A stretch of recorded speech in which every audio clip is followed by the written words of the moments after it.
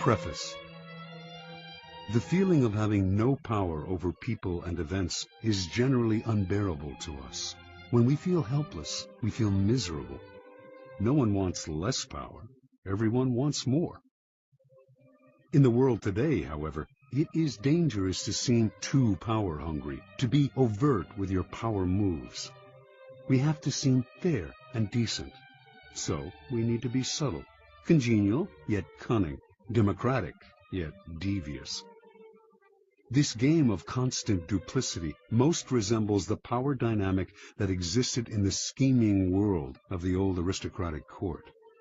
Throughout history, a court has always formed itself around the person in power: king, queen, emperor, leader.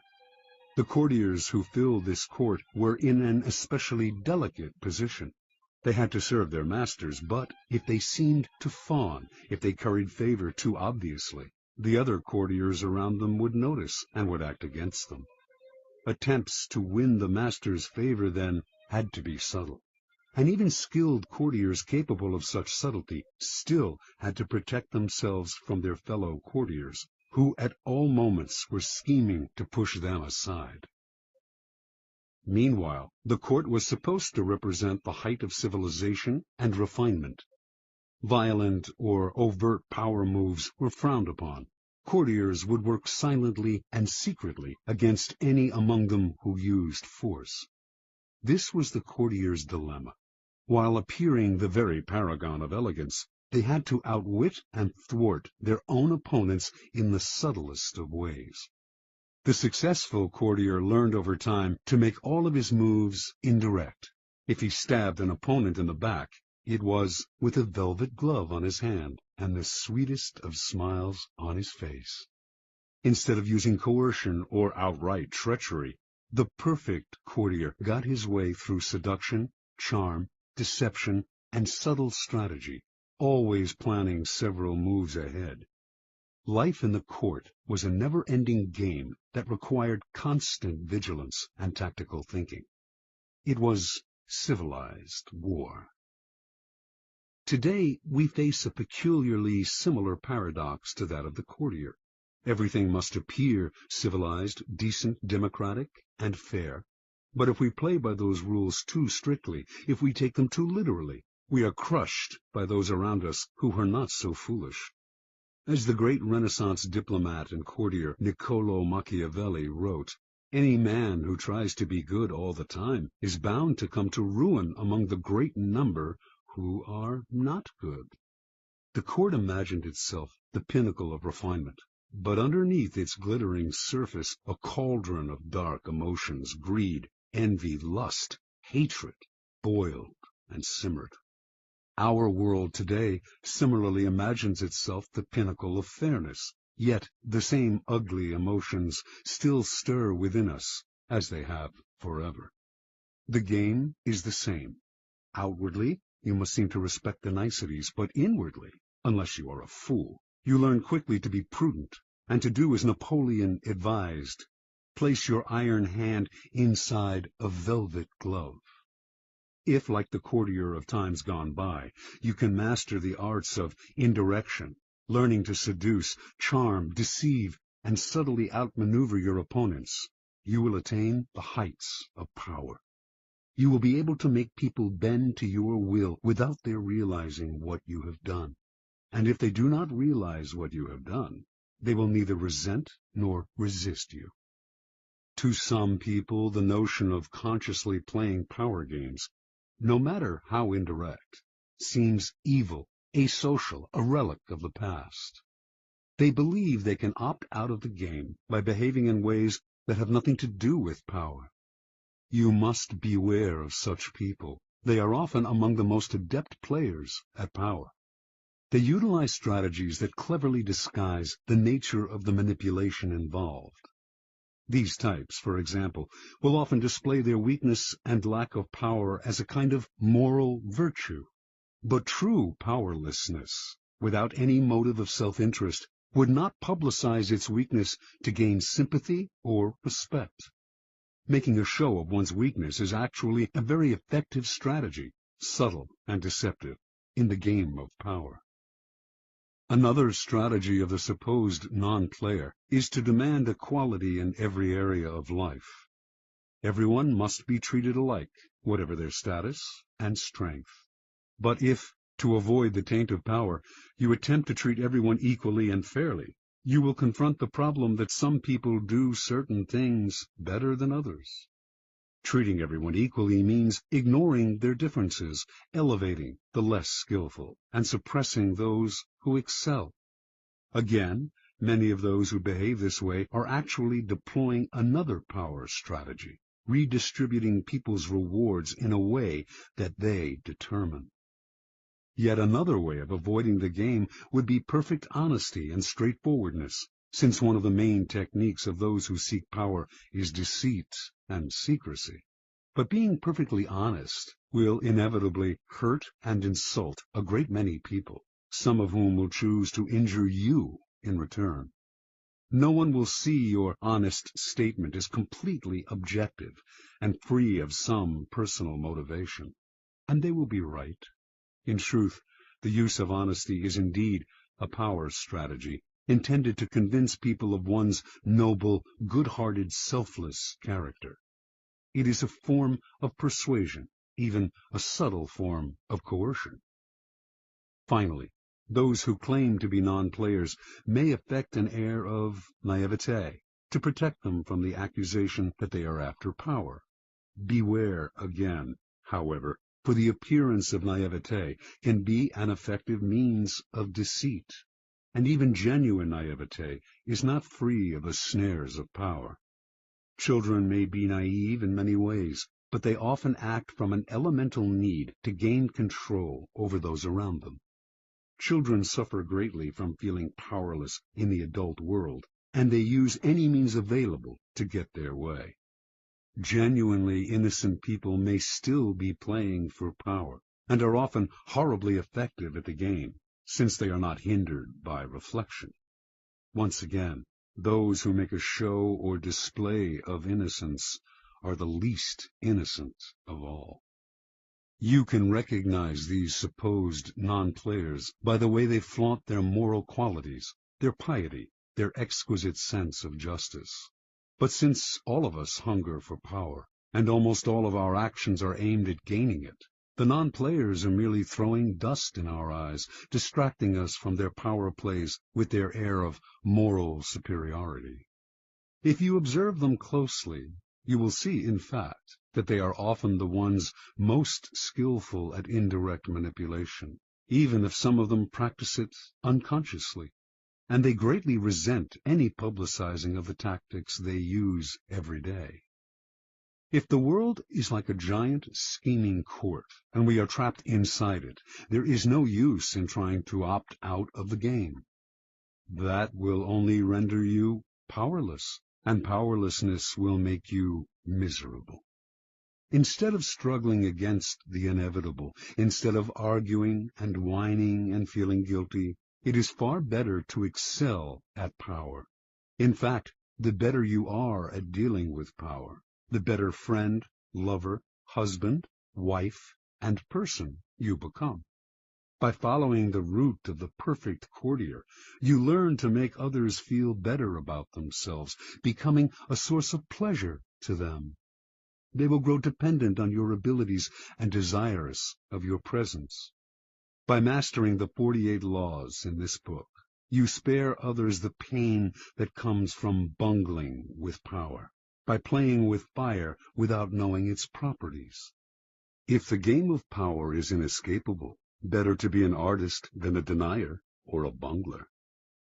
Learning the game of power requires a certain way of looking at the world, a shifting of perspective.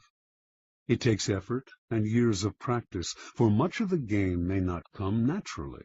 Certain basic skills are required, and once you master these skills, you will be able to apply the laws of power more easily. The most important of these skills, and power's crucial foundation, is the ability to master your emotions. An emotional response to a situation is the single greatest barrier to power, a mistake that will cost you a lot more than any temporary satisfaction you might gain by expressing your feelings. Emotions cloud reason, and if you cannot see the situation clearly, you cannot prepare for and respond to it with any degree of control. Anger is the most destructive of emotional responses, for it clouds your vision the most. It also has a ripple effect that invariably makes situations less controllable and heightens your enemy's resolve. If you are trying to destroy an enemy who has hurt you, far better to keep him off guard by feigning friendliness than showing your anger. Love and affection are also potentially destructive, in that they blind you to the often self-serving interests of those whom you least suspect of playing a power game. You cannot repress anger or love, or avoid feeling them, and you should not try, but you should be careful about how you express them, and most important, they should never influence your plans and strategies in any way. Related to mastering your emotions is the ability to distance yourself from the present moment and think objectively about the past and future. Like the double-faced Roman deity and guardian of all gates and doorways, you must be able to look in both directions at once, the better to handle danger from wherever it comes. Such is the face you must create for yourself, one face looking continuously to the future and the other to the past. For the future, the motto is, no days unalert. Nothing should catch you by surprise, because you are constantly imagining problems before they arise. Instead of spending your time dreaming of your plan's happy ending, you must work on calculating every possible permutation and pitfall that might emerge in it. The further you see, the more steps ahead you plan, the more powerful you become. The other face of Janus looks constantly to the past, though not to remember past hurts or bear grudges. That would only curb your power. Half of the game is learning how to forget those events in the past that eat away at you and cloud your reason. The real purpose of the backward glancing eye is to educate yourself constantly. You look at the past to learn from those who came before you. The many historical examples in this book will greatly help that process. Then, having looked to the past, you look closer at hand, to your own actions and those of your friends. This is the most vital school you can learn from, because it comes from personal experience. You begin by examining the mistakes you have made in the past, the ones that have most grievously held you back. You analyze them in terms of the 48 laws of power, and you extract from them a lesson and an oath. I shall never repeat such a mistake. I shall never fall into such a trap again. If you can evaluate and observe yourself in this way, you can learn to break the patterns of the past, an immensely valuable skill. Power requires the ability to play with appearances. To this end, you must learn to wear many masks and keep a bag full of deceptive tricks. Deception and masquerade should not be seen as ugly or immoral. All human interaction requires deception on many levels, and in some ways, what separates humans from animals is our ability to lie and deceive. In Greek myths, in India's Mahabharata cycle, in the Middle Eastern epic of Gilgamesh, it is the privilege of the gods to use deceptive arts. A great man, Odysseus, for instance, was judged by his ability to rival the craftiness of the gods, stealing some of their divine power by matching them in wits and deception. Deception is a developed art of civilization and the most potent weapon in the game of power. You cannot succeed at deception unless you take a somewhat distanced approach to yourself, unless you can be many different people, wearing the mask that the day and the moment require. With such a flexible approach to all appearances, including your own. You lose a lot of the inward heaviness that holds people down. Make your face as malleable as the actors. Work to conceal your intentions from the others. Practice luring people into traps. Playing with appearances and mastering arts of deception are among the aesthetic pleasures of life. They are also key components in the acquisition of power. If deception is the most potent weapon in your arsenal, then patience in all things is your crucial shield. Patience will protect you from making moronic blunders. Like mastering your emotions, patience is a skill. It does not come naturally, but nothing about power is natural. Power is more godlike than anything in the natural world. And patience is the supreme virtue of the gods, who have nothing but time. Everything good will happen. The grass will grow again, if you give it time and see several steps into the future. Impatience, on the other hand, only makes you look weak. It is a principal impediment to power. Power is essentially amoral, and one of the most important skills to acquire is the ability to see circumstances rather than good or evil. Power is a game. This cannot be repeated too often. And in games, you do not judge your opponents by their intentions, but by the effect of their actions. You measure their strategy and their power by what you can see and feel. How often are someone's intentions made the issue only to cloud and deceive? What does it matter if another player, your friend or rival, intended good things and had only your interests at heart, if the effects of his action lead to so much ruin and confusion? It is only natural for people to cover up their actions with all kinds of justifications, always assuming that they have acted out of goodness. You must learn to inwardly laugh each time you hear this, and never get caught up in gauging someone's intentions and actions through a set of moral judgments that are really an excuse for the accumulation of power. It is a game. Your opponent sits opposite you. Both of you behave as gentlemen or ladies, observing the rules of the game and taking nothing personally. You play with a strategy, and you observe your opponent's moves with as much calmness as you can muster. In the end, you will appreciate the politeness of those you are playing with more than their good and sweet intentions. Train your eye to follow the results of their moves, the outward circumstances, and do not be distracted by anything else. Half of your mastery of power comes from what you do not do, what you do not allow yourself to get dragged into. For this skill, you must learn to judge all things by what they cost you. As Nietzsche wrote, the value of a thing sometimes lies not in what one attains with it, but in what one pays for it, what it costs us. Perhaps you will attain your goal, and a worthy goal at that, but at what price? Apply this standard to everything, including whether to collaborate with other people to come to their aid. In the end, life is short, opportunities are few, and you have only so much energy to draw on. And in this sense, time is as important a consideration as any other.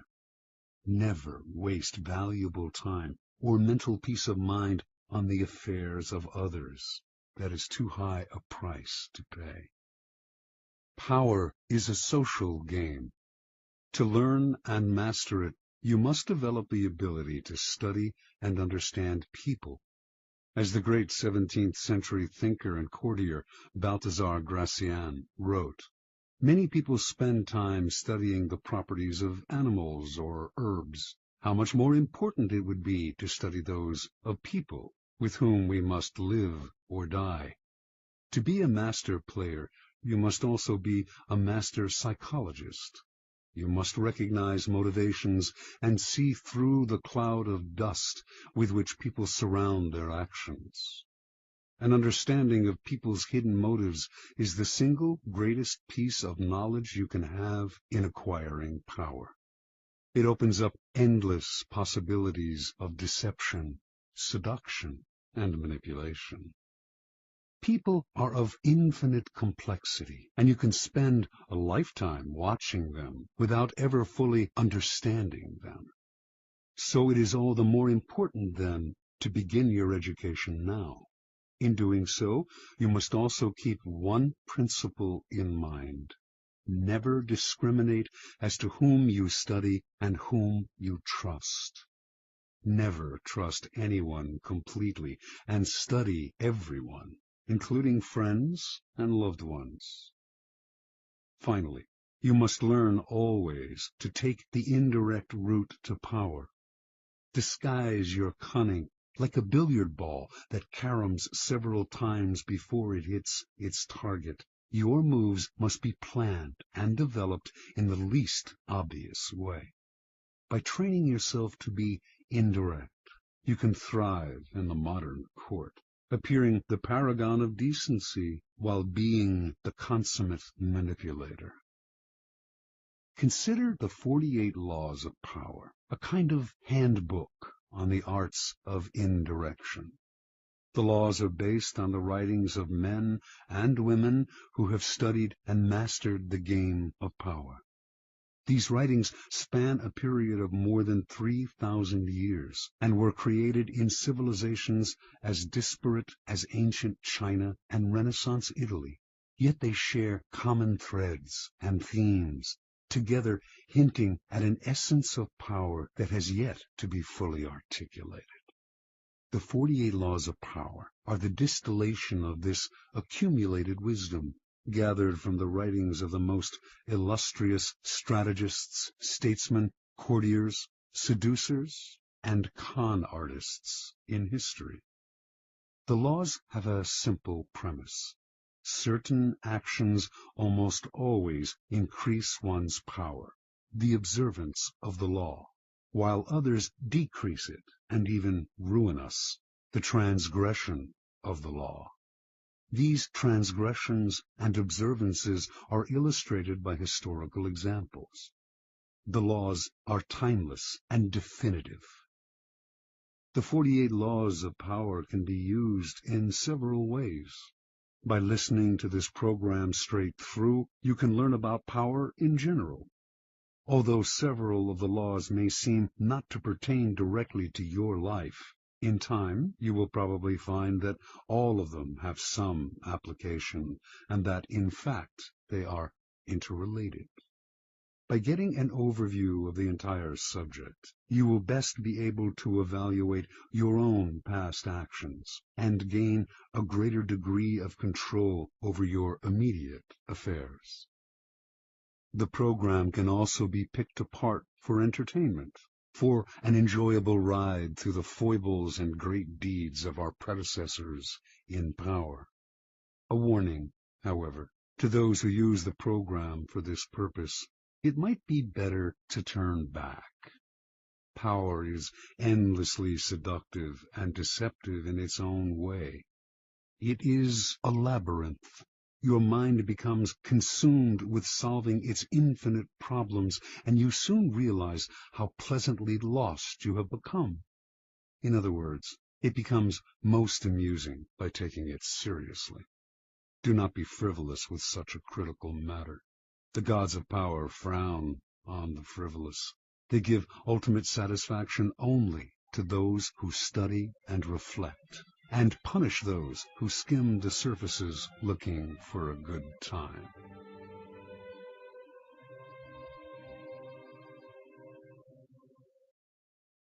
Law 1.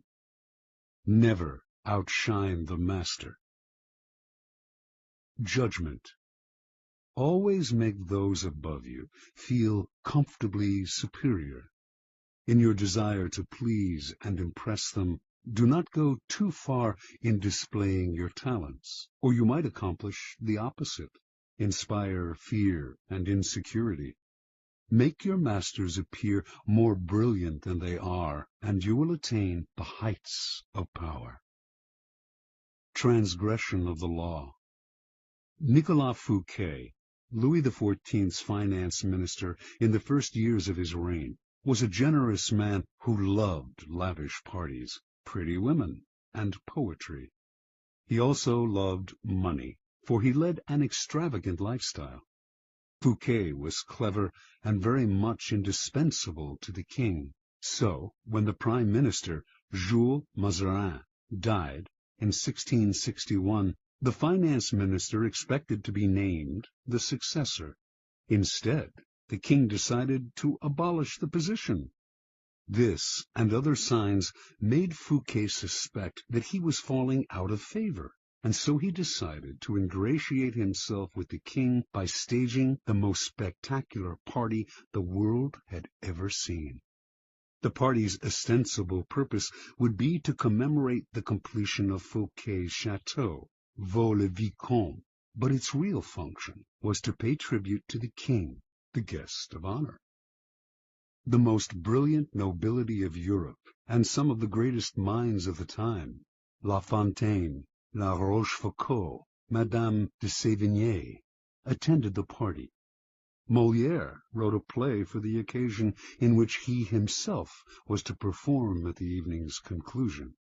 The party began with a lavish 7-course dinner featuring foods from the Orient never before tasted in France, as well as new dishes created especially for the night. The meal was accompanied with music commissioned by Fouquet to honor the king. After dinner, there was a promenade through the chateau's gardens. The grounds and fountains of Vaux-le-Vicomte were to be the inspiration for Versailles. Fouquet personally accompanied the young king through the geometrically aligned arrangements of shrubbery and flower beds. Arriving at the garden's canals, they witnessed a fireworks display which was followed by the performance of Molière's play.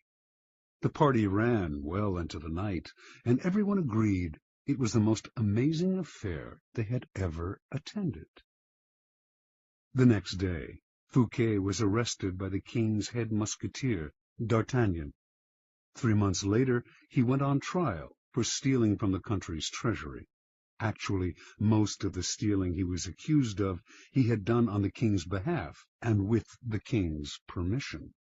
Fouquet was found guilty and sent to the most isolated prison in France, high in the Pyrenees Mountains, where he spent the last 20 years of his life in solitary confinement. Interpretation. Louis XIV, the Sun King, was a proud and arrogant man who wanted to be the center of attention at all times. He could not countenance being outdone in lavishness by anyone, and certainly not his finance minister. To succeed Fouquet, Louis chose Jean-Baptiste Colbert, a man famous for his parsimony and for giving the dullest parties in Paris. Colbert made sure that any money liberated from the treasury went straight into Louis's hands. With the money, Louis built a palace even more magnificent than Fouquet's, the glorious Palace of Versailles. He used the same architects, decorators, and garden designer, and at Versailles, Louis hosted parties even more extravagant than the one that cost Fouquet his freedom. Let us examine the situation. The evening of the party, as Fouquet presented spectacle on spectacle to Louis, each more magnificent than the one before, he imagined the affair as demonstrating his loyalty and devotion to the king.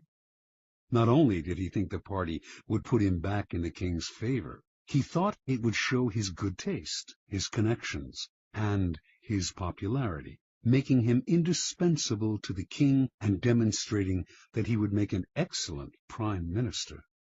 Instead, however, each new spectacle, each appreciative smile bestowed by the guests on Fouquet, made it seem to Louis that his own friends and subjects were more charmed by the finance minister than by the king himself, and that Fouquet was actually flaunting his wealth and power. Rather than flattering Louis XIV, Fouquet's elaborate party offended the king's vanity. Louis would not admit this to anyone, of course. Instead, he found a convenient excuse to rid himself of a man who had inadvertently made him feel insecure. Such is the fate, in some form or other, of all those who unbalance the master's sense of self, poke holes in his vanity, or make him doubt his preeminence. Observance of the law. In the early 1600s, the Italian astronomer and mathematician Galileo found himself in a precarious position. He depended on the generosity of great rulers to support his research, and so, like all Renaissance scientists, he would sometimes make gifts of his inventions and discoveries to the leading patrons of the time. Once, for instance, he presented a military compass he had invented to the Duke of Gonzaga. Then he dedicated a book explaining the use of the compass to the Medicis. Both rulers were grateful, and through them Galileo was able to find more students to teach. No matter how great the discovery, however, his patrons usually paid him with gifts, not cash. This made for a life of constant insecurity and dependence. There must be an easier way, he thought. Galileo hit on a new strategy in 1610 when he discovered the moons of Jupiter. Instead of dividing the discovery among his patrons, giving one the telescope he had used, dedicating a book to another, and so on, as he had done in the past, he decided to focus exclusively on the Medicis. He chose the Medicis for one reason. Shortly after Cosimo I had established the Medici dynasty in 1540, he had made Jupiter, the mightiest of the gods, the Medici symbol, a symbol of a power that went beyond politics and banking, one linked to ancient Rome and its divinities. Galileo turned his discovery of Jupiter's moons into a cosmic event honoring the Medici's greatness. Shortly after the discovery, he announced that the bright stars, the moons of Jupiter, offered themselves in the heavens to his telescope at the same time as Cosimo II's enthronement. He said that the number of the moons, 4, harmonized with the number of the Medicis. Cosimo II had 3 brothers, and that the moons orbited Jupiter as these 4 suns revolved around Cosimo I, the dynasty's founder. More than coincidence, this showed that the heavens themselves reflected the ascendancy of the Medici family. After he dedicated the discovery to the Medicis, Galileo commissioned an emblem representing Jupiter sitting on a cloud with the 4 stars circling about him, and presented this to Cosimo II as a symbol of his link to the stars. In 1610, Cosimo II made Galileo his official court philosopher and mathematician with a full salary. For a scientist, this was the coup of a lifetime. The days of begging for patronage were over. Interpretation. In one stroke, Galileo gained more with his new strategy than he had in years of begging. The reason is simple. All masters want to appear more brilliant than other people. The producer of a great work wants to feel he is more than just the provider of the financing. He wants to appear creative and powerful, and also more important than the work produced in his name. Instead of insecurity, you must give him glory. Galileo did not challenge the intellectual authority of the Medicis with his discovery, or make them feel inferior in any way.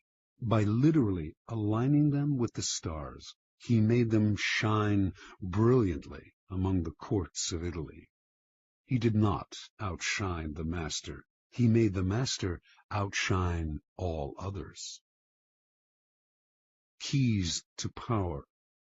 When it comes to power, outshining the master is perhaps the worst mistake of all. Do not fool yourself into thinking that life has changed much since the days of Louis XIV, and the Medicis. Those who attain high standing in life are like kings and queens. They want to feel secure in their positions and superior to those around them in intelligence, wit, and charm. It is a deadly but common misperception to believe that by displaying and vaunting your gifts and talents, you are winning the master's affection.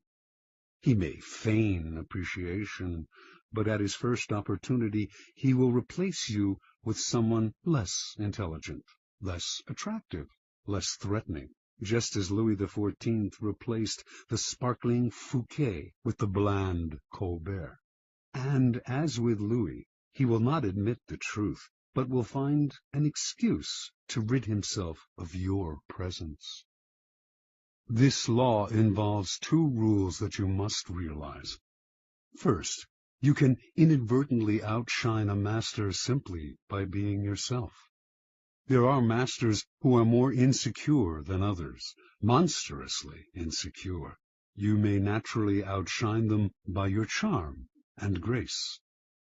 No one had more natural talents than Astorre Manfredi, Prince of Faenza. The most handsome of all the young princes of Italy, he captivated his subjects with his generosity and open spirit. In the year 1500, Cesare Borgia laid siege to Faenza. When the city surrendered, the citizens expected the worst from the cruel Borgia, who, however, decided to spare the town. He simply occupied its fortress, executed none of its citizens, and allowed Prince Manfredi, 18 at the time, to remain with his court in complete freedom. A few weeks later, though, soldiers hauled Astorre Manfredi away to a Roman prison. A year after that, his body was fished out of the river Tiber, a stone tied around his neck. Borgia justified the horrible deed with some sort of trumped-up charge of treason and conspiracy. But the real problem was that he was notoriously vain and insecure. The young man was outshining him without even trying. Given Manfredi's natural talents, the prince's mere presence made Borgia seem less attractive and charismatic. The lesson is simple. If you cannot help being charming and superior, you must learn to avoid such monsters of vanity. Either that, or find a way to mute your good qualities when in the company of a Cesare Borgia. Second, never imagine that because the master loves you, you can do anything you want. Entire books could be written about favorites who fell out of favor by taking their status for granted, for daring to outshine. Knowing the dangers of outshining your master, you can turn this law to your advantage. First, you must flatter and puff up your master. Overt flattery can be effective, but has its limits. It is too direct and obvious, and looks bad to other courtiers. Discreet flattery is much more powerful. If you are more intelligent than your master, for example, seem the opposite. Make him appear more intelligent than you. Act naive. Make it seem that you need his expertise. Commit harmless mistakes that will not hurt you in the long run, but will give you the chance to ask for his help. Masters adore such requests. A master who cannot bestow on you the gifts of his experience may direct rancor and ill will at you instead. If your ideas are more creative than your master's, ascribe them to him in as public a manner as possible. Make it clear that your advice is merely an echo of his advice. He must appear as the sun around which everyone revolves, radiating power and brilliance, the center of attention. If you are thrust into the position of entertaining him, a display of your limited means may win you his sympathy. Any attempt to impress him with your grace and generosity can prove fatal. Learn from Fouquet or pay the price. In all of these cases, it is not a weakness to disguise your strengths, if in the end they lead to power. By letting others outshine you, you remain in control instead of being a victim of their insecurity.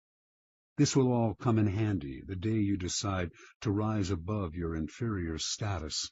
If, like Galileo, you can make your master shine even more in the eyes of others, then you are a godsend, and you will be instantly promoted. Law 2. Never put too much trust in friends. Learn how to use enemies. Judgment. Be wary of friends. They will betray you more quickly, for they are easily aroused to envy. They also become spoiled and tyrannical. But hire a former enemy, and he will be more loyal than a friend, because he has more to prove. In fact, you have more to fear from friends than from enemies. If you have no enemies, find a way to make them. Transgression of the law.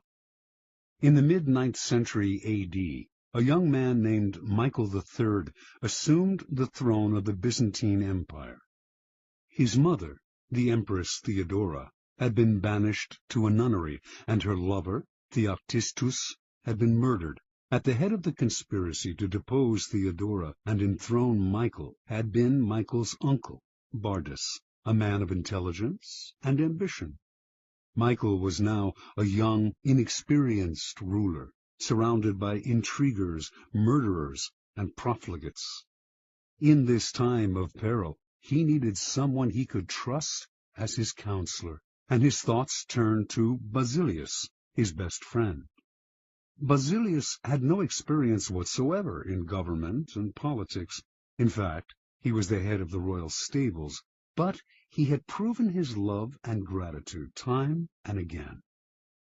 They had met a few years before, when Michael had been visiting the stables just as a wild horse got loose. Basilius, a young groom from peasant Macedonian stock, had saved Michael's life. The groom's strength and courage had impressed Michael, who immediately raised Basilius from the obscurity of being a horse trainer to the position of head of the stables. He loaded his friend with gifts and favors, and they became inseparable. Basilius was sent to the finest school in Byzantium, and the crude peasant became a cultured and sophisticated courtier. Now Michael was emperor, and in need of someone loyal. Who could he better trust with the post of chamberlain and chief counselor than a young man who owed him everything? Basilius could be trained for the job, and Michael loved him like a brother. Ignoring the advice of those who recommended the much more qualified Bardas, Michael chose his friend. Basilius learned well, and was soon advising the emperor on all matters of state. The only problem seemed to be money. Basilius never had enough. Exposure to the splendor of Byzantine court life made him avaricious for the perks of power. Michael doubled, then tripled his salary, ennobled him, and married him off to his own mistress, Eudoxia Ingerina. Keeping such a trusted friend and adviser satisfied was worth any price. But more trouble was to come. Bardas was now head of the army, and Basilius convinced Michael that the man was hopelessly ambitious. Under the illusion that he could control his nephew, Bardas had conspired to put him on the throne, and he could conspire again, this time to get rid of Michael and assume the crown himself. Basilius poured poison into Michael's ear until the emperor agreed to have his uncle murdered. During a great horse race, Basilius closed in on Bardas in the crowd and stabbed him to death. Soon after, Basilius asked that he replace Bardas as head of the army, where he could keep control of the realm and quell rebellion. This was granted. Now Basilius's power and wealth only grew, and a few years later Michael, in financial straits from his own extravagance, asked him to pay back some of the money he had borrowed over the years. To Michael's shock and astonishment, Basilius refused, with a look of such impudence that the emperor suddenly realized his predicament. The former stable boy had more money, more allies in the army and senate, and in the end, more power than the emperor himself. A few weeks later, after a night of heavy drinking, Michael awoke to find himself surrounded by soldiers. Basilius watched as they stabbed the emperor to death. Then, after proclaiming himself emperor, he rode his horse through the streets of Byzantium, brandishing the head of his former benefactor and best friend at the end of a long pike. Interpretation. Michael staked his future on the sense of gratitude he thought Basilius must feel for him. Surely Basilius would serve him best. He owed the emperor his wealth, his education, and his position. It was only on the fateful day when the emperor saw that impudent smile on Basilius's face that he realized his deadly mistake. He had created a monster. He had allowed a man to see power up close, a man who then wanted more, who asked for anything and got it, who felt encumbered by the charity he had received, and simply did what many people do in such a situation. They forget the favors they have received and imagine they have earned their success by their own merits. At Michael's moment of realization, he could still have saved his own life, but friendship and love blind every man to their interests. Nobody believes a friend can betray, and Michael went on disbelieving until the day his head ended up on a pike. Keys to power. It is natural to want to employ your friends when you find yourself in times of need. The world is a harsh place, and your friends soften the harshness. Besides, you know them. Why depend on a stranger when you have a friend at hand? The problem is that you often do not know your friends as well as you imagine. When you decide to hire a friend, you gradually discover the qualities he or she has kept hidden. Strangely enough, it is your act of kindness that unbalances everything. People want to feel they deserve their good fortune. The receipt of a favor can become oppressive. It means you have been chosen because you are a friend, not necessarily because you are deserving. There is almost a touch of condescension in the act of hiring friends that secretly afflicts them. The injury will come out slowly, a little more honesty, flashes of resentment and envy here and there, and before you know it, your friendship fades. The more favors and gifts you supply to revive the friendship, the less gratitude you receive. All working situations require a kind of distance between people. You are trying to work, not make friends. Friendliness, real or false, only obscures that fact. The key to power, then, is the ability to judge who is best able to further your interests in all situations. Keep friends for friendship, but work with the skilled and competent. Whenever you can, bury the hatchet with an enemy and make a point of putting him in your service. Never let the presence of enemies upset or distress you. You are far better off with a declared opponent or two than not knowing where your real enemies lie. The man of power welcomes conflict, using enemies to enhance his reputation as a sure-footed fighter who can be relied upon in times of uncertainty. Law 3. Conceal your intentions. Judgment. Keep people off balance and in the dark by never revealing the purpose behind your actions. If they have no clue what you are up to, they cannot prepare a defense. Guide them far enough down the wrong path, envelop them in enough smoke, and by the time they realize your intentions, it will be too late. Part 1. Use decoyed objects of desire and red herrings to throw people off the scent. If at any point in the deception you practice, people have the slightest suspicion as to your intentions, all is lost. Do not give them the chance to sense what you are up to. Throw them off the scent by dragging red herrings across the path. Use false sincerity, send ambiguous signals, set up misleading objects of desire. Unable to distinguish the genuine from the false, they cannot pick out your real goal. Observance of the law. In 1850, the young Otto von Bismarck, then a 35-year-old deputy in the Prussian parliament, was at a turning point in his career.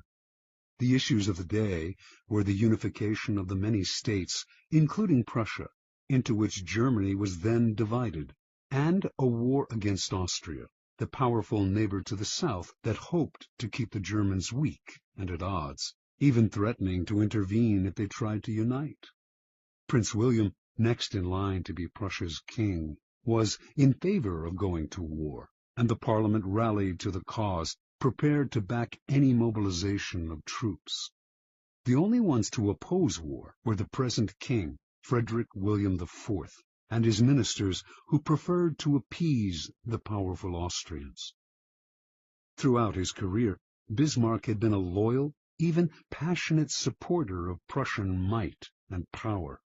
He dreamed of German unification, of going to war against Austria and humiliating the country that for so long had kept Germany divided. A former soldier, he saw warfare as a glorious business.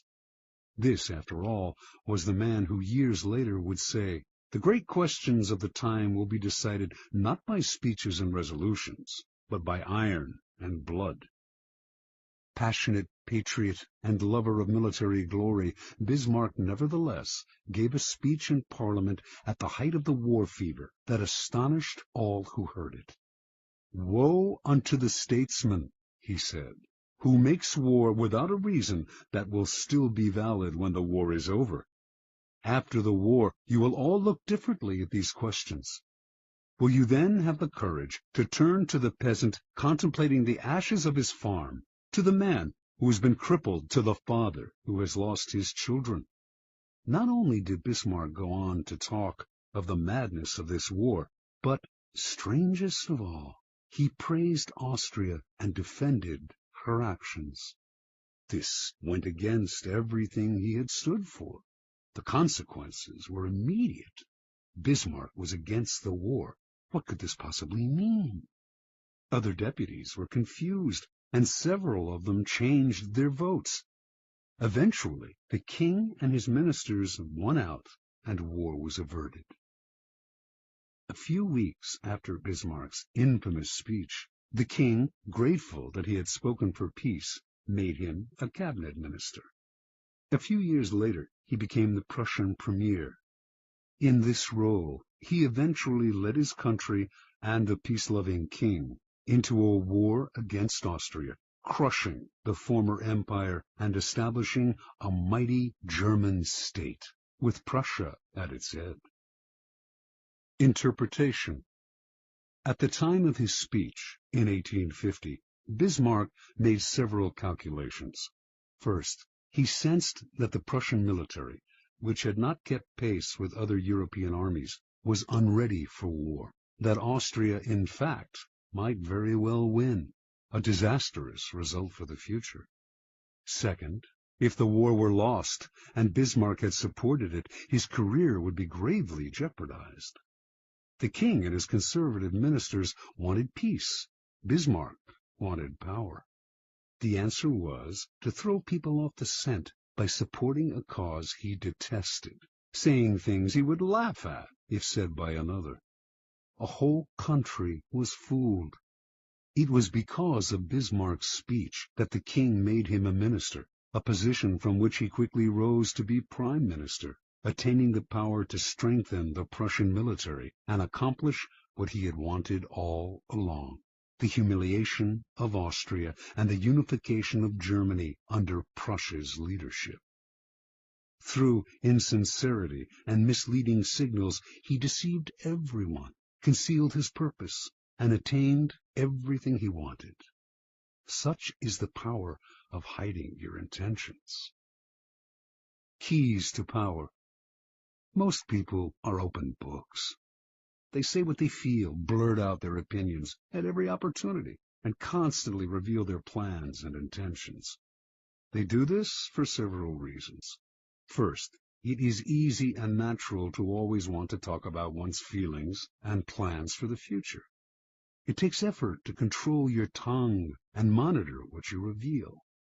Second, many believe that by being honest and open, they are winning people's hearts and showing their good nature. They are greatly deluded. Honesty is actually a blunt instrument which bloodies more than it cuts. Your honesty is likely to offend people. It is much more prudent to tailor your words, telling people what they want to hear, rather than the coarse and ugly truth of what you feel or think. More important, by being unabashedly open, you make yourself so predictable and familiar that it is almost impossible to respect or fear you, and power will not accrue to a person who cannot inspire such emotions. If you yearn for power, quickly lay honesty aside and train yourself in the art of concealing your intentions. Master the art, and you will always have the upper hand. Basic to an ability to conceal one's intentions is a simple truth about human nature. Our first instinct is to always trust appearances. We cannot go around doubting the reality of what we see and hear. Constantly imagining that appearances concealed something else would exhaust and terrify us. This fact makes it relatively easy to conceal one's intentions. Simply dangle an object you seem to desire, a goal you seem to aim for, in front of people's eyes, and they will take the appearance for reality. Once their eyes focus on the decoy, they will fail to notice what you are really up to. You can use this tactic in the following manner. Hide your intentions not by closing up, with the risk of appearing secretive and making people suspicious, but by talking endlessly about your desires and goals, just not your real ones. You will kill 3 birds with 1 stone. You appear friendly, open, and trusting. You conceal your intentions, and you send your rivals on time-consuming goose chases. Another powerful tool in throwing people off the scent is false sincerity. People easily mistake sincerity for honesty. Remember, their first instinct is to trust appearances, and since they value honesty and want to believe in the honesty of those around them, they will rarely doubt you or see through your act. Seeming to believe what you say gives your words great weight. To make your false sincerity an effective weapon in concealing your intentions, espouse a belief in honesty and forthrightness as important social values. Do this as publicly as possible. Emphasize your position on this subject by occasionally divulging some heartfelt thought, though only one that is actually meaningless or irrelevant, of course. Napoleon's minister Talleyrand was a master at taking people into his confidence by revealing some apparent secret. This feigned confidence, a decoy, would then elicit a real confidence on the other person's part. Remember, the best deceivers do everything they can to cloak their roguish qualities. They cultivate an air of honesty in one area to disguise their dishonesty in others. Honesty is merely another decoy in their arsenal of weapons. Part 2. Use smoke screens to disguise your actions. Deception is always the best strategy, but the best deceptions require a screen of smoke to distract people's attention from your real purpose. The bland exterior, like the unreadable poker face, is often the perfect smoke screen, hiding your intentions behind the comfortable and familiar. If you lead the sucker down a familiar path, he won't catch on when you lead him into a trap. Observance of the law. In 1910, a Mr. Sam Giesel of Chicago sold his warehouse business for close to $1 million. He settled down to semi-retirement and the managing of his many properties, but deep inside he itched for the old days of deal-making. One day, a young man named Joseph Weil visited his office, wanting to buy an apartment he had up for sale. Giesel explained the terms. The price was $8,000, but he only required a down payment of $2,000. Weil said he would sleep on it, but he came back the following day and offered to pay the full $8,000 in cash if Giesel could wait a couple of days until a deal Weil was working on came through. Even in semi-retirement, a clever businessman like Giesel was curious as to how Weil would be able to come up with so much cash, roughly $150,000 today, so quickly. Weil seemed reluctant to say and quickly changed the subject, but Giesel was persistent. Finally, after assurances of confidentiality, Weil told Giesel the following story. Weil's uncle was the secretary to a coterie of multimillionaire financiers. These wealthy gentlemen had purchased a hunting lodge in Michigan 10 years ago at a cheap price. They had not used the lodge for a few years, so they had decided to sell it and had asked Weil's uncle to get whatever he could for it. For reasons, good reasons, of his own, the uncle had been nursing a grudge against the millionaires for years. This was his chance to get back at them. He would sell the property for $35,000 to a setup man, whom it was Weil's job to find. The financiers were too wealthy to worry about this low price. The setup man would then turn around and sell the property again for its real price, around $155,000. The uncle, Weil, and the third man would split the profits from this second sale. It was all legal and for a good cause, the uncle's just retribution. Giesel had heard enough. He wanted to be the set-up buyer. Weil was reluctant to involve him, but Giesel would not back down. The idea of a large profit plus a little adventure had him champing at the bit. Weil explained that Giesel would have to put up the $35,000 in cash to bring the deal off. Giesel, a millionaire, said he could get the money with the snap of his fingers. Weil finally relented and agreed to arrange a meeting between the uncle, Giesel, and the financiers in the town of Galesburg, Illinois. On the train ride to Galesburg, Giesel met the uncle, an impressive man, with whom he avidly discussed business. Weil also brought along a companion, a somewhat paunchy man named George Gross. Weil explained to Giesel that he himself was a boxing trainer, that Gross was one of the promising prize fighters he trained, and that he had asked Gross to come along to make sure the fighter stayed in shape. For a promising fighter, Gross was unimpressive looking. He had gray hair and a beer belly, but Giesel was so excited about the deal that he didn't really think about the man's flabby appearance. Once in Galesburg, Weil and his uncle went to fetch the financiers, while Giesel waited in a hotel room with Gross, who promptly put on his boxing trunks. As Giesel half-watched, Gross began to shadow box.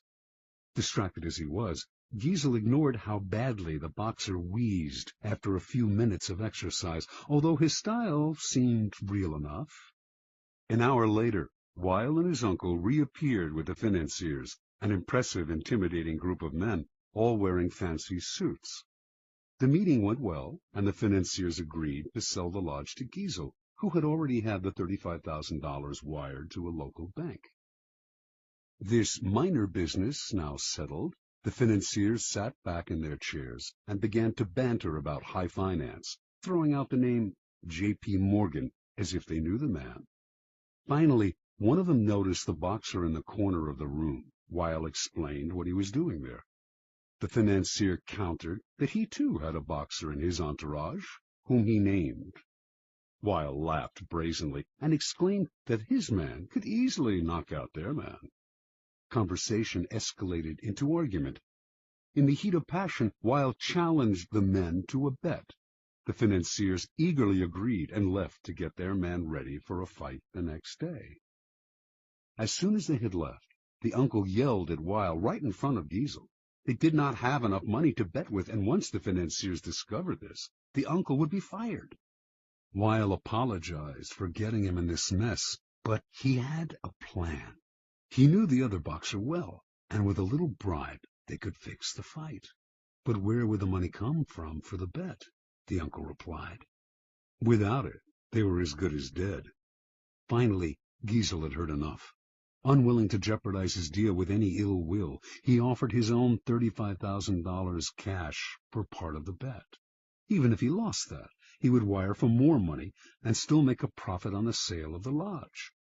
The uncle and nephew thanked him. With their own $15,000 and Giesel's $35,000, they would manage to have enough for the bet. That evening, as Giesel watched the two boxers rehearse the fix in the hotel room, his mind reeled at the killing he was going to make from both the boxing match and the sale of the lodge. The fight took place in a gym the next day. Weil handled the cash, which was placed for security in a locked box. Everything was proceeding as planned in the hotel room. The financiers were looking glum at how badly their fighter was doing, and Giesel was dreaming about the easy money he was about to make. Then, suddenly, a wild swing by the financier's fighter hit Gross hard on the face, knocking him down. When he hit the canvas, blood spurted from his mouth. He coughed, then lay still. One of the financiers, a former doctor, checked his pulse. He was dead. The millionaires panicked. Everyone had to get out before the police arrived. They could all be charged with murder. Terrified, Giesel hightailed it out of the gym and back to Chicago, leaving behind his $35,000, which he was only too glad to forget, for it seemed a small price to pay to avoid being implicated in a crime. He never wanted to see Weil or any of the others again. After Giesel scurried out, Gross stood up under his own steam. The blood that had spurted from his mouth came from a ball filled with chicken blood and hot water that he had hidden in his cheek. The whole affair had been masterminded by Weil, better known as the Yellow Kid, one of the most creative con artists in history. Weil split the $35,000 with the financiers and the boxers, all fellow con artists, a nice little profit for a few days' work. Interpretation. The Yellow Kid had staked out Giesel as the perfect sucker long before he set up the con. He knew the boxing match scam would be the perfect ruse to separate Giesel from his money quickly and definitively. But he also knew that if he had begun by trying to interest Giesel in the boxing match, he would have failed miserably. He had to conceal his intentions and switch attention, create a smokescreen, in this case the sale of the lodge. On the train ride and in the hotel room, Giesel's mind had been completely occupied with the pending deal, the easy money, the chance to hobnob with wealthy men. He had failed to notice that Gross was out of shape and middle-aged at best. Such is the distracting power of a smokescreen. Engrossed in the business deal, Giesel's attention was easily diverted to the boxing match, but only at a point when it was already too late for him to notice the details that would have given Gross away. The match, after all, now depended on a bribe rather than on the boxer's physical condition, and Giesel was so distracted at the end by the illusion of the boxer's death that he completely forgot about his money. Learn from the Yellow Kid. The familiar, inconspicuous front is the perfect smokescreen. Approach your mark with an idea that seems ordinary enough, a business deal, financial intrigue. The sucker's mind is distracted, his suspicions allayed. That is when you gently guide him onto the second path, the slippery slope down which he slides helplessly into your trap. Keys to power. If you believe that the deceivers are colorful folk who mislead with elaborate lies and tall tales, you are greatly mistaken. The best deceivers utilize a bland and inconspicuous front that calls no attention to themselves. They know that extravagant words and gestures immediately raise suspicion. Instead, they envelop their mark in the familiar, the banal, the harmless. The simplest form of smokescreen is facial expression. Behind a bland, unreadable exterior, all sorts of mayhem can be planned without detection. This is a weapon that the most powerful men in history have learned to perfect. It was said that no one could read Franklin D. Roosevelt's face. Baron James Rothschild made a lifelong practice of disguising his real thoughts behind bland smiles and nondescript looks. Stendhal wrote of Talleyrand, "Never was a face less of a barometer." As one poker manual explains it, while playing his hand, the good player is seldom an actor. Instead, he practices a bland behavior that minimizes readable patterns, frustrates and confuses opponents, permits greater concentration. An adaptable concept, the smokescreen can be practiced on a number of levels, all playing on the psychological principles of distraction and misdirection.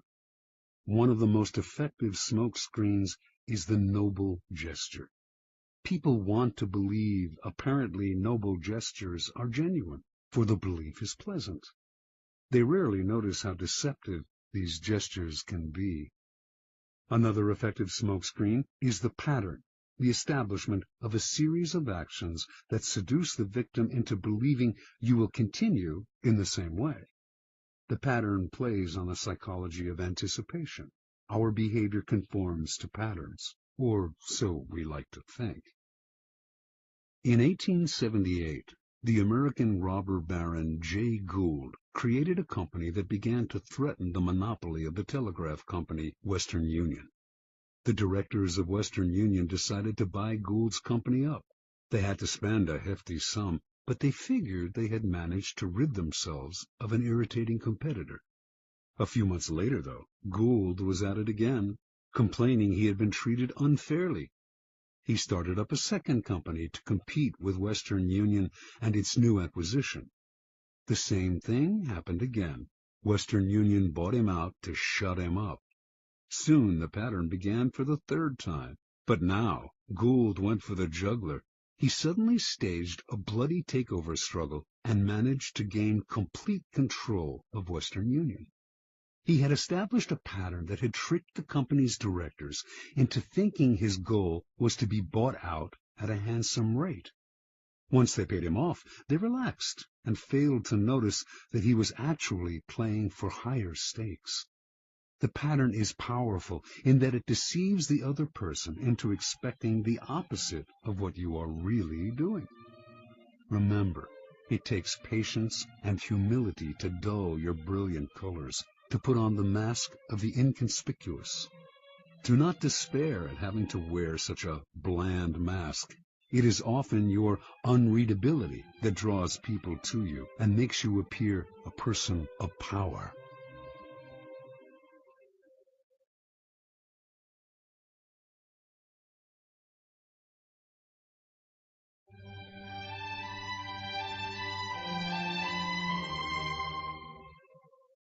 Law 4.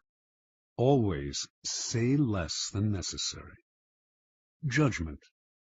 When you are trying to impress people with words, the more you say, the more common you appear, and the less in control. Even if you're saying something banal, it will seem original if you make it vague, open-ended, and sphinx-like. Powerful people impress and intimidate by saying less.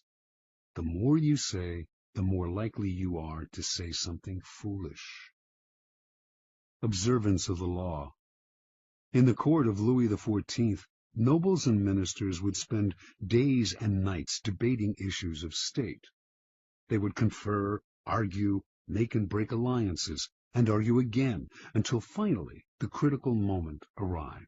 Two of them would be chosen to represent the different sides to Louis himself, who would decide what should be done. After these persons were chosen, everyone would argue some more. How should the issues be phrased? What would appeal to Louis? What would annoy him?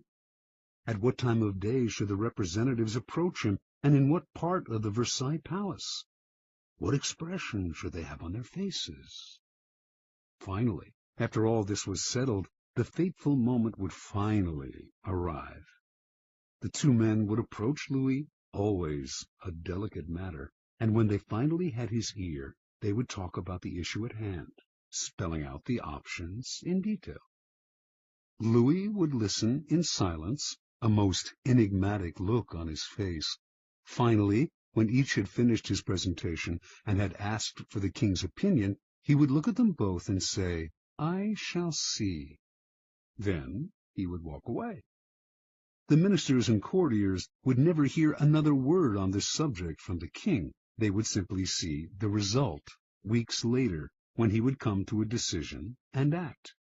He would never bother to consult them on the matter again. Interpretation. Louis XIV was a man of very few words. His most famous remark is, "L'État, c'est moi." The state is me. Nothing could be more pithy, yet more eloquent. His infamous, "I shall see," was one of several extremely short phrases that he would apply to all manner of requests. Louis was not always this way. As a young man, he was known for talking at length, delighting in his own eloquence. His later taciturnity was self-imposed, an act, a mask he used to keep everybody below him off balance. No one knew exactly where he stood, or could predict his reactions. No one could try to deceive him by saying what they thought he wanted to hear, because no one knew what he wanted to hear. As they talked on and on to the silent Louis, they revealed more and more about themselves, information he would later use against them to great effect. In the end, Louis's silence kept those around him terrified and under his thumb. It was one of the foundations of his power. As Saint-Simon wrote, no one knew as well as he how to sell his words, his smile, even his glances. Everything in him was valuable because he created differences, and his majesty was enhanced by the sparseness of his words. Keys to power. Power is, in many ways, a game of appearances, and when you say less than necessary, you inevitably appear greater and more powerful than you are. Your silence will make other people uncomfortable. Humans are machines of interpretation and explanation. They have to know what you are thinking. When you carefully control what you reveal, they cannot pierce your intentions or your meaning. Your short answers and silences will put them on the defensive, and they will jump in, nervously filling the silence with all kinds of comments that will reveal valuable information about them and their weaknesses. They will leave a meeting with you feeling as if they had been robbed, and they will go home and ponder your every word. This extra attention to your brief comments will only add to your power. Law 5. So much depends on reputation. Guard it with your life. Judgment. Reputation is the cornerstone of power. Through reputation alone, you can intimidate and win. Once it slips, however, you are vulnerable and will be attacked on all sides. Make your reputation unassailable. Always be alert to potential attacks and thwart them before they happen.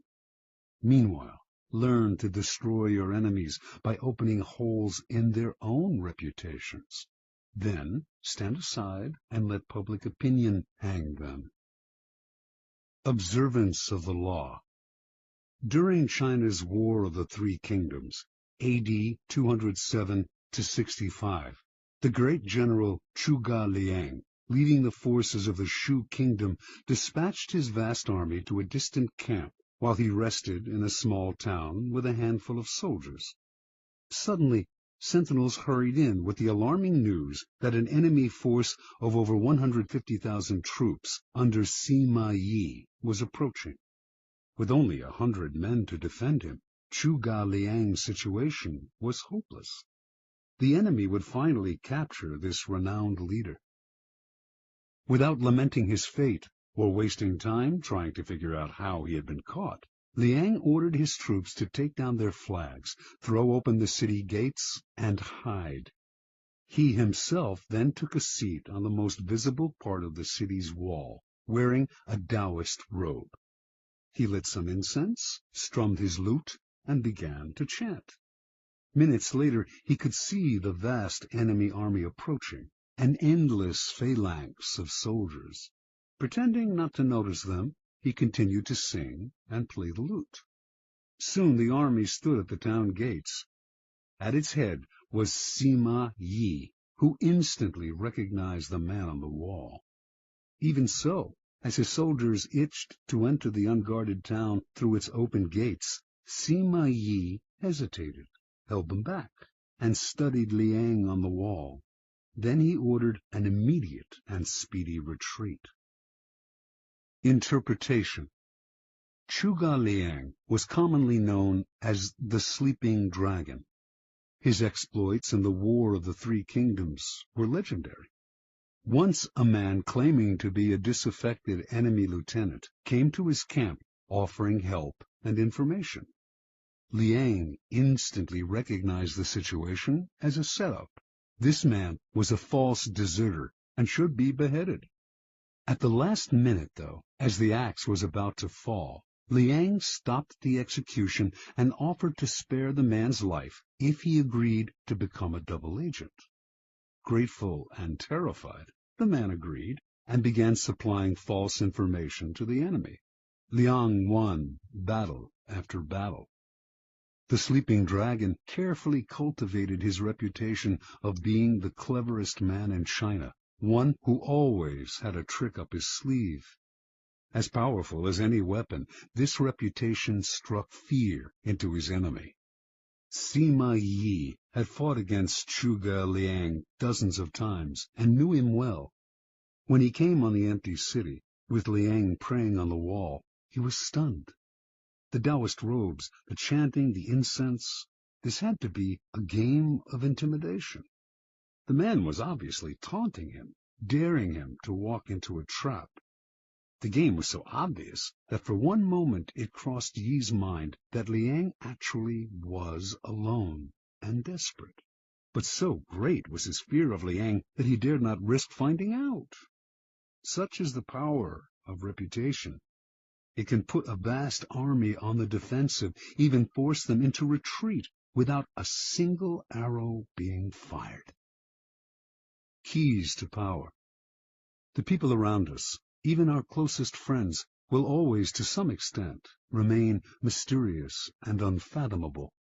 Their characters have secret recesses that they never reveal. The unknowableness of other people could prove disturbing if we thought about it long enough, since it would make it impossible for us really to judge other people.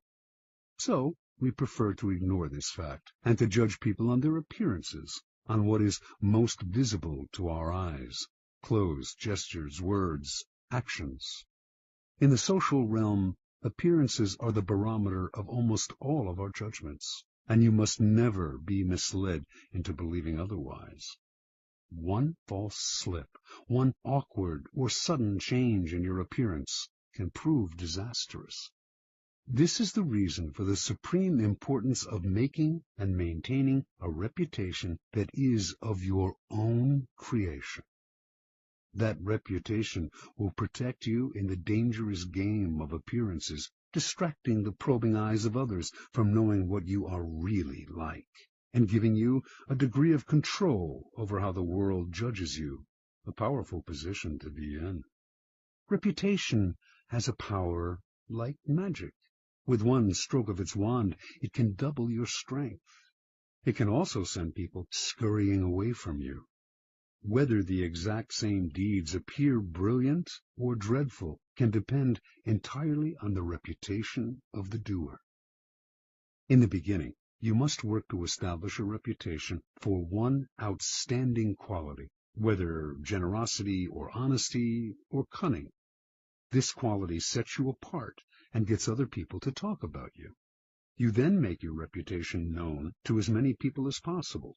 Subtly, though, take care to build slowly and with a firm foundation, and watch as it spreads like wildfire. Reputation is a treasure to be carefully collected and hoarded. Especially when you are first establishing it, you must protect it strictly, anticipating all attacks on it. Once it is solid, do not let yourself get angry or defensive at the slanderous comments of your enemies. That reveals insecurity, not confidence in your reputation. Take the high road instead, and never appear desperate in your self-defense. On the other hand, an attack on another man's reputation is a potent weapon, particularly when you have less power than he does. He has much more to lose in such a battle, and your own thus far small reputation gives him a small target when he tries to return your fire. But this tactic must be practiced with skill. You must not seem to engage in petty vengeance. If you do not break your enemy's reputation cleverly, you will inadvertently ruin your own. Law 6. Court attention at all cost. Judgment.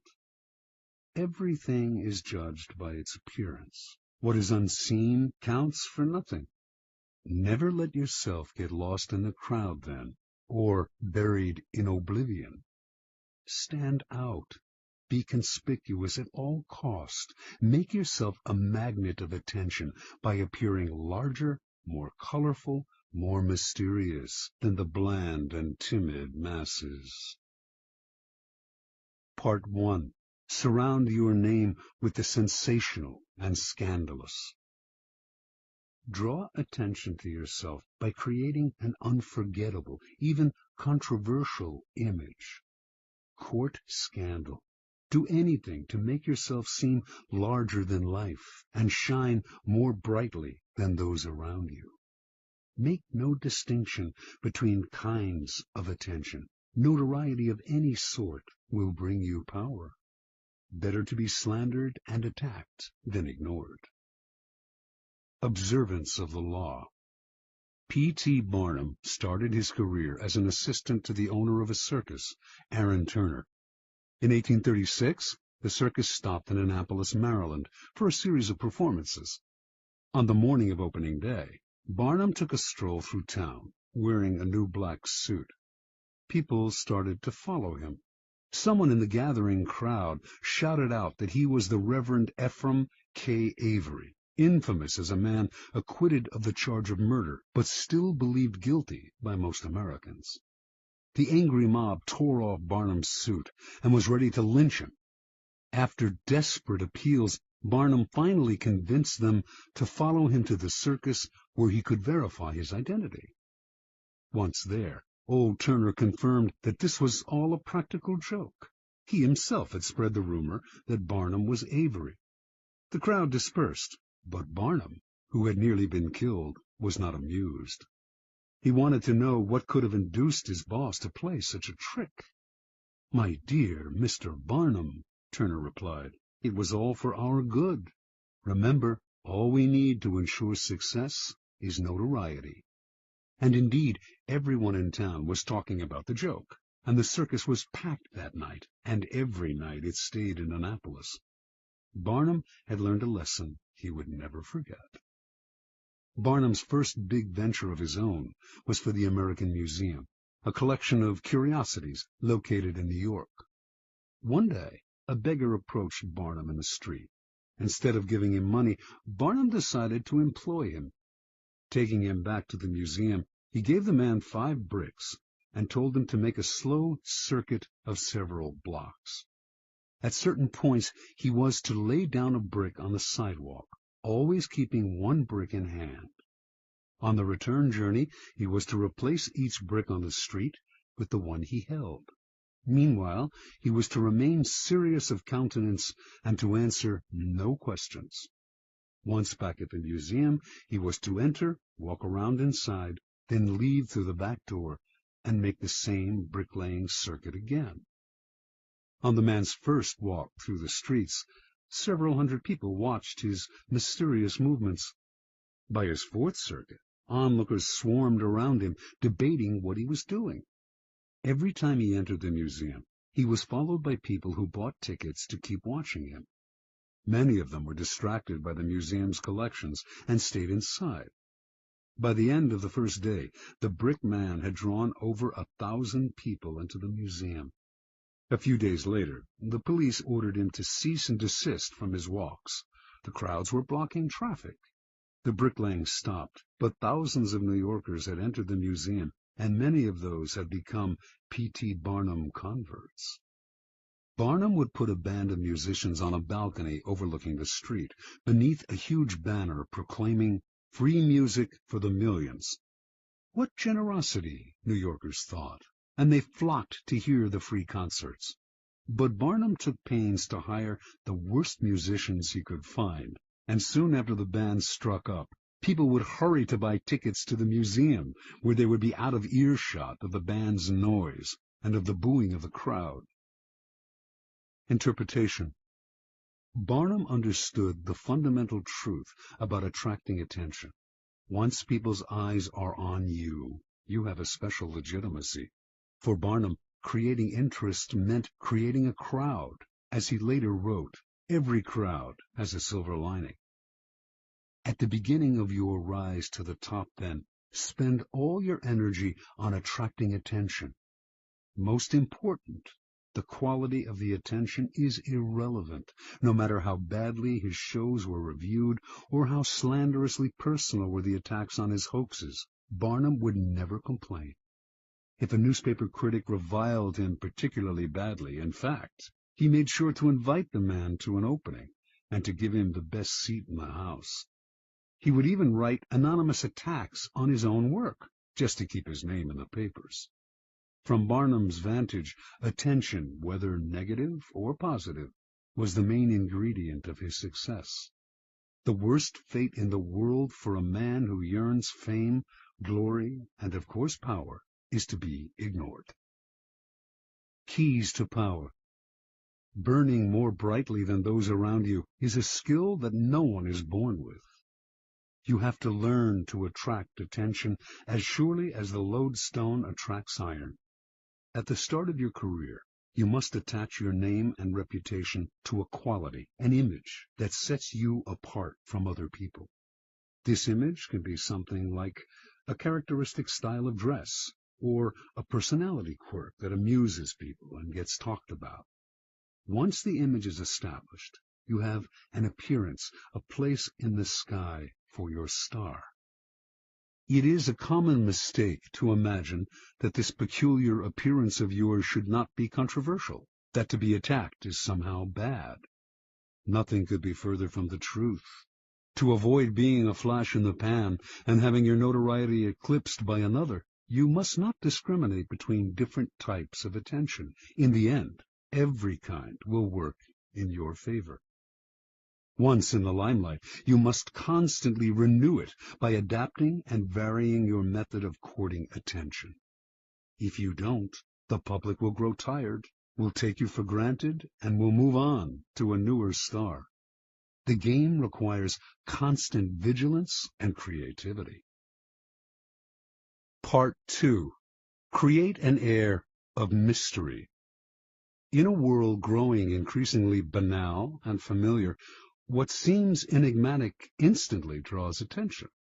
Never make it too clear what you are doing or about to do. Do not show all your cards. An air of mystery heightens your presence. It also creates anticipation. Everyone will be watching you to see what happens next. Use mystery to beguile, seduce, even frighten. Observance of the law. Beginning in 1905, rumors started to spread throughout Paris of a young Oriental girl who danced in a private home, wrapped in veils that she gradually discarded. A local journalist who had seen her dancing reported that a woman from the Far East had come to Europe laden with perfume and jewels to introduce some of the richness of the Oriental color and life into the satiated society of European cities. Soon everyone knew the dancer's name, Mata Hari. Early that year, in the winter, small and select audiences would gather in a salon filled with Indian statues and other relics, while an orchestra played music inspired by Hindu and Javanese melodies. After keeping the audience waiting and wondering, Mata Hari would suddenly appear in a startling costume, a white cotton brassiere covered with Indian-type jewels, jeweled bands at the waist supporting a sarong that revealed as much as it concealed, bracelets up the arms. Then Mata Hari would dance, in a style no one in France had seen before, her whole body swaying as if she were in a trance. She told her excited and curious audience that her dances told stories from Indian mythology and Javanese folk tales. Soon, the cream of Paris, ambassadors from far-off lands, were competing for invitations to the salon, where it was rumored that Mata Hari was actually performing sacred dances in the nude. The public wanted to know more about her. She told journalists that she was actually Dutch in origin, but had grown up on the island of Java. She would also talk about time spent in India, how she had learned sacred Hindu dances there, and how Indian women can shoot straight, ride horseback, and are capable of doing logarithms and talk philosophy. By the summer of 1905, although few Parisians had actually seen Mata Hari dance, her name was on everyone's lips. As Mata Hari gave more interviews, the story of her origins kept changing. She had grown up in India. Her grandmother was the daughter of a Javanese princess. She had lived on the island of Sumatra, where she had spent her time horseback riding, gun in hand, and risking her life. No one knew anything certain about her, but journalists did not mind these changes in her biography. They compared her to an Indian goddess, a creature from the pages of Baudelaire, whatever their imagination wanted to see in this mysterious woman from the East. In August of 1905, Mata Hari performed for the first time in public. Crowds thronging to see her on opening night caused a riot. She had now become a cult figure, spawning many imitations. One reviewer wrote, "Mata Hari personifies all the poetry of India, its mysticism, its voluptuousness, its hypnotizing charm." Another noted, "If India possesses such unexpected treasures, then all Frenchmen will emigrate to the shores of the Ganges." Soon, the fame of Mata Hari and her sacred Indian dances spread beyond Paris. She was invited to Berlin, Vienna, Milan. Over the next few years she performed throughout Europe, mixed with the highest social circles, and earned an income that gave her an independence rarely enjoyed by a woman of the period. Then, near the end of World War I, she was arrested in France, tried, convicted, and finally executed as a German spy. Only during the trial did the truth come out. Mata Hari was not from Java or India, had not grown up in the Orient, did not have a drop of Eastern blood in her body. Her real name was Margaretha Zell, and she came from the stolid northern province of Friesland, Holland. Interpretation. When Margaretha Zell arrived in Paris in 1904, she had half a franc in her pocket. She was one of the thousands of beautiful young girls who flocked to Paris every year, taking work as artists' models, nightclub dancers, or vaudeville performers at the Folies Bergère. After a few years, they would inevitably be replaced by younger girls, and would often end up on the streets, turning to prostitution, or else returning to the town they came from, older and chastened. Zell had higher ambitions. She had no dance experience and had never performed in the theater, but as a young girl she had traveled with her family and had witnessed local dances in Java and Sumatra. Zell clearly understood that what was important in her act was not the dance itself, or even her face or figure, but her ability to create an air of mystery about herself. The mystery she created lay not just in her dancing, or her costumes, or the stories she would tell, or her endless lies about her origins. It lay in an atmosphere enveloping everything she did. There was nothing you could say for sure about her. She was always changing, always surprising her audience with new costumes, new dances, new stories. This air of mystery left the public always wanting to know more, always wondering about her next move. Mata-Hari was no more beautiful than many of the other young girls who came to Paris, and she was not a particularly good dancer. What separated her from the mass, what attracted and held the public's attention and made her famous and wealthy, was her mystery. People are enthralled by mystery because it invites constant interpretation. They never tire of it. The mysterious cannot be grasped, and what cannot be seized and consumed creates power. Keys to power. In a world that is ever more banal, that has had its mystery and myth squeezed out of it, we secretly crave enigmas, people or things that cannot be instantly interpreted, seized, and consumed. That is the power of the mysterious. It invites layers of interpretation, excites our imagination, seduces us into believing that it conceals something marvelous. The world has become so familiar, and its inhabitants so predictable, that what wraps itself in mystery will almost always draw the limelight to it and make us watch it. Do not imagine that to create an air of mystery, you have to be grand and awe-inspiring. Mystery that is woven into your day-to-day demeanor and is subtle has that much more power to fascinate and attract attention. Remember, most people are up front, can be read like an open book, take little care to control their words or image, and are hopelessly predictable. By simply holding back, keeping silent, occasionally uttering ambiguous phrases, deliberately appearing inconsistent, and acting odd in the subtlest of ways, you will emanate an aura of mystery. The people around you will then magnify that aura by constantly trying to interpret you. Mysterious people put others in a kind of inferior position, that of trying to figure them out. To degrees that they can control, they also elicit the fear surrounding anything uncertain or unknown. All great leaders know that an aura of mystery draws attention to them and creates an intimidating presence. If your social position prevents you from completely wrapping your actions in mystery, you must at least learn to make yourself less obvious. Every now and then, act in a way that does not mesh with other people's perception of you.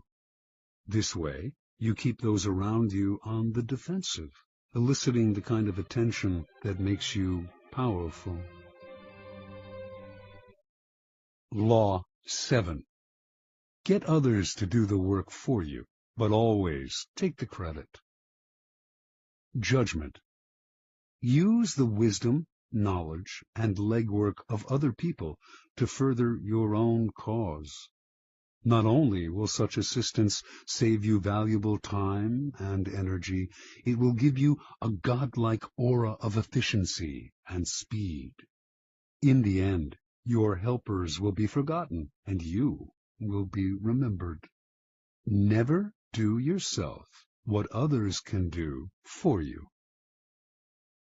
Transgression and observance of the law. In 1883, a young Serbian scientist named Nikola Tesla was working for the European division of the Continental Edison Company. He was a brilliant inventor, and Charles Batchelor, a plant manager and a personal friend of Thomas Edison, persuaded him he should seek his fortune in America, giving him a letter of introduction to Edison himself. So began a life of woe and tribulation that lasted until Tesla's death. When Tesla met Edison in New York, the famous inventor hired him on the spot. Tesla worked 18-hour days, finding ways to improve the primitive Edison dynamos. Finally, he offered to redesign them completely. To Edison, this seemed a monumental task that could last years without paying off. But he told Tesla, "There's $50,000 in it for you, if you can do it." Tesla labored day and night on the project, and after only a year, he produced a greatly improved version of the dynamo, complete with automatic controls. He went to Edison to break the good news and receive his $50,000. Edison was pleased with the improvement, for which he and his company would take credit. But when it came to the issue of the money, he told the young Serb, "Tesla, you don't understand our American humor," and offered a small raise instead. Tesla's obsession was to create an alternating current system, AC, of electricity. Edison believed in the direct current system, DC, and not only refused to support Tesla's research, but later did all he could to sabotage him. Tesla turned to the great Pittsburgh magnate George Westinghouse, who had started his own electricity company. Westinghouse completely funded Tesla's research and offered him a generous royalty agreement on future profits. The AC system Tesla developed is still the standard today, but after patents were filed in his name, other scientists came forward to take credit for the invention, claiming that they had laid the groundwork for him. His name was lost in the shuffle, and the public came to associate the invention with Westinghouse himself. A year later, Westinghouse was caught in a takeover bid from J. Pierpont Morgan, who made him rescind the generous royalty contract he had signed with Tesla. Westinghouse explained to the scientist that his company would not survive if it had to pay him his full royalties. He persuaded Tesla to accept a buyout of his patents for $216,000. A large sum, no doubt, but far less than the $12 million they were worth at the time. The financiers had divested Tesla of the riches, the patents, and essentially the credit for the greatest invention of his career. The name of Guglielmo Marconi is forever linked with the invention of radio. But few know that in producing his invention, he broadcast a signal across the English Channel in 1899. Marconi made use of a patent Tesla had filed in 1897, and that his work depended on Tesla's research. Once again, Tesla received no money and no credit. Tesla invented an induction motor as well as the AC power system, and he is the real father of radio. Yet none of these discoveries bear his name. As an old man, he lived in poverty. In 1917, during his later impoverished years, Tesla was told he was to receive the Edison Medal of the American Institute of Electrical Engineers. He turned the medal down. "You propose," he said, "to honor me with a medal which I could pin upon my coat and strut for a vain hour before the members of your institute. You would decorate my body and continue to let starve for failure to supply recognition my mind and its creative products, which have supplied the foundation upon which the major portion of your institute exists." Interpretation. Many harbor the illusion that science, dealing with facts as it does, is beyond the petty rivalries that trouble the rest of the world. Nikola Tesla was one of those. He believed science had nothing to do with politics, and claimed not to care for fame and riches. As he grew older, though, this ruined his scientific work. Not associated with any particular discovery, he could attract no investors to his many ideas. While he pondered great inventions for the future, others stole the patents he had already developed and got the glory for themselves. He wanted to do everything on his own, but merely exhausted and impoverished himself in the process. Edison was Tesla's polar opposite. He wasn't actually much of a scientific thinker or inventor. He once said that he had no need to be a mathematician because he could always hire one. That was Edison's main method. He was really a businessman and publicist, spotting the trends and the opportunities that were out there, then hiring the best in the field to do the work for him. If he had to, he would steal from his competitors. Yet his name is much better known than Tesla's, and is associated with more inventions. The lesson is twofold. First, the credit for an invention or creation is as important, if not more important, than the invention itself. You must secure the credit for yourself and keep others from stealing it away or from piggybacking on your hard work. To accomplish this, you must always be vigilant and ruthless, keeping your creation quiet until you can be sure there are no vultures circling overhead. Second, learn to take advantage of other people's work to further your own cause. Time is precious and life is short. If you try to do it all on your own, you run yourself ragged, waste energy, and burn yourself out. It is far better to conserve your forces, pounce on the work others have done, and find a way to make it your own. Keys to power. This is the essence of the law. Learn to get others to do the work for you, while you take the credit, and you appear to be of godlike strength and power. If you think it important to do all the work yourself, you will never get far, and you will suffer the fate of the Teslas of the world. Find people with the skills and creativity you lack. Either hire them, while putting your own name on top of theirs, or find a way to take their work and make it your own. Their creativity thus becomes yours, and you seem a genius to the world. Law 8. Make other people come to you. Use bait if necessary. Judgment. When you force the other person to act, you are the one in control. It is always better to make your opponent come to you, abandoning his own plans in the process. Lure him with fabulous gains, then attack. You hold the cards. Observance of the law. At the Congress of Vienna in 1814, the major powers of Europe gathered to carve up the remains of Napoleon's fallen empire. The city was full of gaiety, and the balls were the most splendid in memory. Hovering over the proceedings, however, was the shadow of Napoleon himself. Instead of being executed or exiled far away, he had been sent to the island of Elba, not far from the coast of Italy. Even imprisoned on an island, a man as bold and creative as Napoleon Bonaparte made everyone nervous. The Austrians plotted to kill him on Elba, but decided it was too risky. Alexander I, Russia's temperamental czar, heightened the anxiety by throwing a fit during the Congress when a part of Poland was denied him. "Beware, I shall loose the monster," he threatened. Everyone knew he meant Napoleon. Of all the statesmen gathered in Vienna, only Talleyrand, Napoleon's former foreign minister, seemed calm and unconcerned. It was as if he knew something the others did not. Meanwhile, on the island of Elba, Napoleon's life was a mockery of his previous glory. As Elba's king, he had been allowed to form a court. There was a cook, a wardrobe mistress, an official pianist, and a handful of courtiers.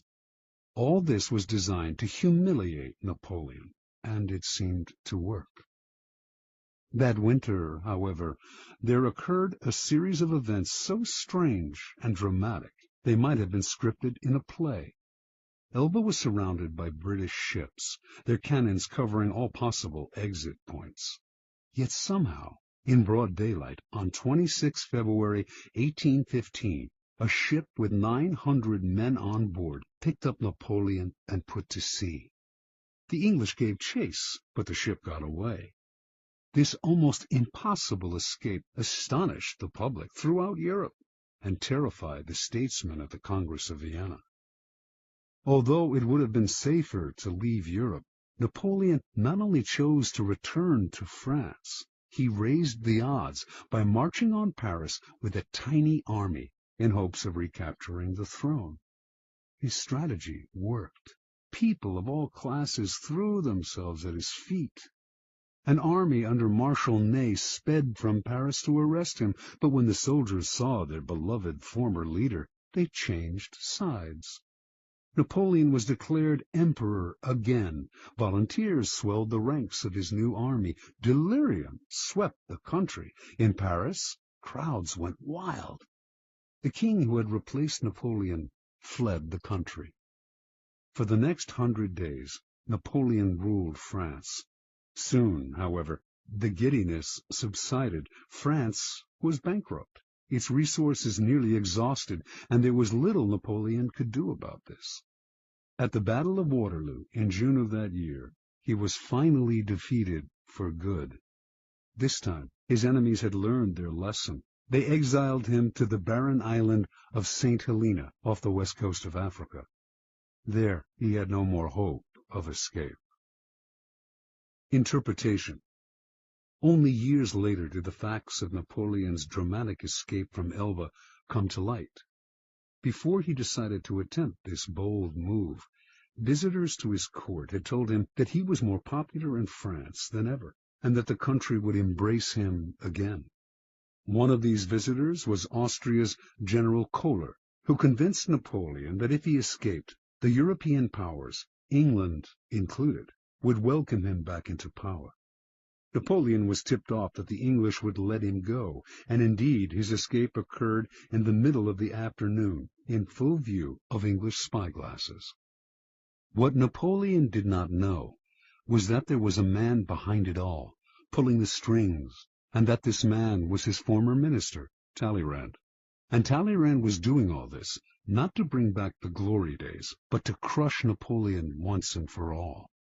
Considering the emperor's ambition unsettling to Europe's stability, he had turned against him long ago. When Napoleon was exiled to Elba, Talleyrand had protested. Napoleon should be sent farther away, he argued, or Europe would never have peace. But no one listened. Instead of pushing his opinion, Talleyrand bided his time. Working quietly, he eventually won over Castlereagh and Metternich, the foreign ministers of England and Austria. Together, these men baited Napoleon into escaping. Even Kohler's visit, to whisper the promise of glory in the exile's ear, was part of the plan. Like a master card player, Talleyrand figured everything out in advance. He knew Napoleon would fall into the trap he had set. He also foresaw that Napoleon would lead the country into a war which, given France's weakened condition, could only last a few months.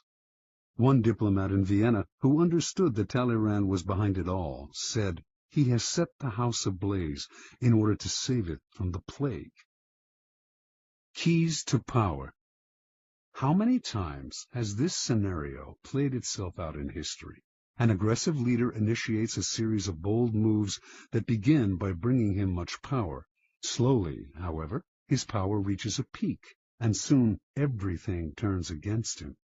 His numerous enemies band together, trying to maintain his power. He exhausts himself going in this direction and that, and inevitably he collapses. The reason for this pattern is that the aggressive person is rarely in full control.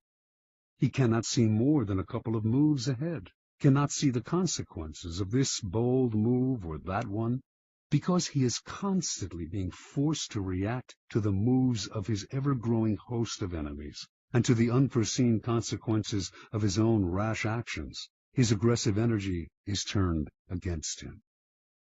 In the realm of power, you must ask yourself, what is the point of chasing here and there, trying to solve problems and defeat my enemies if I never feel in control? Why am I always having to react to events instead of directing them? The answer is simple. Your idea of power is wrong. You have mistaken aggressive action for effective action. And most often, the most effective action is to stay back, keep calm, and let others be frustrated by the traps you lay for them, playing for long-term power rather than quick victory. Remember, the essence of power is the ability to keep the initiative, to get others to react to your moves, to keep your opponent and those around you on the defensive. When you make other people come to you, you suddenly become the one controlling the situation, and the one who has control has power. Two things must happen to place you in this position. You yourself must learn to master your emotions and never to be influenced by anger. Meanwhile, however, you must play on people's natural tendency to react angrily when pushed and baited. In the long run, the ability to make others come to you is a weapon far more powerful than any tool of aggression. Manipulation is a dangerous game. Once someone suspects he is being manipulated, it becomes harder and harder to control him.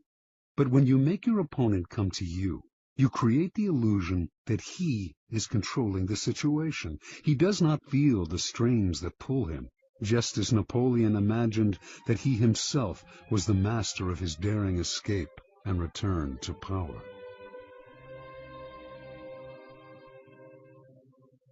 Law 9. Win through your actions, never through argument. Judgment.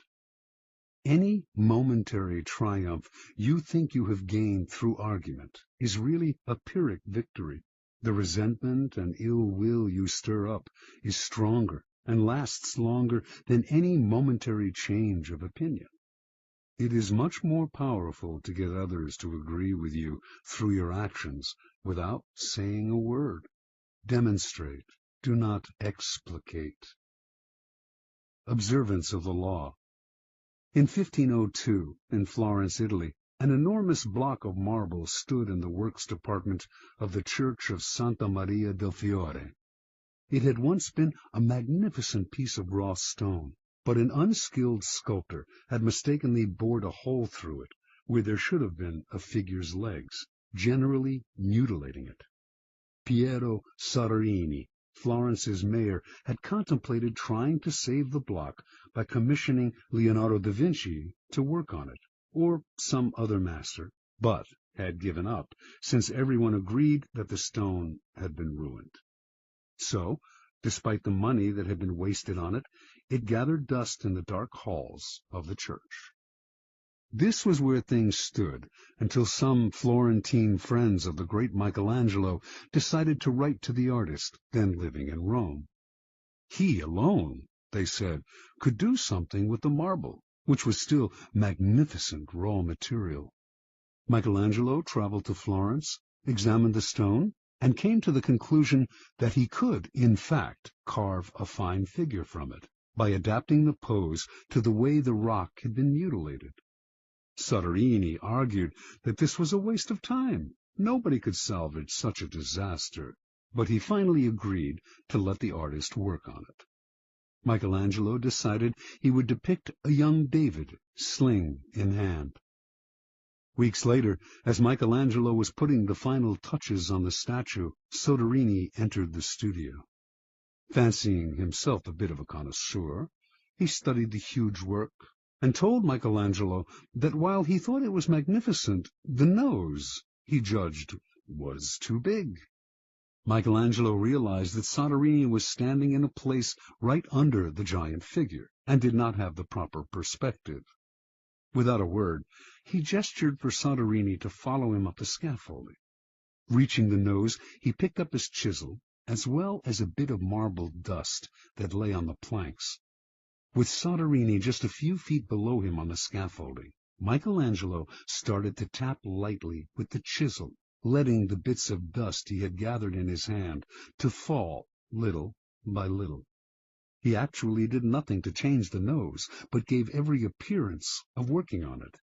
After a few minutes of the charade, he stood aside. "Look at it now." "I like it better," replied Soderini. "You've made it come alive." Interpretation. Michelangelo knew that by changing the shape of the nose, he might ruin the entire sculpture. Yet Soderini was a patron who prided himself on his aesthetic judgment.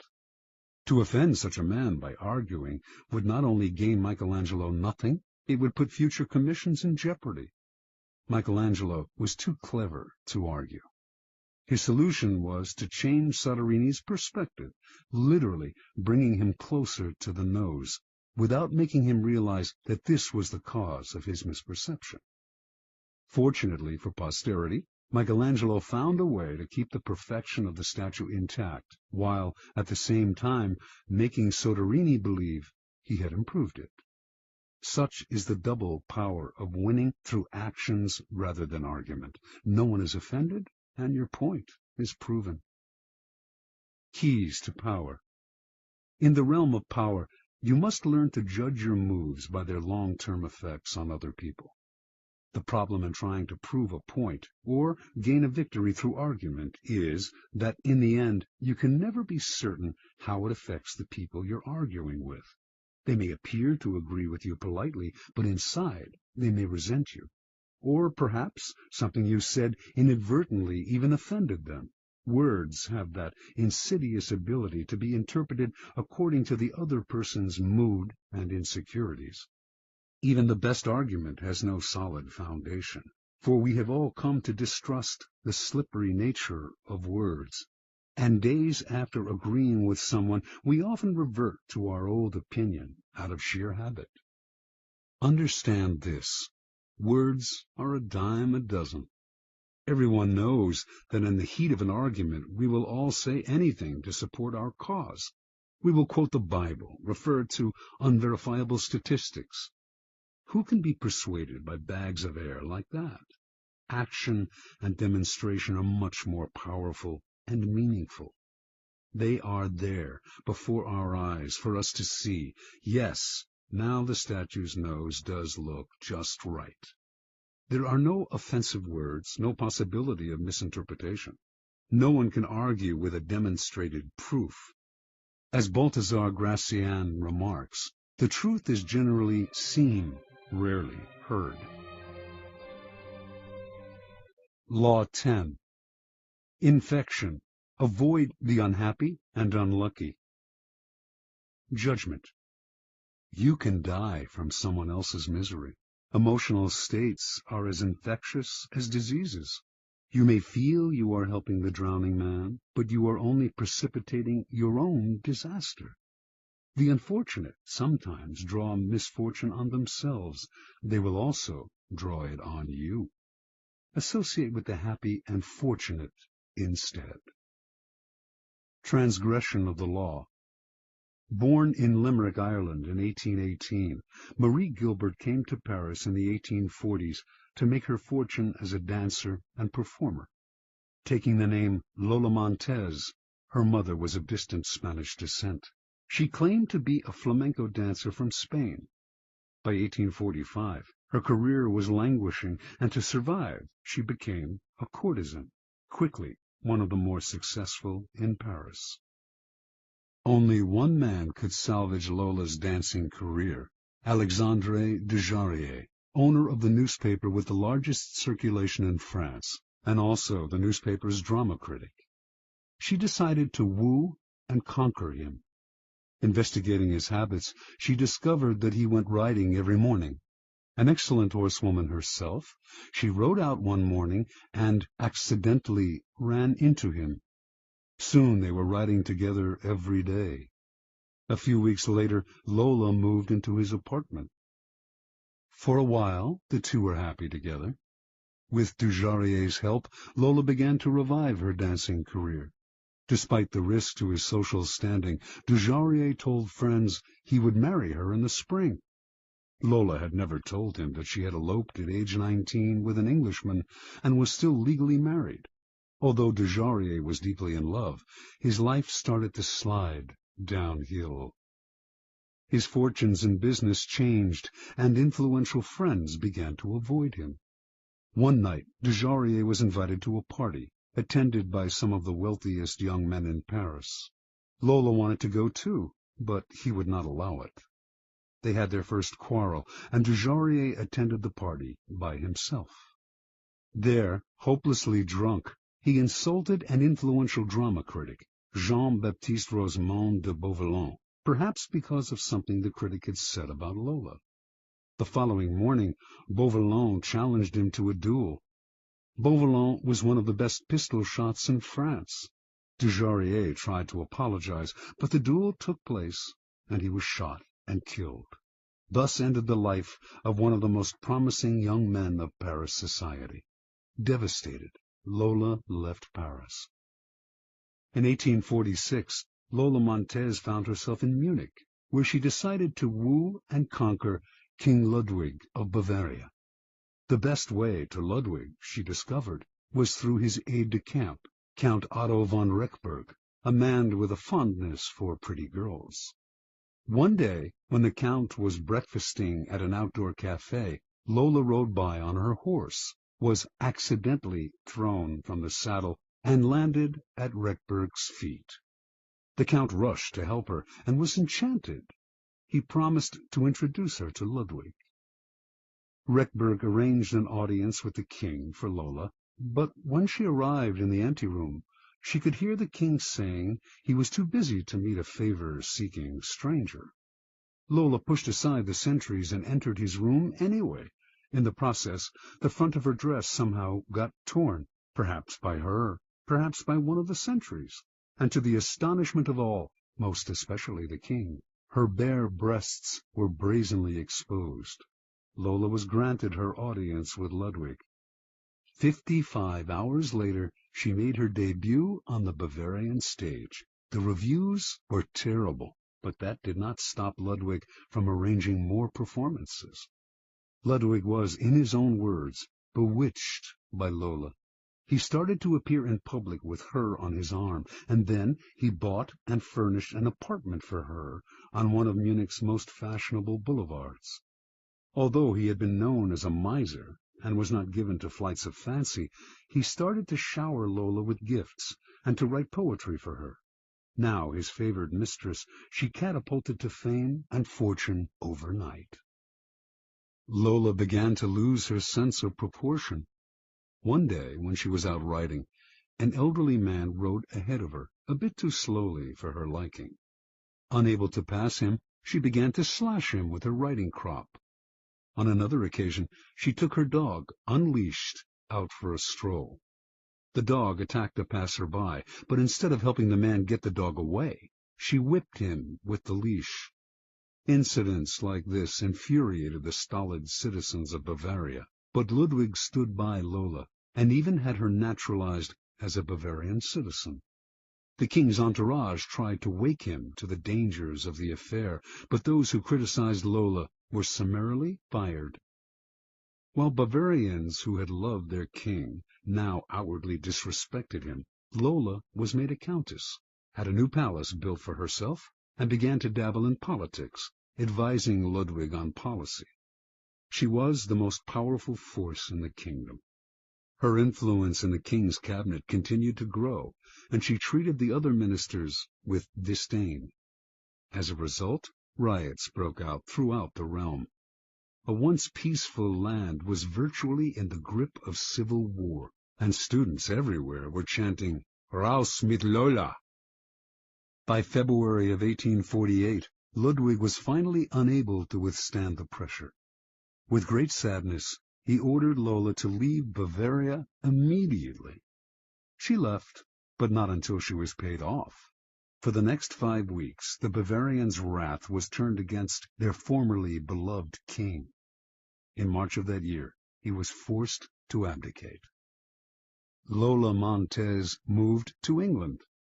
More than anything, she needed respectability, and despite being married, she still had not arranged a divorce from the Englishman she had wed years before. She set her sights on George Trafford Heald, a promising young army officer who was the son of an influential barrister.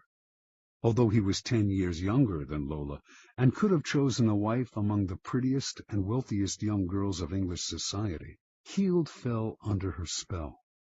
They were married in 1849. Soon, arrested on the charge of bigamy, she skipped bail, and she and Heald made their way to Spain. They quarreled horribly, and on one occasion Lola slashed him with a knife. Finally, she drove him away. Returning to England, he found he had lost his position in the army. Ostracized from English society, he moved to Portugal, where he lived in poverty.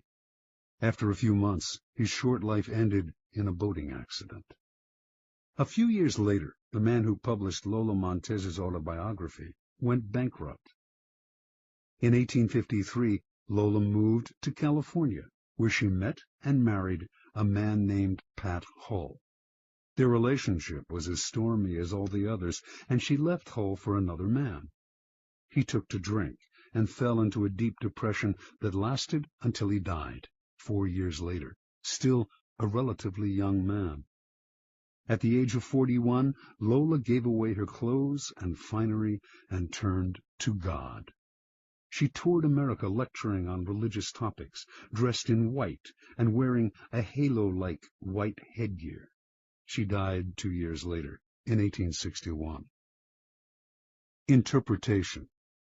Lola Montez attracted men with her wiles, but her power over them went beyond the sexual. It was through the force of her character that she kept her lovers enthralled. Men were sucked into the maelstrom she churned up around her. They felt confused, upset, but the strength of the emotions she stirred also made them feel more alive. As is often the case with infection, the problems would only arise over time. Lola's inherent instability would begin to get under her lover's skin. They would find themselves drawn into her problems, but their emotional attachment to her would make them want to help her. This was the crucial point of the disease, for Lola Montez could not be helped. Her problems were too deep.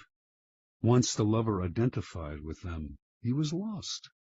He would find himself embroiled in quarrels. The infection would spread to his family and friends, or, in the case of Ludwig, to an entire nation. You could spend a lifetime studying the pathology of infecting characters, but don't waste your time. Just learn the lesson. When you suspect you are in the presence of an infector, don't argue, don't try to help, don't pass the person on to your friends, or you will become enmeshed. Flee the infector's presence or suffer the consequences. Keys to power. Those misfortunates among us who have been brought down by circumstances beyond their control deserve all the help and sympathy we can give them. But there are others who are not born to misfortune or unhappiness, but who draw it upon themselves by their destructive actions and unsettling effect on others. It would be a great thing if we could raise them up, change their patterns, but more often than not, it is their patterns that end up getting inside and changing us. The incurably unhappy and unstable have a particularly strong infecting power because their characters and emotions are so intense. They often present themselves as victims, making it difficult, at first, to see their miseries as self-inflicted. Before you realize the real nature of their problems, you have been infected by them. Understand this. In the game of power, the people you associate with are critical. The risk of associating with infectors is that you will waste valuable time and energy trying to free yourself. Through a kind of guilt by association, you will also suffer in the eyes of others. Never underestimate the dangers of infection. Law 11. Learn to keep people dependent on you. Judgment. To maintain your independence, you must always be needed and wanted. The more you are relied on, the more freedom you have. Make people depend on you for their happiness and prosperity, and you have nothing to fear. Never teach them enough so that they can do without you.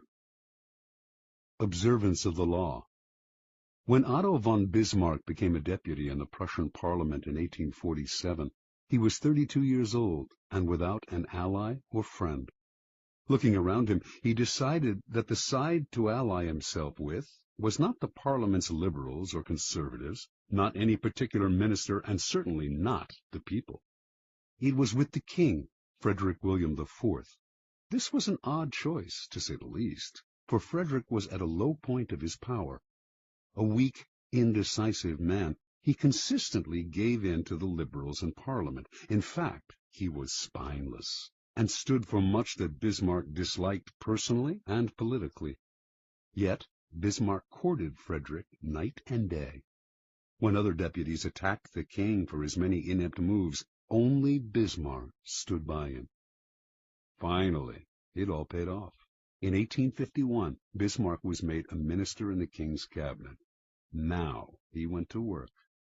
Time and again, he forced the king's hand, getting him to build up the military, to stand up to the liberals, to do exactly as Bismarck wished. He worked on Frederick's insecurity about his manliness, challenging him to be firm and to rule with pride. And he slowly restored the king's powers until the monarchy was once again the most powerful force in Prussia. When Frederick died in 1861, his brother William assumed the throne. William disliked Bismarck intensely and had no intention of keeping him around. But he also inherited the same situation his brother had, enemies galore who wanted to nibble his power away. He actually considered abdicating, feeling he lacked the strength to deal with this dangerous and precarious position. But Bismarck insinuated himself once again. He stood by the new king, gave him strength, and urged him into firm and decisive action.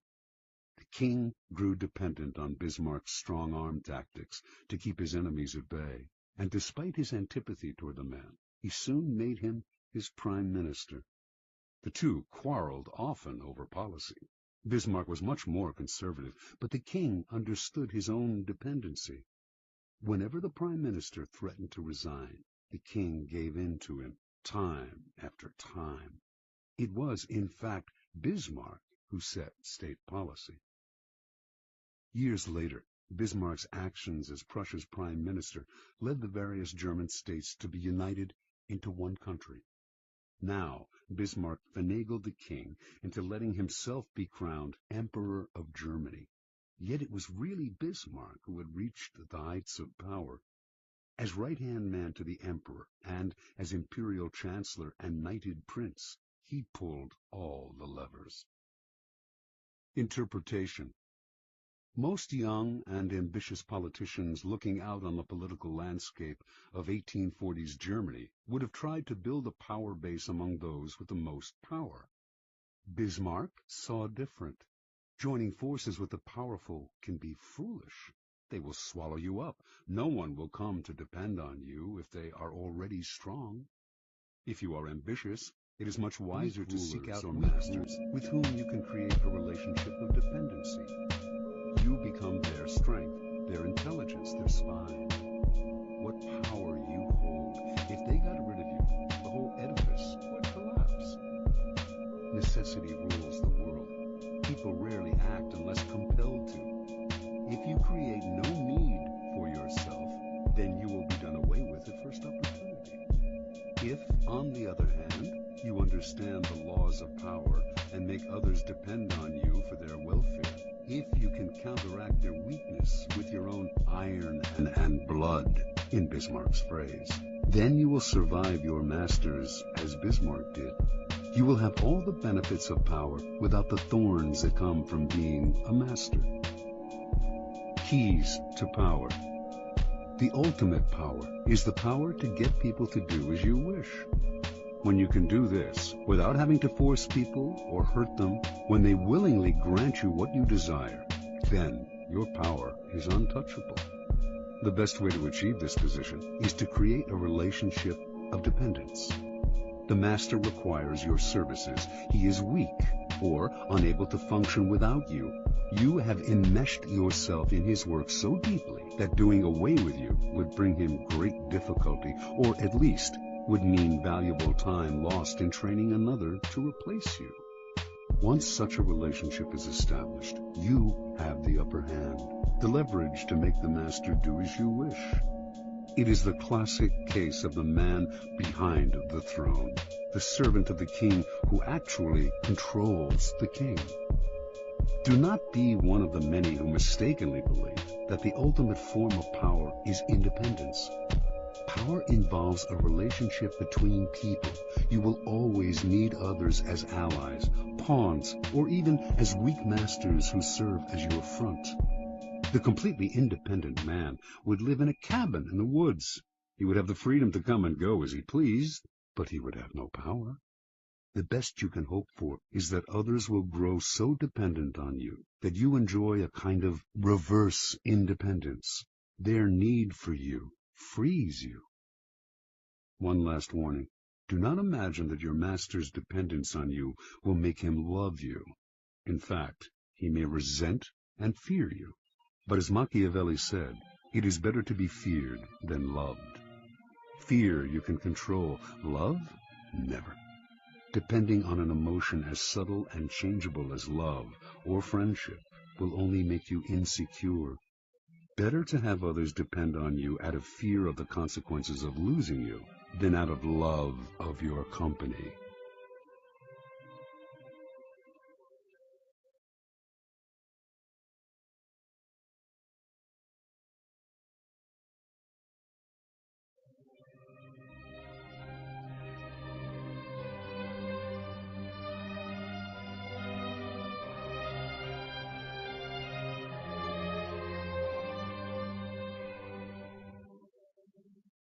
Law 12.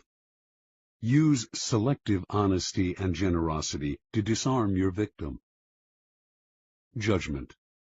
One sincere and honest move will cover over dozens of dishonest ones.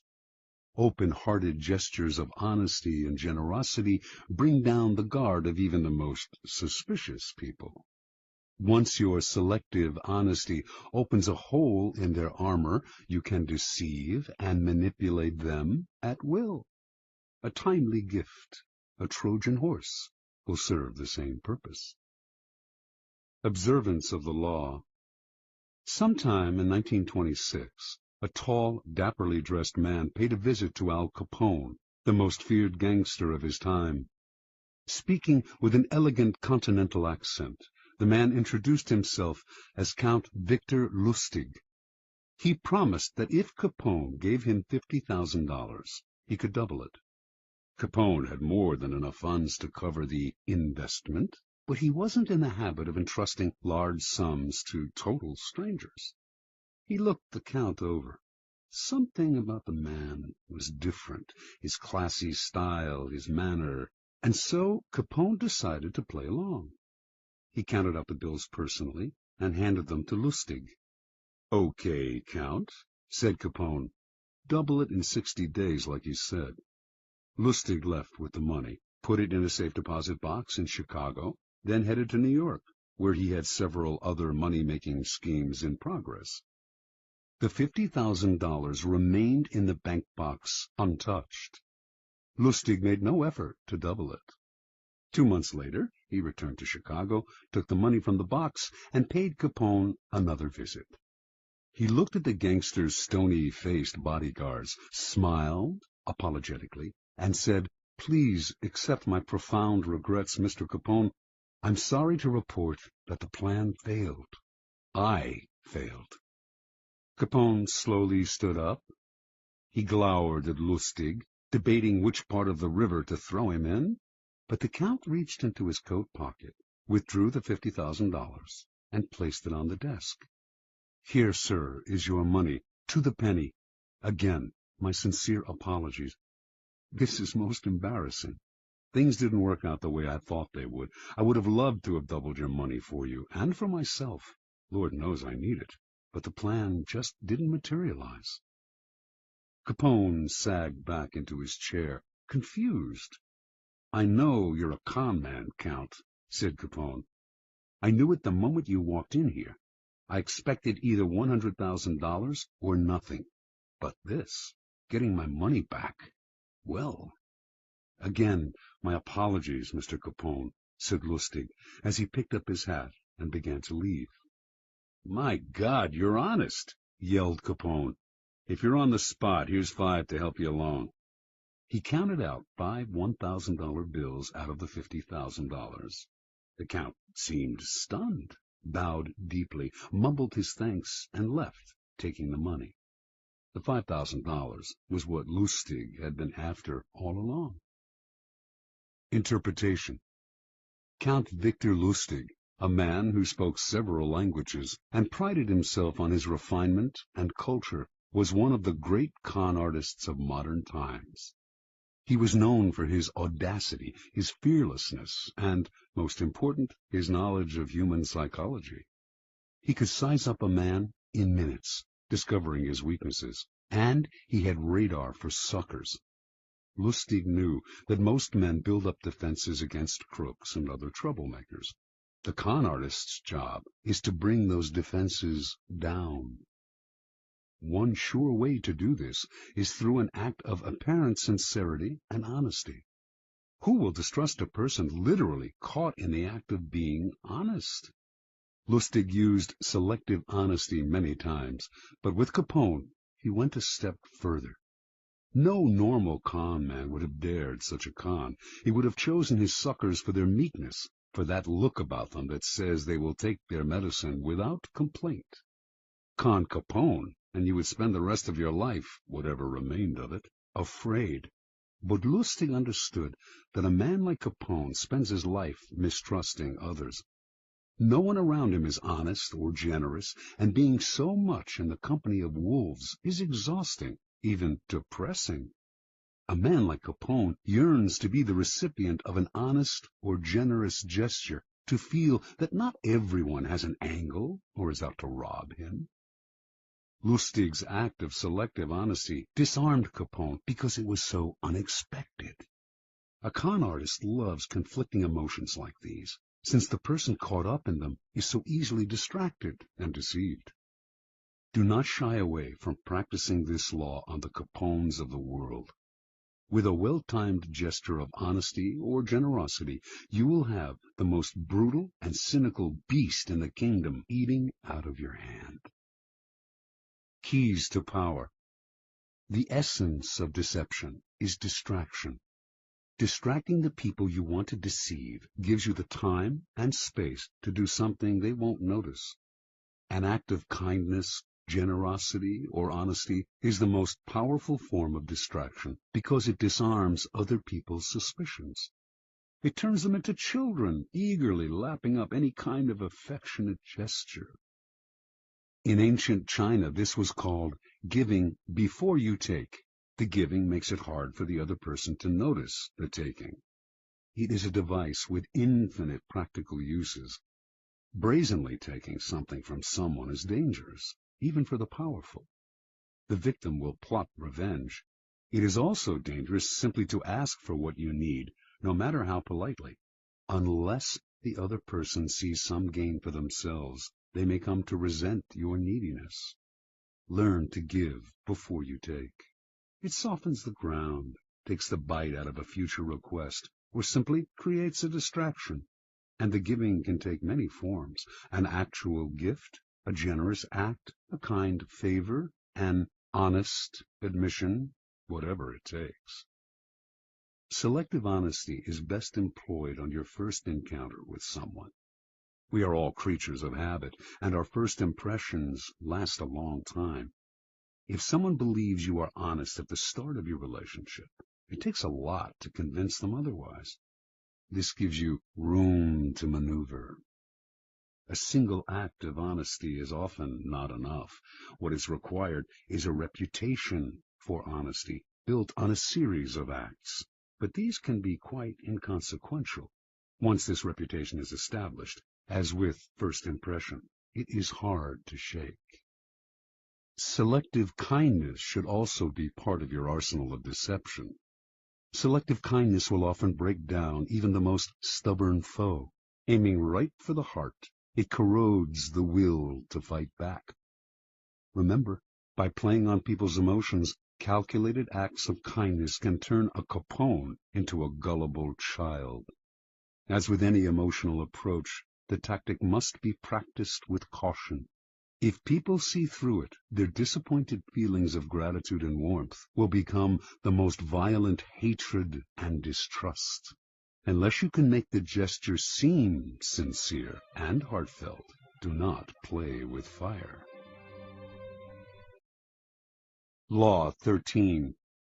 When asking for help, appeal to people's self-interest, never to their mercy or gratitude. Judgment.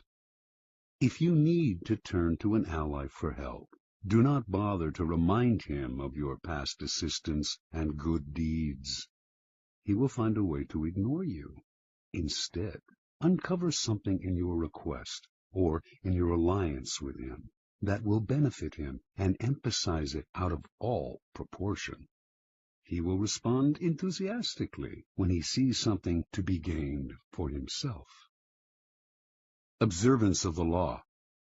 In 433 BC, just before the Peloponnesian War, the island of Corcyra, later called Corfu, and the Greek city-state of Corinth stood on the brink of conflict. Both sides sent ambassadors to Athens to try to win over the Athenians to their side. The stakes were high, since whoever had Athens on his side was sure to win, and whoever won the war would certainly give the defeated side no mercy. Corcyra spoke first. Its ambassador began by admitting that the island had never helped Athens before, and in fact had allied itself with Athens' enemies. There were no ties of friendship or gratitude between Corcyra and Athens. Yes, the ambassador admitted, he had come to Athens now out of fear and concern for Corcyra's safety. The only thing he could offer was an alliance of mutual interests. Corcyra had a navy only surpassed in size and strength by Athens' own. An alliance between the two states would create a formidable force, one that could intimidate the rival state of Sparta. That, unfortunately, was all Corcyra had to offer. The representative from Corinth then gave a brilliant, passionate speech, in sharp contrast to the dry, colorless approach of the Corcyran. He talked of everything Corinth had done for Athens in the past. He asked how it would look to Athens' other allies if the city put an agreement with a former enemy over one with a present friend, one that had served Athens' interest loyally. Perhaps those allies would break their agreements with Athens if they saw that their loyalty was not valued. He referred to Hellenic law and the need to repay Corinth for all its good deeds. He finally went on to list the many services Corinth had performed for Athens, and the importance of showing gratitude to one's friends. After the speech, the Athenians debated the issue in an assembly. On the second round, they voted overwhelmingly to ally with Corcyra and drop Corinth. Interpretation. History has remembered the Athenians nobly, but they were the preeminent realists of classical Greece. With them, all the rhetoric, all the emotional appeals in the world could not match a good pragmatic argument, especially one that added to their power. What the Corinthian ambassador did not realize was that his references to Corinth's past generosity to Athens only irritated the Athenians, subtly asking them to feel guilty and putting them under obligation. The Athenians could care less about past favors and friendly feelings. At the same time, they knew that if their other allies thought them ungrateful for abandoning Corinth, these city-states would still be unlikely to break their ties to Athens, the preeminent power in Greece. Athens ruled its empire by force and would simply compel any rebellious ally to return to the fold. When people choose between talk about the past and talk about the future, a pragmatic person will always opt for the future and forget the past. As the Corcyrans realized, it is always best to speak pragmatically to a pragmatic person, and in the end, most people are, in fact, pragmatic. They will rarely act against their own self-interest. Keys to power. In your quest for power, you will constantly find yourself in the position of asking for help from those more powerful than you. There is an art to asking for help, an art that depends on your ability to understand the person you are dealing with and to not confuse your needs with theirs. Most people never succeed at this because they are completely trapped in their own wants and desires. They start from the assumption that the people they are appealing to have a selfless interest in helping them. They talk as if their needs mattered to these people, who probably couldn't care less. Sometimes they refer to larger issues, a great cause, or grand emotions such as love and gratitude. They go for the big picture when simple, everyday realities would have much more appeal. What they do not realize is that even the most powerful person is locked inside needs of his own, and that if you make no appeal to his self-interest, he merely sees you as desperate, or at best, a waste of time. A key step in the process is to understand the other person's psychology. Is he vain? Is he concerned about his reputation or his social standing? Does he have enemies you could help him vanquish? Is he simply motivated by money and power? When the Mongols invaded China in the 12th century, they threatened to obliterate a culture that had thrived for over 2,000 years. Their leader, Genghis Khan, saw nothing in China but a country that lacked pasturing for his horses, and he decided to destroy the place, leveling all its cities, for it would be better to exterminate the Chinese and let the grass grow. It was not a soldier, a general, or a king who saved the Chinese from devastation, but a man named Yelu Chucai. A foreigner himself, Chucai had come to appreciate the superiority of Chinese culture. He managed to make himself a trusted advisor to Genghis Khan, and persuaded him that he would reap riches out of the place if instead of destroying it, he simply taxed everyone who lived there. Khan saw the wisdom in this, and did as Chucai advised. When Khan took the city of Kaifeng after a long siege and decided to massacre its inhabitants, as he had in other cities that had resisted him, Chucai told him that the finest craftsmen and engineers in China had fled to Kaifeng, and it would be better to put them to use. Kaifeng was spared. Never before had Genghis Khan shown such mercy, but then it really wasn't mercy that saved Kaifeng. Chucai knew Khan well. He was a barbaric peasant who cared nothing for culture, or indeed for anything other than warfare and practical results. Chucai chose to appeal to the only emotion that would work on such a man: greed. Self-interest is the lever that will move people. Once you make them see how you can in some way meet their needs or advance their cause, their resistance to your requests for help will magically fall away. At each step on the way to acquiring power, you must train yourself to think your way inside the other person's mind, to see their needs and interests, to get rid of the screen of your own feelings that obscure the truth. Master this art, and there will be no limits to what you can accomplish. Law 14. Pose as a friend, work as a spy. Judgment. Knowing about your rival is critical. Use spies to gather valuable information that will keep you a step ahead. Better still, play the spy yourself. In polite social encounters, learn to probe. Ask indirect questions to get people to reveal their weaknesses and intentions. There is no occasion that is not an opportunity for artful spying. Observance of the law. Joseph Duveen was undoubtedly the greatest art dealer of his time. From 1904 to 1940, he almost single-handedly monopolized America's millionaire art collecting market. But one prize plum eluded him: the industrialist Andrew Mellon. Before he died, Duveen was determined to make Mellon a client.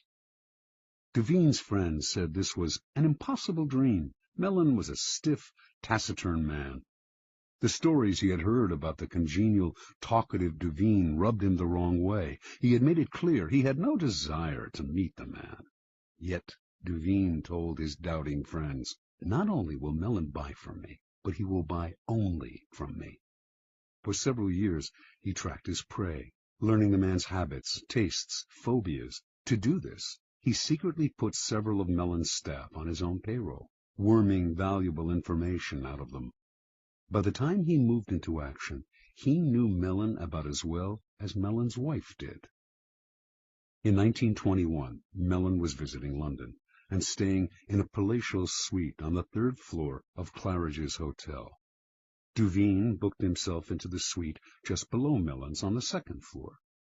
He had arranged for his valet to befriend Mellon's valet, and on the fateful day he had chosen to make his move, Mellon's valet told Duveen's valet, who told Duveen that he had just helped Mellon on with his overcoat and that the industrialist was making his way down the corridor to ring for the lift.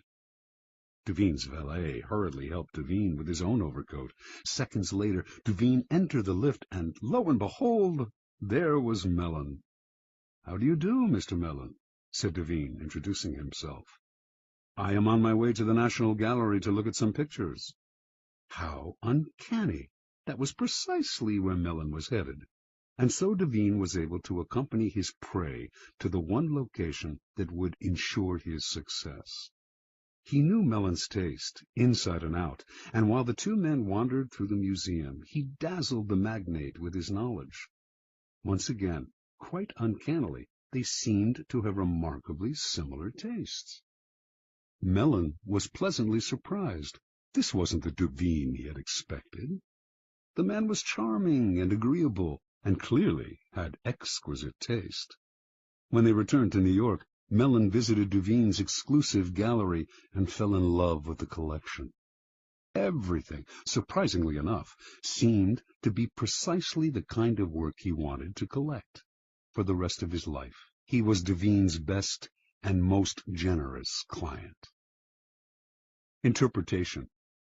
A man as ambitious and competitive as Joseph Duveen left nothing to chance. What's the point of winging it, or just hoping you may be able to charm this or that client? It's like shooting ducks blindfolded. Arm yourself with a little knowledge, and your aim improves. Mellon was the most spectacular of Duveen's catches, but he spied on many a millionaire. By secretly putting members of his clients' household staffs on his own payroll, he would gain constant access to valuable information about their master's comings and goings, changes in taste, and other such tidbits of information that would put him a step ahead. A rival of Duveen's, who wanted to make Henry Frick a client, noticed that whenever he visited this wealthy New Yorker, Duveen was there before him, as if he had a sixth sense. To other dealers, Duveen seemed to be everywhere, and to know everything before they did. His powers discouraged and disheartened them, until many simply gave up going after the wealthy clients who could make a dealer rich. Such is the power of artful spying. It makes you seem all-powerful, clairvoyant. Your knowledge of your mark can also make you seem charming. So well can you anticipate their desires. No one sees the source of your power, and what they cannot see, they cannot fight. Keys to power. In the realm of power, your goal is a degree of control over future events. Part of the problem you face, then, is that people won't tell you all their thoughts, emotions, and plans. Carefully controlling what they say, they keep the most critical parts of their character hidden, their weaknesses, ulterior motives, obsessions. The result is that you cannot predict their moves and are constantly in the dark. The trick is to find a way to probe them, to find out their secrets and hidden intentions without letting them know what you are up to. This is not as difficult as you might think. A friendly front will let you secretly gather information on friends and enemies alike. Let others consult the horoscope or read tarot cards. You have more concrete means of seeing into the future. The most common way of spying is to use other people, as Duveen did. The method is simple, powerful, but risky. You will certainly gather information, but you have little control over the people who are doing the work. Perhaps they will ineptly reveal your spying, or even secretly turn against you. It is far better to be the spy yourself, to pose as a friend while secretly gathering information.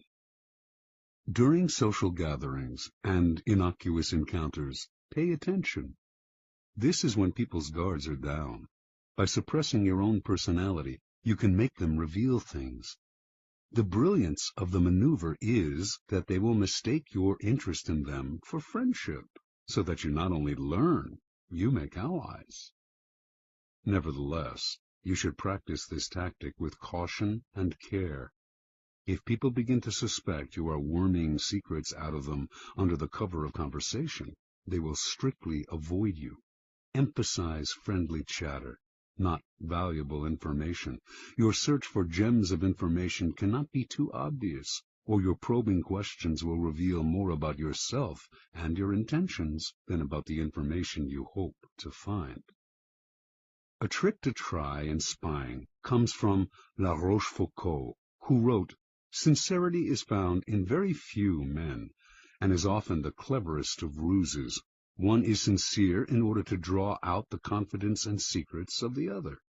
By pretending to bare your heart to another person, in other words, you make them more likely to reveal their own secrets. Give them a false confession, and they will give you a real one. Another trick was identified by the philosopher Arthur Schopenhauer, who suggested vehemently contradicting people you're in conversation with as a way of irritating them, stirring them up so that they lose some of the control over their words. In their emotional reaction, they will reveal all kinds of truths about themselves, truths you can later use against them.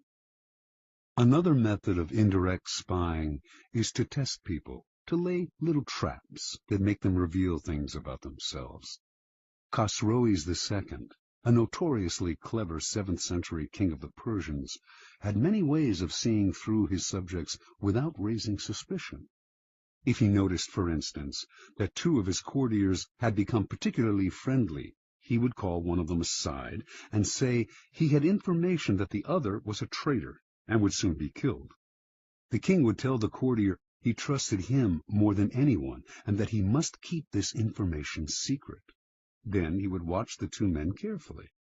If he saw that the second courtier had not changed in his behavior toward the king, he would conclude that the first courtier had kept the secret, and he would quickly promote the man, later taking him aside to confess, "I meant to kill your friend because of certain information that had reached me, but when I investigated the matter, I found it was untrue." If, on the other hand, the second courtier started to avoid the king, acting aloof and tense, Khosroes would know that the secret had been revealed. He would ban the second courtier from his court, letting him know that the whole business had only been a test, but that even though the man had done nothing wrong, he could no longer trust him. The first courtier, however, had revealed the secret, and him Khosroes would ban from his entire kingdom. It may seem an odd form of spying that reveals not empirical information, but a person's character. Often, however, it is the best way of solving problems before they arise. By tempting people into certain acts, you learn about their loyalty, their honesty, and so on. And this kind of knowledge is often the most valuable of all. Armed with it, you can predict their actions in the future.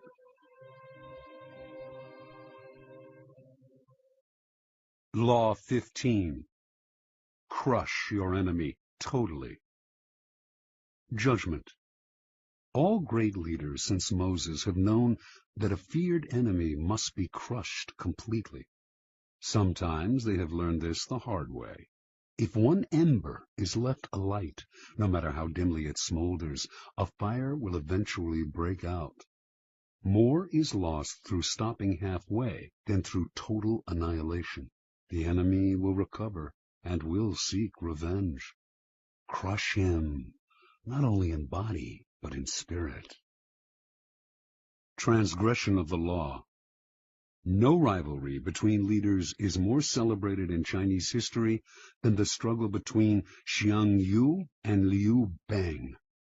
These two generals began their careers as friends, fighting on the same side. Xiang Yu came from the nobility, large and powerful, given to bouts of violence and temper, a bit dull-witted. He was yet a mighty warrior who always fought at the head of his troops. Liu Bang came from peasant stock. He had never been much of a soldier and preferred women and wine to fighting. In fact, he was something of a scoundrel, but he was wily, and he had the ability to recognize the best strategists, keeping them as his advisers, and listen to their advice. He had risen in the army through these strengths. In 208 BC, The king of Chu sent two massive armies to conquer the powerful kingdom of Qin. One army went north, under the generalship of Sung Yi, with Xiang Yu second in command. The other, led by Liu Bang, headed straight toward Qin. The target was the kingdom's splendid capital, Xianyang, and Xiang Yu, ever violent and impatient, could not stand the idea that Liu Bang would get to Xianyang first, and perhaps would assume command of the entire army. At one point on the northern front, Xiang's commander, Sung Yi, hesitated in sending his troops into battle. Furious, Xiang entered Sung Yi's tent, proclaimed him a traitor, cut off his head, and assumed sole command of the army. Without waiting for orders, he left the northern front and marched directly on Xianyang. He felt certain he was the better soldier and general than Liu, but, to his utter astonishment, his rival, leading a smaller, swifter army, managed to reach Xianyang first. Xiang had an adviser, Fan Tseng, who warned him, this village headman, Liu Bang, used to be greedy only for riches and women, but since entering the capital, he has not been led astray by wealth, wine, or sex. That shows he is aiming high. Fan Tseng urged Xiang to kill his rival before it was too late. He told the general to invite the wily peasant to a banquet at their camp outside Xianyang, and, in the midst of a celebratory sword dance, to have his head cut off. The invitation was sent. Liu fell for the trap and came to the banquet. But Xiang hesitated in ordering the sword dance, and by the time he gave the signal, Liu had sensed a trap and managed to escape. "Bah!" cried Fan Tseng in disgust, seeing that Xiang had botched the plot. "One cannot plan with a simpleton. Liu Bang will steal your empire yet, and make us all his prisoners." Realizing his mistake, Xiang hurriedly marched on Xianyang, this time determined to hack off his rival's head. Liu was never one to fight when the odds were against him, and he abandoned the city. Xiang captured Xianyang, murdered the young prince of Qin, and burned the city to the ground. Liu was now Xiang's bitter enemy, and he pursued him for many months, finally cornering him in a walled city. Lacking food, his army in disarray, Liu sued for peace. Again, Fan Tseng warned Xiang, "Crush him now. If you let him go again, you will be sorry later." But Xiang decided to be merciful. He wanted to bring Liu back to Chu alive, and to force his former friend to acknowledge him as master. But Fan proved right. Liu managed to use the negotiations for surrender as a distraction, and he escaped with a small army. Xiang, amazed that he had yet again let his rival slip away, once more set out after Liu, this time with such ferocity that he seemed to have lost his mind.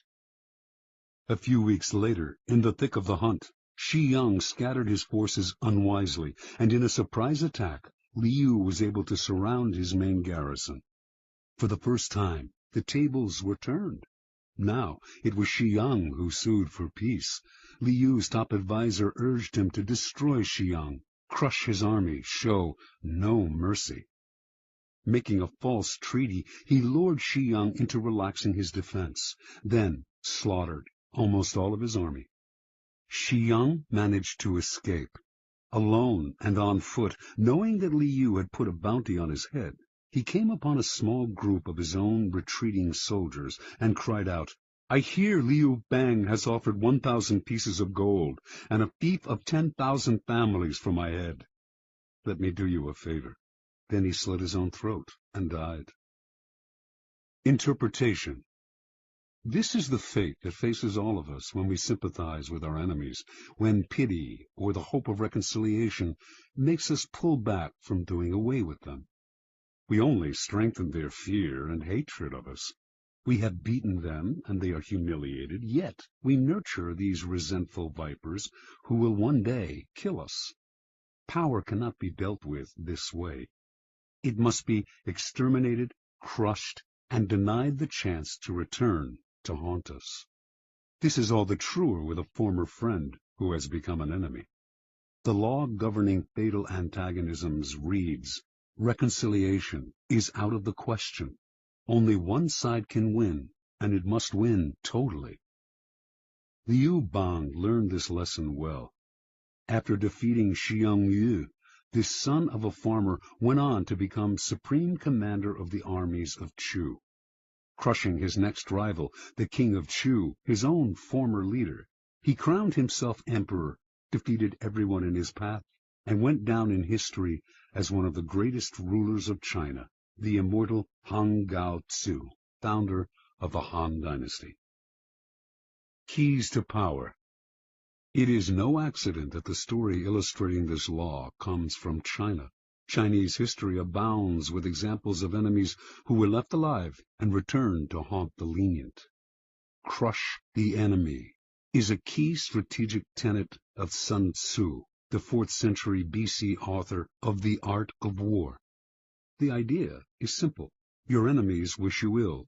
There is nothing they want more than to eliminate you. If, in your struggles with them, you stop halfway or even 3/4 of the way, out of mercy or hope of reconciliation, you only make them more determined, more embittered, and they will someday take revenge. They may act friendly for the time being, but this is only because you have defeated them. They have no choice but to bide their time. The solution? Have no mercy. Crush your enemies as totally as they would crush you. Ultimately, the only peace and security you can hope for from your enemies is their disappearance. Law 16. Use absence to increase respect and honor. Judgment. Too much circulation makes the price go down. The more you are seen and heard from, the more common you appear. If you are already established in a group, temporary withdrawal from it will make you more talked about, even more admired. You must learn when to leave, create value through scarcity. Observance of the law. For many centuries, the Assyrians ruled Upper Asia with an iron fist. In the 8th century BC, however, the people of Media, now northwestern Iran, revolted against them and finally broke free. Now the Medes had to establish a new government. Determined to avoid any form of despotism, they refused to give ultimate power to any one man or to establish a monarchy. Without a leader, however, the country soon fell into chaos and fractured into small kingdoms with village fighting against village. In one such village lived a man named Deioces, who began to make a name for himself for fair dealing and the ability to settle disputes. He did this so successfully, in fact, that soon any legal conflict in the area was brought to him, and his power increased. Throughout the land, the law had fallen into disrepute. The judges were corrupt, and no one entrusted their cases to the courts anymore, resorting to violence instead. When news spread of Deioces' wisdom, incorruptibility, and unshakable impartiality, Median villages far and wide turned to him to settle all manner of cases. Soon he became the sole arbiter of justice in the land. At the height of his power, Deioces suddenly decided he had had enough. He would no longer sit in the chair of judgment, would hear no more suits, settle no more disputes between brother and brother, village and village. Complaining that he was spending so much time dealing with other people's problems that he had neglected his own affairs, he retired. The country once again descended into chaos. With the sudden withdrawal of a powerful arbiter like Deioces, crime increased, and contempt for the law was never greater. The Medes held a meeting of all the villages to decide how to get out of their predicament. "We cannot continue to live in this country under these conditions," said one tribal leader. "Let us appoint one of our number to rule, so that we can live under orderly government rather than losing our homes altogether in the present chaos." And so, despite all that the Medes had suffered under the Assyrian despotism, they decided to set up a monarchy and name a king. And the man they most wanted to rule, of course, was the fair-minded Deoces. He was hard to convince, for he wanted nothing more to do with the village's infighting and bickering. But the Medes begged and pleaded. Without him, the country had descended into a state of lawlessness. Deoces finally agreed. Yet he also imposed conditions. An enormous palace was to be constructed for him. He was to be provided with bodyguards, and a capital city was to be built from which he could rule. All of this was done, and Deoces settled into his palace. In the center of the capital, the palace was surrounded by walls and completely inaccessible to ordinary people. Deoces then established the terms of his rule. Admission to his presence was forbidden. Communication with the king was only possible through messengers. No one in the royal court could see him more than once a week, and then only by permission. Deoces ruled for 53 years, extended the Median Empire, and established the foundation for what would later be the Persian Empire, under his great-great-grandson Cyrus. During Deoces' reign, the people's respect for him gradually turned into a form of worship. He was not a mere mortal, they believed, but the son of a god. Interpretation. Deoces was a man of great ambition. He determined early on that the country needed a strong ruler and that he was the man for the job. In a land plagued with anarchy, the most powerful man is the judge and arbiter, so Deoces began his career by making his reputation as a man of impeccable fairness. At the height of his power as a judge, however, Deoces realized the truth of the law of absence and presence. By serving so many clients, he had become too noticeable, too available, and had lost the respect he had earlier enjoyed. People were taking his services for granted. The only way to regain the veneration and power he wanted was to withdraw completely and let the Medes taste what life was like without him. As he expected, they came begging for him to rule. Once Deoces had discovered the truth of this law, he carried it to its ultimate realization. In the palace his people had built for him, none could see him, except a few courtiers, and those only rarely. As Herodotus wrote, there was a risk that if they saw him habitually, it might lead to jealousy and resentment, and plots would follow. But if nobody saw him, the legend would grow that he was a being of a different order from mere men. Keys to power. Everything in the world depends on absence and presence. A strong presence will draw power and attention to you. You shine more brightly than those around you. But a point is inevitably reached where too much presence creates the opposite effect. The more you are seen and heard from, the more your value degrades. You become a habit. No matter how hard you try to be different, subtly, without your knowing why, people respect you less and less. At the right moment, you must learn to withdraw yourself before they unconsciously push you away. It is a game of hide and seek. Another, more everyday side of this law, but one that demonstrates its truth even further, is the law of scarcity in the science of economics. By withdrawing something from the market, you create instant value. Extend the law of scarcity to your own skills. Make what you are offering the world rare and hard to find, and you instantly increase its value. There always comes a point when those in power overstay their welcome. We have grown tired of them, lost respect for them.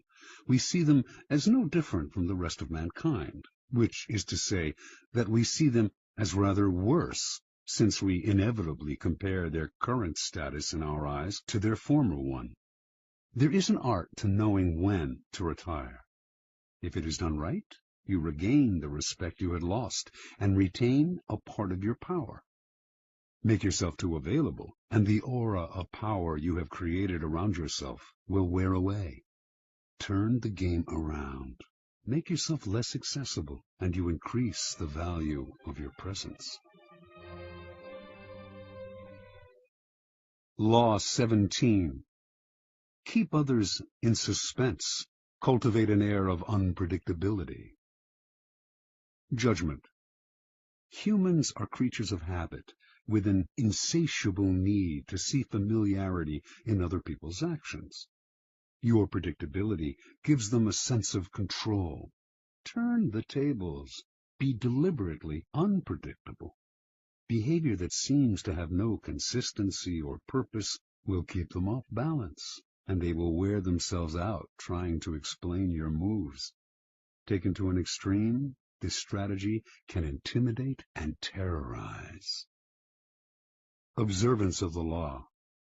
In May of 1972, chess champion Boris Spassky anxiously awaited his rival Bobby Fischer in Reykjavik, Iceland. The two men had been scheduled to meet for the World Championship of Chess, but Fischer had not arrived on time, and the match was on hold.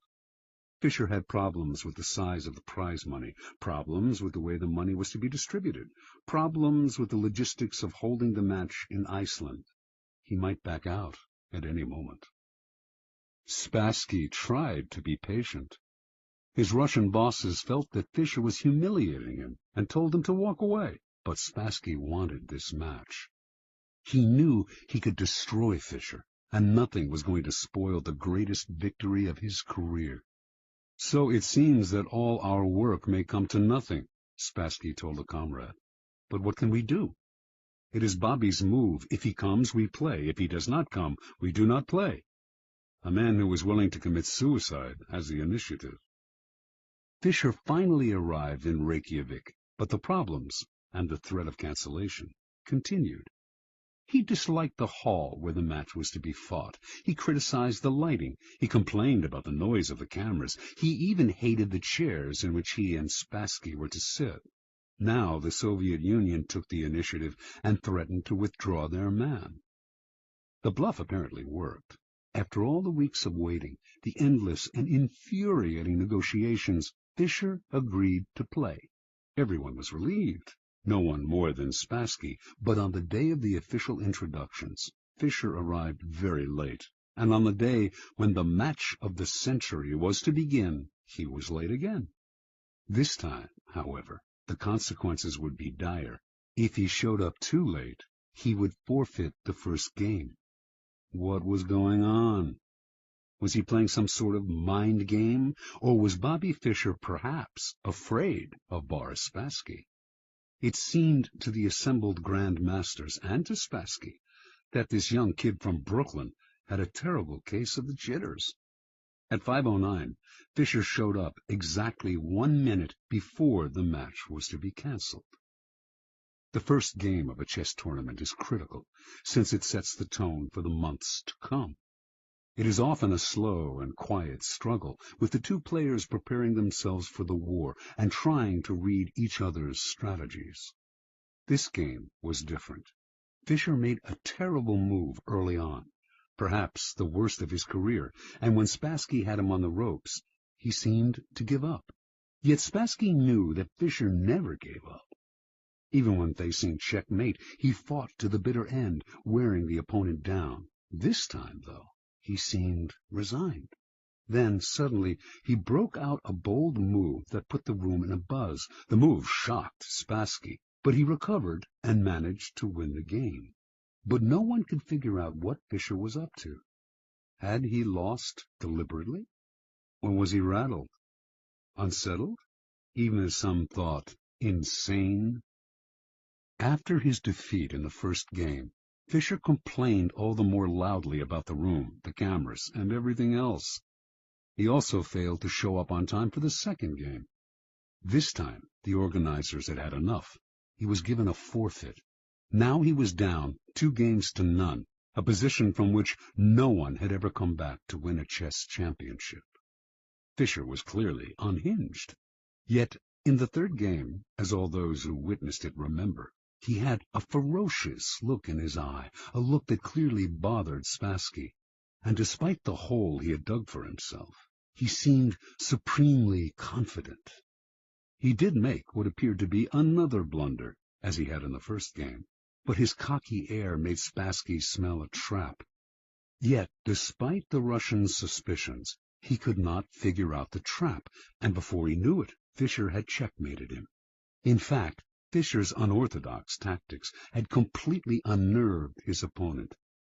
At the end of the game, Fischer leaped up and rushed out, yelling to his confederates as he smashed a fist into his palm, "I'm crushing him with brute force."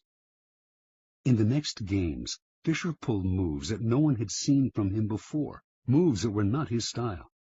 Now Spassky started to make blunders. After losing the 6th game, he started to cry. One grandmaster said, "After this, Spassky's got to ask himself if it's safe to go back to Russia."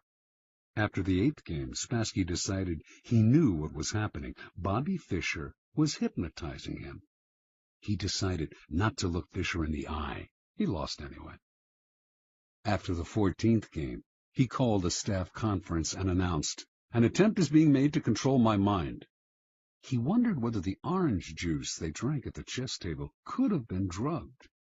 Maybe chemicals were being blown into the air. Finally, Spassky went public, accusing the Fischer team of putting something in the chairs that was altering Spassky's mind. The KGB went on alert. Boris Spassky was embarrassing the Soviet Union. The chairs were taken apart and x-rayed. A chemist found nothing unusual in them. The only things anyone found anywhere, in fact, were 2 dead flies in the lighting fixture. Spassky began to complain of hallucinations. He tried to keep playing, but his mind was unraveling. He could not go on. On September 2nd, he resigned. Although still relatively young, he never recovered from this defeat. Interpretation. In previous games between Fischer and Spassky, Fischer had not fared well. Spassky had an uncanny ability to read his opponent's strategy and use it against him. Adaptable and patient, he would build attacks that would defeat not in 7 moves, but in 70. He defeated Fischer every time they played, because he saw much further ahead, and because he was a brilliant psychologist who never lost control. One master said, "He doesn't just look for the best move, he looks for the move that will disturb the man he is playing." Fischer, however, finally understood that this was one of the keys to Spassky's success. He played on your predictability, defeated you at your own game. Everything Fischer did for the championship match was an attempt to put the initiative on his side and to keep Spassky off balance. Clearly, the endless waiting had an effect on Spassky's psyche. Most powerful of all, though, were Fischer's deliberate blunders and his appearance of having no clear strategy. In fact, he was doing everything he could to scramble his old patterns, even if it meant losing the first match and forfeiting the second.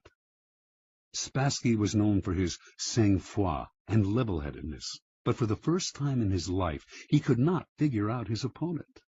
He slowly melted down, until at the end he was the one who seemed insane. Chess contains the concentrated essence of life. First, because to win, you have to be supremely patient and far-seeing. And second, because the game is built on patterns, whole sequences of moves that have been played before and will be played again with slight alterations in any one match. Your opponent analyzes the patterns you are playing and uses them to try to foresee your moves. Allowing him nothing predictable to base his strategy on gives you a big advantage.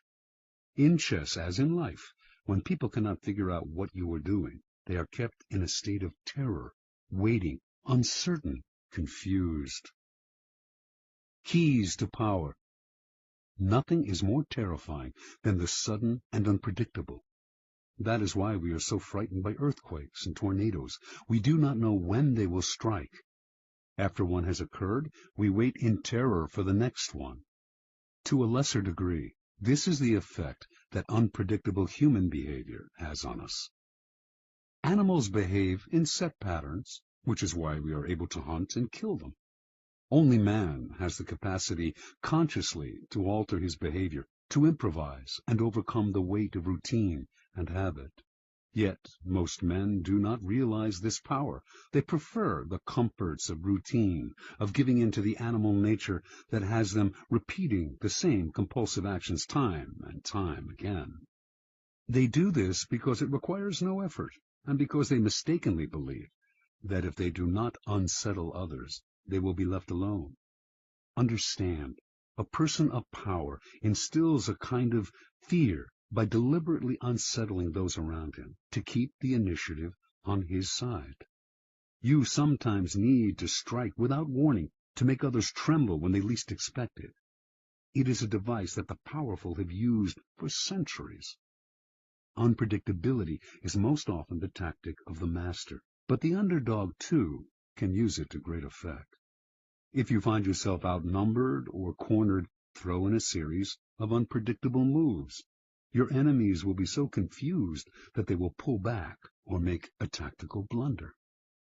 People are always trying to read the motives behind your actions and to use your predictability against you. Throw in a completely inexplicable move, and you put them on the defensive. Because they do not understand you, they are unnerved, and in such a state you can easily intimidate them. Unpredictability is not only a weapon of terror. Scrambling your patterns on a day-to-day basis will cause a stir around you and stimulate interest. People will talk about you, ascribe motives and explanations that have nothing to do with the truth, but that keep you constantly in their minds. In the end, the more capricious you appear, the more respect you will garner. Only the terminally subordinate act in a predictable manner. Law 18. Do not build fortresses to protect yourself.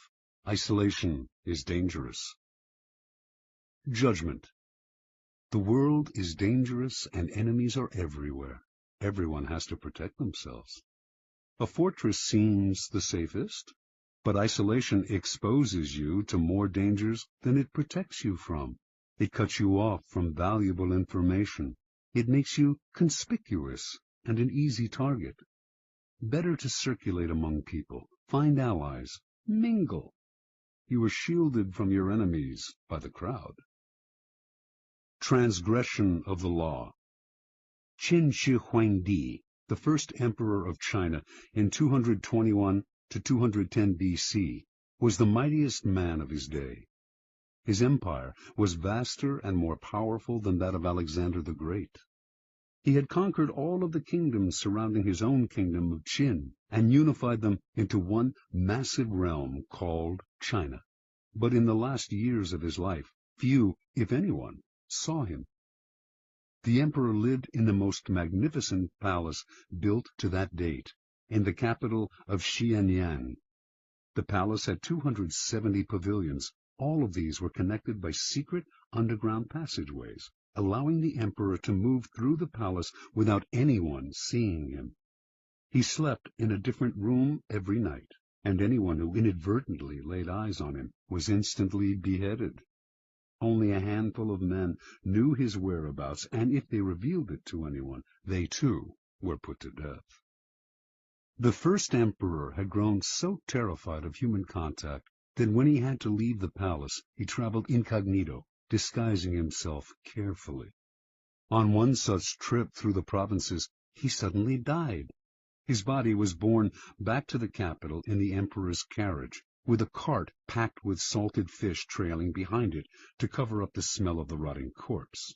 No one was to know of his death. He died alone, far from his wives, his family, his friends, and his courtiers, accompanied only by a minister and a handful of eunuchs. Interpretation.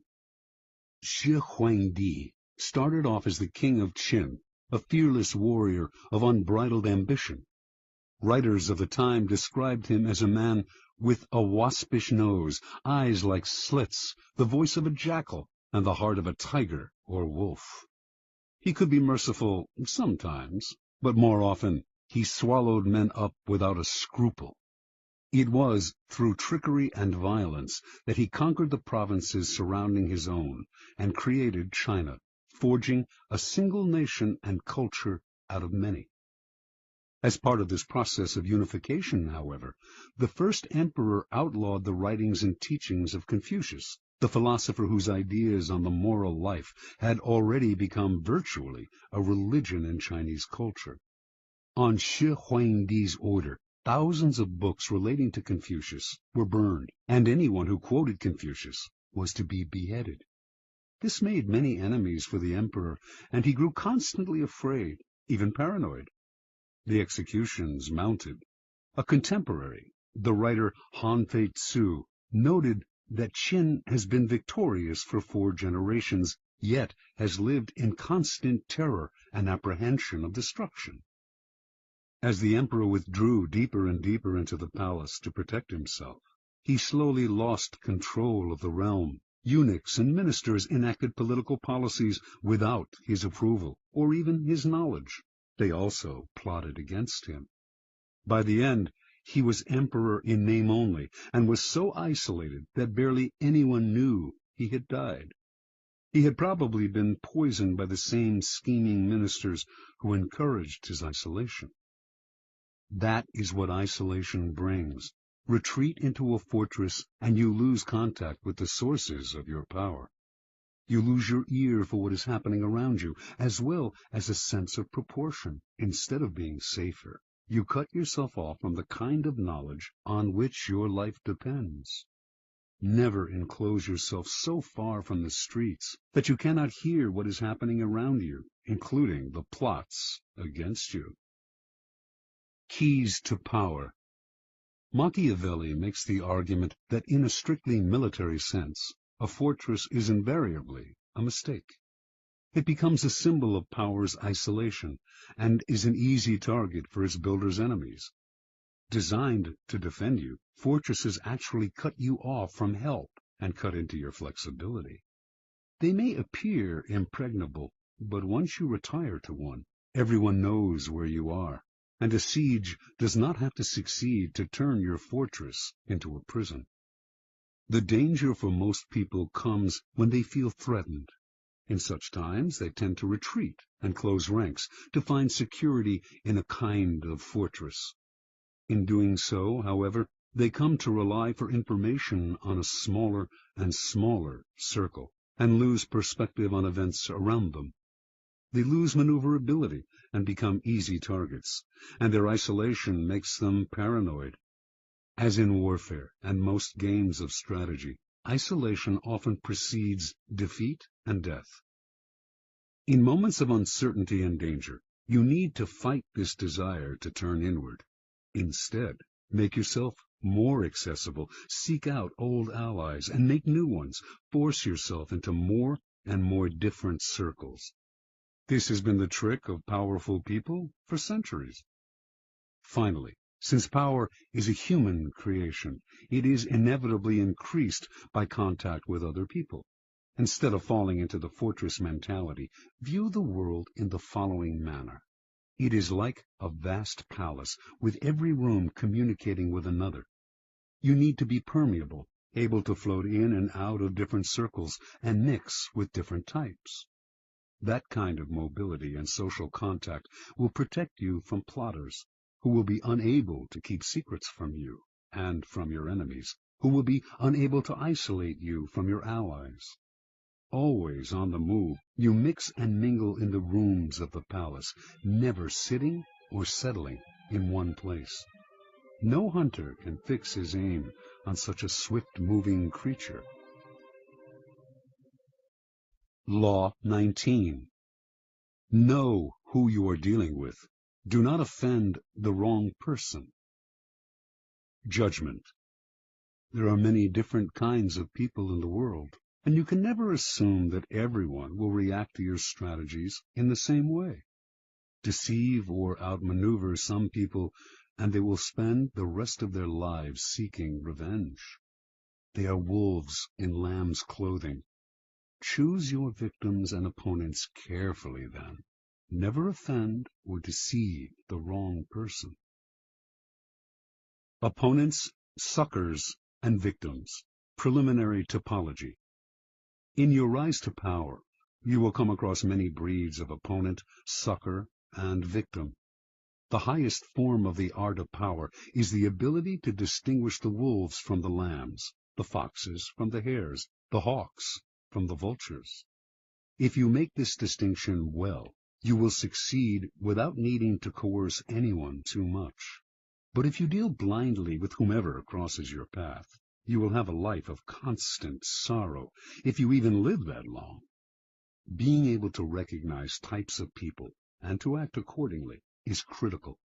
The following are the 5 most dangerous and difficult types of mark in the jungle, as identified by artists, con and otherwise, of the past. The arrogant and proud man. Although he may initially disguise it, this man's touchy pride makes him very dangerous. Any perceived slight will lead to a vengeance of overwhelming violence. You may say to yourself, "But I only said such and such at a party where everyone was drunk." It does not matter. There is no sanity behind his overreaction, so do not waste time trying to figure him out. If, at any point in your dealings with a person, you sense an oversensitive and overactive pride, flee. Whatever you are hoping for from him isn't worth it. The hopelessly insecure man. This man is related to the proud and arrogant type, but is less violent and harder to spot. His ego is fragile, his sense of self insecure, and if he feels himself deceived or attacked, the hurt will simmer. He will attack you in bites that will take forever to get big enough for you to notice. If you find you have deceived or harmed such a man, disappear for a long time. Do not stay around him, or he will nibble you to death. Mr. Suspicion. Another variant on the breeds above. This is a future Joe Stalin. He sees what he wants to see, usually the worst, in other people, and imagines that everyone is after him. Mr. Suspicion is, in fact, the least dangerous of the 3. Genuinely unbalanced, he is easy to deceive, just as Stalin himself was constantly deceived. Play on his suspicious nature to get him to turn against other people. But if you do become the target of his suspicions, watch out. The serpent with a long memory. If hurt or deceived, this man will show no anger on the surface. He will calculate and wait. Then, when he is in a position to turn the tables, he will exact a revenge marked by a cold-blooded shrewdness. Recognize this man by his calculation and cunning in the different areas of his life. He is usually cold and unaffectionate. Be doubly careful of this snake, and if you have somehow injured him, either crush him completely or get him out of your sight. The plain, unassuming, and often unintelligent man. Your ears prick up when you find such a tempting victim. But this man is a lot harder to deceive than you imagine. Falling for a ruse often takes intelligence and imagination, a sense of the possible rewards. The blunt man will not take the bait because he does not recognize it. He is that unaware. The danger with this man is not that he will harm you or seek revenge, but merely that he will waste your time, energy, resources, and even your sanity in trying to deceive him. Have a test ready for a mark, a joke, a story. If his reaction is utterly literal, this is the type you are dealing with. Continue at your own risk. Transgression of the law. In the early part of the 13th century, Muhammad, the Shah of Khwarazm, managed, after many wars, to forge a huge empire, extending west to present-day Turkey and south to Afghanistan. The empire's center was the great Asian capital of Samarkand. The Shah had a powerful, well-trained army and could mobilize 200,000 warriors within days. In 1219, Muhammad received an embassy from a new tribal leader to the east, Genghis Khan. The embassy included all sorts of gifts to the great Muhammad, representing the finest goods from Khan's small but growing Mongol empire. Genghis Khan wanted to reopen the Silk Route to Europe and offered to share it with Muhammad, while promising peace between the two empires. Muhammad did not know this upstart from the east, who, it seemed to him, was extremely arrogant to try to talk as an equal to one so clearly his superior. He ignored Khan's offer. Khan tried again. This time, He sent a caravan of 100 camels filled with the rarest articles he had plundered from China. Before the caravan reached Mohammed, however, Inalchik, the governor of a region bordering on Samarkand, seized it for himself and executed its leaders. Genghis Khan was sure that this was a mistake, that Inalchik had acted without Muhammad's approval. He sent yet another mission to Muhammad, reiterating his offer and asking that the governor be punished. This time, Muhammad himself had one of the ambassadors beheaded and sent the other 2 back with shaved heads, a horrifying insult in the Mongol code of honor. Khan sent a message to the Shah. You have chosen war. What will happen, and what is to be, we know not. Only God knows. Mobilizing his forces, in 1220 he attacked Inalchik's province, where he seized the capital, captured the governor, and ordered him executed by having molten silver poured into his eyes and ears. Over the next year, Khan led a series of guerrilla-like campaigns against the Shah's much larger army. His method was totally novel for the time. His soldiers could move very fast on horseback and had mastered the art of firing with bow and arrow while mounted. The speed and flexibility of his forces allowed him to deceive Muhammad as to his intentions and the directions of his movements. Eventually, he managed first to surround Samarkand, then to seize it. Muhammad fled, and a year later died, his vast empire broken and destroyed. Genghis Khan was sole master of Samarkand, the Silk Route, and most of northern Asia. Interpretation. Never assume that the person you are dealing with is weaker or less important than you are. Some men are slow to take offense, which may make you misjudge the thickness of their skin and fail to worry about insulting them.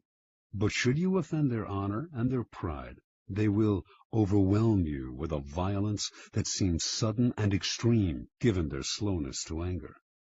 If you want to turn people down, it is best to do so politely and respectfully, even if you feel their request is impudent or their offer ridiculous. Never reject them with an insult until you know them better. You may be dealing with a Genghis Khan. Keys to power. The ability to measure people and to know who you are dealing with is the most important skill of all in gathering and conserving power. Without it, you are blind. Not only will you offend the wrong people, you will choose the wrong people to work on, and will think you are flattering people when you are actually insulting them. Before embarking on any move, take the measure of your mark or potential opponent. Otherwise, you will waste time and make mistakes. Study people's weaknesses, the chinks in their armor, their areas of both pride and insecurity. Know their ins and outs before you even decide whether or not to deal with them. 2 final words of caution. First, in judging and measuring your opponent, never rely on your instincts. You will make the greatest mistakes of all if you rely on such inexact indicators. Nothing can substitute for gathering concrete knowledge. Study and spy on your opponent for however long it takes. This will pay off in the long run. Second, never trust appearances. Anyone with a serpent's heart can use a show of kindness to cloak it. A person who is blustery on the outside is often really a coward. Learn to see through appearances and their contradictions. Never trust the version that people give of themselves. It is utterly unreliable.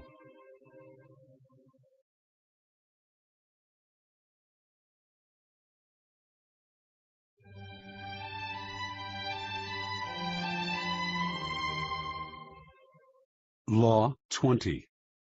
Do not commit to anyone. Judgment. It is the fool who always rushes to take sides. Do not commit to any side or cause but yourself.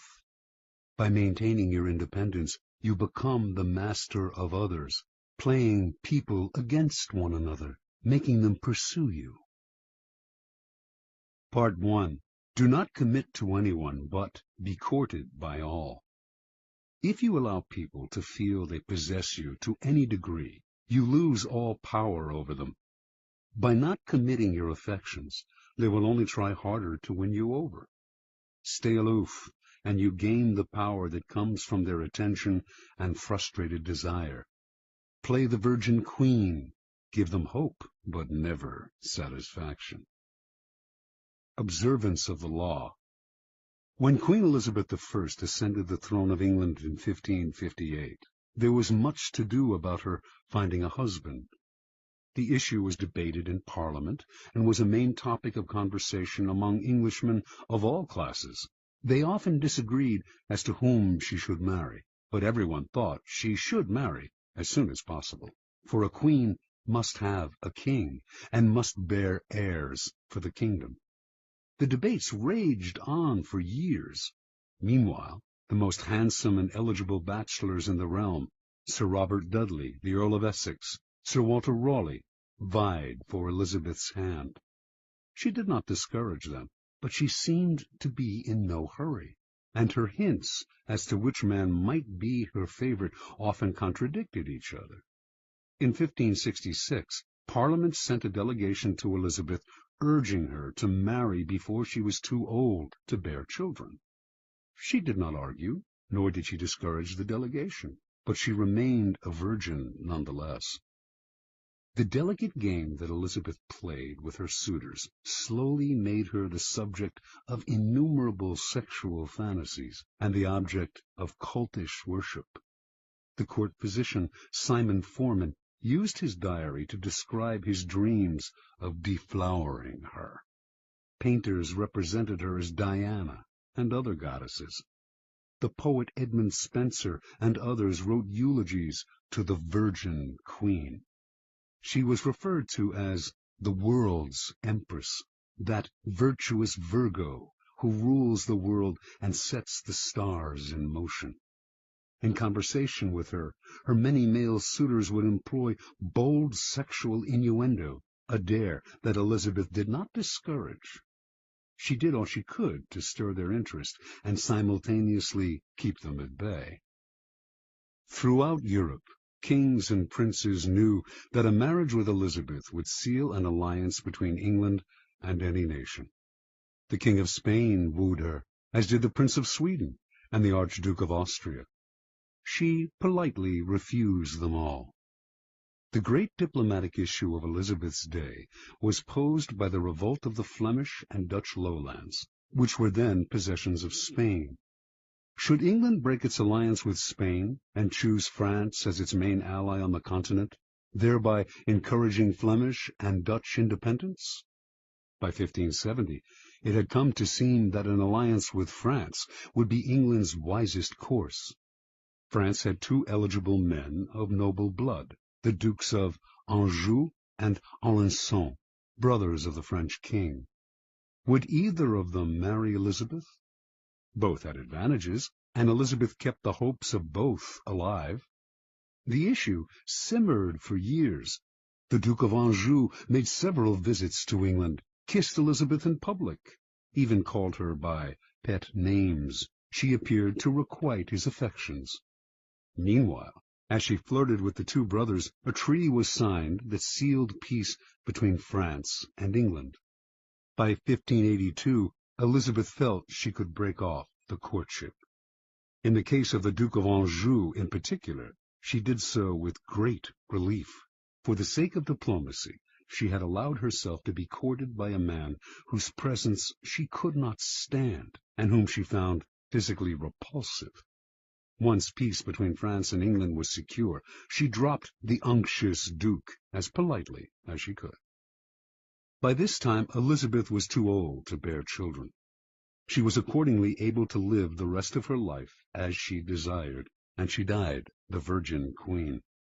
She left no direct heir, but ruled through a period of incomparable peace and cultural fertility. Interpretation. Elizabeth knew that marriage can often lead to a female ruler's undoing.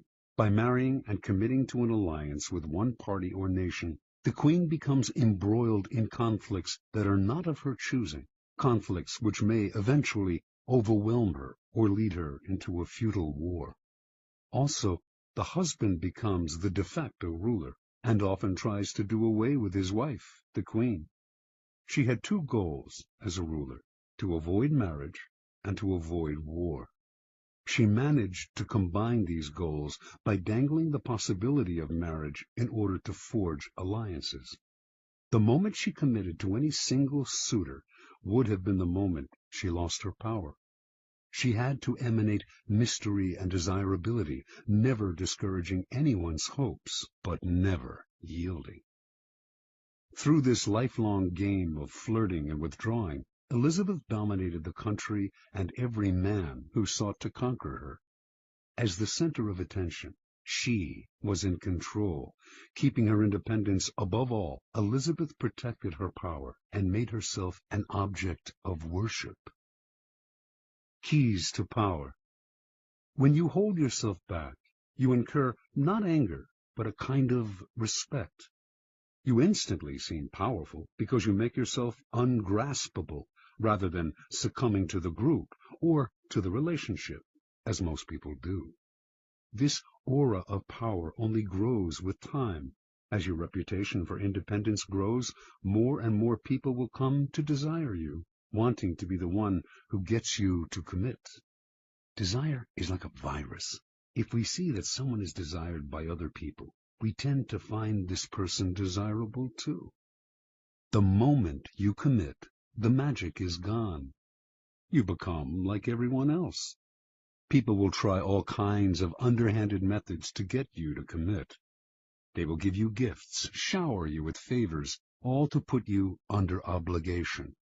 Encourage the attention, stimulate their interest, but do not commit at any cost. Accept the gifts and favors if you so desire, but be careful to maintain your inner aloofness. You cannot inadvertently allow yourself to feel obligated to anyone. Stay aloof, and people will come to you. It will become a challenge for them to win your affections. As long as you imitate the wise virgin queen and stimulate their hopes, you will remain a magnet of attention and desire. Part 2. Do not commit to anyone. Stay above the fray.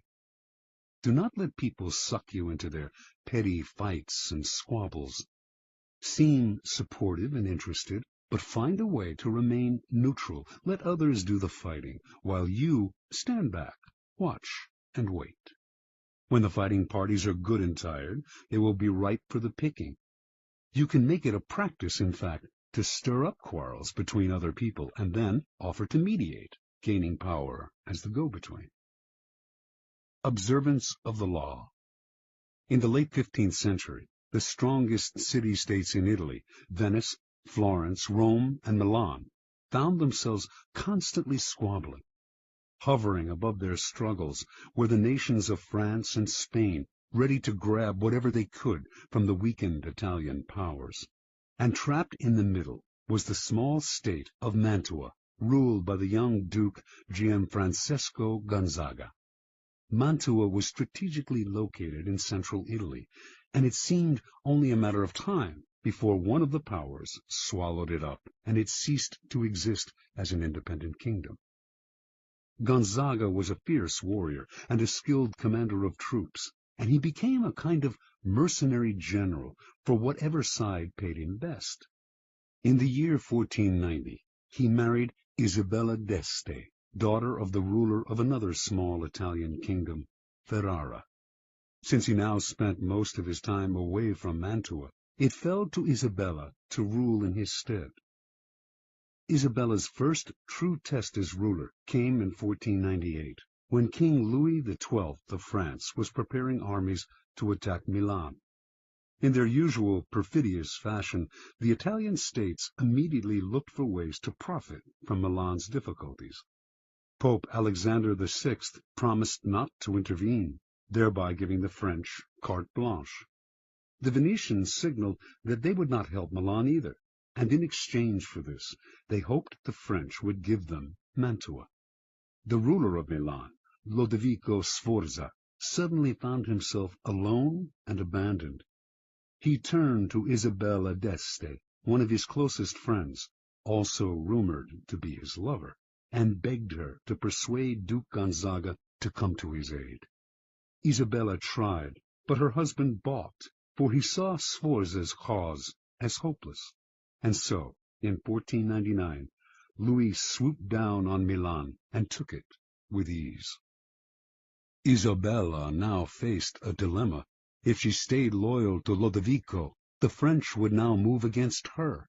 But if, instead, she allied herself with France, she would make enemies elsewhere in Italy, compromising Mantua once Louis eventually withdrew.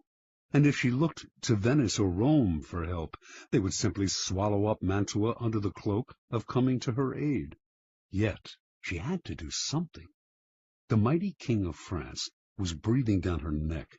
She decided to befriend him, as she had befriended Lodovico Sforza before him, with alluring gifts, witty, intelligent letters, and the possibility of her company. For Isabella was famous as a woman of incomparable beauty and charm. In 1500, Louis invited Isabella to a great party in Milan to celebrate his victory. Leonardo da Vinci built an enormous mechanical lion for the affair. When the lion opened its mouth, it spewed fresh lilies, the symbols of French royalty. At the party, Isabella wore one of her celebrated dresses. She had by far the largest wardrobe of any of the Italian princesses, and just as she had hoped, she charmed and captivated Louis, who ignored all the other ladies vying for his attention. She soon became his constant companion, and in exchange for her friendship, he pledged to protect Mantua's independence from Venice. As one danger receded, however, another, more worrying one arose, this time from the south, in the form of Cesare Borgia. Starting in 1500, Borgia had marched steadily northward, gobbling up all the small kingdoms in his path, in the name of his father, Pope Alexander. Isabella understood Cesare perfectly. He could be neither trusted nor in any way offended. He had to be cajoled and kept at arm's length. Isabella began by sending him gifts, falcons, prize dogs, perfumes, and dozens of masks, which she knew he always wore when he walked the streets of Rome. She sent messengers with flattering greetings, although these messengers also acted as her spies. At one point, Cesare asked if he could house some troops in Mantua.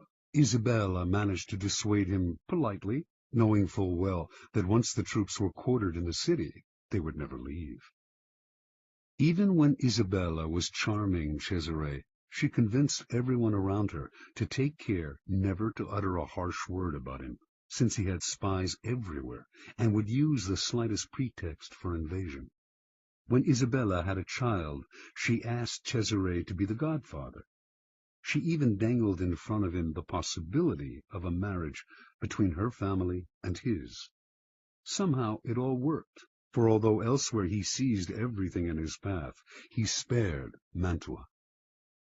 In 1503, Cesare's father Alexander died, and a few years later the new pope, Julius II, went to war to drive the French troops from Italy. When the ruler of Ferrara, Alfonso, Isabella's brother, sided with the French, Julius decided to attack and humble him. Once again, Isabella found herself in the middle, the Pope on one side, the French and her brother on the other. She dared not ally herself with either, but to offend either would be equally disastrous. Again, she played the double game at which she had become so expert. On the one hand, she got her husband Gonzaga to fight for the Pope, knowing he would not fight very hard. On the other, she let French troops pass through Mantua to come to Ferrara's aid. While she publicly complained that the French had invaded her territory, she privately supplied them with valuable information. To make the invasion plausible to Julius, she even had the French pretend to plunder Mantua. It worked once again. The Pope left Mantua alone. In 1513, after a lengthy siege, Julius defeated Ferrara, and the French troops withdrew. Worn out by the effort, the Pope died a few months later. With his death, the nightmarish cycle of battles and petty squabbles began to repeat itself. A great deal changed in Italy during Isabella's reign. Popes came and went. Cesare Borgia rose and then fell. Venice lost its empire. Milan was invaded. Florence fell into decline. And Rome was sacked by the Habsburg Emperor Charles V. Through all this, tiny Mantua not only survived, but thrived. Its court the envy of Italy. Its wealth and sovereignty would remain intact for a century after Isabella's death in 1539. Interpretation.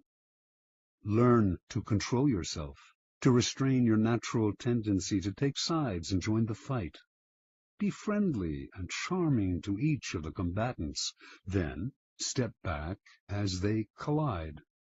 With every battle, they grow weaker, while you grow stronger with every battle you avoid. Keys to power. To succeed in the game of power, you have to master your emotions. But even if you succeed in gaining such self-control, you can never control the temperamental dispositions of those around you. And this presents a great danger. Most people operate in a whirlpool of emotions, constantly reacting, churning up squabbles and conflicts. Your self-control and autonomy will only bother and infuriate them. They will try to draw you into the whirlpool, begging you to take sides in their endless battles or to make peace for them. If you succumb to their emotional entreaties, little by little, you will find your mind and time occupied by their problems. Do not allow whatever compassion and pity you possess to suck you in. You can never win in this game. The conflicts can only multiply. On the other hand, you cannot completely stand aside, for that would cause needless offense. To play the game properly, you must seem interested in other people's problems, even sometimes appear to take their side. But while you make outward gestures of support, you must maintain your inner energy and sanity by keeping your emotions disengaged. No matter how hard people try to pull you in, never let your interest in their affairs and petty squabbles go beyond the surface. Give them gifts. Listen with a sympathetic look. Even occasionally play the charmer, but inwardly keep both the friendly kings and the perfidious Borgias at arm's length. By refusing to commit and thus maintaining your autonomy, you retain the initiative. Your moves stay matters of your own choosing, not defensive reactions to the push and pull of those around you. Play a waiting game, and you cannot lose. Law 21. Play a sucker to catch a sucker. Seem dumber than your mark. Judgment. No one likes feeling stupider than the next person. The trick, then, is to make your victims feel smart, and not just smart, but smarter than you are. Once convinced of this, they will never suspect that you may have ulterior motives. Observance of the law. In the winter of 1872, the U.S. financier Asbury Harpending was visiting London when he received a cable. A diamond mine had been discovered in the American West. The cable came from a reliable source, William Ralston, owner of the Bank of California, but Harpending nevertheless took it as a practical joke, probably inspired by the recent discovery of huge diamond mines in South Africa. True, when reports had first come in of gold being discovered in the western United States, everyone had been skeptical, and those had turned out to be true. But a diamond mine in the West? Harpending showed the cable to his fellow financier, Baron Rothschild, one of the richest men in the world, saying it must be a joke. The Baron, however, replied, "Don't be too sure about that. America is a very large country. It has furnished the world with many surprises already. Perhaps it has others in store." Harpending promptly took the first ship back to the States. When Harpending reached San Francisco, There was an excitement in the air, recalling the gold rush days of the late 1840s. Two crusty prospectors named Philip Arnold and John Slack had been the ones to find the diamond mine. They had not divulged its location in Wyoming, but had led a highly respected mining expert to it several weeks back, taking a circular route so he could not guess his whereabouts. Once there, the expert had watched as the miners dug up diamonds. Back in San Francisco, the expert had taken the gems to various jewelers, one of whom had estimated their worth at $1.5 million. Harpending and Ralston now asked Arnold and Slack to accompany them back to New York, where the jeweler Charles Tiffany would verify the original estimates. The prospectors responded uneasily. They smelled a trap. How could they trust these city slickers? What if Tiffany and the financiers managed to steal the whole mine out from under them? Ralston tried to allay their fears by giving them $100,000 and placing another $300,000 in escrow for them. If the deal went through, they would be paid an additional $300,000. The miners agreed. The little group traveled to New York, where a meeting was held at the mansion of Samuel L. Barlow. The cream of the city's aristocracy was in attendance. General George Brenton McClellan, commander of the Union forces in the Civil War, General Benjamin Butler, Horace Greeley, editor of the newspaper The New York Tribune, Harpending, Ralston, and Tiffany. Only Slack and Arnold were missing. As tourists in the city, they had decided to go sightseeing. When Tiffany announced that the gems were real and worth a fortune, the financiers could barely control their excitement. They wired Rothschild and other tycoons to tell them about the diamond mine and inviting them to share in the investment. At the same time, they also told the prospectors that they wanted one more test. They insisted that a mining expert of their choosing accompany Slack and Arnold to the site to verify its wealth. The prospectors reluctantly agreed. In the meantime, they said, they had to return to San Francisco. The jewels that Tiffany had examined they left with Harpending for safekeeping. Several weeks later, a man named Louis Janin, the best mining expert in the country, met the prospectors in San Francisco. Janin was a born skeptic who was determined to make sure that the mine was not a fraud. Accompanying Janin were Harpending and several other interested financiers. As with the previous expert, the prospectors led the team through a complex series of canyons, completely confusing them as to their whereabouts. Arriving at the site, the financiers watched in amazement as Janin dug the area up, leveling anthills, turning over boulders, and finding emeralds, rubies, sapphires, and most of all, diamonds. The dig lasted 8 days, and by the end, Janin was convinced. He told the investors that they now possessed the richest field in mining history. With 100 men and proper machinery, he told them, I would guarantee to send out $1 million in diamonds every 30 days. Returning to San Francisco a few days later, Ralston, Harpending, and Company acted fast to form a $10 million corporation of private investors. First, however, they had to get rid of Arnold and Slack. That meant hiding their excitement. They certainly did not want to reveal the field's real value. So they played possum. Who knows if Janin is right, they told the prospectors. The mine may not be as rich as we think. This just made the prospectors angry. Trying a different tactic, the financiers told the two men that if they insisted on having shares in the mine, they would end up being fleeced by the unscrupulous tycoons and investors who would run the corporation. Better, they said, to take the $700,000 already offered, an enormous sum at the time, and put their greed aside.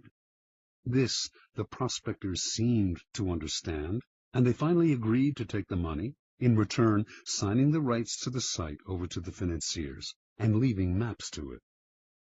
News of the mine spread like wildfire. Prospectors fanned out across Wyoming. Meanwhile, Harpending and Group began spending the millions they had collected from their investors, buying equipment, hiring the best men in the business, and furnishing luxurious offices in New York and San Francisco. A few weeks later, on their first trip back to the site, they learned the hard truth. Not a single diamond or ruby was to be found. It was all a fake. They were ruined. Harpending had unwittingly lured the richest men in the world into the biggest scam of the century. Interpretation. Arnold and Slack pulled off their stupendous con, not by using a fake engineer or bribing Tiffany. All of the experts had been real. All of them honestly believed in the existence of the mine and in the value of the gems. What had fooled them all was nothing else than Arnold and Slack themselves.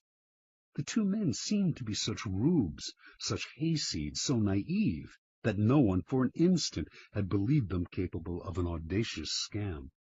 The prospectors had simply observed the law of appearing more stupid than the mark, the deceiver's first commandment. The logistics of the con were quite simple. Months before Arnold and Slack announced the discovery of the diamond mine, they traveled to Europe, where they purchased some real gems for around $12,000, part of the money they had saved from their days as gold miners. They then salted the mine with these gems, which the first expert dug up and brought to San Francisco. The jewelers who had appraised these stones, including Tiffany himself, had gotten caught up in the fever and had grossly overestimated their value. Then Ralston gave the prospectors $100,000 as security, and immediately after their trip to New York, they simply went to Amsterdam, where they bought sacks of uncut gems before returning to San Francisco. The second time they salted the mine, there were many more jewels to be found. The effectiveness of the scheme, however, rested not on tricks like these, but on the fact that Arnold and Slack played their parts to perfection. On their trip to New York, where they mingled with millionaires and tycoons, they played up their clodhopper image, wearing pants and coats a size or two too small, and acting incredulous at everything they saw in the big city. No one believed that these country simpletons could possibly be conning the most devious, unscrupulous financiers of the time. Keys to power. Given how important the idea of intelligence is to most people's vanity, it is critical never inadvertently to insult or impugn a person's brain power. That is an unforgivable sin, but if you can make this iron rule work for you, it opens up all sorts of avenues of deception. Subliminally reassure people that they are more intelligent than you are, or even that you are a bit of a moron, and you can run rings around them. The feeling of intellectual superiority you give them will disarm their suspicion muscles. Intelligence is the obvious quality to downplay, but why stop there? Taste and sophistication rank close to intelligence on the vanity scale, make people feel they are more sophisticated than you are, and their guard will come down. As Arnold and Slack knew, an air of complete naivete can work wonders. Those fancy financiers were laughing at them behind their backs, but who laughed loudest in the end? In general, then, always make people believe they are smarter and more sophisticated than you are. They will keep you around because you make them feel better about themselves, and the longer you are around, the more opportunities you will have to deceive them. Law 22. Use the surrender tactic. Transform weakness into power. Judgment. When you are weaker, never fight for honor's sake. Choose surrender instead. Surrender gives you time to recover, time to torment and irritate your conqueror, time to wait for his power to wane. Do not give him the satisfaction of fighting and defeating you. Surrender first. By turning the other cheek, you infuriate and unsettle him. Make surrender a tool of power. Observance of the law. Sometime in the 1920s, the German writer Bertolt Brecht became a convert to the cause of communism. From then on, his plays, essays, and poems reflected his revolutionary fervor, and he generally tried to make his ideological statements as clear as possible. When Hitler came to power in Germany, Brecht and his communist colleagues became marked men. He had many friends in the United States, Americans who sympathized with his beliefs, as well as fellow German intellectuals who had fled Hitler. In 1941, accordingly, Brecht emigrated to the United States and chose to settle in Los Angeles, where he hoped to make a living in the film business. Over the next few years, Brecht wrote screenplays with a pointedly anti-capitalist slant. He had little success in Hollywood, so in 1947, the war having ended, he decided to return to Europe.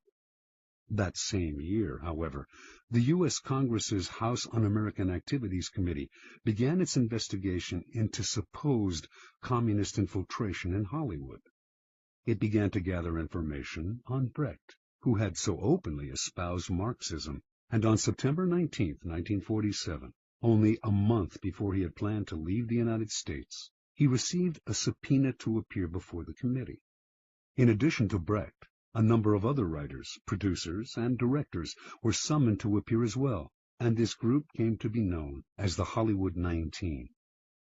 Before going to Washington, the Hollywood 19 met to decide on a plan of action. Their approach would be confrontational. Instead of answering questions about their membership, or lack of it, in the Communist Party, they would read prepared statements that would challenge the authority of the committee and argue that its activities were unconstitutional. Even if this strategy meant imprisonment, it would gain publicity for their cause. Brecht disagreed. What good was it, he asked, to play the martyr and gain a little public sympathy, if in the process they lost the ability to stage their plays and sell their scripts for years to come? He felt certain they were all more intelligent than the members of the committee. Why lower themselves to the level of their opponents by arguing with them? Why not outfox the committee by appearing to surrender to it while subtly mocking it? The Hollywood 19 listened to Brecht politely, but decided to stick to their plan, leaving Brecht to go his own way. The committee finally summoned Brecht on October 30th. They expected him to do what others among the Hollywood 19 who had testified before him had done: argue, refuse to answer questions, challenge the committee's right to hold its hearing, even yell and hurl insults. Much to their surprise, however, Brecht was the very picture of congeniality. He wore a suit, something he rarely did, smoked a cigar. He had heard that the committee chairman was a passionate cigar smoker, answered their questions politely, and generally deferred to their authority. Unlike the other witnesses, Brecht answered the question of whether he belonged to the Communist Party. He was not a member, he said, which happened to be the truth. One committee member asked him, "Is it true you have written a number of revolutionary plays?" Brecht had written many plays with overt communist messages, but he responded, "I have written a number of poems and songs and plays in the fight against Hitler, and, of course, they can be considered, therefore, as revolutionary, because I, of course, was for the overthrow of that government." This statement went unchallenged. Brecht's English was more than adequate, but he used an interpreter throughout his testimony, a tactic that allowed him to play subtle games with language. When committee members found communist leanings in lines from English editions of his poems, he would repeat the lines in German for the interpreter, who would then retranslate them, and somehow they would come out innocuous. At one point, a committee member read one of Brecht's revolutionary poems out loud in English, and asked him if he had written it. "No," he responded, "I wrote a German poem, which is very different from this." The author's elusive answers baffled the committee members, but his politeness and the way he yielded to their authority made it impossible for them to get angry with him. After only an hour of questioning, the committee members had had enough.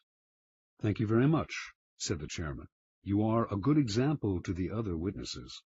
Not only did they free him, they offered to help him if he had any trouble with immigration officials who might detain him for their own reasons.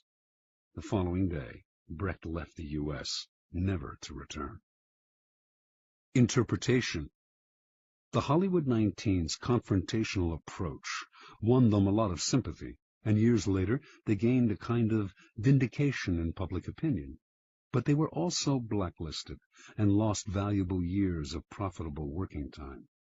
Brecht, on the other hand, expressed his disgust at the committee more indirectly. It was not that he changed his beliefs or compromised his values. Instead, during his short testimony, he kept the upper hand by appearing to yield, while all the time running circles around the committee with vague responses, outright lies that went unchallenged because they were wrapped in enigmas and word games. In the end, he kept the freedom to continue his revolutionary writing, as opposed to suffering imprisonment or detainment in the United States, even while subtly mocking the committee and its authority with his pseudo-obedience.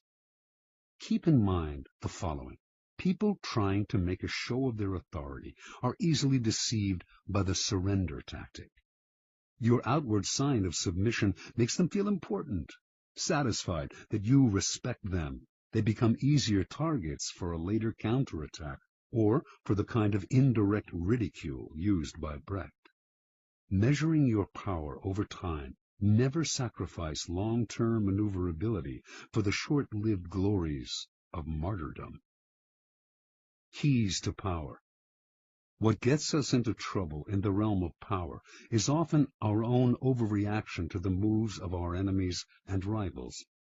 That overreaction creates problems we would have avoided had we been more reasonable. It also has an endless rebound effect, for the enemy then overreacts as well. It is always our first instinct to react, to meet aggression with some other kind of aggression. But the next time someone pushes you, and you find yourself starting to react, try this. Do not resist or fight back, but yield, turn the other cheek, bend. You will find that this often neutralizes their behavior. They expected, even wanted you to react with force, and so they are caught off guard and confounded by your lack of resistance. By yielding, you in fact control the situation, because your surrender is part of a larger plan to lull them into believing they have defeated you. This is the essence of the surrender tactic. Inwardly, you stay firm, but outwardly, you bend. Deprived of a reason to get angry, your opponents will often be bewildered instead, and they are unlikely to react with more violence, which would demand a reaction from you. Instead, you are allowed the time and space to plot the counter moves that will bring them down. In the battle of the intelligent against the brutal and the aggressive, the surrender tactic is the supreme weapon. It does require self-control. Those who genuinely surrender give up their freedom and may be crushed by the humiliation of their defeat. You have to remember that you only appear to surrender, like the animal that plays dead to save its hide. Power is always in flux. Since the game is, by nature, fluid and an arena of struggle, those with power almost always find themselves eventually on the downward swing. If you find yourself temporarily weakened, the surrender tactic is perfect for raising yourself up again. It disguises your ambition. It teaches you patience and self-control, key skills in the game, and it puts you in the best possible position for taking advantage of your oppressor's sudden slide. If you run away or fight back, in the long run, you cannot win. If you surrender, you will almost always emerge victorious. Law 23. Concentrate your forces. Judgment. Conserve your forces and energies by keeping them concentrated at their strongest point. You gain more by finding a rich mine and mining it deeper than by flitting from one shallow mine to another. Intensity defeats extensity every time. When looking for sources of power to elevate you, find the one key patron, the fat cow, who will give you milk for a long time to come. Transgression of the law. In China, in the early 6th century B.C., the kingdom of Wu began a war with the neighboring northern provinces of the Middle Kingdom. Wu was a growing power, but it lacked the great history and civilization of the Middle Kingdom, for centuries the center of Chinese culture. By defeating the Middle Kingdom, the king of Wu would instantly raise his status. The war began with great fanfare and several victories, but it soon bogged down. A victory on one front would leave the Wu armies vulnerable on another. The king's chief minister and adviser, Wu Zishu, warned him that the barbarous state of Yue to the south was beginning to notice the kingdom of Wu's problems and had designs to invade. The king only laughed at such worries. One more big victory, and the great Middle Kingdom would be his. In the year 490, Wu Zishu sent his son away to safety in the kingdom of Qi. In doing so, he sent the king a signal that he disapproved of the war, and that he believed the king's selfish ambition was leading Wu to ruin. The king, sensing betrayal, lashed out at his minister, accusing him of a lack of loyalty, and, in a fit of anger, ordered him to kill himself. Wu Zishu obeyed his king, but before he plunged the knife into his chest, he cried, "Tear out my eyes, O king, and fix them on the gate of Wu, so that I may see the triumphant entry of Yue." As Wu Zishu had predicted, within a few years a Yue army passed beneath the gate of Wu. As the barbarians surrounded the palace, the king remembered his minister's last words, and felt the dead man's disembodied eyes watching his disgrace. Unable to bear his shame, the king killed himself, covering his face so that he would not have to meet the reproachful gaze of his minister in the next world. Interpretation. The story of Wu is a paradigm of all the empires that have come to ruin by overreaching. Drunk with success and sick with ambition, such empires expand to grotesque proportions and meet a ruin that is total. For the Chinese, the fate of the kingdom of Wu serves as an elemental lesson on what happens when you dissipate your forces on several fronts, losing sight of distant dangers for the sake of present gain. If you are not in danger, says Sun Tzu, do not fight. It is almost a physical law. What is bloated beyond its proportions inevitably collapses. The mind must not wander from goal to goal, or be distracted by success from its sense of purpose and proportion. What is concentrated, coherent, and connected to its past has power.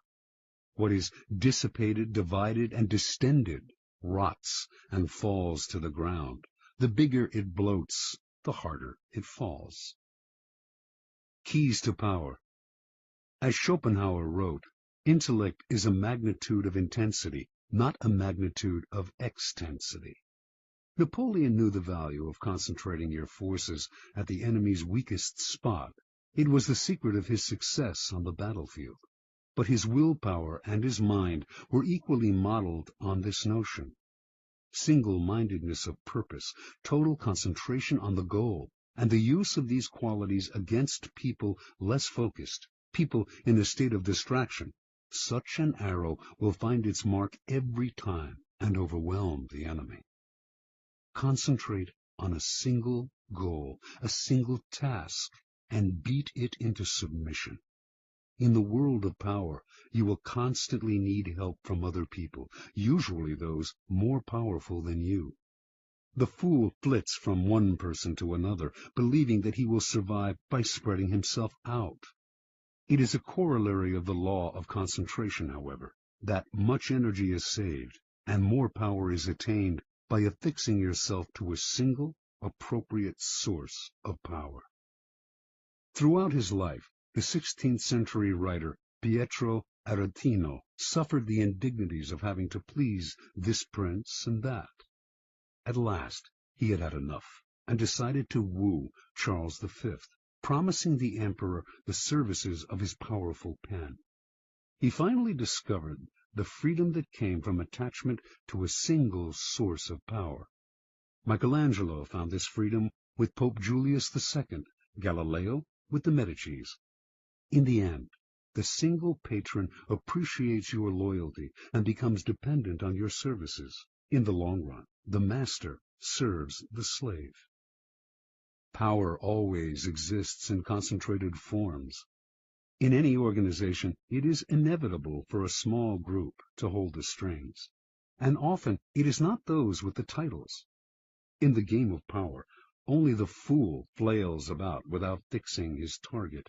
You must find out who controls the operations, who is the real director behind the scenes.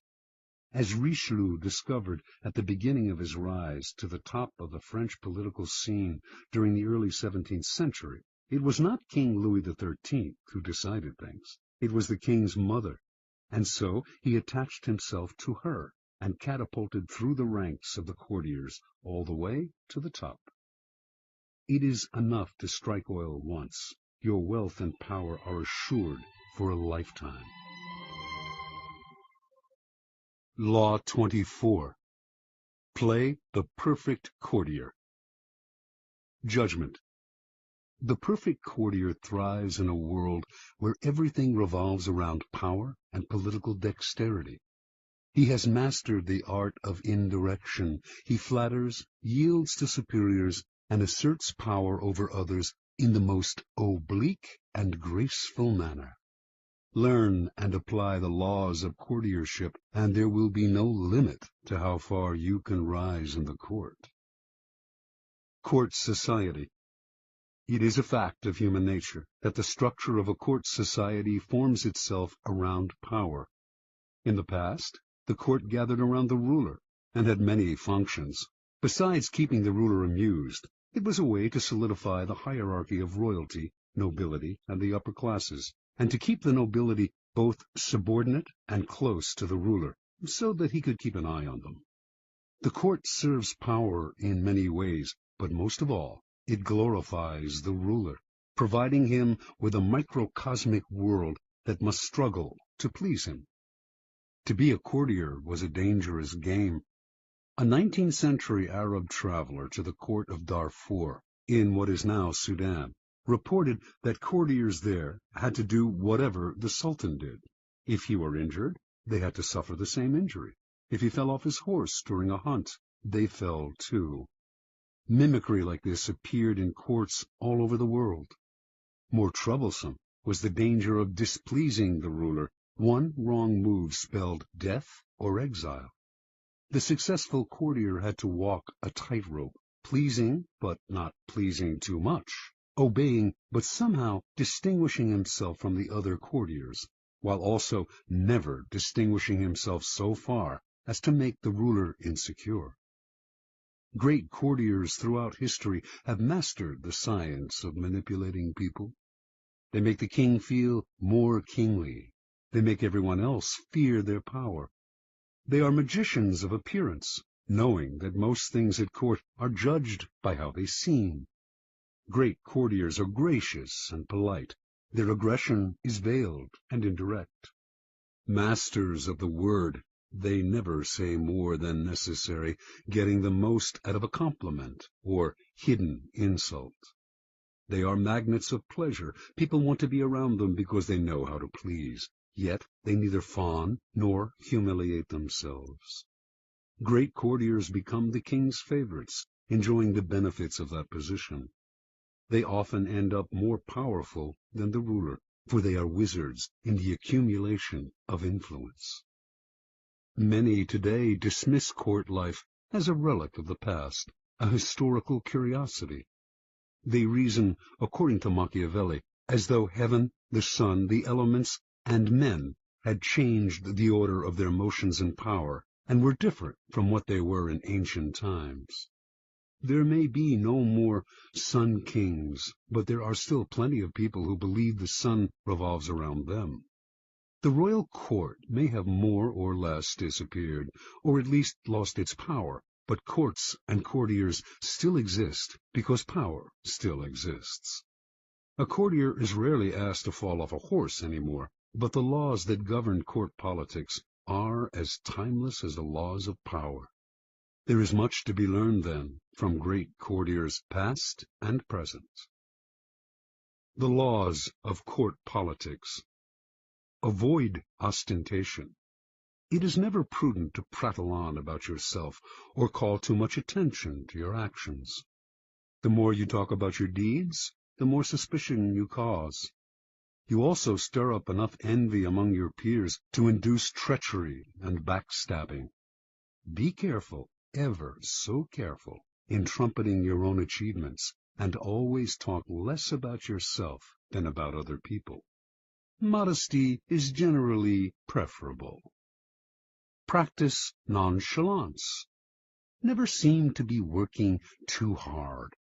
Your talent must appear to flow naturally, with an ease that makes people take you for a genius rather than a workaholic. Be frugal with flattery. It may seem that your superiors cannot get enough flattery, but too much of even a good thing loses its value. It also stirs up suspicion among your peers. Learn to flatter indirectly, by downplaying your own contribution, for example, to make your master look better. Arrange to be noticed. There is a paradox. You cannot display yourself too brazenly, yet you must also get yourself noticed. You stand no chance of rising if the ruler does not notice you in the swamp of courtiers. This task requires much art. It is often initially a matter of being seen, in the literal sense. Pay attention to your physical appearance then, and find a way to create a subtly distinctive, style and image. Alter your style and language according to the person you are dealing with. The pseudo-belief in equality, the idea that talking and acting the same way with everyone, no matter what their rank, makes you somehow a paragon of civilization, is a terrible mistake. Those below you will take it as a form of condescension, which it is, and those above you will be offended, although they may not admit it. You must change your style and your way of speaking to suit each person. This is not lying, it is acting, and acting is an art, not a gift from God. Learn the art. Never be the bearer of bad news. The king kills the messenger who brings bad news. This is a cliché, but there is truth to it. You must struggle, and if necessary, lie and cheat, to be sure that the lot of the bearer of bad news falls on a colleague, never on you. Bring only good news, and your approach will gladden your master. Never affect friendliness and intimacy with your master. He does not want a friend for a subordinate. He wants a subordinate. Never approach him in an easy, friendly way, or act as if you were on the best of terms. That is his prerogative. If he chooses to deal with you on this level, assume a wary chumminess. Otherwise, err in the opposite direction, and make the distance between you clear. Never criticize those above you directly. This may seem obvious, but there are often times when some sort of criticism is necessary. To say nothing or to give no advice would open you to risks of another sort. You must learn, however, to couch your advice and criticism as indirectly and as politely as possible. Think twice or 3 times before deciding you have made them sufficiently circuitous. Err on the side of subtlety and gentleness. Be frugal in asking those above you for favors. Nothing irritates a master more than having to reject someone's request. It stirs up guilt and resentment. Ask for favors as rarely as possible, and know when to stop. Never joke about appearances or taste. A lively wit and a humorous disposition are essential qualities for a good courtier, and there are times when vulgarity is appropriate and engaging.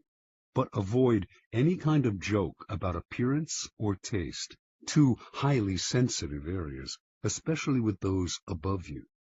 Do not even try it when you are away from them. You will dig your own grave. Do not be a court cynic. If you constantly criticize your equals or subordinates, some of that criticism will rub off on you, hovering over you like a gray cloud wherever you go. People will groan at each new cynical comment, and you will irritate them. By expressing modest admiration for other people's achievements, you paradoxically call attention to your own. The ability to express wonder and amazement and seem like you mean it is a rare and dying talent, but one still greatly valued.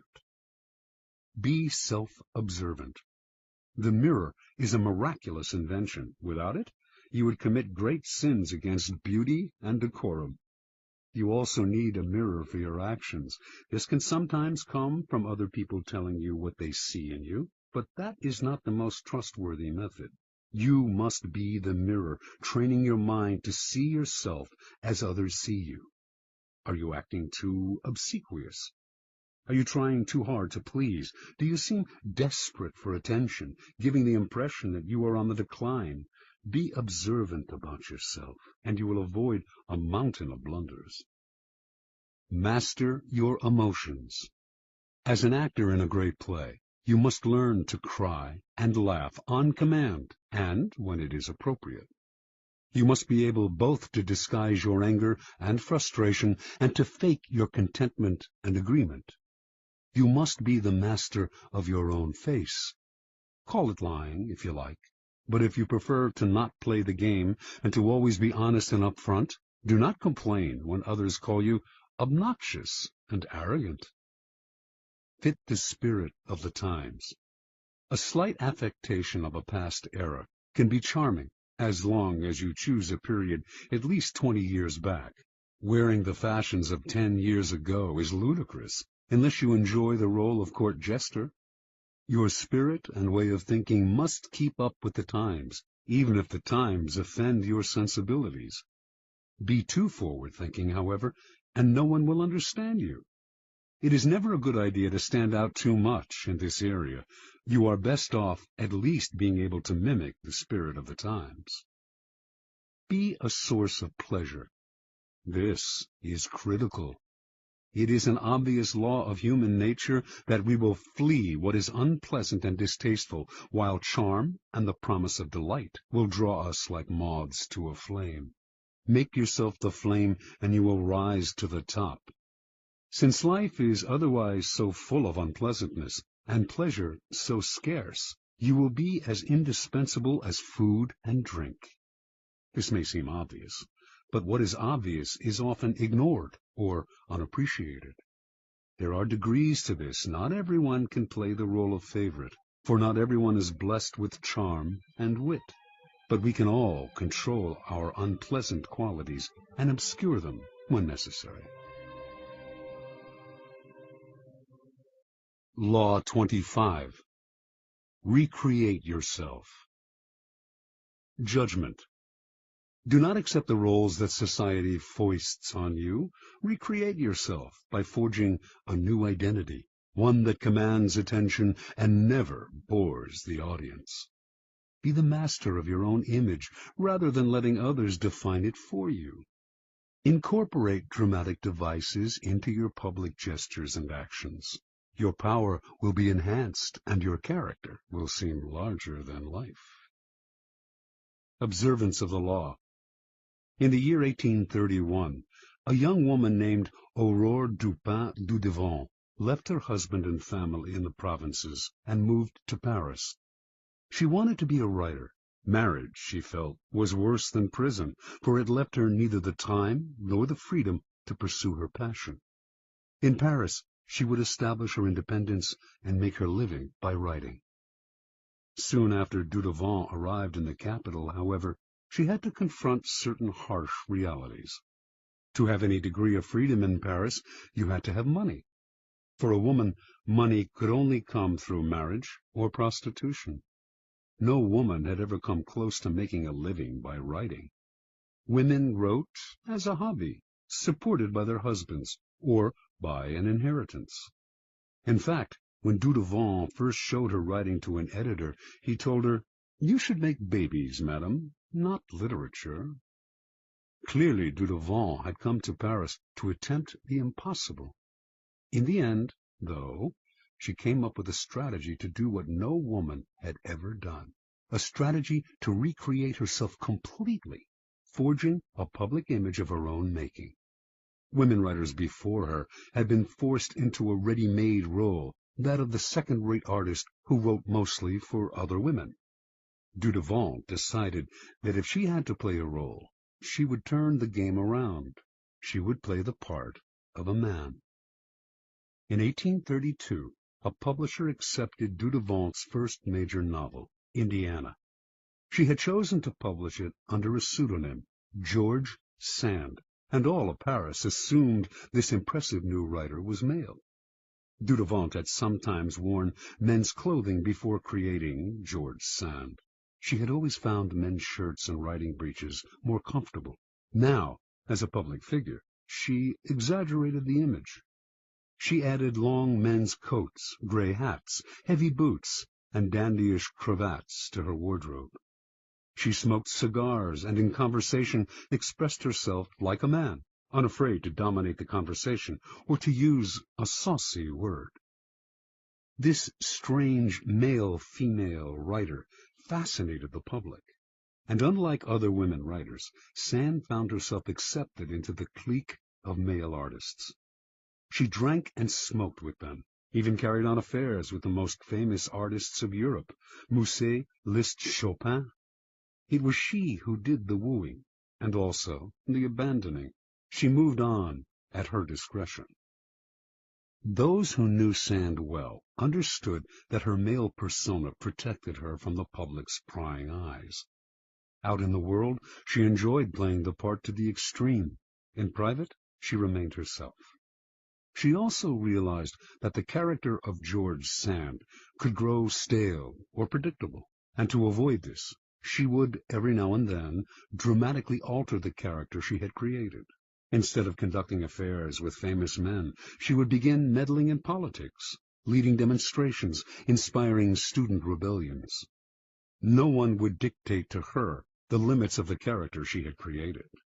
Long after she died, and after most people had stopped reading her novels, the larger-than-life theatricality of that character has continued to fascinate and inspire. Interpretation. The world wants to assign you a role in life, and once you accept that role, you are doomed. Your power is limited to the tiny amount allotted to the role you have selected or have been forced to assume. An actor, on the other hand, plays many roles. Enjoy that protean power, and if it is beyond you, at least forge a new identity, one of your own making, one that has had no boundaries assigned to it by an envious and resentful world. This act of defiance is Promethean. It makes you responsible for your own creation. Your new identity will protect you from the world precisely because it is not you. It is a costume you put on and take off. You need not take it personally, and your new identity sets you apart, gives you theatrical presence. Those in the back rows can see you and hear you. Those in the front rows marvel at your audacity. Keys to power. The character you seem to have been born with is not necessarily who you are. Beyond the characteristics you have inherited, your parents, your friends, and your peers have helped to shape your personality. The Promethean task of the powerful is to take control of the process, to stop allowing others that ability to limit and mold them. Remake yourself into a character of power. Working on yourself like clay should be one of your greatest and most pleasurable life tasks. It makes you, in essence, an artist creating yourself. The first step in the process of self-creation is self-consciousness, being aware of yourself as an actor and taking control of your appearance and emotions. The bad actor is the one who is always sincere. People who wear their hearts on their sleeves out in society are tiresome and embarrassing. Their sincerity notwithstanding, it is hard to take them seriously. Good actors control themselves better. They can play sincere and heartfelt, can affect a tear and a compassionate look at will, but they don't have to feel it. They externalize emotion in a form that others can understand. Method acting is fatal in the real world. No ruler or leader could possibly play the part if all the emotions he showed had to be real. So learn self-control. Adopt the plasticity of the actor, who can mold his or her face to the emotion required. The second step in the process of self-creation is a variation on the George Sand strategy. The creation of a memorable character, one that compels attention, that stands out above the other players on the stage. This was the game Abraham Lincoln played. The homespun, common countryman he knew was a kind of president that America had never had, but would delight in electing. Although many of these qualities came naturally to him, he played them up: the hat and clothes, the beard. No president before him had worn a beard. Lincoln was also the first president to use photographs to spread his image, helping to create the icon of the homespun president. You must appreciate the importance of stage entrances and exits. When Cleopatra first met Caesar in Egypt, she arrived rolled up in a carpet, which she arranged to have unfurled at his feet. Your own entrances and exits should be crafted and planned as carefully. Remember that overacting can be counterproductive. It is another way of spending too much effort trying to attract attention. The actor Richard Burton discovered early in his career that by standing totally still on stage, he drew attention to himself and away from the other actors. It is less what you do that matters clearly than how you do it. Your gracefulness and imposing stillness on the social stage count for more than overdoing your part and moving around too much.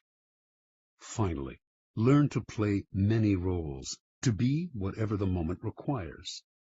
Adapt your mask to the situation. Be protean in the faces you wear. Bismarck played this game to perfection. To a liberal, he was a liberal. To a hawk, he was a hawk. He could not be grasped, and what cannot be grasped cannot be consumed.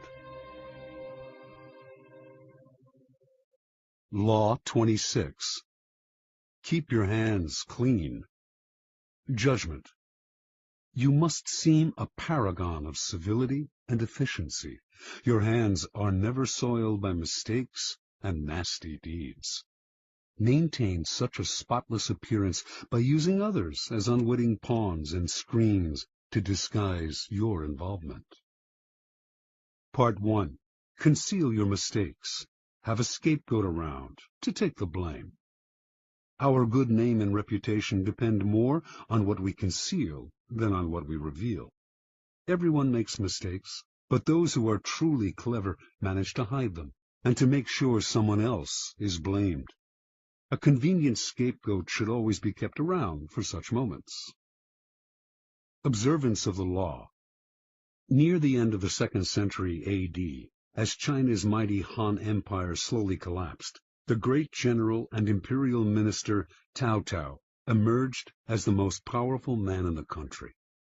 Seeking to extend his power base and to rid himself of the last of his rivals, Cao Cao began a campaign to take control of the strategically vital Central Plain.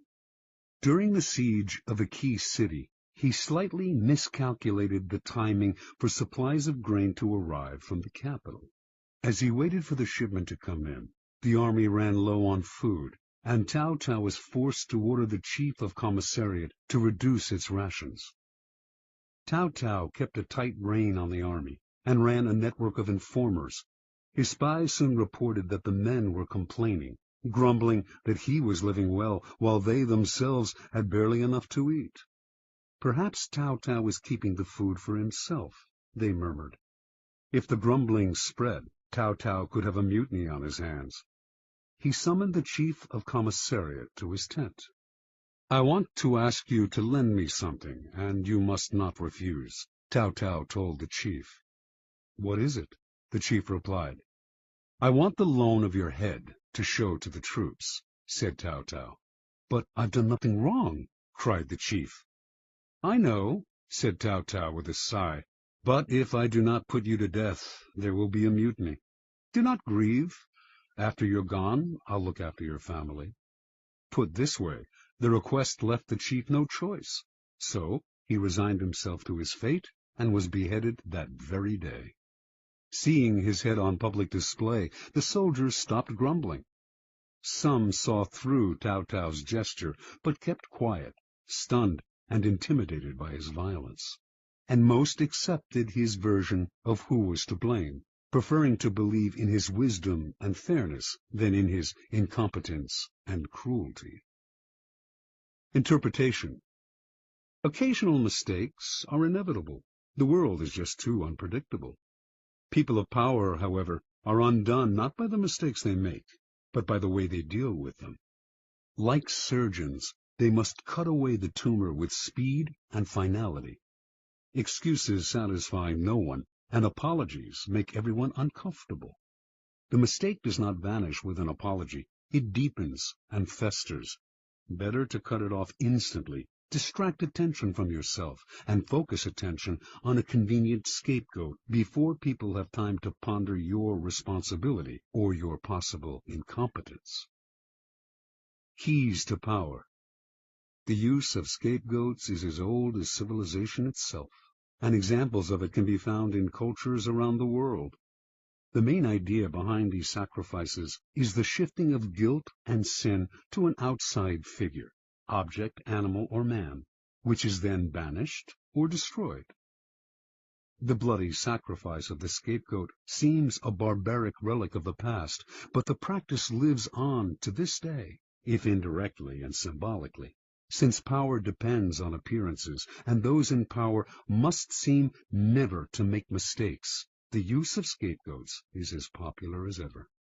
What modern leader will take responsibility for his blunders? He searches out others to blame, a scapegoat to sacrifice. When Mao Zedong's Cultural Revolution failed miserably, he made no apologies or excuses to the Chinese people. Instead, like Tao Tao before him, he offered up scapegoats, including his own personal secretary and high-ranking member of the party, Chen Boda. Franklin D. Roosevelt had a reputation for honesty and fairness. Throughout his career, however, he faced many situations in which being the nice guy would have spelled political disaster, yet he could not be seen as the agent of any foul play. For 20 years, then, his secretary, Lewis Howe, handled the backroom deals, the manipulation of the press, the underhanded campaign maneuvers. And whenever a mistake was committed, or a dirty trick contradicting Roosevelt's carefully crafted image became public, Howe served as a scapegoat and never complained. Finally, history has time and again shown the value of using a close associate as a scapegoat. This is known as the fall of the favorite. Most kings had a personal favorite at court, a man whom they singled out, sometimes for no apparent reason, and lavished with favors and attention. But this court favorite could serve as a convenient scapegoat in case of a threat to the king's reputation. The public would readily believe in the scapegoat's guilt. Why would the king sacrifice his favorite unless he were guilty? And the other courtiers, resentful of the favorite anyway, would rejoice at his downfall. The king, meanwhile, would rid himself of a man who by that time had probably learned too much about him, perhaps becoming arrogant and even disdainful of him. Choosing a close associate as a scapegoat has the same value as the fall of the favorite. You may lose a friend or aide, but in the long-term scheme of things, it is more important to hide your mistakes than to hold on to someone who one day will probably turn against you. Besides, you can always find a new favorite to take his place. Part 2. Make use of the cat's paw. In the fable, the monkey grabs the paw of his friend, the cat, and uses it to fish chestnuts out of the fire, thus getting the nuts he craves without hurting himself. If there is something unpleasant or unpopular that needs to be done, it is far too risky for you to do the work yourself. You need a cat's paw, someone who does the dirty, dangerous work for you. The cat's paw grabs what you need, hurts whom you need hurt, and keeps people from noticing that you are the one responsible. Let someone else be the executioner, or the bearer of bad news, while you bring only joy and glad tidings.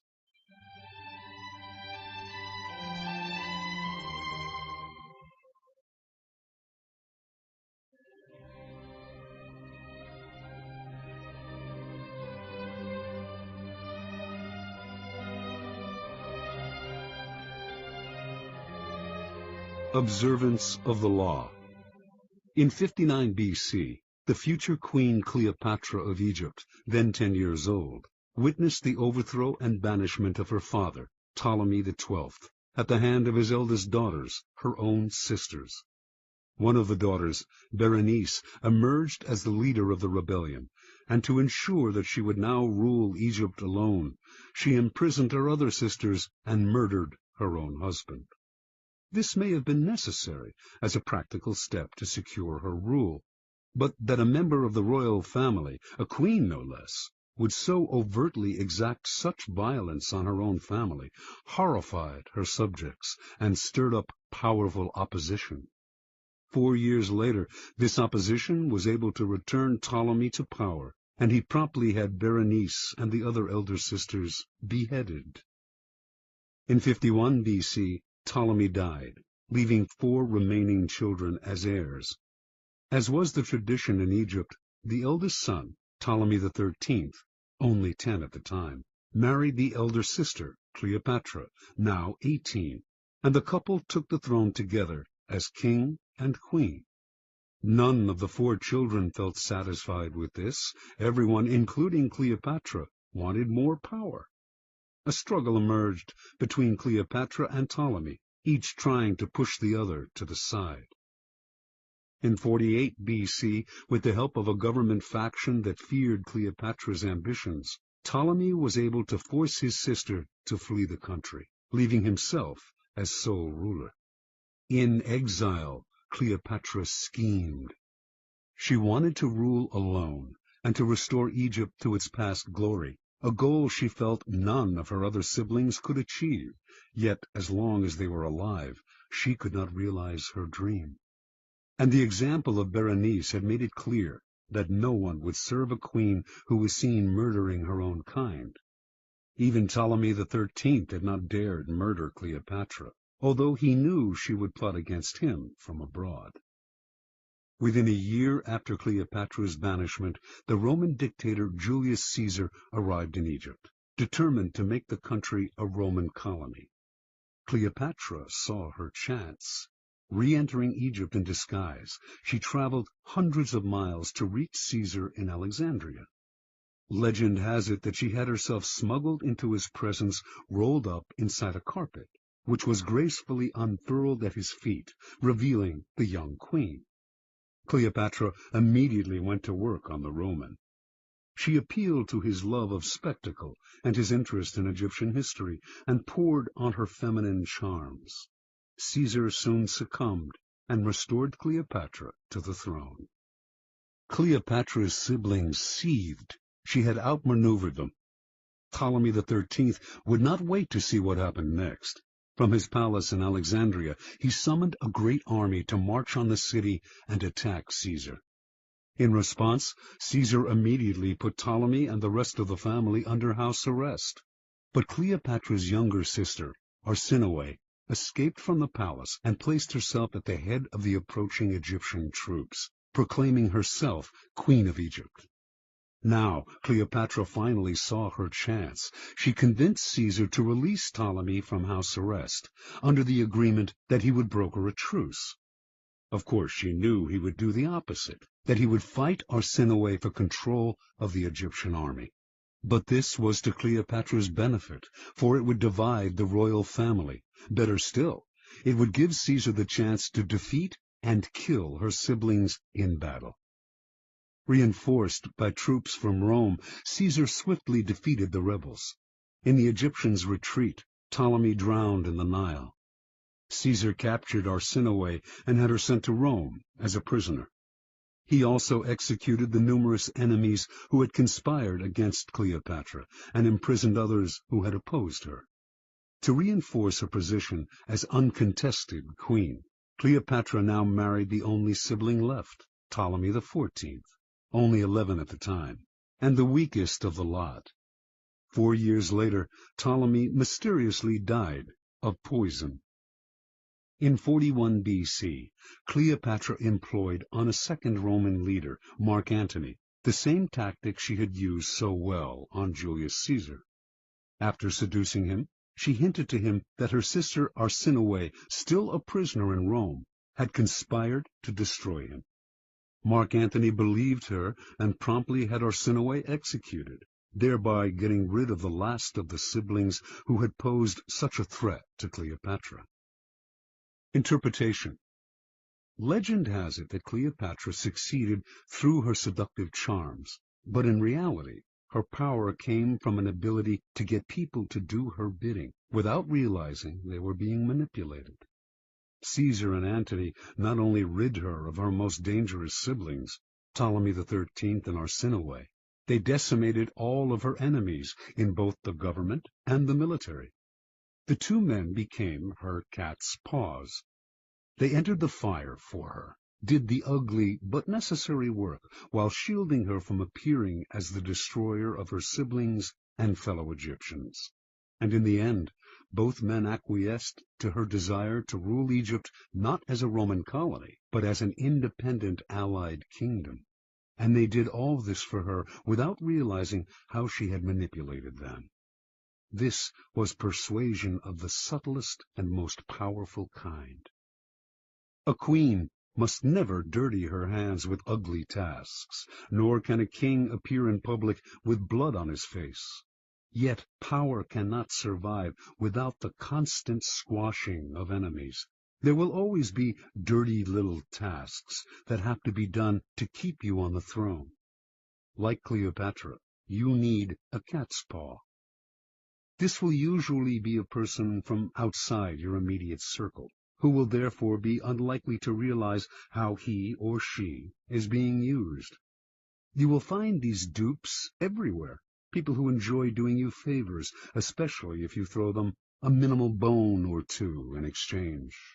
But as they accomplish tasks that may seem to them innocent enough, or at least completely justified, they are actually clearing the field for you, spreading the information you feed them, undermining people they do not realize are your rivals, inadvertently furthering your cause, dirtying their hands while yours remain spotless. Keys to power. As a leader, you may imagine that constant diligence and the appearance of working harder than anyone else signify power. Actually, though, they have the opposite effect. They imply weakness. Why are you working so hard? Perhaps you are incompetent and have to put in extra effort just to keep up. Perhaps you are one of those people who does not know how to delegate and has to meddle in everything. The truly powerful, on the other hand, seem never to be in a hurry or overburdened. While others work their fingers to the bone, they take their leisure. They know how to find the right people to put in the effort while they save their energy and keep their hands out of the fire. Similarly, you may believe that by taking on the dirty work yourself, involving yourself directly in unpleasant actions, you impose your power and instill fear. In fact, you make yourself look ugly and abusive of your high position. Truly powerful people keep their hands clean. Only good things surround them, and the only announcements they make are of glorious achievements. You will often find it necessary, of course, to expend energy or to effect an evil but necessary action. But you must never appear to be this action's agent. Find a cat's paw. Develop the arts of finding, using, and, in time, getting rid of these people when their cat's paw role has been fulfilled. The easiest and most effective way to use a cat's paw is often to plant information with him that he will then spread to your primary target. False or planted information is a powerful tool, especially if spread by a dupe whom no one suspects. You will find it very easy to play innocent and disguise yourself as the source. Law 27. Play on people's need to believe to create a cult-like following. Judgment. People have an overwhelming desire to believe in something. Become the focal point of such desire by offering them a cause, a new faith to follow. Keep your words vague but full of promise. Emphasize enthusiasm over rationality and clear thinking. Give your new disciples rituals to perform.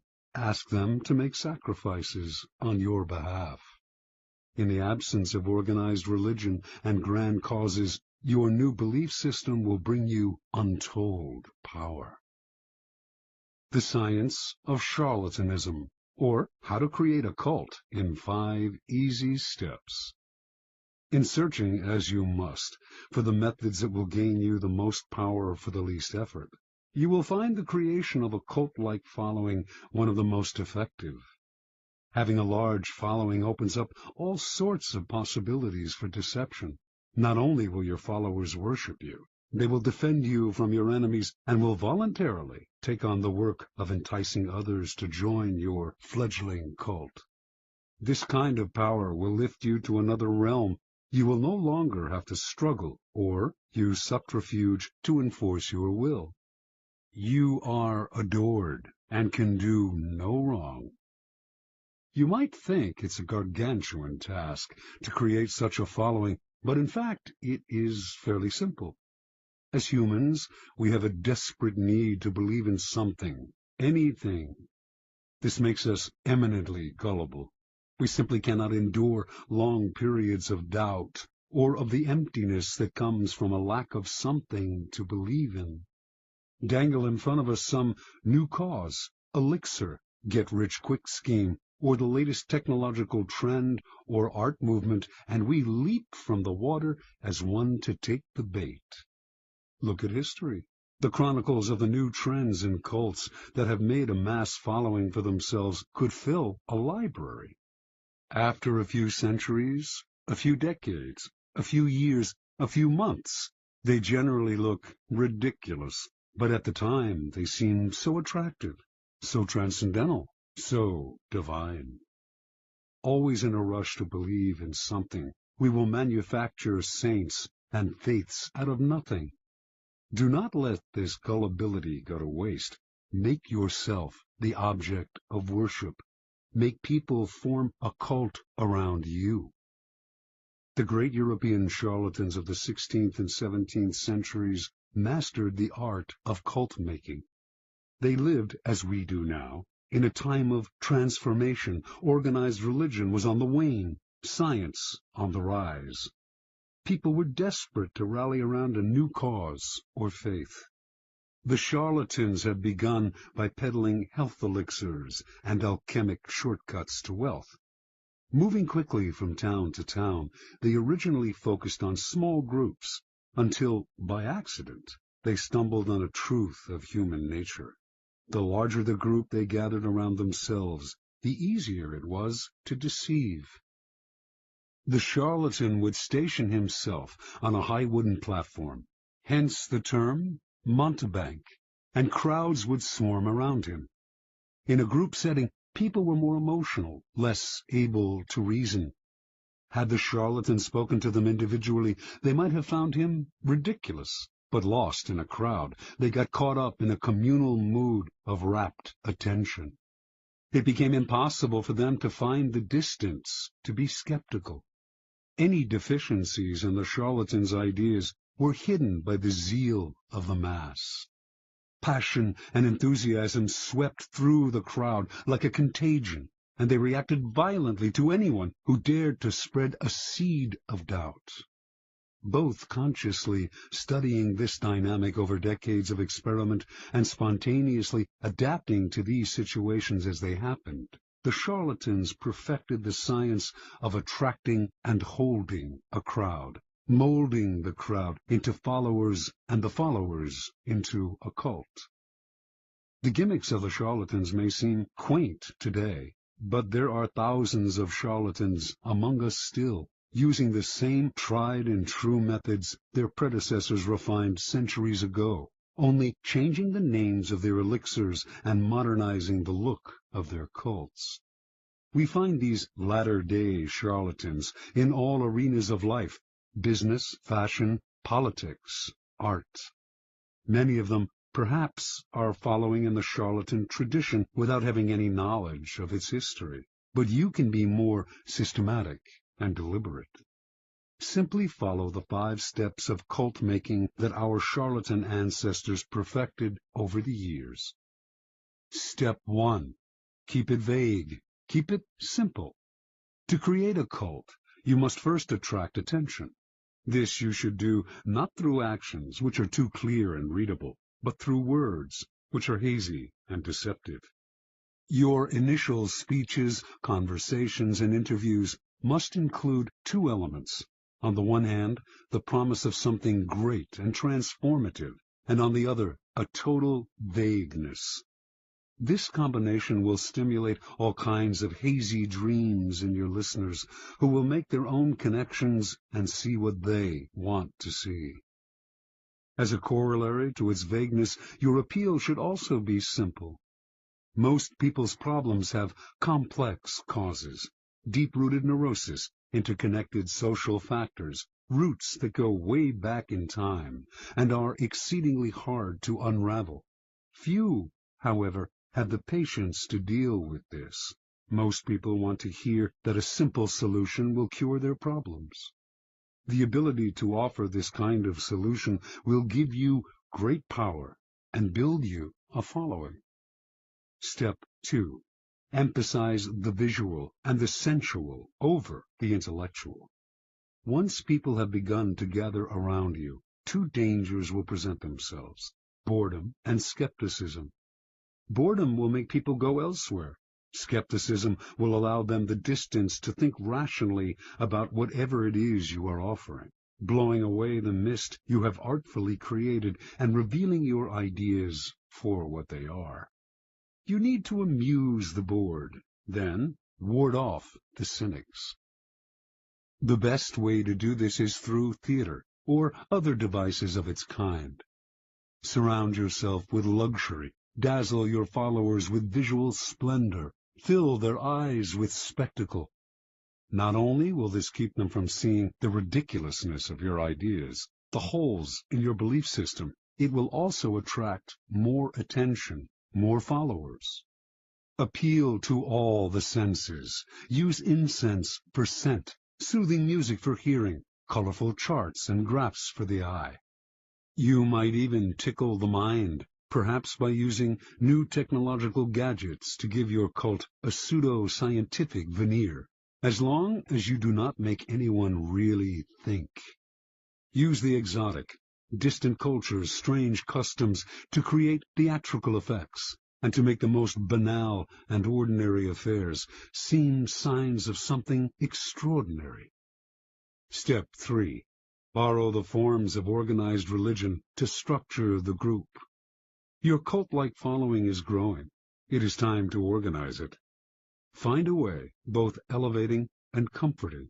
Organized religions have long held unquestioned authority for large numbers of people, and continue to do so in our supposedly secular age.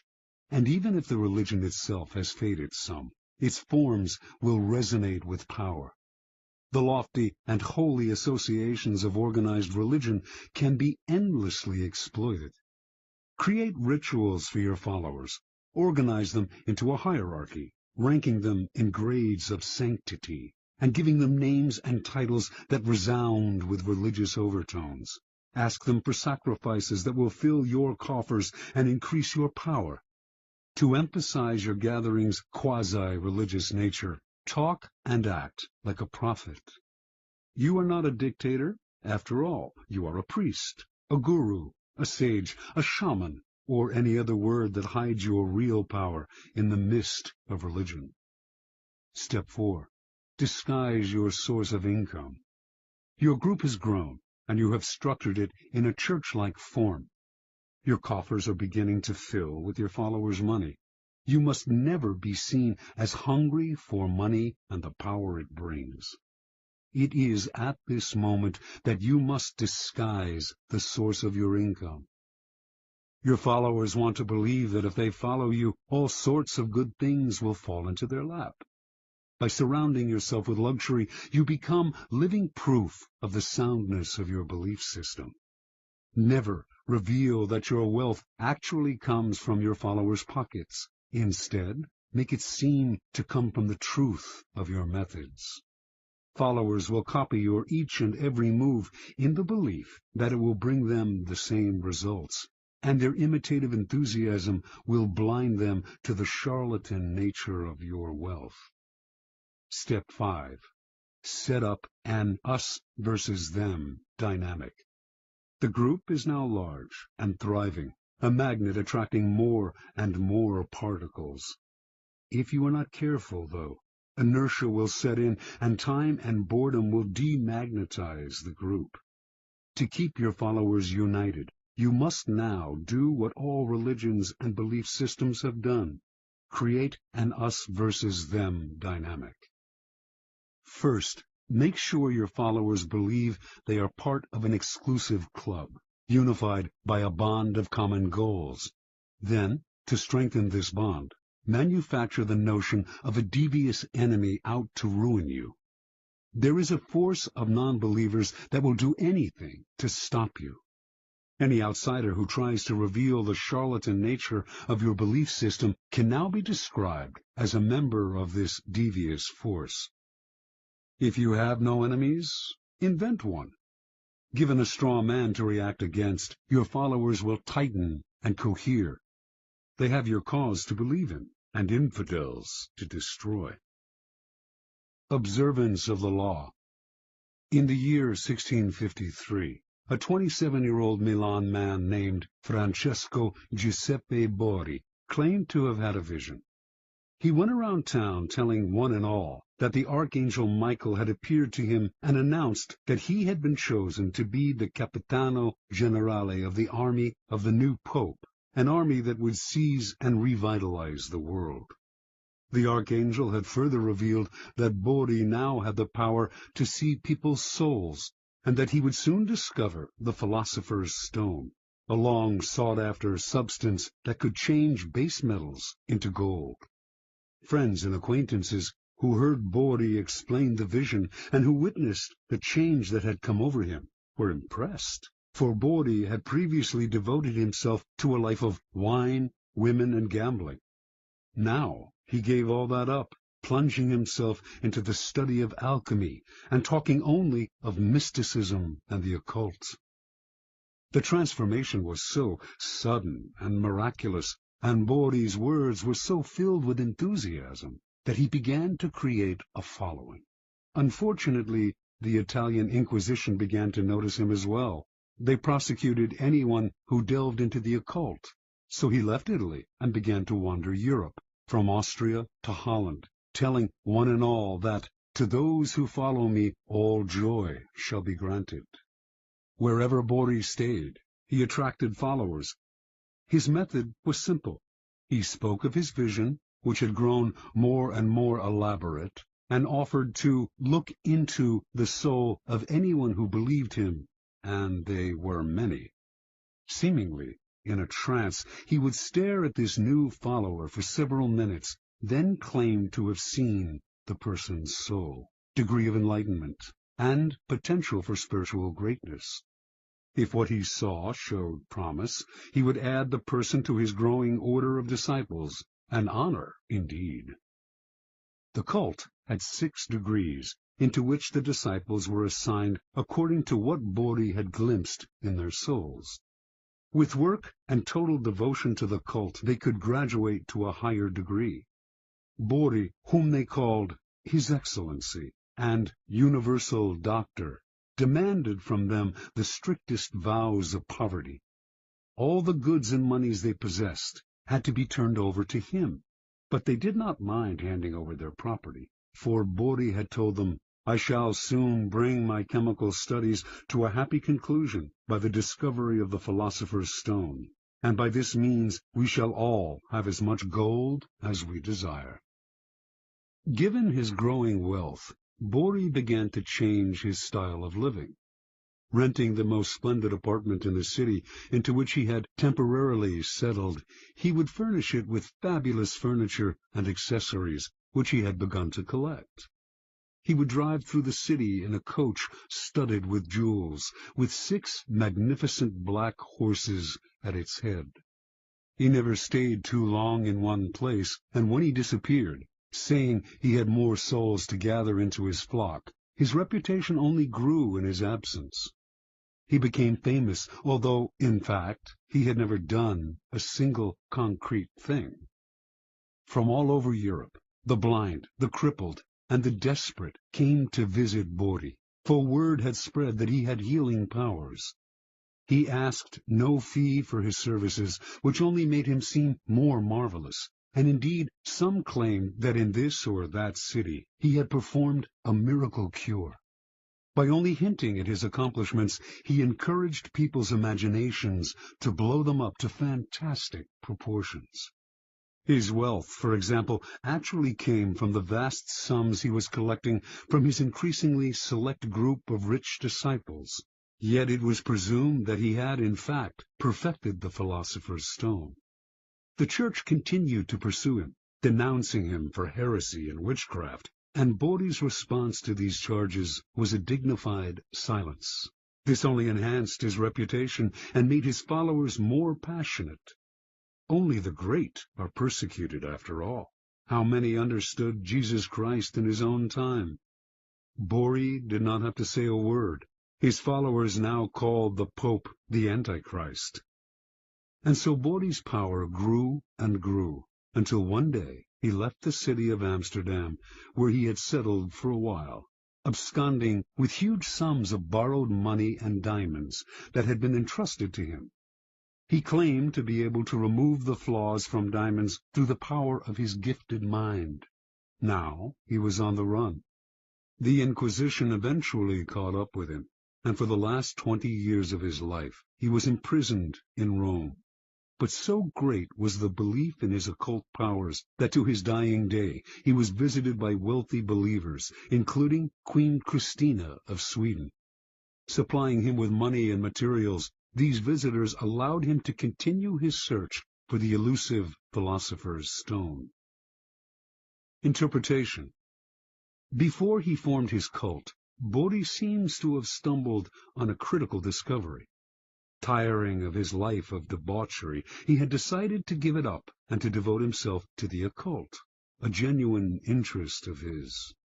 He must have noticed, however, that when he alluded to a mystical experience, rather than physical exhaustion, as the source of his conversion, people of all classes wanted to hear more.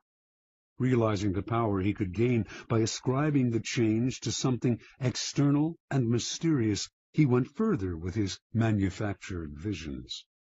The grander the vision, and the more sacrifices he asked for, the more appealing and believable his story seemed to become.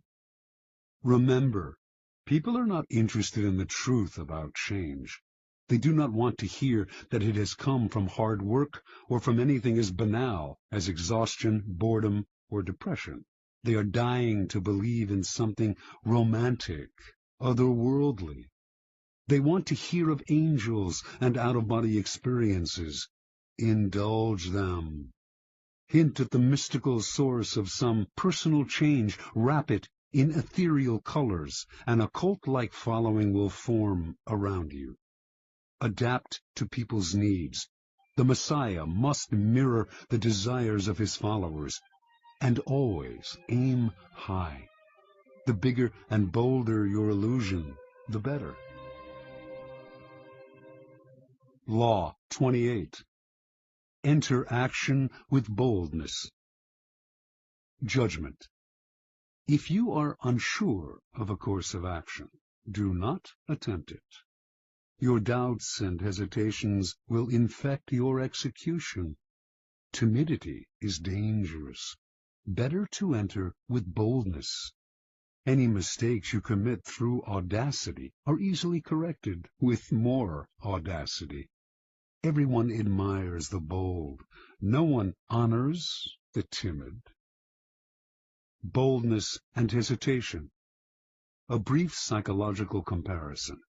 Boldness and hesitation elicit very different psychological responses in their targets. Hesitation puts obstacles in your path. Boldness eliminates them.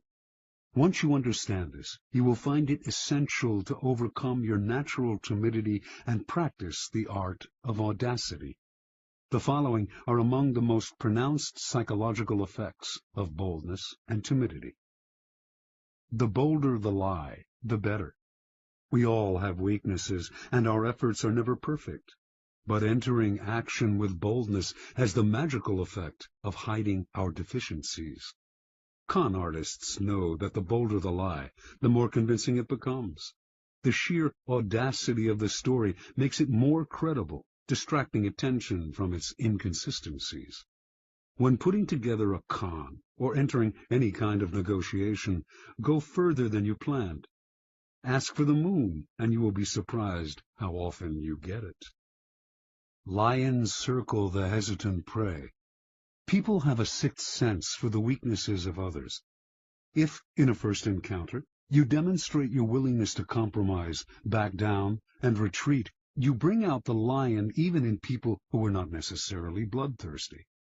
Everything depends on perception, and once you are seen as the kind of person who quickly goes on the defensive, who is willing to negotiate and be amenable, you will be pushed around without mercy. Boldness strikes fear. Fear creates authority. The bold move makes you seem larger and more powerful than you are. If it comes suddenly, with the stealth and swiftness of a snake, it inspires that much more fear. By intimidating with a bold move, you establish a precedent. In every subsequent encounter, people will be on the defensive, in terror of your next strike. Going halfway with half a heart digs the deeper grave. If you enter an action with less than total confidence, you set up obstacles in your own path. When a problem arises, you will grow confused, seeing options where there are none, and inadvertently creating more problems still. Retreating from the hunter, the timid hare scurries more easily into his snares. Hesitation creates gaps. Boldness obliterates them. When you take time to think, to hem and haw, you create a gap that allows others time to think as well. Your timidity infects people with awkward energy, elicits embarrassment. Doubt springs up on all sides. Boldness destroys such gaps. The swiftness of the move and the energy of the action leave others no space to doubt and worry. In seduction, hesitation is fatal. It makes your victim conscious of your intentions. The bold move crowns seduction with triumph. It leaves no time for reflection. Audacity separates you from the herd. Boldness gives you presence and makes you seem larger than life. The timid fade into the wallpaper. The bold draw attention, and what draws attention draws power. We cannot keep our eyes off the audacious. We cannot wait to see their next bold move. Observance of the law. In 1514, the 22-year-old Pietro Aretino was working as a lowly assistant scullion to a wealthy Roman family. He had ambitions of greatness as a writer, to inflame the world with his name, but how could a mere lackey hope to realize such dreams?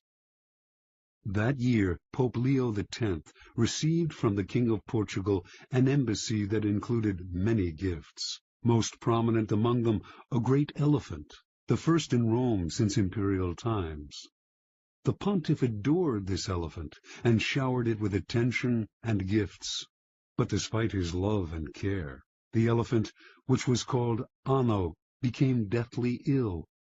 The Pope summoned doctors who administered a 500-pound purgative to the elephant, but all to no avail. The animal died, and the Pope went into mourning. To console himself, he summoned the great painter Raphael, and ordered him to create a life-sized painting of Anno above the animal's tomb, bearing the inscription, "What nature took away, Raphael has with his art restored." Over the next few days, a pamphlet circulated throughout Rome that caused great merriment and laughter. Entitled "The Last Will and Testament of the Elephant Anno," it read in part, "To my heir, the Cardinal Santa Croce, I give my knees, so that he can imitate my genuflections. To my heir, Cardinal Santi Quattro, I give my jaws, so that he can more readily devour all of Christ's revenues. To my heir, Cardinal Medici, I give my ears, so that he can hear everyone's doings. To Cardinal Grassi, who had a reputation for lechery, the elephant bequeathed the appropriate, oversized part of his own anatomy." On and on the anonymous pamphlet went, sparing none of the great in Rome, not even the Pope. With each one it took aim at their best-known weakness. The pamphlet ended with verse, "See to it that Aretino is your friend, for he is a bad enemy to have. His words alone could ruin the High Pope, so God guard everyone from his tongue." Interpretation. With one short pamphlet, Aretino, son of a poor shoemaker and a servant himself, hurled himself to fame. Everyone in Rome rushed to find out who this daring young man was. Even the Pope, amused by his audacity, sought him out and ended up giving him a job in the papal service. Over the years, he came to be known as the Scourge of Princes, and his biting tongue earned him the respect and fear of the great, from the King of France to the Habsburg Emperor. The Aretino strategy is simple. When you are as small and obscure as David was, you must find a Goliath to attack. The larger the target, the more attention you gain. The bolder the attack, the more you stand out from the crowd, and the more admiration you earn. Society is full of those who think daring thoughts, but lack the guts to print and publicize them. Voice what the public feels. The expression of shared feelings is always powerful. Search out the most prominent target possible and sling your boldest shot. The world will enjoy the spectacle and will honor the underdog. You, that is, with glory and power. Keys to power. Most of us are timid. We want to avoid tension and conflict, and we want to be liked by all. We may contemplate a bold action, but we rarely bring it to life. We are terrified of the consequences, of what others might think of us, of the hostility we will stir up if we dare go beyond our usual place. Although we may disguise our timidity as a concern for others, a desire not to hurt or offend them, in fact, it is the opposite. We are really self-absorbed, worried about ourselves and how others perceive us. Boldness, on the other hand, is outer-directed, and often makes people feel more at ease, since it is less self-conscious and less repressed. Few are born bold. Even Napoleon had to cultivate the habit on the battlefield, where he knew it was a matter of life and death. In social settings, he was awkward and timid, but he overcame this and practiced boldness in every part of his life, because he saw its tremendous power, how it could literally enlarge a man, even one who, like Napoleon, was in fact conspicuously small. You must practice and develop your boldness. You will often find uses for it. The best place to begin is often the delicate world of negotiation, particularly those discussions in which you are asked to set your own price. How often we put ourselves down by asking for too little. When Christopher Columbus proposed that the Spanish court finance his voyage to the Americas, he also made the insanely bold demand that he be called Grand Admiral of the Ocean. The court agreed. The price he set was the price he received. He demanded to be treated with respect, and so he was. Understand, if boldness is not natural, neither is timidity. It is an acquired habit, picked up out of a desire to avoid conflict. If timidity has taken hold of you, then root it out. Your fears of the consequences of a bold action are way out of proportion to reality, and in fact, the consequences of timidity are worse. Your value is lowered, and you create a self-fulfilling cycle of doubt and disaster. Remember, the problems created by an audacious move can be disguised, even remedied, by more and greater audacity. Law 29. Plan all the way to the end. Judgment. The ending is everything. Plan all the way to it, taking into account all the possible consequences, obstacles, and twists of fortune that might reverse your hard work and give the glory to others. By planning to the end, you will not be overwhelmed by circumstances, and you will know when to stop. Gently guide fortune and help determine the future by thinking far ahead. Transgression of the law. In 1510, a ship set out from the island of Hispaniola, now Haiti and the Dominican Republic, for Venezuela, where it was to rescue a besieged Spanish colony. Several miles out of port, a stowaway climbed out of a provision chest. Vasco Núñez de Balboa, a noble Spaniard who had come to the New World in search of gold, but had fallen into debt and had escaped his creditors by hiding in the chest. Balboa had been obsessed with gold ever since Columbus had returned to Spain from his voyages with tales of a fabulous but as yet undiscovered kingdom called El Dorado. Balboa was one of the first adventurers to come in search of Columbus's land of gold, and he had decided from the beginning that he would be the one to find it, through sheer audacity and single-mindedness. Now that he was free of his creditors, nothing would stop him. Unfortunately, the ship's owner, a wealthy jurist named Francisco Fernandez de Incisco, was furious when told of the stowaway, and he ordered that Balboa be left on the first island they came across. Before they found any island, however, Incisco received news that the colony he was to rescue had been abandoned. This was Balboa's chance. He told the sailors of his previous voyages to Panama and of the rumors he had heard of gold in the area. The excited sailors convinced Incisco to spare Balboa's life and to establish a colony in Panama. Weeks later, they named their new settlement Darien. Darien's first governor was Incisco, but Balboa was not a man to let others steal the initiative. He campaigned against Incisco among the sailors, who eventually made it clear that they preferred him as governor. Incisco fled to Spain, fearing for his life. Months later, when a representative of the Spanish crown arrived to establish himself as the new official governor of Darien, he was turned away. On his return voyage to Spain, this man drowned. The drowning was accidental, but under Spanish law, Balboa had murdered the governor and usurped his position. Balboa's bravado had got him out of scrapes before, but now his hopes of wealth and glory seemed doomed. To lay claim to El Dorado, should he discover it, he would need the approval of the Spanish king, which, as an outlaw, he would never receive. There was only one solution. Panamanian Indians had told Balboa of a vast ocean on the other side of the Central American Isthmus, and had said that by traveling south upon this western coast, he would reach a fabulous land of gold, called by a name that to his ears sounded like Biru.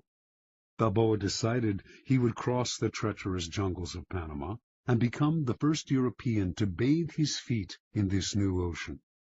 From there he would march on El Dorado.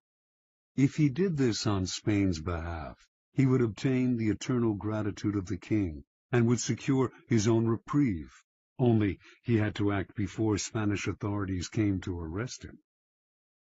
In 1513, then, Balboa set out with 190 soldiers. Halfway across the isthmus, some 90 miles wide at that point, only 60 soldiers remained, many having succumbed to the harsh conditions, the blood-sucking insects, the torrential rainfall, fever. Finally, from a mountain top, Balboa became the first European to lay eyes on the Pacific Ocean. Days later he marched in his armor into its waters, bearing the banner of Castile and claiming all its seas, lands, and islands in the name of the Spanish throne.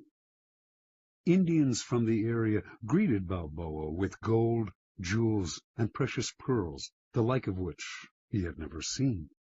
When he asked where these had come from, the Indians pointed south, to the land of the Incas. But Balboa had only a few soldiers left. For the moment, he decided he should return to Darien, send the jewels and gold to Spain as a token of goodwill, and ask for a large army to aid him in the conquest of El Dorado. When news reached Spain of Balboa's bold crossing of the isthmus, his discovery of the Western Ocean, and his planned conquest of El Dorado, the former criminal became a hero. He was instantly proclaimed governor of the new land.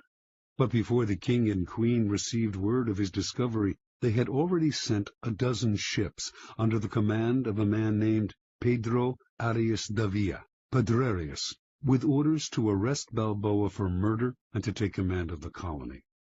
By the time Padrerius arrived in Panama, he had learned that Balboa had been pardoned, and that he was to share the governorship with the former outlaw. All the same, Balboa felt uneasy. Gold was his dream, El Dorado his only desire. In pursuit of this goal he had nearly died many times over, and to share the wealth and glory with a newcomer would be intolerable. He also soon discovered that Padrerius was a jealous, bitter man, and equally unhappy with the situation. Once again, the only solution for Balboa was to seize the initiative by proposing to cross the jungle with a larger army, carrying shipbuilding materials and tools. Once on the Pacific coast, he would create an armada with which to conquer the Incas. Surprisingly enough, Padrerius agreed to the plan, perhaps sensing it would never work. Hundreds died in this second march through the jungle, and the timber they carried rotted in the torrential rains. Balboa, as usual, was undaunted. No power in the world could thwart his plan, and on arriving at the Pacific he began to cut down trees for new lumber. But the men remaining to him were too few and too weak to mount an invasion, and once again Balboa had to return to Darien.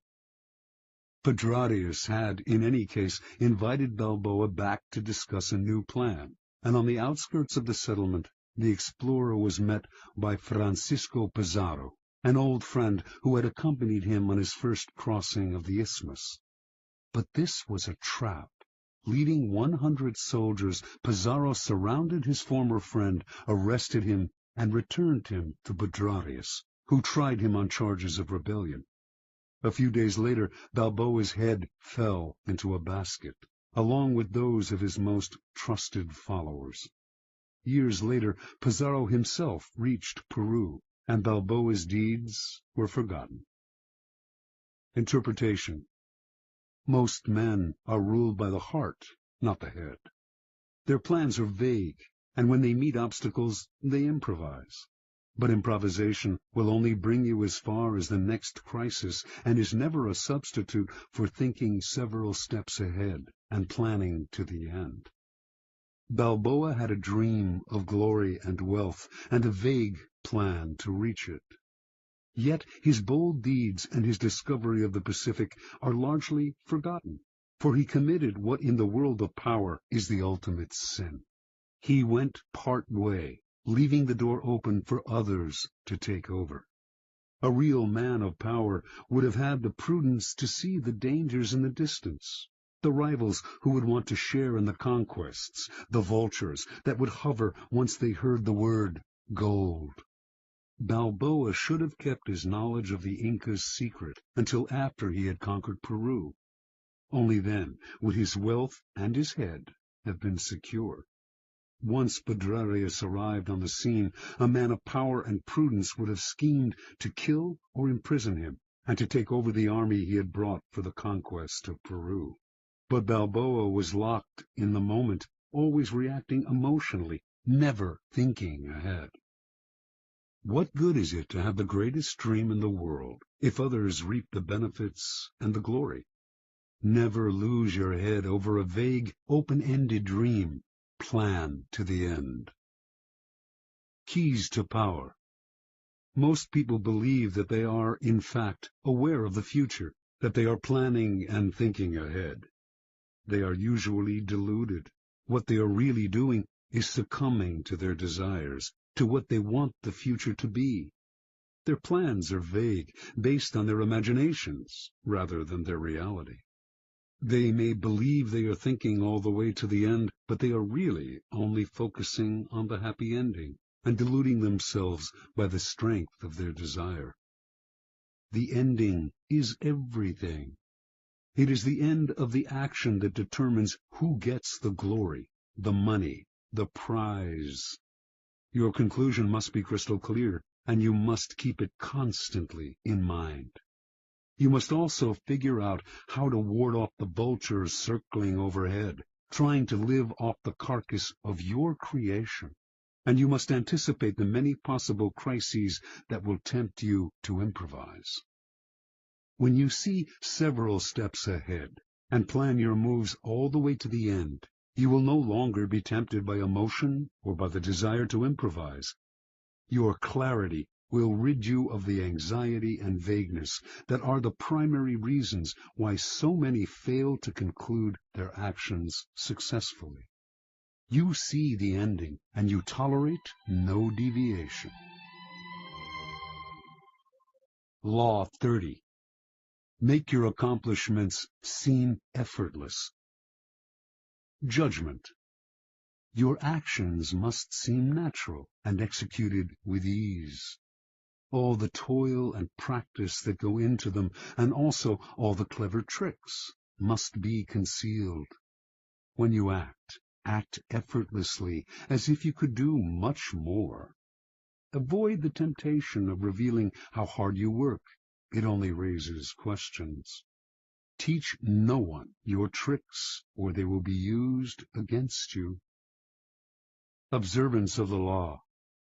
The great escape artist Harry Houdini once advertised his act as the impossible possible, and indeed those who witnessed his dramatic escapes felt that what he did on stage contradicted common-sense ideas of human capacity. Over the years, Houdini escaped from the chained carcass of an embalmed sea monster, a half-octopus, half-whale-like beast that had beached near Boston. He had himself sealed inside an enormous envelope from which he emerged without breaking the paper. He passed through brick walls. He wriggled free from straitjackets while dangling high in the air.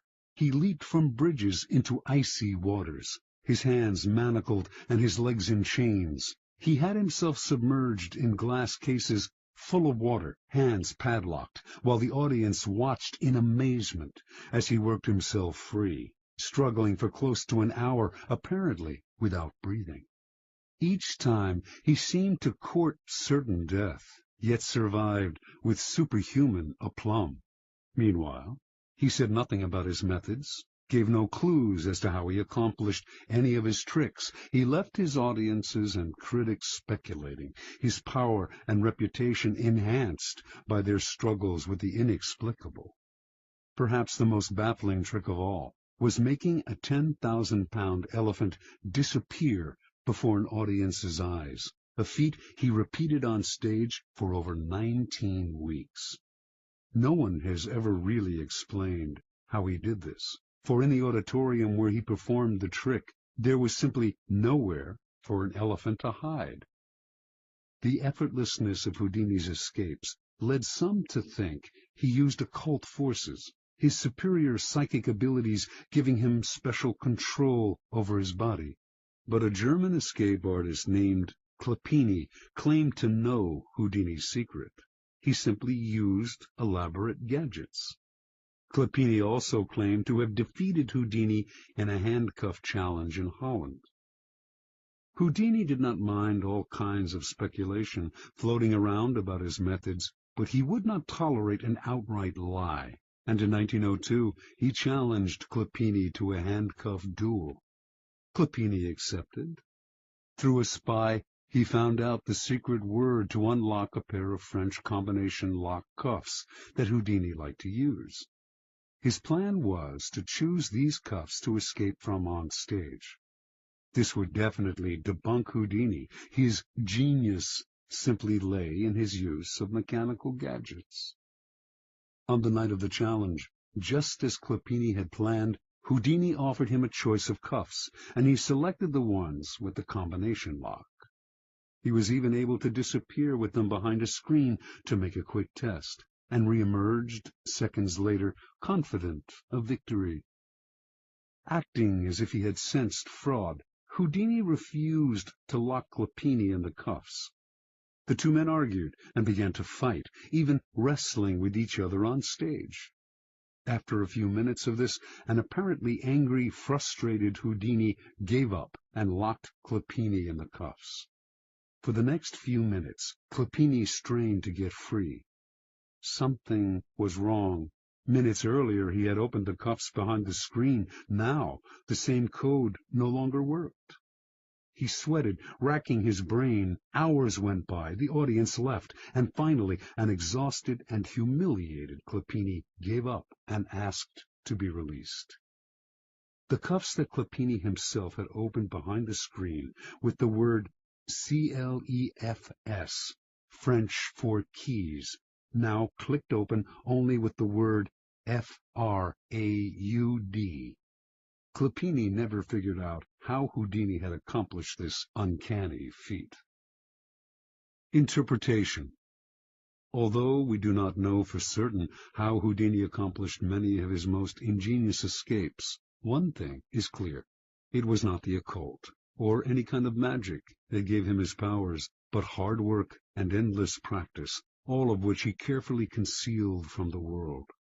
Houdini never left anything to chance.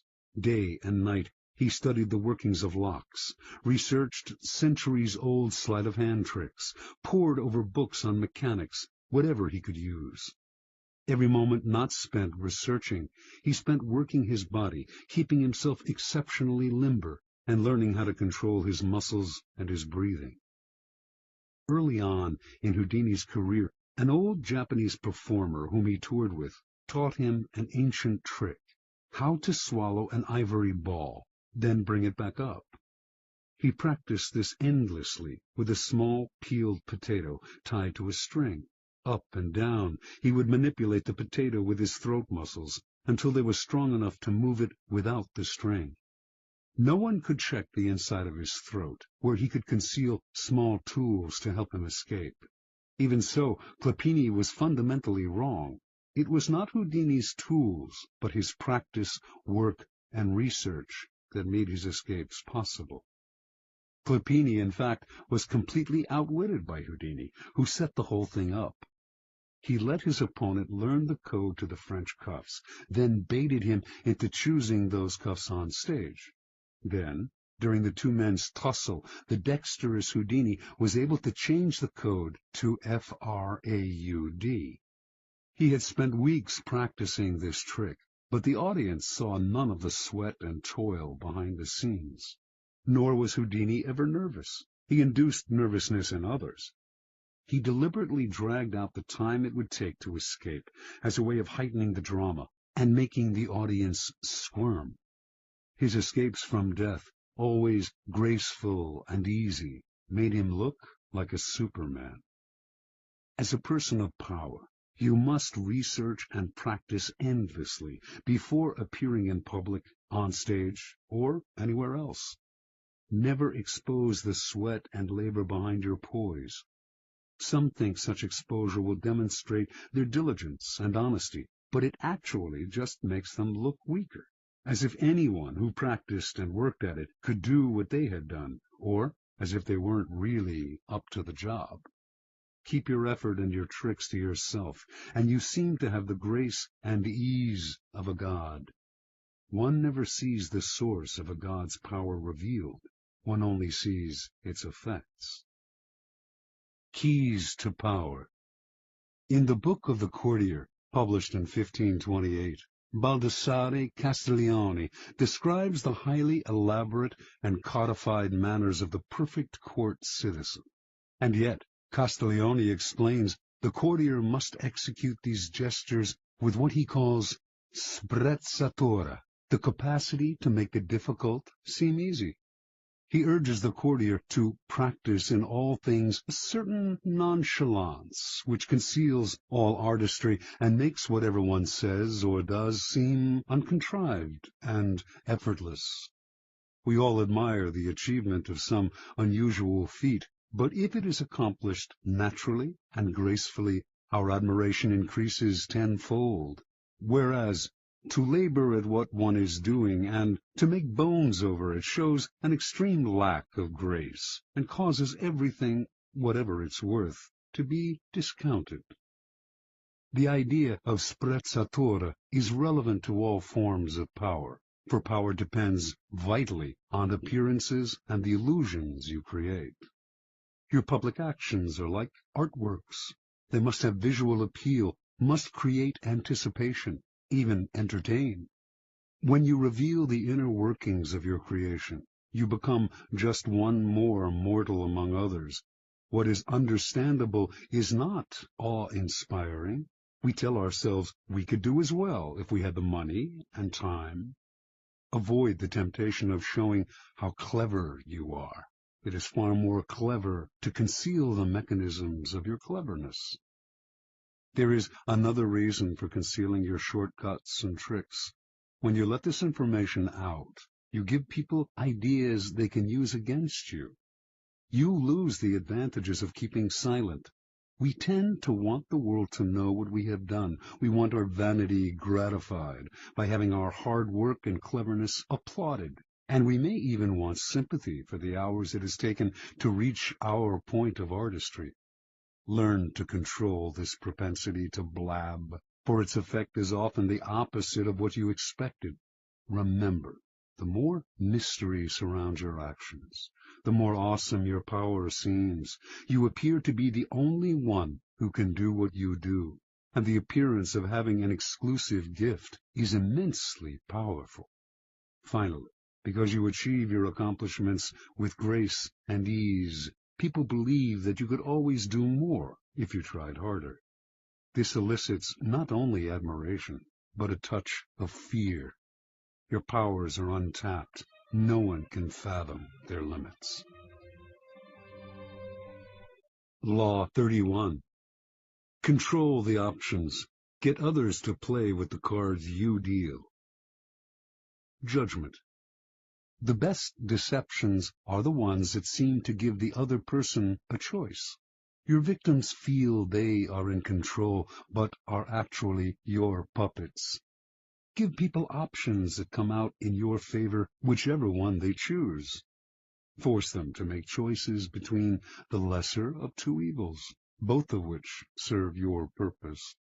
Put them on the horns of a dilemma. They are gored wherever they turn. Observance of the law. From early in his reign, Ivan IV, later known as Ivan the Terrible, had to confront an unpleasant reality. The country desperately needed reform, but he lacked the power to push it through. The greatest limit to his authority came from the boyars, the Russian princely class that dominated the country and terrorized the peasantry. In 1553, at the age of 23, Ivan fell ill. Lying in bed, nearing death, he asked the boyars to swear allegiance to his son as the new Tsar. Some hesitated, some even refused. Then and there, Ivan saw he had no power over the boyars. He recovered from his illness, but he never forgot the lesson. The boyars were out to destroy him. And indeed, in the years to come, many of the most powerful of them defected to Russia's main enemies, Poland and Lithuania, where they plotted their return and the overthrow of the Tsar. Even one of Ivan's closest friends, Prince Andrei Kurbsky, suddenly turned against him, defecting to Lithuania in 1564 and becoming the strongest of Ivan's enemies. When Kurbsky began raising troops for an invasion, the royal dynasty seemed suddenly more precarious than ever. With émigré nobles fomenting invasion from the west, Tartars bearing down from the east, and the boyars stirring up trouble within the country, Russia's vast size made it a nightmare to defend. In whatever direction Ivan struck, he would leave himself vulnerable on the other side. Only if he had absolute power could he deal with this many-headed hydra, and he had no such power. Ivan brooded until the morning of December 3rd, 1564, when the citizens of Moscow awoke to a strange sight. Hundreds of sleds filled the square before the Kremlin, loaded with the Tsar's treasures and with provisions for the entire court. They watched in disbelief as the Tsar and his court boarded the sleds and left town. Without explaining why, he established himself in a village south of Moscow. For an entire month, a kind of terror gripped the capital, for the Muscovites feared that Ivan had abandoned them to the bloodthirsty boyars. Shops closed up, and riotous mobs gathered daily. Finally, on January 3rd of 1565, a letter arrived from the Tsar, explaining that he could no longer bear the boyars' betrayals and had decided to abdicate once and for all. Read aloud in public, the letter had a startling effect. Merchants and commoners blamed the boyars for Ivan's decision and took to the streets, terrifying the nobility with their fury. Soon a group of delegates representing the church, the princes, and the people made the journey to Ivan's village and begged the Tsar, in the name of the Holy Land of Russia, to return to the throne. Ivan listened, but would not change his mind. After days of hearing their pleas, however, he offered his subjects a choice. Either they grant him absolute powers to govern as he pleased, with no interference from the boyars, or they find a new leader. Faced with a choice between civil war and the acceptance of despotic power, almost every sector of Russian society opted for a strong Tsar, calling for Ivan's return to Moscow and the restoration of law and order. In February, with much celebration, Ivan returned to Moscow. The Russians could no longer complain if he behaved dictatorially. They had given him this power themselves. Interpretation. Withdrawal and disappearance are classic ways of controlling the options. You give people a sense of how things will fall apart without you, and you offer them a choice. I stay away, and you suffer the consequences, or I return under circumstances that I dictate. In this method of controlling people's options, they choose the option that gives you power because the alternative is just too unpleasant. You force their hand, but indirectly. They seem to have a choice. Whenever people feel they have a choice, they walk into your trap that much more easily. Keys to power. Words like freedom, options, and choice evoke a power of possibility far beyond the reality of the benefits they entail. When examined closely, the choices we have in the marketplace, in elections, in our jobs, tend to have noticeable limitations. They are often a matter of a choice simply between A and B, with the rest of the alphabet out of the picture. Yet, as long as the faintest mirage of choice flickers on, we rarely focus on the missing options. We choose to believe that the game is fair and that we have our freedom. We prefer not to think too much about the depth of our liberty to choose. This supplies the clever and cunning with enormous opportunities for deception. For people who are choosing between alternatives find it hard to believe they are being manipulated or deceived. They cannot see that you are allowing them a small amount of free will in exchange for a much more powerful imposition of your own will. Setting up a narrow range of choices, then, should always be a part of your deceptions. There is a saying, if you can get the bird to walk into the cage on its own, it will sing that much more prettily. The following are among the most common forms of controlling the options. Color the choices. This was a favored technique of Henry Kissinger. As President Nixon's Secretary of State, Kissinger considered himself better informed than his boss and believed that in most situations he could make the best decision on his own. But if he tried to determine policy, he would offend, or perhaps enrage, a notoriously insecure man. So Kissinger would propose 3 or 4 choices of action for each situation, and would present them in such a way that the one he preferred always seemed the best solution compared to the others.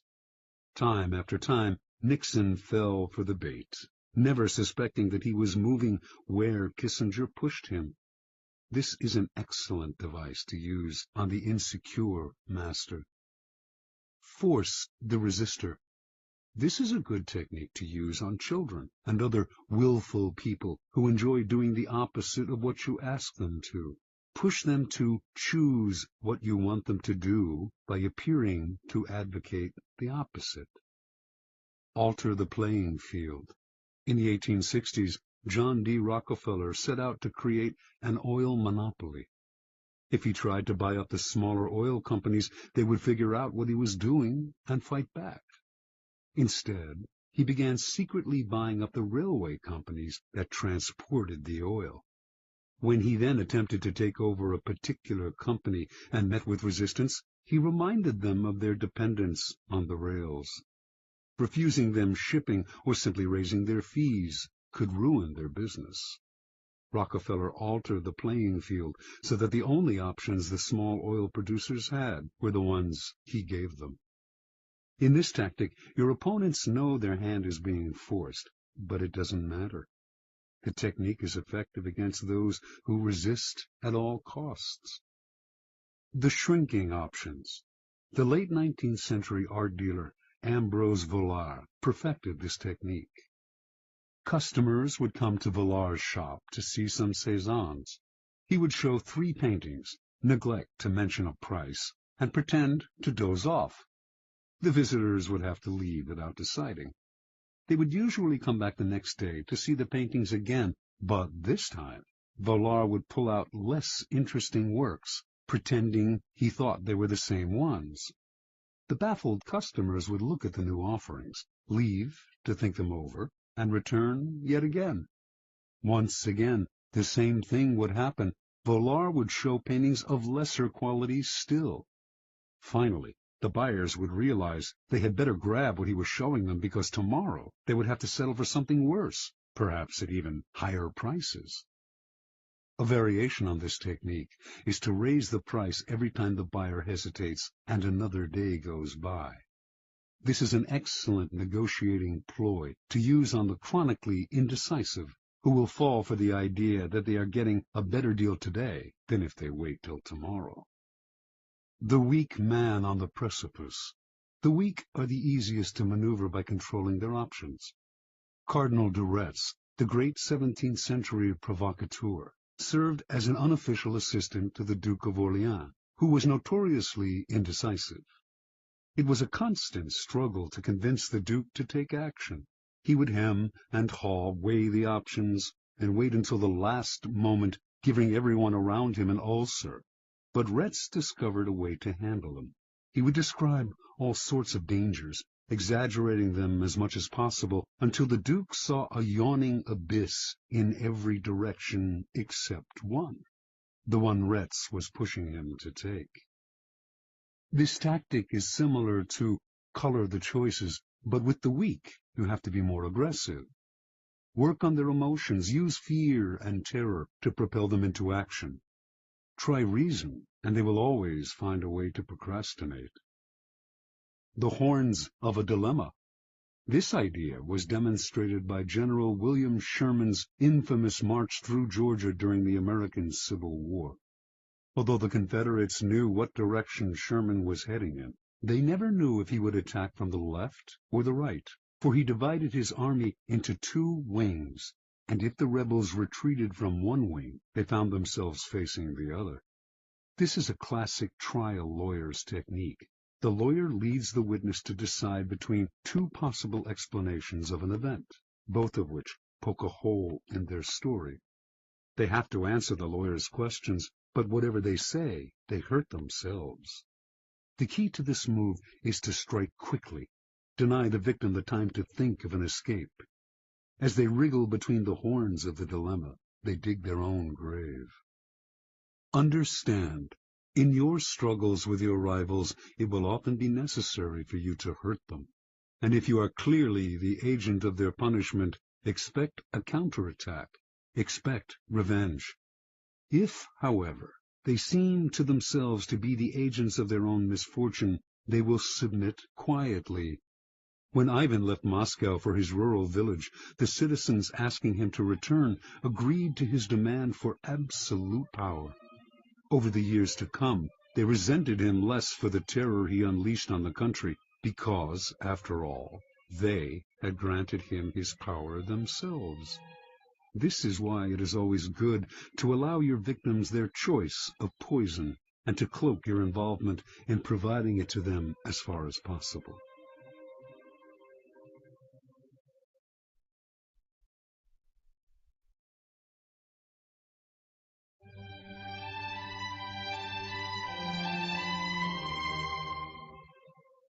Law 32. Play to people's fantasies. Judgment. The truth is often avoided because it is ugly and unpleasant. Never appeal to truth and reality unless you are prepared for the anger that comes from disenchantment.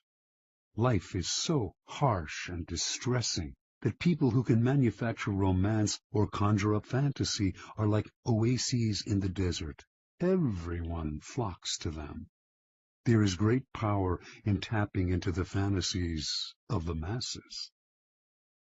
Observance of the law. The city-state of Venice was prosperous for so long that its citizens felt their small republic had destiny on its side. In the Middle Ages and High Renaissance, its virtual monopoly on trade to the East made it the wealthiest city in Europe. Under a beneficent republican government, Venetians enjoyed liberties that few other Italians had ever known. Yet, in the 16th century, their fortunes suddenly changed.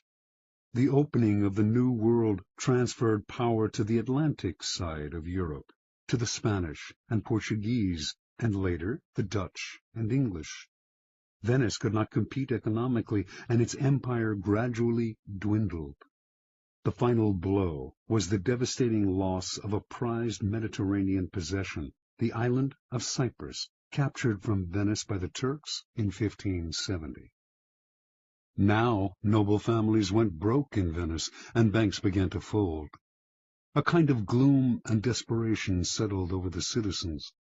They had known a glittering past, had either lived through it or heard stories about it from their elders. The closeness of the glory years was humiliating. The Venetians half believed that the goddess Fortune was only playing a joke on them, and that the old days would soon return. For the time being, though, what could they do? In 1589, rumors began to swirl around Venice of the arrival not far away of a mysterious man called Il Bragadino, a master of alchemy, a man who had won incredible wealth through his ability, it was said, to multiply gold through the use of a secret substance. The rumor spread quickly because a few years earlier, a Venetian nobleman passing through Poland had heard a learned man prophesy that Venice would recover her past glory and power if she could find a man who understood the alchemic art of manufacturing gold. And so, as word reached Venice of the gold this Bragadino possessed, he clinked gold coins continuously in his hands, and golden objects filled his palace. Some began to dream, through him, their city would prosper again. Members of Venice's most important noble families accordingly went together to Brescia, where Bragadino lived. They toured his palace and watched in awe as he demonstrated his gold-making abilities, taking a pinch of seemingly worthless minerals and transforming it into several ounces of gold dust. The Venetian Senate prepared to debate the idea of extending an official invitation to Bragadino to stay in Venice at the city's expense, when word suddenly reached them that they were competing with the Duke of Mantua for his services. They heard of a magnificent party in Bragadino's palace for the Duke, featuring garments with golden buttons, gold watches, gold plates, and on and on. Worried they might lose Bragadino to Mantua, the Senate voted almost unanimously to invite him to Venice, promising him the mountain of money he would need to continue living in his luxurious style, but only if he came right away. Late that year, the mysterious Bragadino arrived in Venice. With his piercing dark eyes under thick brows, and the two enormous black mastiffs that accompanied him everywhere, he was forbidding and impressive. He took up residence in a sumptuous palace on the island of Giudecca, with the Republic funding his banquets, his expensive clothes, and all his other whims. A kind of alchemy fever spread through Venice. On street corners, hawkers would sell coal, distilling apparatus, bellows, how-to books on the subject. Everyone began to practice alchemy. Everyone except Bragadino. The alchemist seemed to be in no hurry to begin manufacturing the gold that would save Venice from ruin. Strangely enough, this only increased his popularity and following. People thronged from all over Europe, even Asia, to meet this remarkable man. Months went by, with gifts pouring in to Bragadino from all sides. Still, he gave no sign of the miracle that the Venetians confidently expected him to produce. Eventually, the citizens began to grow impatient, wondering if he would wait forever. At first the senators warned them not to hurry him. He was a capricious devil who needed to be cajoled. Finally, though, the nobility began to wonder too, and the Senate came under pressure to show a return on the city's ballooning investment. Bragadino had only scorn for the doubters, but he responded to them. He had, he said, already deposited in the city's mint the mysterious substance with which he multiplied gold. He could use this substance up all at once and produce double the gold, but the more slowly the process took place, the more it would yield. If left alone for 7 years, sealed in a casket, the substance would multiply the gold in the mint 30 times over. Most of the senators agreed to wait to reap the gold mine Bragadino promised. Others, however, were angry. 7 more years of this man living royally at the public trough? And many of the common citizens of Venice echoed these sentiments. Finally, the alchemist's enemies demanded he produce a proof of his skills, a substantial amount of gold, and soon. Lofty, apparently devoted to his art, Bragadino responded that Venice, in its impatience, had betrayed him, and would therefore lose his services. He left town, going first to nearby Padua, then, in 1590, to Munich, at the invitation of the Duke of Bavaria, who, like the entire city of Venice, had known great wealth but had fallen into bankruptcy through his own profligacy, and hoped to regain his fortune through the famous alchemist's services. And so Bragadino resumed the comfortable arrangement he had known in Venice, and the same pattern repeated itself. Interpretation. The young Cypriot Mammunia had lived in Venice for several years before reincarnating himself as the alchemist Bragadino. He saw how gloom had settled on the city, how everyone was hoping for a redemption from some indefinite source. At first, Mammunia did not use vulgar demonstrations to convince people of his alchemic skill. his sumptuous palace, his opulent garments, the clink of gold in his hands, all these provided a superior argument to anything rational. And these established the cycle that kept him going. His obvious wealth confirmed his reputation as an alchemist, so that patrons like the Duke of Mantua gave him money, which allowed him to live in wealth, which reinforced his reputation as an alchemist, and so on. Only once this reputation was established, and dukes and senators were fighting over him, did he resort to the trifling necessity of a demonstration. By then, however, people were easy to deceive. They wanted to believe. The Venetian senators who watched him multiply gold wanted to believe so badly that they failed to notice the glass pipe up his sleeve from which he slipped gold dust into his pinches of minerals. Brilliant and capricious, he was the alchemist of their fantasies, and once he had created an aura like this, no one noticed his simple deceptions. People rarely believe that their problems arise from their own misdeeds and stupidity. Someone or something out there is to blame, the other, the world, the gods, and so salvation comes from the outside as well. Had Bragadino arrived in Venice armed with a detailed analysis of the reasons behind the city's economic decline, and of the hard-nosed steps that it could take to turn things around, he would have been scorned. The reality was too ugly, and the solution too painful, mostly the kind of hard work that the citizens' ancestors had mustered to create an empire. Fantasy, on the other hand, in this case the romance of alchemy, was easy to understand and infinitely more palatable. To gain power, you must be a source of pleasure for those around you, and pleasure comes from playing to people's fantasies. Never promise a gradual improvement through hard work. Rather, promise the moon, the great and sudden transformation, the pot of gold. Keys to power. Fantasy can never operate alone. It requires the backdrop of the humdrum and the mundane. It is the oppressiveness of reality that allows fantasy to take root and bloom. In 16th century Venice, the reality was one of decline and loss of prestige. The corresponding fantasy described a sudden recovery of past glories through the miracle of alchemy. While the reality only got worse, the Venetians inhabited a happy dream world in which their city restored its fabulous wealth and power overnight, turning dust into gold.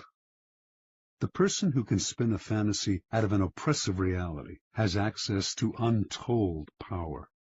As you search for the fantasy that will take hold of the masses, then, keep your eye on the banal truths that weigh heavily on us all. Never be distracted by people's glamorous portraits of themselves and their lives. Search and dig for what really imprisons them. Once you find that, you have the magical key that will put great power in your hands. Remember, the key to fantasy is distance. The distant has allure and promise, seems simple and problem-free. What are you offering, then, should be ungraspable. Never let it become oppressively familiar. It is the mirage in the distance, withdrawing as the sucker approaches. Never be too direct in describing the fantasy. Keep it vague. As a forger of fantasies, let your victim come close enough to see and be tempted, but keep him far away enough that he stays dreaming and desiring. Law 33. Discover each man's thumbscrew. Judgment. Everyone has a weakness, a gap in the castle wall. That weakness is usually an insecurity, an uncontrollable emotion or need. It can also be a small secret pleasure. Either way, once found, it is a thumbscrew you can turn to your advantage. Finding the thumbscrew, a strategic plan of action. We all have resistances. We live with a perpetual armor around ourselves to defend against change and the intrusive actions of friends and rivals. We would like nothing more than to be left to do things our own way. Constantly butting up against these resistances will cost you a lot of energy. One of the most important things to realize about people, though, is that they all have a weakness, some part of their psychological armor that will not resist, that will bend to your will if you find it and push on it. Some people wear their weaknesses openly, others disguise them. Those who disguise them are often the ones most effectively undone through that one chink in their armor. In planning your assault, keep these principles in mind. Pay attention to gestures and unconscious signals. As Sigmund Freud remarked, no mortal can keep a secret. If his lips are silent, he chatters with his fingertips. Betrayal oozes out of him at every pore. This is a critical concept in the search for a person's weakness.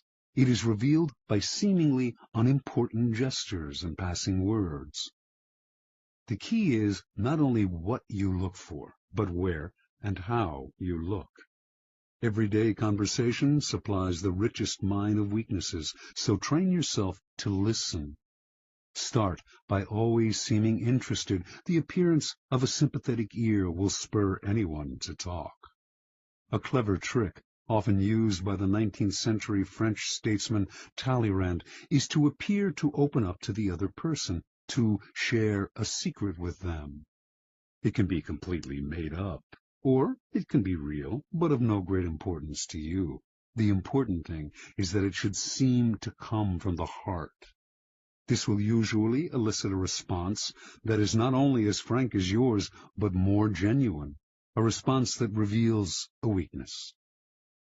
If you suspect that someone has a particular soft spot, probe for it indirectly. If, for instance, you sense that a man has a need to be loved, openly flatter him. If he laps up your compliments, no matter how obvious, you are on the right track. Train your eye for details, how someone tips a waiter, what delights a person, the hidden messages in clothes. Find people's idols, the things they worship and will do anything to get. Perhaps you can be the supplier of their fantasies. Find the helpless child. Most weaknesses begin in childhood, before the self builds up compensatory defenses. Perhaps the child was pampered or indulged in a particular area, or perhaps a certain emotional need went unfulfilled. As he or she grows older, the indulgence or the deficiency may be buried, but never disappears. Knowing about a childhood need gives you a powerful key to a person's weakness. One sign of this weakness is that when you touch on it, the person will often act like a child. Be on the lookout, then, for any behavior that should have been outgrown. If your victims or rivals went without something important, such as parental support when they were children, supply it, or its facsimile. If they reveal a secret taste, a hidden indulgence, indulge it. In either case, they will be unable to resist you. Look for contrasts. An overt trait often conceals its opposite. People who thump their chests are often big cowards. A prudish exterior may hide a lascivious soul. The uptight are often screaming for adventure. The shy are dying for attention. By probing beyond appearances, you will often find people's weaknesses in the opposite of the qualities they reveal to you. Find the weak link. Sometimes in your search for weaknesses, it is not what, but who that matters. In today's versions of the court, there is often someone behind the scenes who has a great deal of power, a tremendous influence over the person superficially on top. These behind-the-scenes power brokers are the group's weak link. Win their favor, and you indirectly influence the king. Alternatively, even in a group of people acting with the appearance of one will, as when a group under attack closes ranks to resist an outsider, There is always a weak link in the chain. Find the one person who will bend under pressure. Fill the void. The two main emotional voids to fill are insecurity and unhappiness. The insecure are suckers for any kind of social validation. As for the chronically unhappy, look for the roots of their unhappiness. The insecure and the unhappy are the people least able to disguise their weaknesses. The ability to fill their emotional voids is a great source of power and an indefinitely prolongable one. Feed on uncontrollable emotions. The uncontrollable emotion can be a paranoid fear, a fear disproportionate to the situation, or any base motive such as lust, greed, vanity, or hatred. People in the grip of these emotions often cannot control themselves, and you can do the controlling for them. Observance of the law. Arabella Huntington, wife of the great late 19th century railroad magnate Collis P. Huntington, came from humble origins and always struggled for social recognition among her wealthy peers. When she gave a party in her San Francisco mansion, few of the social elite would show up. Most of them took her for a gold digger, not their kind. Because of her husband's fabulous wealth, art dealers courted her, but with such condescension they obviously saw her as an upstart. Only one man of consequence treated her differently, the dealer Joseph Duveen. For the first few years of Duveen's relationship with Arabella, he made no effort to sell expensive art to her. Instead, he accompanied her to fine stores, chatted endlessly about queens and princesses he knew, on and on. At last, she thought a man who treated her as an equal, even a superior, in high society. Meanwhile, if Duveen did not try to sell art to her, he did subtly educate her in his aesthetic ideas, namely, that the best art was the most expensive art. And after Arabella had soaked up his way of seeing things, Duveen would act as if she always had exquisite taste, even though before she met him her aesthetics had been abysmal. When Collis Huntington died in 1900, Arabella came into a fortune. She suddenly started to buy expensive paintings, by Rembrandt and Velázquez, for example, and only from Duveen. Years later, Duveen sold her Gainsborough's Blue Boy for the highest price ever paid for a work of art at the time, an astounding purchase for a family that previously had shown little interest in collecting. Interpretation. Joseph Duveen instantly understood Arabella Huntington and what made her tick. She wanted to feel important, at home in society. Intensely insecure about her lower-class background, she needed confirmation of her new social status. Duveen waited. Instead of rushing into trying to persuade her to collect art, he subtly went to work on her weaknesses. He made her feel that she deserved his attention not because she was the wife of one of the wealthiest men in the world, but because of her own special character, and this completely melted her.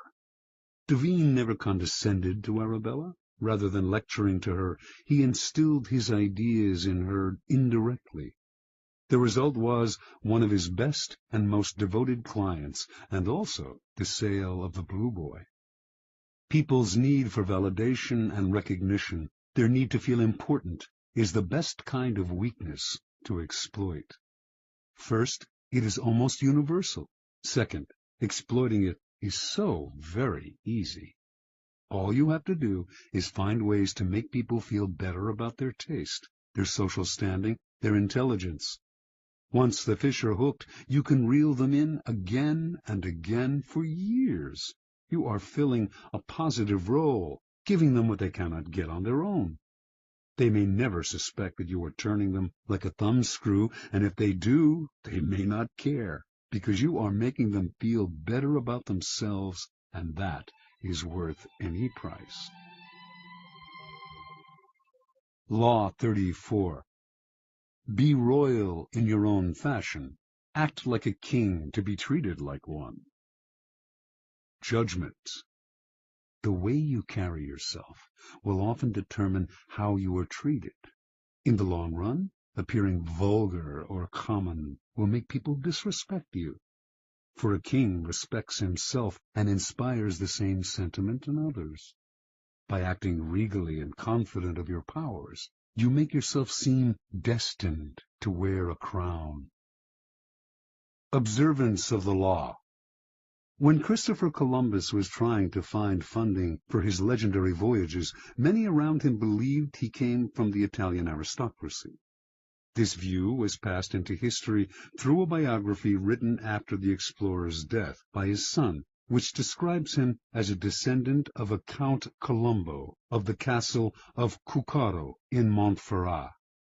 Colombo, in turn, was said to be descended from the legendary Roman general Colonius, and two of his first cousins were supposedly direct descendants of an emperor of Constantinople. An illustrious background indeed.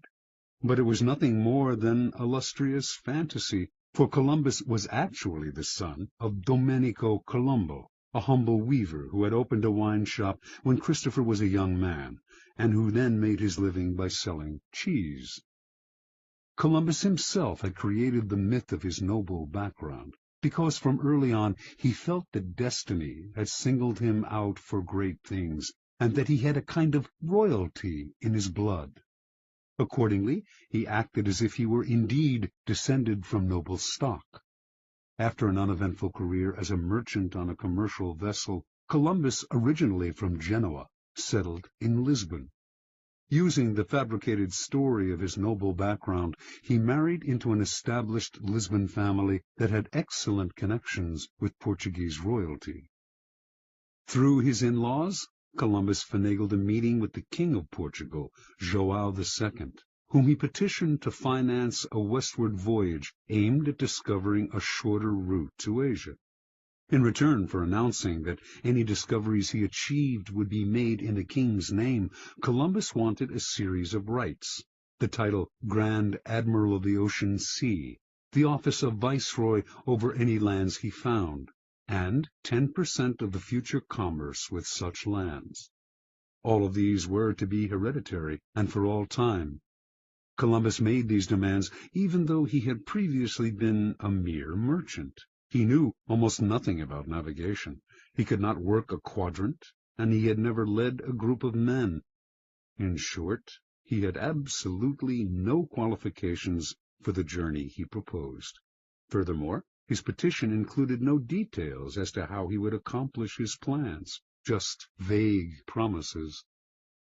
When Columbus finished his pitch, João II smiled. He politely declined the offer, but left the door open for the future.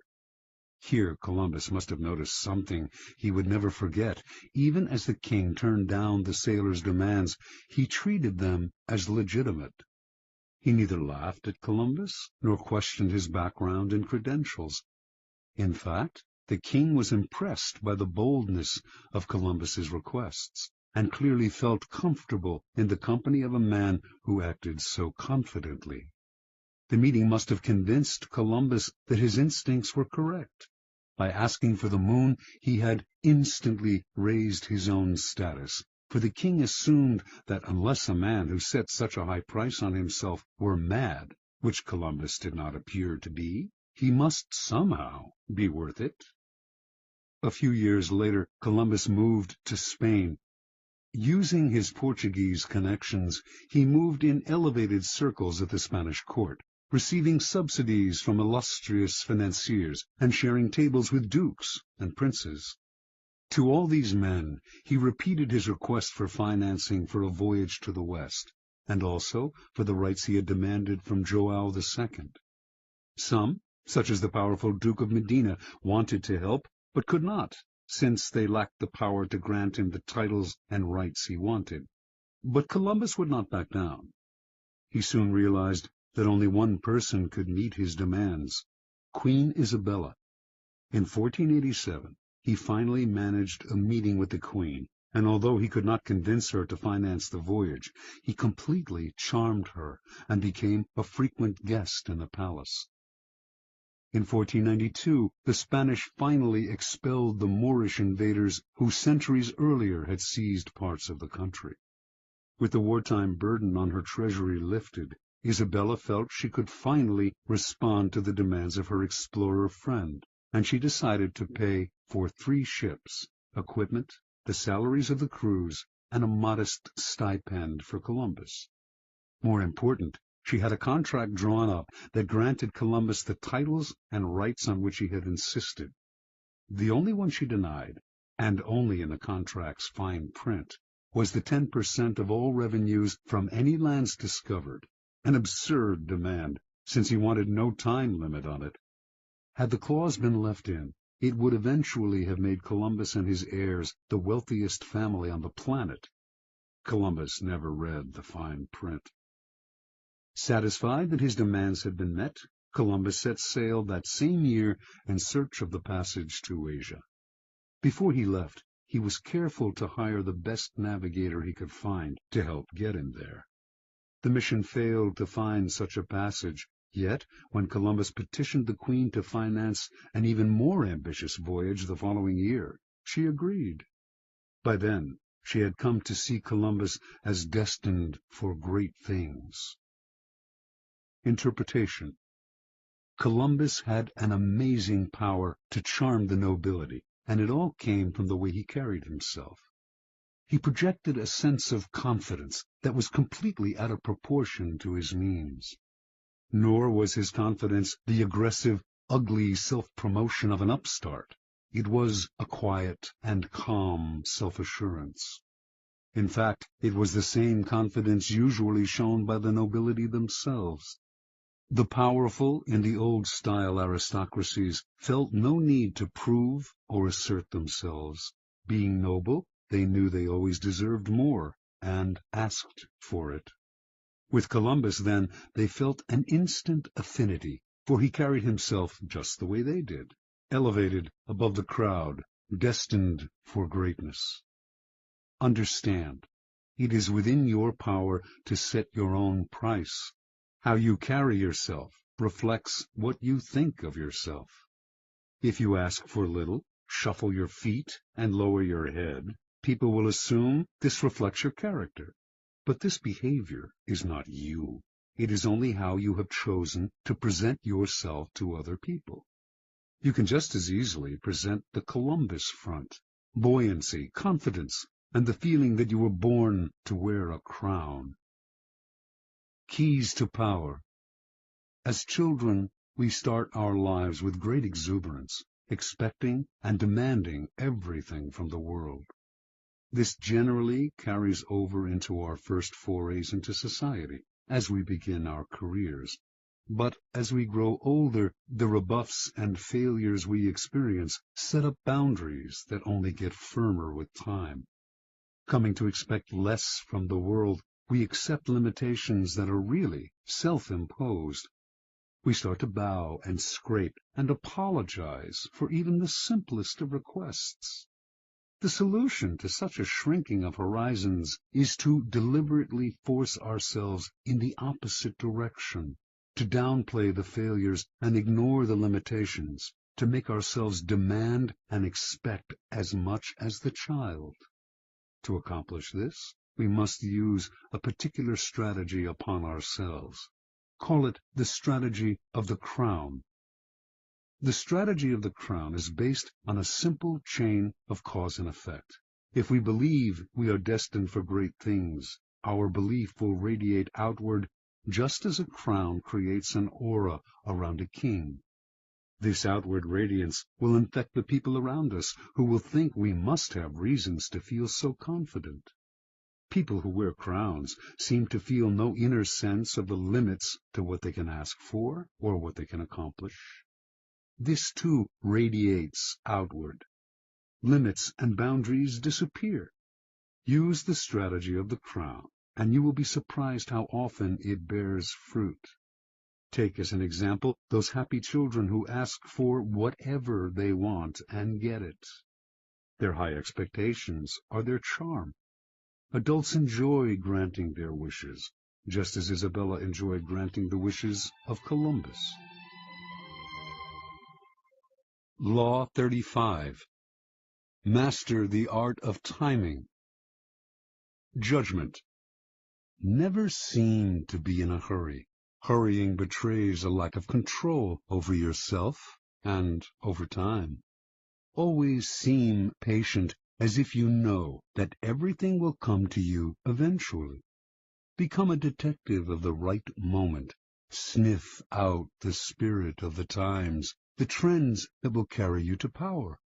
Learn to stand back when the time is not yet ripe, and to strike fiercely when it has reached fruition.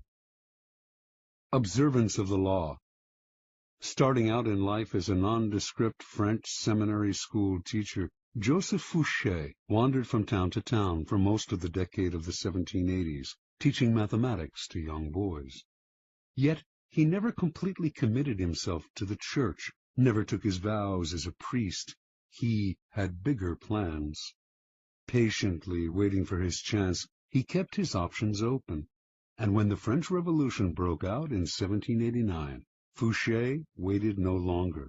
He got rid of his cassock, grew his hair long, and became a revolutionary. For this was the spirit of the times. To miss the boat at this critical moment could have spelt disaster. Fouché did not miss the boat. Befriending the revolutionary leader Robespierre, he quickly rose in the rebel ranks. In 1792, the town of Nantes elected Fouché to be its representative to the National Convention, created that year to frame a new constitution for a French republic. When Fouché arrived in Paris to take his seat at the convention, a violent rift had broken out between the moderates and the radical Jacobins. Fouché sensed that in the long run, neither side would emerge victorious. Power rarely ends up in the hands of those who start a revolution, or even of those who further it. Power sticks to those who bring it to a conclusion. That was the side Fouché wanted to be on. His sense of timing was uncanny. He started as a moderate, for moderates were in the majority. When the time came to decide on whether or not to execute Louis XVI, however, he saw that the people were clamoring for the king's head, so he cast the deciding vote for the guillotine. Now he had become a radical. Yet, as tensions came to the boil in Paris, he foresaw the danger of being too closely associated with any one faction, so he accepted a position in the provinces where he could lay low for a while. A few months later, he was assigned to the post of proconsul in Lyon, where he oversaw the execution of dozens of aristocrats. At a certain moment, however, he called a halt to the killings, sensing that the mood of the country was turning, and despite the blood already on his hands, the citizens of Lyon hailed him as a savior from what had become known as the Terror. So far, Fouché had played his cards brilliantly, but in 1794, his old friend Robespierre recalled him to Paris to account for his actions in Lyon. Robespierre had been the driving force behind the Terror. He had sent heads on both the right and the left rolling, and Fouché, whom he no longer trusted, seemed destined to provide the next head. Over the next few weeks, a tense struggle ensued, while Robespierre railed openly against Fouché, accusing him of dangerous ambitions and calling for his arrest. The crafty Fouché worked more indirectly, quietly gaining support among those who were beginning to tire of Robespierre's dictatorial control. Fouché was playing for time. He knew that the longer he survived, the more disaffected citizens he could rally against Robespierre. He had to have broad support before he moved against the powerful leader. He rallied support among both the moderates and the Jacobins, playing on the widespread fear of Robespierre. Everyone was afraid of being the next to go to the guillotine. It all came to fruition on July 27th. The convention turned against Robespierre, shouting down his usual lengthy speech. He was quickly arrested, and a few days later it was Robespierre's head, not Fouché's, that fell into the basket. When Fouché returned to the convention after Robespierre's death, he played his most unexpected move. Having led the conspiracy against Robespierre, he was expected to sit with the moderates, but, lo and behold, he once again changed sides, joining the radical Jacobins. For perhaps the first time in his life, he aligned himself with the minority. Clearly he sensed a reaction stirring. He knew that the moderate faction that had executed Robespierre and was now about to take power would initiate a new round of the terror, this time against the radicals. In siding with the Jacobins, then, Fouché was sitting with the martyrs of the days to come, the people who would be considered blameless in the troubles that were on their way. Taking sides with what was about to become the losing team was a risky gambit, of course, but Fouché must have calculated he could keep his head long enough to quietly stir up the populace against the moderates and watch them fall from power. And indeed, although the moderates did call for his arrest in December of 1795 and would have sent him to the guillotine, too much time had passed. The executions had become unpopular with the people, and Fouché survived the swing of the pendulum one more time. A new government took over, the Directoire. It was not, however, a Jacobin government, but a moderate one, more moderate than the government that had reimposed the terror. Fouché, the radical, had kept his head, but now he had to keep a low profile. He waited patiently on the sidelines for several years, allowing time to soften any bitter feelings against him. Then he approached the Directoire and convinced them he had a new passion, intelligence gathering. He became a paid spy for the government, excelled at the job, and in 1799 was rewarded by being made Minister of Police. Now he was not just empowered, but required to extend his spying to every corner of France, a responsibility that would greatly reinforce his natural ability to sniff out where the wind was blowing. One of the first social trends he detected, in fact, came in the person of Napoleon, a brash young general whose destiny he right away saw was entwined with the future of France. When Napoleon unleashed a coup d'etat on November 9, 1799, Fouché pretended to be asleep. Indeed, he slept the whole day. For this indirect assistance, it might have been thought his job, after all, to prevent a military coup. Napoleon kept him on as Minister of Police in the new regime. Over the next few years, Napoleon came to rely on Fouché more and more. He even gave this former revolutionary a title, Duke of Otranto, and rewarded him with great wealth. By 1808, however, Fouché, always attuned to the times, sensed that Napoleon was on the downswing. His feudal war with Spain, a country that posed no threat to France, was a sign that he was losing a sense of proportion. Never one to be caught on a sinking ship, Fouché conspired with Talleyrand to bring about Napoleon's downfall. Although the conspiracy failed, Talleyrand was fired. Fouché stayed, but was kept on a tight leash. It publicized a growing discontent with the emperor, who seemed to be losing control. By 1814, Napoleon's power had crumbled, and Allied forces finally conquered him. The next government was a restoration of the monarchy in the form of King Louis XVIII, brother of Louis XVI. Fouché, his nose always sniffing the air for the next social shift, knew Louis would not last long. He had none of Napoleon's flair. Fouché once again played his waiting game, laying low, staying away from the spotlight. Sure enough, in February of 1815, Napoleon escaped from the island of Elba, where he had been imprisoned. Louis XVIII panicked. His policies had alienated the citizenry, who were clamoring for Napoleon's return. So Louis turned to the one man who could maybe have saved his hide, Fouché, the former radical who had sent his brother Louis XVI to the guillotine, but was now one of the most popular and widely admired politicians in France. Fouché, however, would not side with a loser. He refused Louis's request for help by pretending that his help was unnecessary, by swearing that Napoleon would never return to power, although he knew otherwise. A short time later, of course, Napoleon and his new citizen army were closing in on Paris.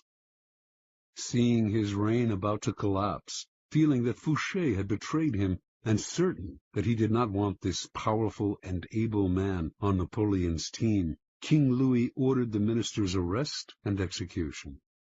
On March 16, 1815, policemen surrounded Fouché's coach on a Paris boulevard. Was this finally his end? Perhaps, but not immediately. Fouché told the police that an ex-member of government could not be arrested on the street. They fell for the story and allowed him to return home. Later that day, though, they came to his house and once again declared him under arrest. Fouché nodded, but would the officers be so kind as allow a gentleman to wash and to change his clothes before leaving his house for the last time? They gave their permission. Fouché left the room, and the minutes went by. Fouché did not return.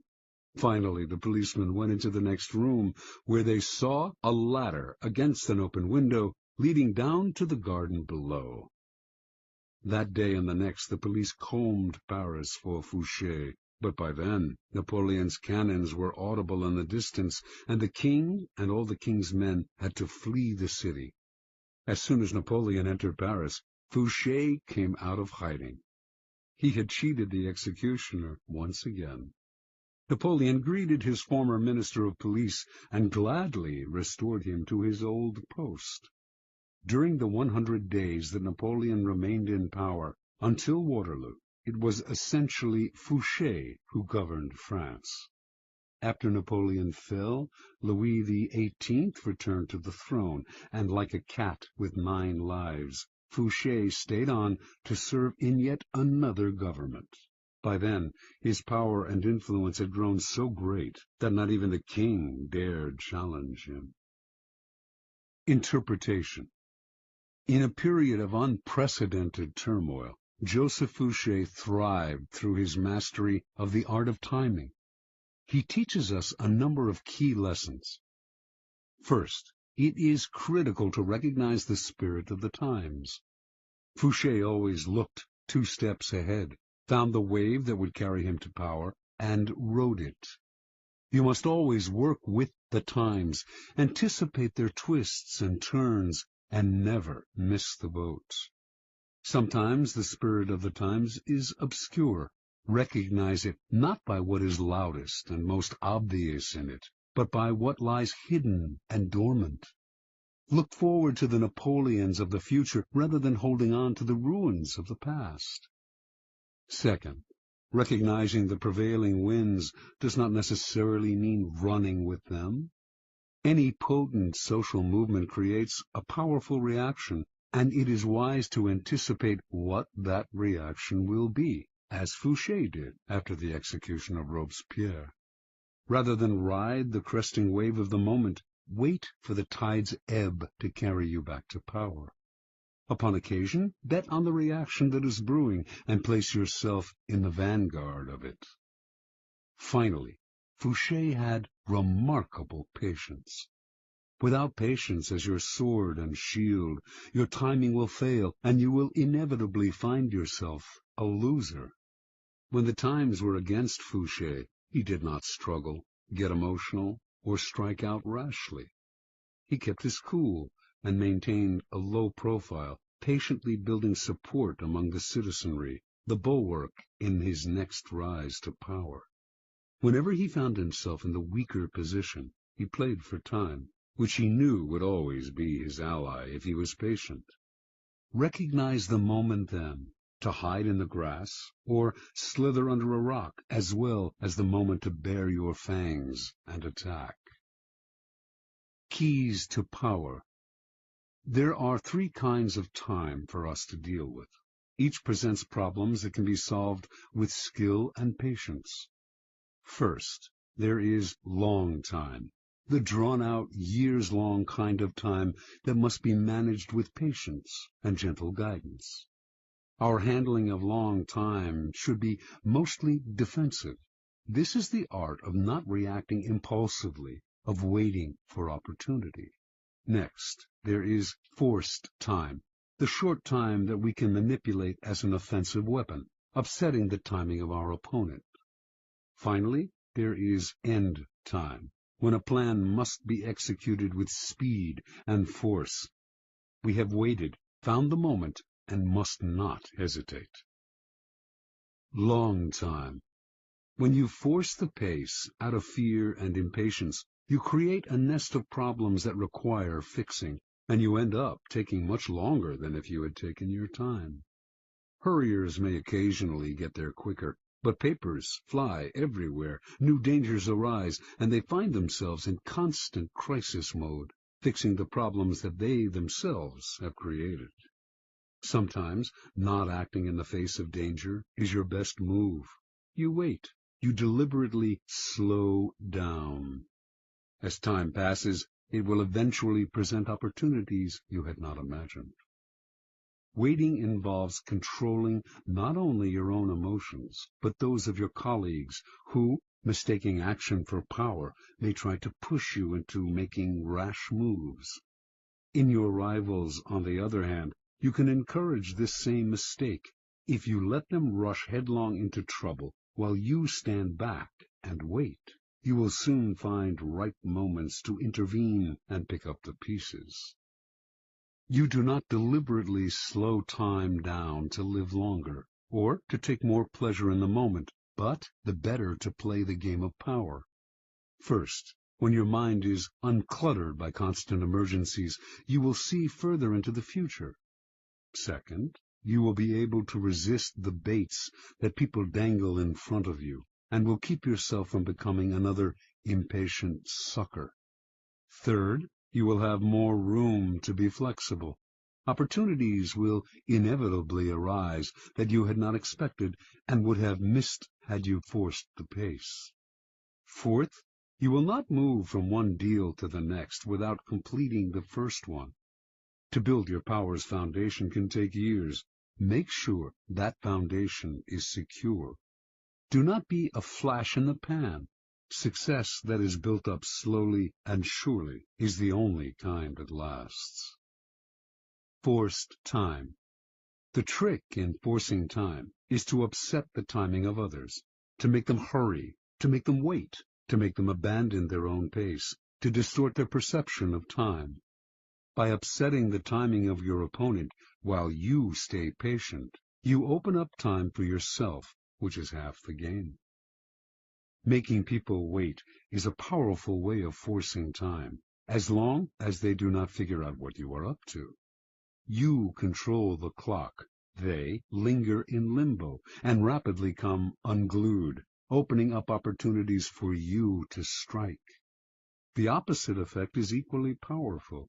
You make your opponents hurry, start off your dealings with them slowly, then suddenly apply pressure, making them feel that everything is happening at once.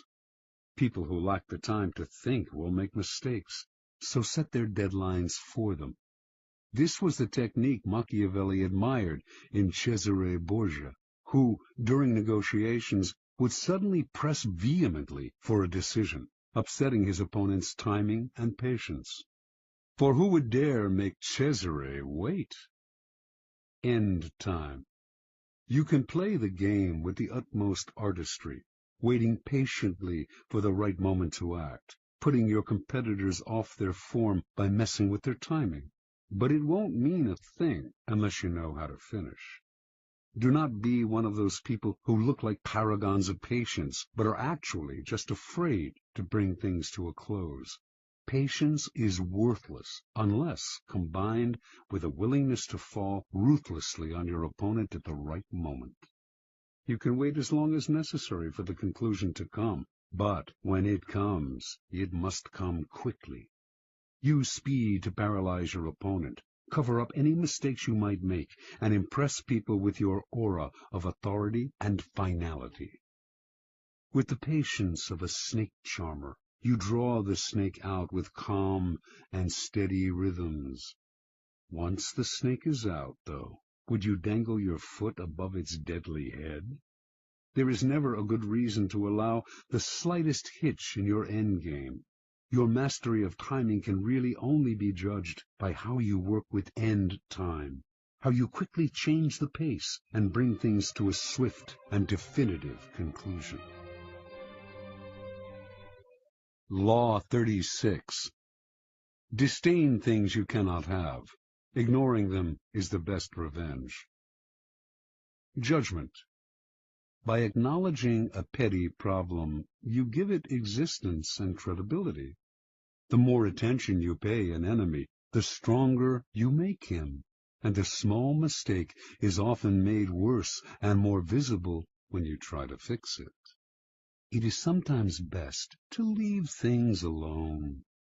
If there is something you want but cannot have, show contempt for it. The less interest you reveal, the more superior you seem. Observance of the law. In the year 1527, King Henry VIII of England decided he had to find a way to get rid of his wife, Catherine of Aragon. Catherine had failed to produce a son, a male heir, who would ensure the continuance of his dynasty, and Henry thought he knew why. He had read in the Bible the passage, "And if a man shall take his brother's wife, it is an unclean thing. He hath uncovered his brother's nakedness. They shall be childless." Before marrying Henry, Catherine had married his older brother Arthur, but Arthur had died 5 months later. Henry had waited an appropriate time, then had married his brother's widow. Catherine was the daughter of King Ferdinand and Queen Isabella of Spain, and by marrying her, Henry had kept alive a valuable alliance. Now, however, Catherine had to assure him that her brief marriage with Arthur had never been consummated. Otherwise, Henry would view their relationship as incestuous and their marriage as null and void. Catherine insisted that she had remained a virgin through her marriage to Arthur, and Pope Clement VII supported her by giving his blessing to the union, which he could not have done had he considered it incestuous. Yet, after years of marriage to Henry, Catherine had failed to produce a son, and in the early 1520s she had entered menopause. To the king, this could only mean one thing. She had lied about her virginity. Their union was incestuous, and God had punished them. There was another reason why Henry wanted to get rid of Catherine. He had fallen in love with a younger woman, Anne Boleyn. Not only was he in love with her, but if he married her, he could still hope to sire a legitimate son. The marriage to Catherine had to be annulled. For this, however, Henry had to apply to the Vatican, but Pope Clement would never annul their marriage. By the summer of 1527, rumors spread throughout Europe that Henry was about to attempt the impossible, to annul his marriage against Clement's wishes. Catherine would never abdicate, let alone voluntarily enter a nunnery, as Henry had urged her. But Henry had his own strategy. He stopped sleeping in the same bed with Catherine, since he considered her his sister-in-law, not his lawful wife. He insisted on calling her Princess Dowager of Wales, her title as Arthur's widow. Finally, in 1531, he banished her from court and shipped her off to a distant castle. The Pope ordered him to return her to court on pain of excommunication, the most severe penalty a Catholic could suffer. Henry not only ignored this threat, he insisted that his marriage to Catherine had been dissolved, and in 1533 he married Anne Boleyn. Clement refused to recognize the marriage, but Henry did not care. He no longer recognized the Pope's authority, and proceeded to break with the Roman Catholic Church, establishing the Church of England in its stead, with the king as the head of the new church. And so, not surprisingly, the newly formed Church of England proclaimed Anne Boleyn England's rightful queen. The Pope tried every threat in the book, but nothing worked. Henry simply ignored him. Clement fumed. No one had ever treated him so contemptuously. Henry had humiliated him, and he had no power of recourse. Even excommunication, which he constantly threatened, but never carried out, would no longer matter.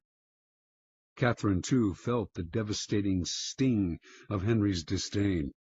She tried to fight back, but in appealing to Henry, her words fell on deaf ears, and soon they fell on no one's. Isolated from the court, ignored by the king, mad with anger and frustration, Catherine slowly deteriorated, and finally died in January of 1536 from a cancerous tumor of the heart. Interpretation. When you pay attention to a person, the two of you become partners of sorts, each moving in step to the actions and reactions of the other. In the process, you lose your initiative. It is a dynamic of all interactions. By acknowledging other people, even if only to fight with them, you open yourself to their influence. Had Henry locked horns with Catherine, he would have found himself mired in endless arguments that would have weakened his resolve and eventually worn him down. Had he set out to convince Clement to change his verdict on the marriage's validity, or tried to compromise and negotiate with him, he would have gotten bogged down in Clement's favorite tactic, playing for time, promising flexibility, but actually getting what popes always got, their way. Henry would have none of this. He played a devastating power game, total disdain. By ignoring people, you cancel them out. This unsettles and infuriates them, but since they have no dealings with you, there is nothing they can do. This is the offensive aspect of the law. Playing the card of contempt is immensely powerful, for it lets you determine the conditions of the conflict. The war is waged on your terms. This is the ultimate power pose. You are the king, and you ignore what offends you. Watch how this tactic infuriates people. Half of what they do is to get your attention, and when you withhold it from them, they flounder in frustration. Keys to power. If choosing to ignore enhances your power, it follows that the opposite approach, commitment and engagement, often weakens you. By paying undue attention to a puny enemy, you look puny, and the longer it takes you to crush such an enemy, the larger the enemy seems. When Athens set out to conquer the island of Sicily in 415 BC, a giant power was attacking a tiny one. Yet by entangling Athens in a long, drawn-out conflict, Syracuse, Sicily's most important city-state, was able to grow in stature and confidence. Finally, defeating Athens, it made itself famous for centuries to come. In recent times, President John F. Kennedy made a similar mistake in his attitude to Fidel Castro of Cuba. His failed invasion at the Bay of Pigs in 1961 made Castro an international hero. When you are attacked by an inferior, deflect people's attention by making it clear that the attack has not even registered. Look away, or answer sweetly, showing how little the attack concerns you. Similarly, when you yourself have committed a blunder, the best response is often to make less of your mistake by treating it lightly. Remember, the powerful responses to niggling, petty annoyances, and irritations are contempt and disdain. Never show that something has affected you or that you are offended. That only shows you have acknowledged a problem. Contempt is a dish that is best served cold and without affection. Law 37. Create compelling spectacles. Judgment. Striking imagery and grand symbolic gestures create the aura of power. Everyone responds to them. Stage spectacles for those around you, then, full of arresting visuals and radiant symbols that heighten your presence. Dazzled by appearances, no one will notice what you are really doing. Observance of the law. In 1536, the future king, Henry II of France, took his first mistress, Diane de Poitiers. Diane was 37 at the time, and was the widow of the Grand Seneschal of Normandy. Henry, meanwhile, was a sprightly lad of 17, who was just beginning to sow his wild oats. At first, their union seemed merely platonic, with Henry showing an intensely spiritual devotion to Diane. But it soon became clear that he loved her in every way, preferring her bed to that of his young wife, Catherine de' Medici. In 1547, King Francis died, and Henry ascended to the throne. This new situation posed perils for Diane de Poitiers. She had just turned 48, and despite her notorious cold baths and rumored youth potions, she was beginning to show her age. Now that Henry was king, perhaps he would return to the queen's bed, and do as other kings had done, choose mistresses from the bevy of beauties who made the French court the envy of Europe. He was, after all, only 28, and cut a dashing figure. But Diane did not give up so easily. She would continue to enthrall her lover, as she had enthralled him for the past 11 years. Diane's secret weapons were symbols and images to which she had always paid great attention. Early on in her relationship with Henry, she had created a motif by intertwining her initials with his to symbolize their union. The idea worked like a charm. Henry put this insignia everywhere, on his royal robes, on monuments, on churches, on the façade of the Louvre, then the royal palace in Paris. Diane's favorite colors were black and white, which she wore exclusively, and wherever it was possible, the insignia appeared in these colors. Everyone recognized the symbol and its meaning. Soon after Henry took the throne, however, Diane went still further. She decided to identify herself with the Roman goddess Diana, her namesake. Diana was the goddess of the hunt, the traditional royal pastime, and the particular passion of Henry. Equally important, in Renaissance art, she symbolized chastity and purity. For a woman like Diane to identify herself with this goddess would instantly call up those images in the court, giving her an air of respectability. Symbolizing her chaste relationship with Henry, it would also set her apart from the adulterous liaisons of royal mistresses past. To effect this association, Diane began by completely transforming her castle at Aunay. She razed the building's structure and in its place erected a magnificent Doric-columned edifice modeled after a Roman temple. It was made in white Normandy stone, flecked with black silex, reproducing Diane's trademark colors of black and white. The insignia of her and Henry's initials appeared on the columns, the doors, the windows, the carpet. Meanwhile, symbols of Diana, crescent moons, stags, and hounds, adorned the gates and façade. Inside, enormous tapestries depicting episodes in the life of the goddess lay on the floors and hung on the walls.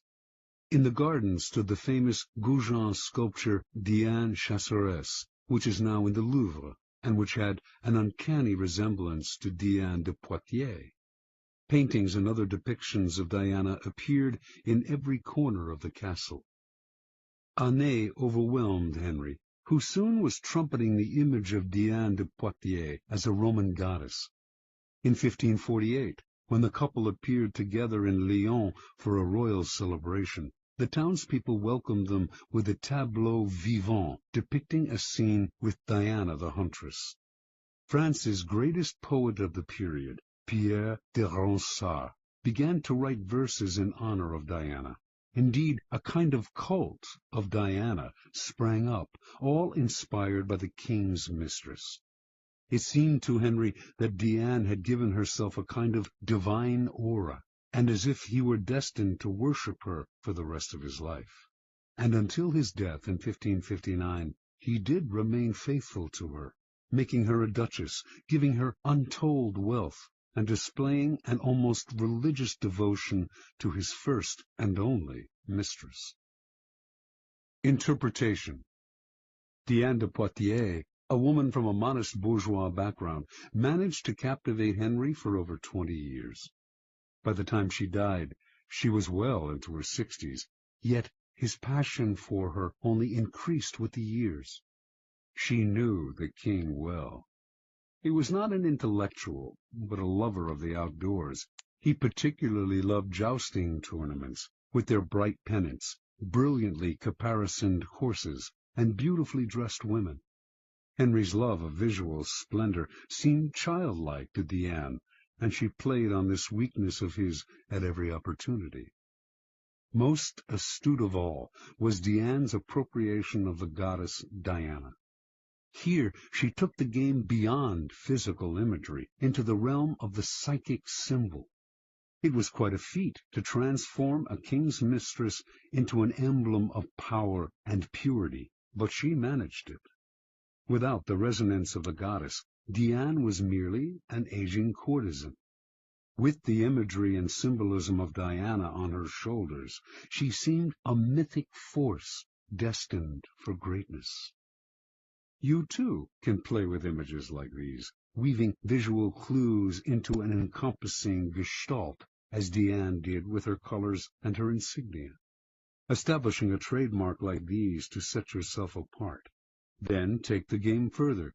Find an image or symbol from the past that will neatly fit your situation, and put it on your shoulders like a cape. It will make you seem larger than life. Keys to power. Words put you on the defensive. If you have to explain yourself, your power is already in question. The image, on the other hand, imposes itself as a given. It discourages questions, creates forceful associations, resists unintended interpretations, communicates instantly, and forges bonds that transcend social differences. Words stir up arguments and divisions. Images bring people together. They are the quintessential instruments of power. The symbol has the same force, whether it is visual or a verbal description of something visual. The symbol of the Sun King, as explained by Louis XIV, who is known by that epithet, can be read on many layers, but the beauty of it is that its associations required no explanation, spoke immediately to his subjects, distinguished him from all other kings, and conjured up a kind of majesty that went far beyond the words themselves. The symbol contains untold power. Things change in the game of symbols. It is probably no longer possible to pose as a Sun King or to wrap the mantle of Diana around you. Yet you can associate yourself with such symbols more indirectly. And, of course, you can make your own mythology out of figures from more recent history, people who are comfortably dead but still powerfully associative in the public eye. The idea is to give yourself an aura, a stature that your normal banal appearance simply will not create. By herself, Diane de Poitiers had no such radiant powers. She was as human and ordinary as most of us, but the symbol elevated her above the human lot and made her seem divine. Use the power of symbols as a way to rally, animate, and unite your troops or team. Always find a symbol to represent your cause. The more emotional associations, the better. The best way to use images and symbols is to organize them into a grand spectacle that awes people and distracts them from unpleasant realities. This is easy to do. People love what is grand, spectacular, and larger than life. Appeal to their emotions, and they will flock to your spectacle in hordes. The visual is the easiest route to their hearts.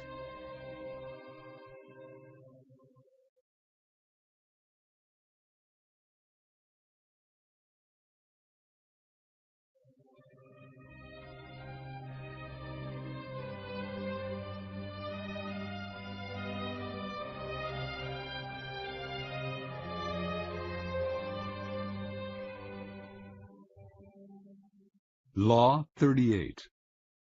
Think as you like, but behave like others. Judgment.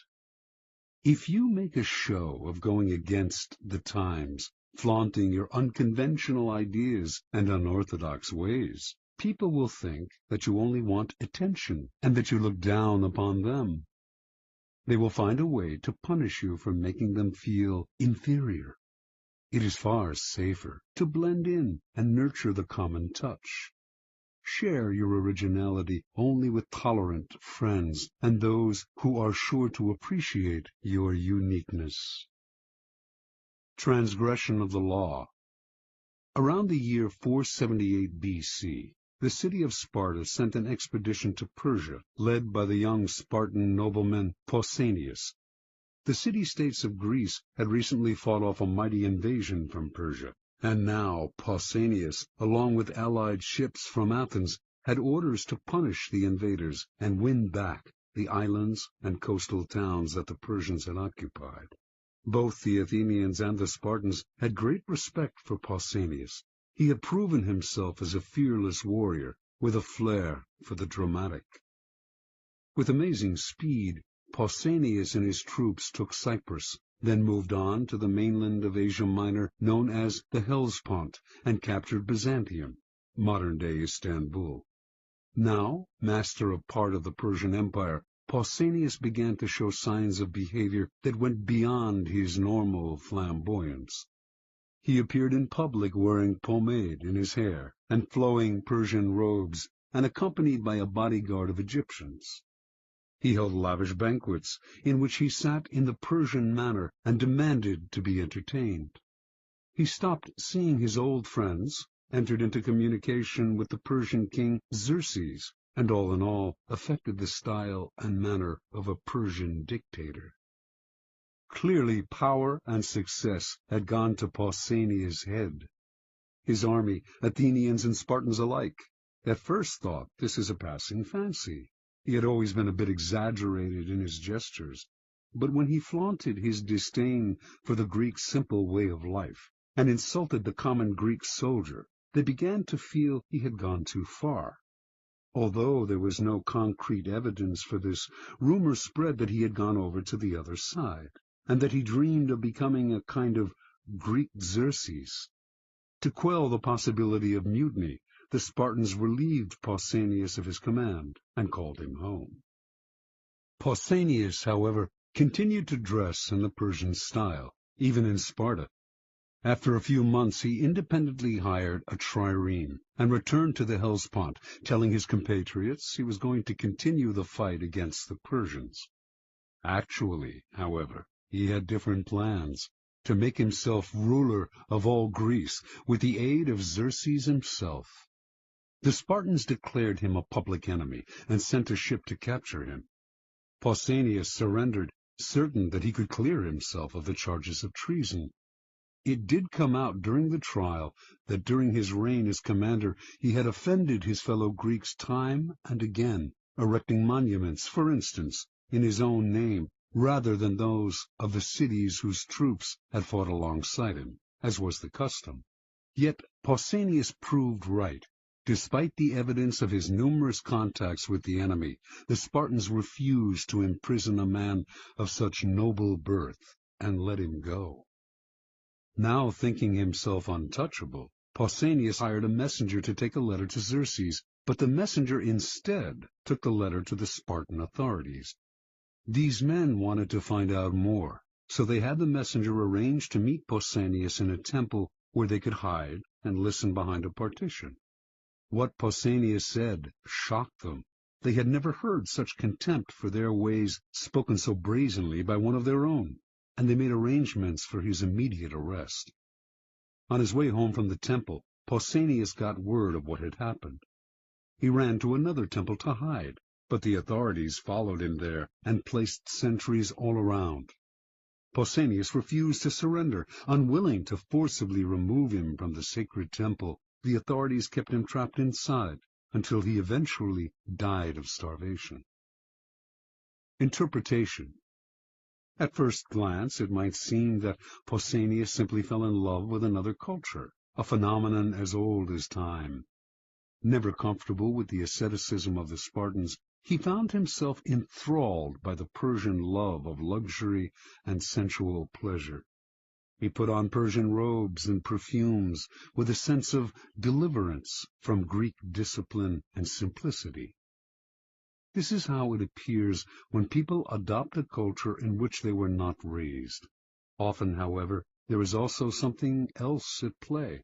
People who flaunt their infatuation with a different culture are expressing a disdain and contempt for their own. They are using the outward appearance of the exotic to separate themselves from the common folk who unquestioningly follow the local customs and laws, and to express their sense of superiority. Otherwise, they would act with more dignity, showing respect for those who do not share their desires. Indeed, their need to show their difference so dramatically often makes them disliked by the people whose beliefs they challenge, indirectly and subtly, perhaps, but offensively nonetheless. Cultures have norms that reflect centuries of shared beliefs and ideals. Do not expect to scoff at such things with impunity. You will be punished somehow, even if just through isolation, a position of real powerlessness. Many of us, like Pausanias, feel the siren call of the exotic, the foreign. Measure and moderate this desire. Flaunting your pleasure in alien ways of thinking and acting will reveal a different motive, to demonstrate your superiority over your fellows. Keys to power. Wise and clever people learn early on that they can display conventional behavior and mouth conventional ideas without having to believe in them.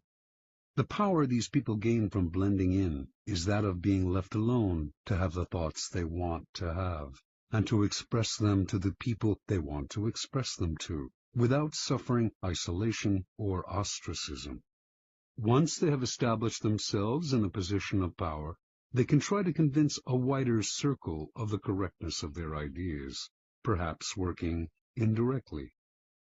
Make a show of blending in, even going so far as to be the most zealous advocate of the prevailing orthodoxy. If you stick to conventional appearances in public, few will believe you think differently in private. Do not be so foolish as to imagine that in our own time the old orthodoxies are gone.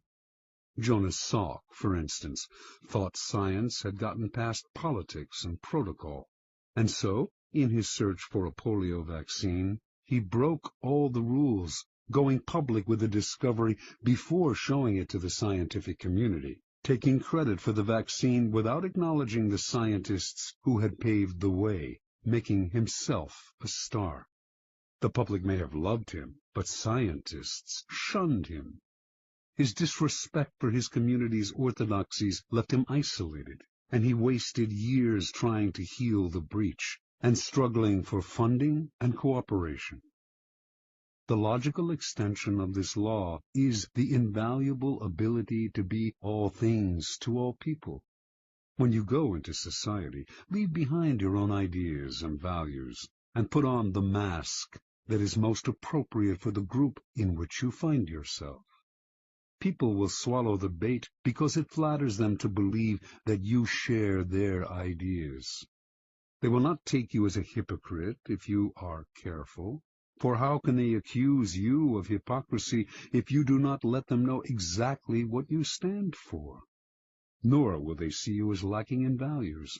Of course you have values, the values you share with them while in their company. Law 39. Stir up waters to catch fish. Judgment. Anger and emotion are strategically counterproductive. You must always stay calm and objective, but if you can make your enemies angry while staying calm yourself, you gain a decided advantage. Put your enemies off balance. Find the chink in their vanity through which you can rattle them and you hold the strings. Observance of the law. By the late 1920s, Haile Selassie had nearly achieved his goal of assuming total control over Ethiopia, a country he felt needed strong and unified leadership. As regent to the Empress Zauditu, stepdaughter of the late queen and heir to the throne, Selassie had spent several years weakening the power of Ethiopia's various warlords. Now, only one real obstacle stood in his way: the Empress and her husband, Ras Gugsa. Selassie knew the royal couple hated him and wanted to get rid of him. So, to cut short their plotting, he made Gugsa the governor of the northern province of Begemeder, forcing him to leave the capital, where the empress lived. For several years, Gugsa played the loyal administrator, but Selassie did not trust him. He knew that Gugsa and the empress were plotting revenge. As time passed, and Gugsa made no move, the chances of a plot only increased. Selassie knew what he had to do: draw Gugsa out, get under his skin, and push him into action before he was ready. For several years, a northern tribe, the Azibu Galas, had been in virtual rebellion against the throne, robbing and pillaging local villages and refusing to pay taxes. Selassie had done nothing to stop them, letting them grow stronger. Finally, in 1929, he ordered Ras Gugsa to lead an army against these disobedient tribesmen. Gugsa agreed, but inwardly he seethed. He had no grudge against the Azibu Galas, and the demand that he fight them hurt his pride. He could not disobey the order, but as he worked to put together an army, he began to spread an ugly rumor that Selassie was in cahoots with the Pope and planned to convert the country to Roman Catholicism and make it a colony of Italy. Gugsa's armies swelled, and some of the tribes from which his soldiers came secretly agreed to fight Selassie. In March of 1930, an enormous force of 35,000 men began to march, not on the Azibu Galas, but south, toward the capital of Addis Ababa. Made confident by his growing strength, Gugsa now openly led a holy war to depose Selassie and put the country back in the hands of true Christians. He did not see the trap that had been laid for him. Before Selassie had ordered Gugsa to fight the Azibu Galas, he had secured the support of the Ethiopian Church. And before the revolt got underway, he had bribed several of Gugsa's key allies not to show up for the battle. As the rebel army marched south, airplanes flew overhead, dropping leaflets announcing that the highest church officials had recognized Selassie as the true Christian leader of Ethiopia, and that they had excommunicated Gugsa for fomenting a civil war. These leaflets severely blunted the emotions behind the Holy Crusade, and as battle loomed and the support that Gugsa's allies had promised him failed to show up, soldiers began to flee or defect. When the battle came, the rebel army quickly collapsed. Refusing to surrender, Ras Gugsa was killed in the fighting.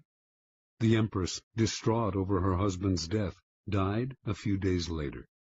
On April 30th, Selassie issued a formal proclamation announcing his new title, Emperor of Ethiopia. Interpretation. Haile Selassie always saw several moves ahead. He knew that if he let Ras Gugsa decide the time and place of the revolt, the danger would be much greater than if he forced Gugsa to act on Selassie's terms. So he goaded him into rebellion by offending his manly pride, asking him to fight people he had no quarrel with on behalf of a man he hated. Thinking everything out ahead, Selassie made sure that Gugsa's rebellion would come to nothing, and that he could use it to do away with his last two enemies. This is the essence of the law. When the waters are still, your opponents have the time and space to plot actions that they will initiate and control. So stir the waters, force the fish to the surface, get them to act before they are ready. Steal the initiative. The best way to do this is to play on uncontrollable emotions: pride, vanity, love, hate. Once the water is stirred up, the little fish cannot help but rise to the bait. The angrier they become, the less control they have, and finally they are caught in the whirlpool you have made, and they drown. Keys to power. Angry people usually end up looking ridiculous, for their response seems out of proportion to what occasioned it. They have taken things too seriously, exaggerating the hurt or insult that has been done to them. They are so sensitive to slight that it becomes comical how much they take personally. More comical still is their belief that their outbursts signify power. The truth is the opposite. Petulance is not power. It is a sign of helplessness. People may temporarily be cowed by your tantrums, but in the end, they lose respect for you. They also realize they can easily undermine a person with so little self-control. If a person explodes with anger at you, and it seems out of proportion to what you did to them, you must remind yourself that it is not exclusively directed at you. Do not be so vain. The cause is much larger, goes way back in time, involves dozens of prior hurts, and is actually not worth the bother to understand. Instead of seeing it as a personal grudge, look at the emotional outburst as a disguised power move, an attempt to control or punish you, cloaked in the form of hurt feelings and anger. This shift of perspective will let you play the game of power with more clarity and energy. Instead of overreacting and becoming ensnared in people's emotions, you will turn their loss of control to your advantage. You keep your head while they are losing theirs. Once you train yourself not to take matters personally and to control your emotional responses, you will have placed yourself in a position of tremendous power. Now you can play with the emotional responses of other people. Stir the insecure into action by impugning their manhood and by dangling the prospect of an easy victory before their faces. With the arrogant, too, you can appear weaker than you are, taunting them into a rash action. Law 40. Despise the free lunch. Judgment. What is offered for free is dangerous. It usually involves either a trick or a hidden obligation.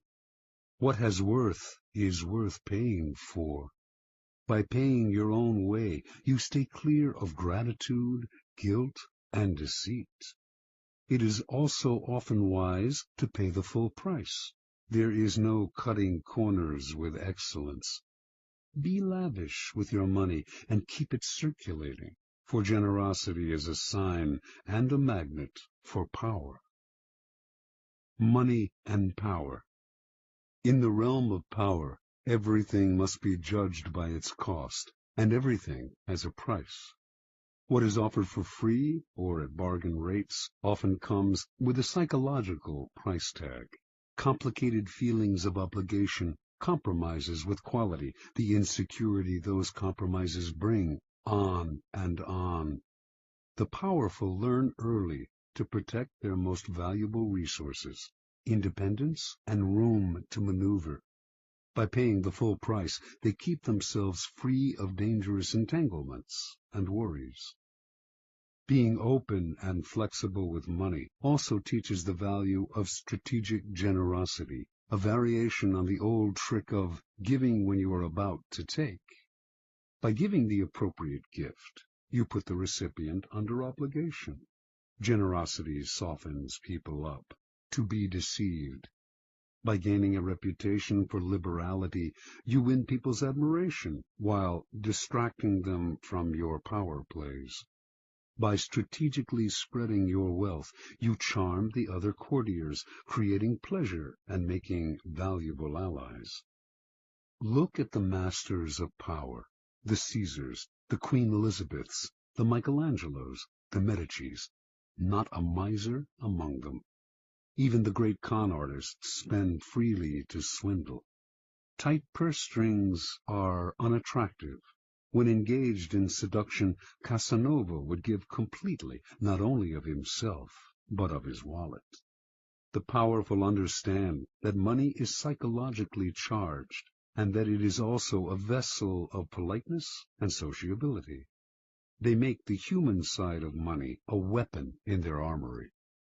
For everyone able to play with money, thousands more are locked in a self-destructive refusal to use money creatively and strategically.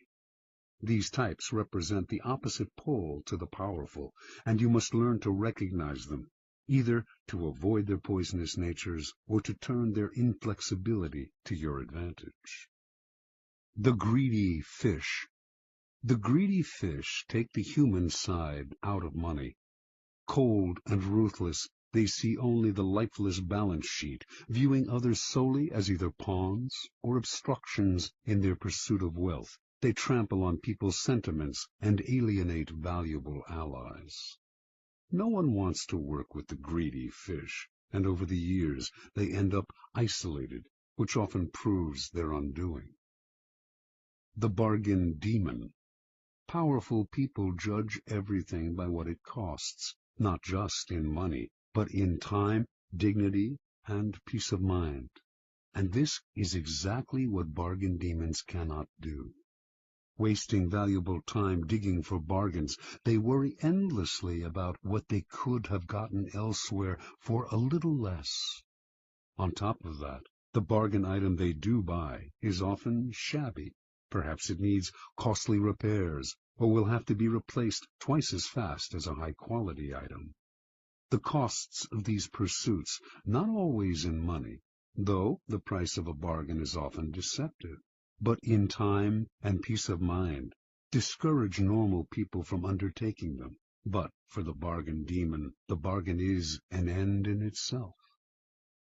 These types might seem to harm only themselves, but their attitudes are contagious.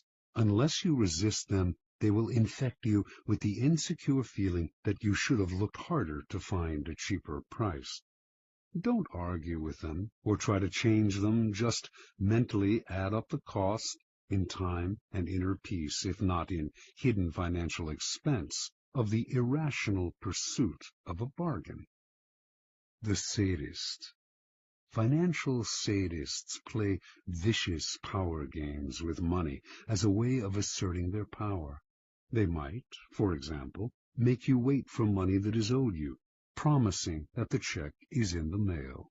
Or, if they hire you to work for them, they meddle in every aspect of the job, haggling and giving you ulcers. Sadists seem to think that paying for something gives them the right to torture and abuse the seller. They have no sense of the courtier element in money. If you are unlucky enough to get involved with this type, accepting a financial loss may be better in the long run than getting entangled in their destructive power games. The indiscriminate giver. Generosity has a definite function in power. It attracts people, softens them up, makes allies out of them. But it has to be used strategically, with a definite end in mind. Indiscriminate givers, on the other hand, are generous because they want to be loved and admired by all, and their generosity is so indiscriminate and needy that it may not have the desired effect. If they give to one and all, why should the recipient feel special? Attractive as it may seem to make an indiscriminate giver your mark, in any involvement with this type, you will often feel burdened by their insatiable emotional needs. Transgression of the law. In the early 18th century, no one stood higher in English society than the Duke and Duchess of Marlborough. The Duke, having led successful campaigns against the French, was considered Europe's premier general and strategist, and his wife, the Duchess, after much maneuvering, had established herself as the favorite of Queen Anne, who became ruler of England in 1702. In 1704, the Duke's triumph at the Battle of Blenheim made him the toast of England, and to honor him, the Queen awarded him a large plot of land in the town of Woodstock, and the funds to create a great palace there. Calling his planned home the Palace of Blenheim, the Duke chose as his architect the young John Vanbrugh, a kind of Renaissance man who wrote plays as well as designed buildings. And so construction began in the summer of 1705, with much fanfare and great hopes. Vanbrugh had a dramatist's sense of architecture. His palace was to be a monument to Marlborough's brilliance and power, and was to include artificial lakes, enormous bridges, elaborate gardens, and other fantastical touches. From day one, however, the Duchess could not be pleased. She thought Vanbrugh was wasting money on yet another stands of trees. She wanted the palace finished as soon as possible. The Duchess tortured Vanbrugh and his workmen on every detail. She was consumed with petty matters. Although the government was paying for Blenheim, she counted every penny. Eventually, her grumbling about Blenheim and other things too created an irreparable rift between her and Queen Anne, who, in 1711, dismissed her from the court, ordering her to vacate her apartments at the royal palace. When the Duchess left, fuming over the loss of her position, and also of her royal salary, she emptied the apartment of every fixture down to the brass doorknobs. Over the next 10 years, work on Blenheim would stop and start, as the funds became harder to procure from the government. The Duchess thought Vanbrugh was out to ruin her. She quibbled over every carload of stone and bushel of lime, counted every extra yard of iron railing or foot of wainscot, hurling abuse at the wasteful workmen, contractors, and surveyors. Marlborough, old and weary, wanted nothing more than to settle into the palace in his last years, but the project became bogged down in a swamp of litigation, the workmen suing the Duchess for wages, the Duchess suing the architect right back. In the midst of this interminable wrangling, the Duke died. He had never spent a night in his beloved Blenheim. After Marlborough's death, it became clear that he had a vast estate, worth over £2 million, more than enough to pay for finishing the palace. But the Duchess would not relent.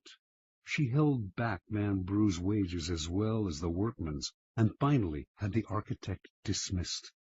The man who took his place finished Blenheim in a few years, following Vanbrugh's designs to the letter. Vanbrugh died in 1726, locked out of the palace by the Duchess, unable to set foot in his greatest creation. Foreshadowing the Romantic movement, Blenheim had started a whole new trend in architecture, but had given its creator a 20-year nightmare. Interpretation. For the Duchess of Marlborough, money was a way to play sadistic power games. She saw the loss of money as a symbolic loss of power. With Vanbrugh, her contortions went deeper still. He was a great artist, and she envied his power to create, to attain a fame outside her reach. She may not have had his gifts, but she did have the money to torture and abuse him over the pettiest details, to ruin his life. This kind of sadism, however, bears an awful price. It made construction that should have lasted 10 years take 20. It poisoned many a relationship, alienated the Duchess from the court, deeply pained the Duke, who wanted only to live peacefully in Blenheim, created endless lawsuits, and took years off Vanbrugh's life. Finally, too, posterity had the last word. Vanbrugh is recognized as a genius, while the Duchess is forever remembered for her consummate cheapness. The powerful must have grandeur of spirit. They can never reveal any pettiness, and money is the most visible arena in which to display either grandeur or pettiness. Best spend freely, then, and create a reputation for generosity, which in the end will pay great dividends. Never let financial details blind you to the bigger picture of how people perceive you. Their resentment will cost you in the long run, and if you want to meddle in the work of creative people under your hire, at least pay them well. Your money will buy their submission better than your displays of power. Law 41. Avoid stepping into a great man's shoes. Judgment.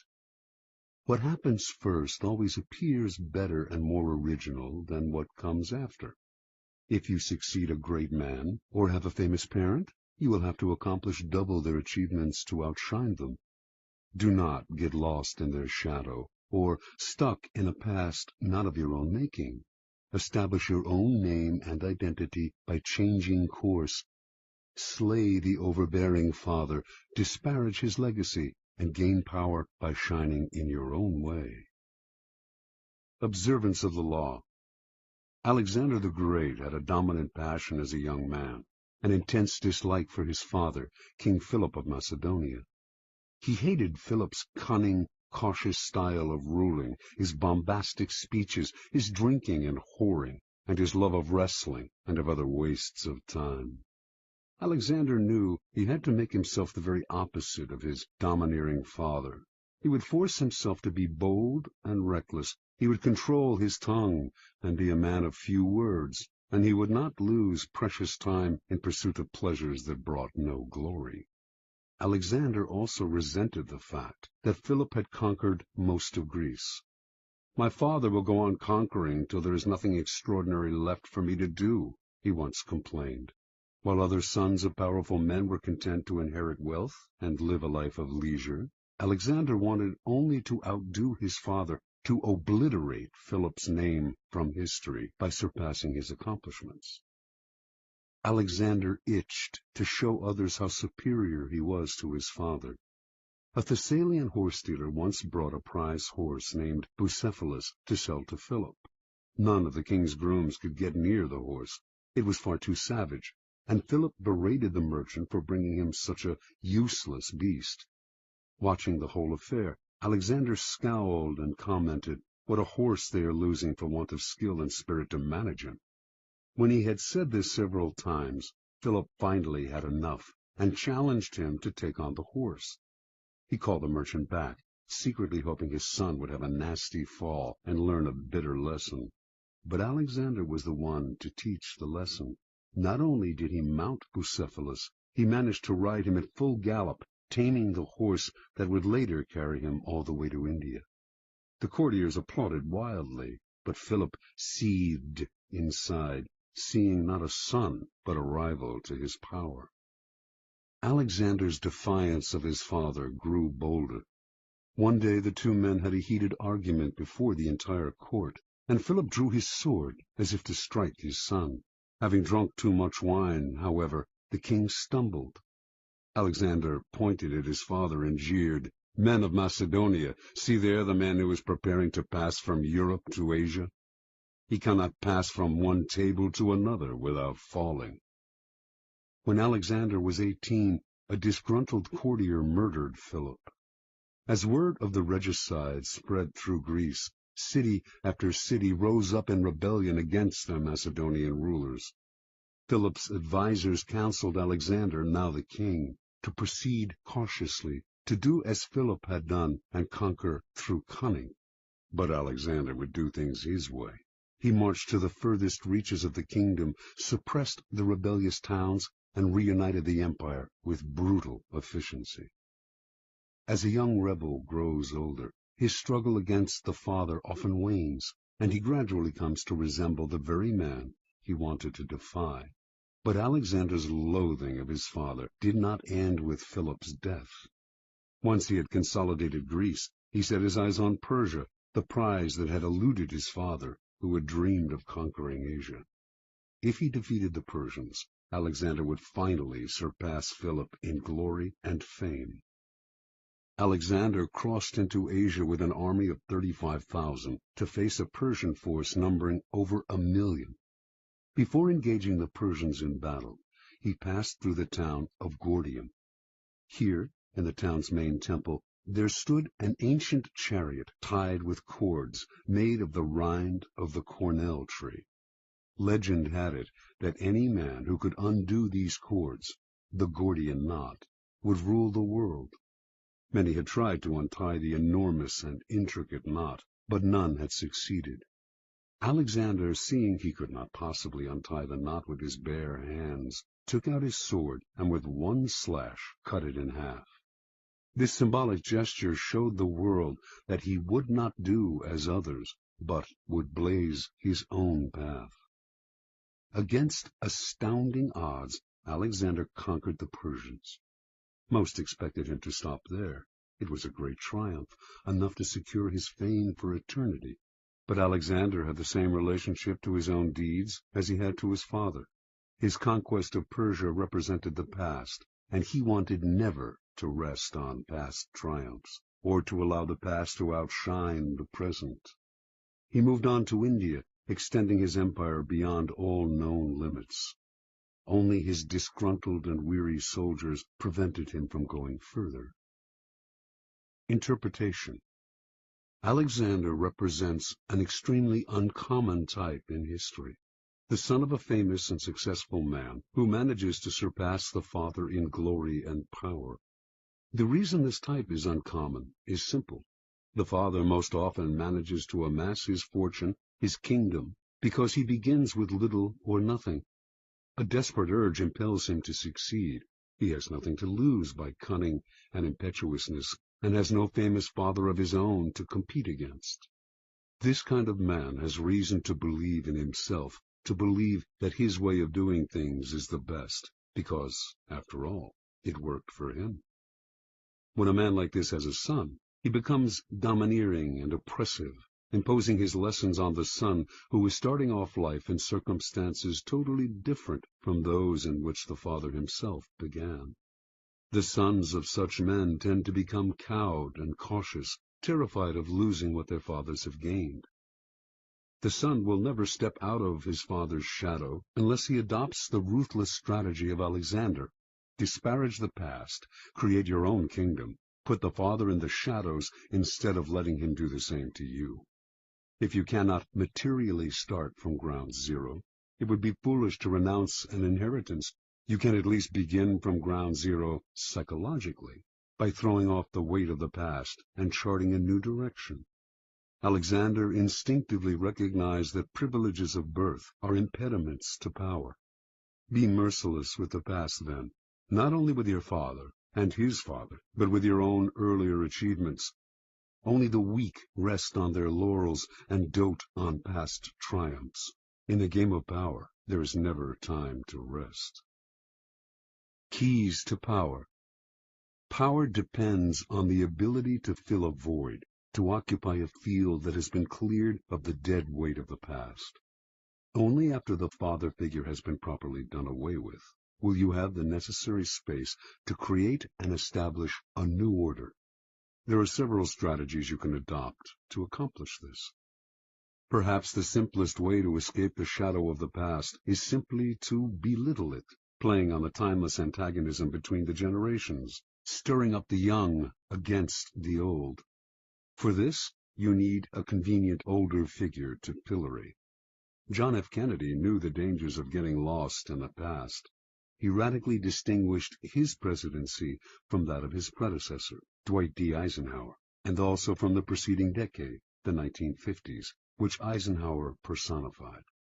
Kennedy, for instance, would not play the dull and fatherly game of golf, a symbol of retirement and privilege, and Eisenhower's passion. Instead, he played football on the White House lawn. In every aspect, his administration represented vigor and youth, as opposed to the stodgy Eisenhower. Kennedy had discovered an old truth. The young are easily set against the old, since they yearn to make their own place in the world and resent the shadow of their fathers. Never let yourself be seen as following your predecessor's path. If you do, you will never surpass him. You must physically demonstrate your difference by establishing a style and symbolism that sets you apart. When General Douglas MacArthur assumed command of American forces in the Philippines during World War II, an assistant handed him a book containing the various precedents established by the commanders before him, the methods that had been successful for them. MacArthur asked the assistant how many copies there were of this book.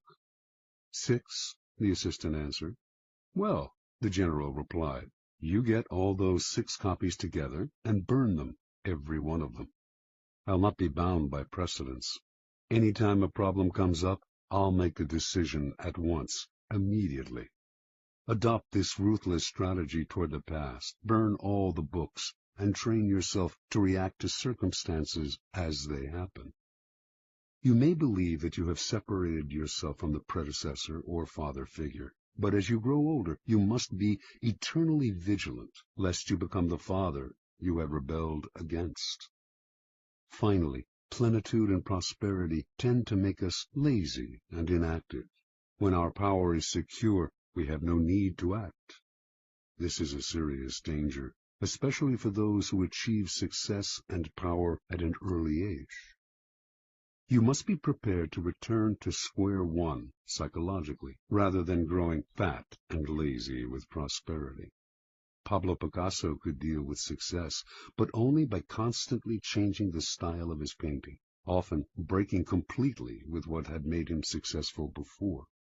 How often our early triumphs turn us into a kind of caricature of ourselves. Powerful people recognize these traps. Like Alexander the Great, they struggle constantly to recreate themselves. The father must not be allowed to return. He must be slain at every step of the way. Law 42. Strike the shepherd and the sheep will scatter. Judgment. Trouble can often be traced to a single strong individual, the stirrer, the arrogant underling, the poisoner of goodwill. If you allow such people room to operate, others will succumb to their influence. Do not wait for the troubles they cause to multiply. Do not try to negotiate with them. They are irredeemable. Neutralize their influence by isolating or banishing them. Strike at the source of the trouble, and the sheep will scatter. Observance of the law. Near the end of the 6th century BC, the city-state of Athens overthrew the series of petty tyrants who had dominated its politics for decades. It established instead a democracy that was to last over a century, a democracy that became the source of its power and its proudest achievement. But as the democracy evolved, so did a problem the Athenians had never faced: how to deal with those who did not concern themselves with the cohesion of a small city surrounded by enemies, who did not work for its greater glory, but thought of only themselves and their own ambitions and petty intrigues. The Athenians understood that these people, if left alone, would sow dissension, divide the city into factions, and stir up anxieties, all of which could lead to the ruin of their democracy. Violent punishment no longer suited the new, civilized order that Athens had created. Instead, the citizens found another, more satisfying and less brutal way to deal with the chronically selfish. Every year they would gather in the marketplace and write on a piece of earthenware, an ostrakon, the name of an individual they wanted to see banished from the city for 10 years. If a particular name appeared on 6,000 ballots, that person would instantly be exiled. If no one received 6,000 votes, the person with the most ostraka recording his name would suffer the 10-year ostracism. This ritual expulsion became a kind of festival. What a joy to be able to banish those irritating, anxiety-inducing individuals who wanted to rise above the group they should have served. In 490 BC, Aristides, one of the great generals of Athenian history, helped defeat the Persians at the Battle of Marathon. Meanwhile, off the battlefield, his fairness as a judge had earned him the nickname the Just. But as the years went by, the Athenians came to dislike him. He made such a show of his righteousness, and this, they believed, disguised his feelings of superiority and scorn for the common folk. His omnipresence in Athenian politics became obnoxious. The citizens grew tired of hearing him called the Just. They feared that this was just the type of man, judgmental, haughty, who would eventually stir up fierce divisions among them. In 482 BC, despite Aristides' invaluable expertise in the continuing war with the Persians, they collected the ostraca and had him banished. After Aristides' ostracism, the great general Themistocles emerged as the city's premier leader, but his many honors and victories went to his head, and he too became arrogant and overbearing, constantly reminding the Athenians of his triumphs in battle, the temples he had built, the dangers he had fended off. He seemed to be saying that without him the city would come to ruin, and so, in 472 BC, Themistocles' name was filled in on the ostraca, and the city was rid of his poisonous presence. The greatest political figure in 5th century Athens was undoubtedly Pericles. Although several times threatened with ostracism, he avoided that fate by maintaining close ties with the people. Perhaps he had learned a lesson as a child from his favorite tutor, the incomparable Damon, who excelled above all other Athenians in his intelligence, his musical skills, and his rhetorical abilities. It was Damon who had trained Pericles in the arts of ruling. But he too suffered ostracism, for his superior airs and his insulting manner toward the commoners stirred up too much resentment. Toward the end of the century there lived a man named Hyperbolus. Most writers of the time describe him as the city's most worthless citizen. He did not care what anyone thought of him, and slandered whomever he disliked. He amused some, but irritated more. In 417 BC, Hyperbolus saw an opportunity to stir up anger against the two leading politicians of the time, Alcibiades and Nicias. He hoped that one of the two would be ostracized and that he would rise in that man's place. His campaign seemed likely to succeed. The Athenians disliked Alcibiades' flamboyant and carefree lifestyle, and were wary of Nicias's wealth and aloofness. They seemed certain to ostracize one or the other, but Alcibiades and Nicias, although they were otherwise enemies, pooled their resources and managed to turn the ostracism on Hyperbolus instead. His obnoxiousness, they argued, could only be terminated by banishment. Earlier sufferers of ostracism had been formidable, powerful men. Hyperbolus, however, was a low buffoon, and with his banishment the Athenians felt that ostracism had been degraded, and so they ended the practice that for nearly 100 years had been one of the keys to keeping the peace within Athens. Interpretation. The Athenians sensed the dangers posed by asocial behavior, and saw how such behavior often disguises itself in other forms. The holier-than-thou attitude that silently seeks to impose its standards on others, overweening ambition at the expense of the common good, the flaunting of superiority, quiet scheming, terminal obnoxiousness. Some of these behaviors would eat away at the city's cohesion by creating factions and sowing dissension. Others would ruin the democratic spirit by making the common citizen feel inferior and envious. The Athenians did not try to re-educate people who acted in these ways, or to absorb them somehow into the group, or to impose a violent punishment that would only create other problems. The solution was quick and effective. Get rid of them. Within any group, trouble can most often be traced to a single source, the unhappy, chronically dissatisfied one who will always stir up dissension and infect the group with his or her ill ease. Before you know what hit you, the dissatisfaction spreads. Act before it becomes impossible to disentangle one strand of misery from another, or to see how the whole thing started. First, recognize troublemakers by their overbearing presence or by their complaining nature. Once you spot them, do not try to reform them or appease them. That will only make things worse. Do not attack them, whether directly or indirectly, for they are poisonous in nature and will work underground to destroy you. Do as the Athenians did. Banish them before it is too late. Separate them from the group before they become the eye of a whirlpool. Do not give them time to stir up anxieties and sow discontent. Do not give them room to move.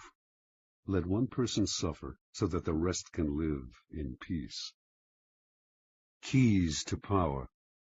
In the past, an entire nation would be ruled by a king and his handful of ministers. Only the elite had any power to play with.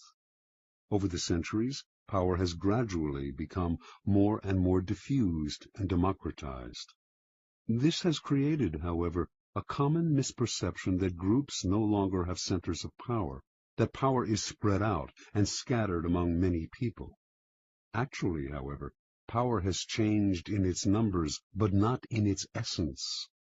There may be fewer mighty tyrants commanding the power of life and death over millions, but there remain thousands of petty tyrants ruling smaller realms and enforcing their will through indirect power gains, charisma, and so on. In every group, power is concentrated in the hands of one or two people, for this is one area in which human nature will never change. People will congregate around a single, strong personality like stars orbiting a sun.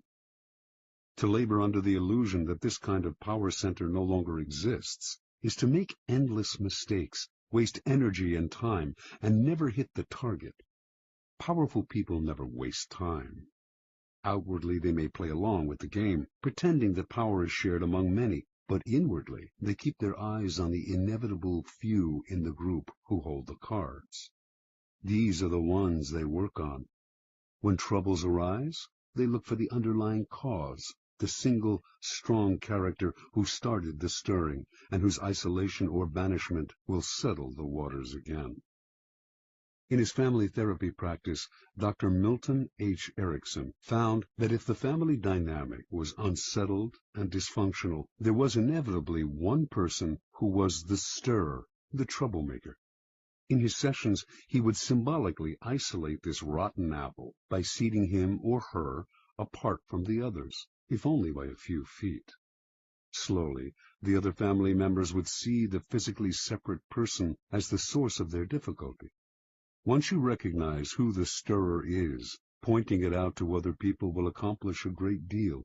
Understanding who controls the group dynamic is a critical realization. Remember, stirrers thrive by hiding in the group, disguising their actions among the reactions of others. Render their actions visible, and they lose their power to upset. Finally, the reason you strike at the shepherd is because such an action will dishearten the sheep beyond any rational measure. When Hernando Cortés and Francisco Pizarro led their tiny forces against the Aztec and Incan empires, they did not make the mistake of fighting on several fronts, nor were they intimidated by the numbers arrayed against them. They captured the kings, Moctezuma and Atahualpa. Vast empires fell into their hands. With the leader gone, the center of gravity is gone. There is nothing to revolve around, and everything falls apart. Aim at the leaders, bring them down, and look for the endless opportunities in the confusion that will ensue. Law 43. Work on the hearts and minds of others. Judgment. Coercion creates a reaction that will eventually work against you. You must seduce others into wanting to move in your direction. A person you have seduced becomes your loyal pawn, and the way to seduce others is to operate on their individual psychologies and weaknesses. Soften up the resistant by working on their emotions, playing on what they hold dear and what they fear. Ignore the hearts and minds of others, and they will grow to hate you. Transgression of the law. Near the end of the reign of Louis XV, all of France seemed desperate for change. When the king's grandson and chosen successor, the future Louis XVI, married the 15-year-old daughter of the Empress of Austria, the French caught a glimpse of the future that seemed hopeful. The young bride, Marie Antoinette, was beautiful and full of life. She instantly changed the mood of the court, which was rank with Louis XV's debaucheries. Even the common people who had yet to see her talked excitedly of Marie Antoinette. The French had grown disgusted with the series of mistresses who had dominated Louis XV, and they looked forward to serving their new queen. In 1773, when Marie Antoinette publicly rode through the streets of Paris for the first time, applauding crowds swarmed around her carriage. "How fortunate," she wrote her mother, "to be in a position in which one can gain widespread affection at so little cost." In 1774, Louis XV died, and Louis XVI took the throne. As soon as Marie became queen, she abandoned herself to the pleasures she loved the most, ordering and wearing the most expensive gowns and jewelry in the realm, sporting the most elaborate hair in history, her sculpted coiffures rising as much as 3 feet above her head, and throwing a constant succession of masked balls and fêtes. All of these whims she paid for on credit, never concerning herself with the cost or who paid the bills. Marie Antoinette's greatest pleasure was the creation and designing of a private Garden of Eden at the Petit Trianon, a chateau on the grounds of Versailles with its own woods. The gardens at Petit Trianon were to be as natural as possible, including moss applied by hand to the trees and rocks. To heighten the pastoral effect, Marie employed peasant milkmaids to milk the finest-looking cows in the realm. Launderers and cheesemakers in special peasant outfits she helped design, shepherds to tend sheep with silk ribbons around their necks. When the queen inspected the barns, she would watch her milkmaids squeezing milk into porcelain vases made at the Royal Ceramic Works. To pass the time, Marie would gather flowers in the woods around the Petit Trianon, or watch her good peasants doing their chores. The place became a separate world, its community limited to Marie's chosen favorites. With each new whim of Marie's, the cost of maintaining the Petit Trianon soared. Meanwhile, France itself was deteriorating. There was famine and widespread discontent. Even socially insulated courtiers seethed with resentment. The queen treated them like children. Only her favorites mattered, and these were becoming fewer and fewer. But Marie did not concern herself with this. Not once throughout her reign did she read a minister's report. Not once did she tour the provinces and rally the people to her side. Not once did she mingle among the Parisians or receive a delegation from them. She did none of these things because, as queen, she felt the people owed her their affection, and she was not required to love them in return. In 1784, the queen became embroiled in a scandal. As part of an elaborate swindle, the most expensive diamond necklace in Europe had been purchased under her name, and during the swindler's trial, her lavish lifestyle became public. People heard about the money she spent on jewels and dresses and masked dances. They gave her the nickname Madame Deficit, and from then on she became the focus of the people's growing resentment. When she appeared in her box at the opera, the audience greeted her with hisses. Even the court turned against her, for while she had been running up her huge expenditures, the country was headed for ruin. 5 years later, in 1789, an unprecedented event took place, the beginning of the French Revolution. The queen did not worry. Let the people have their little rebellion, she seemed to think. It would soon quiet down, and she would be able to resume her life of pleasure. That year, the people marched on Versailles, forcing the royal family to quit the palace and take residence in Paris. This was a triumph for the rebels, but it offered the queen an opportunity to heal the wounds she had opened and establish contact with the people. The queen, however, had not learned her lesson. Not once would she leave the palace during her stay in Paris. Her subjects could rot in hell for all she cared. In 1792, the royal couple was moved from the palace to a prison, as the revolution officially declared the end of the monarchy. The following year, Louis XVI was tried, found guilty, and guillotined. As Marie Antoinette awaited the same fate, hardly a soul came to her defense. Not one of her former friends in the court, not one of Europe's other monarchs, who, as members of their own country's royal families, had all the reason in the world to show that revolution did not pay. Not even her own family in Austria, including her brother, who now sat on the throne. She had become the world's pariah. In October of 1793, she finally knelt at the guillotine, unrepentant and defiant to the bitter end. Interpretation.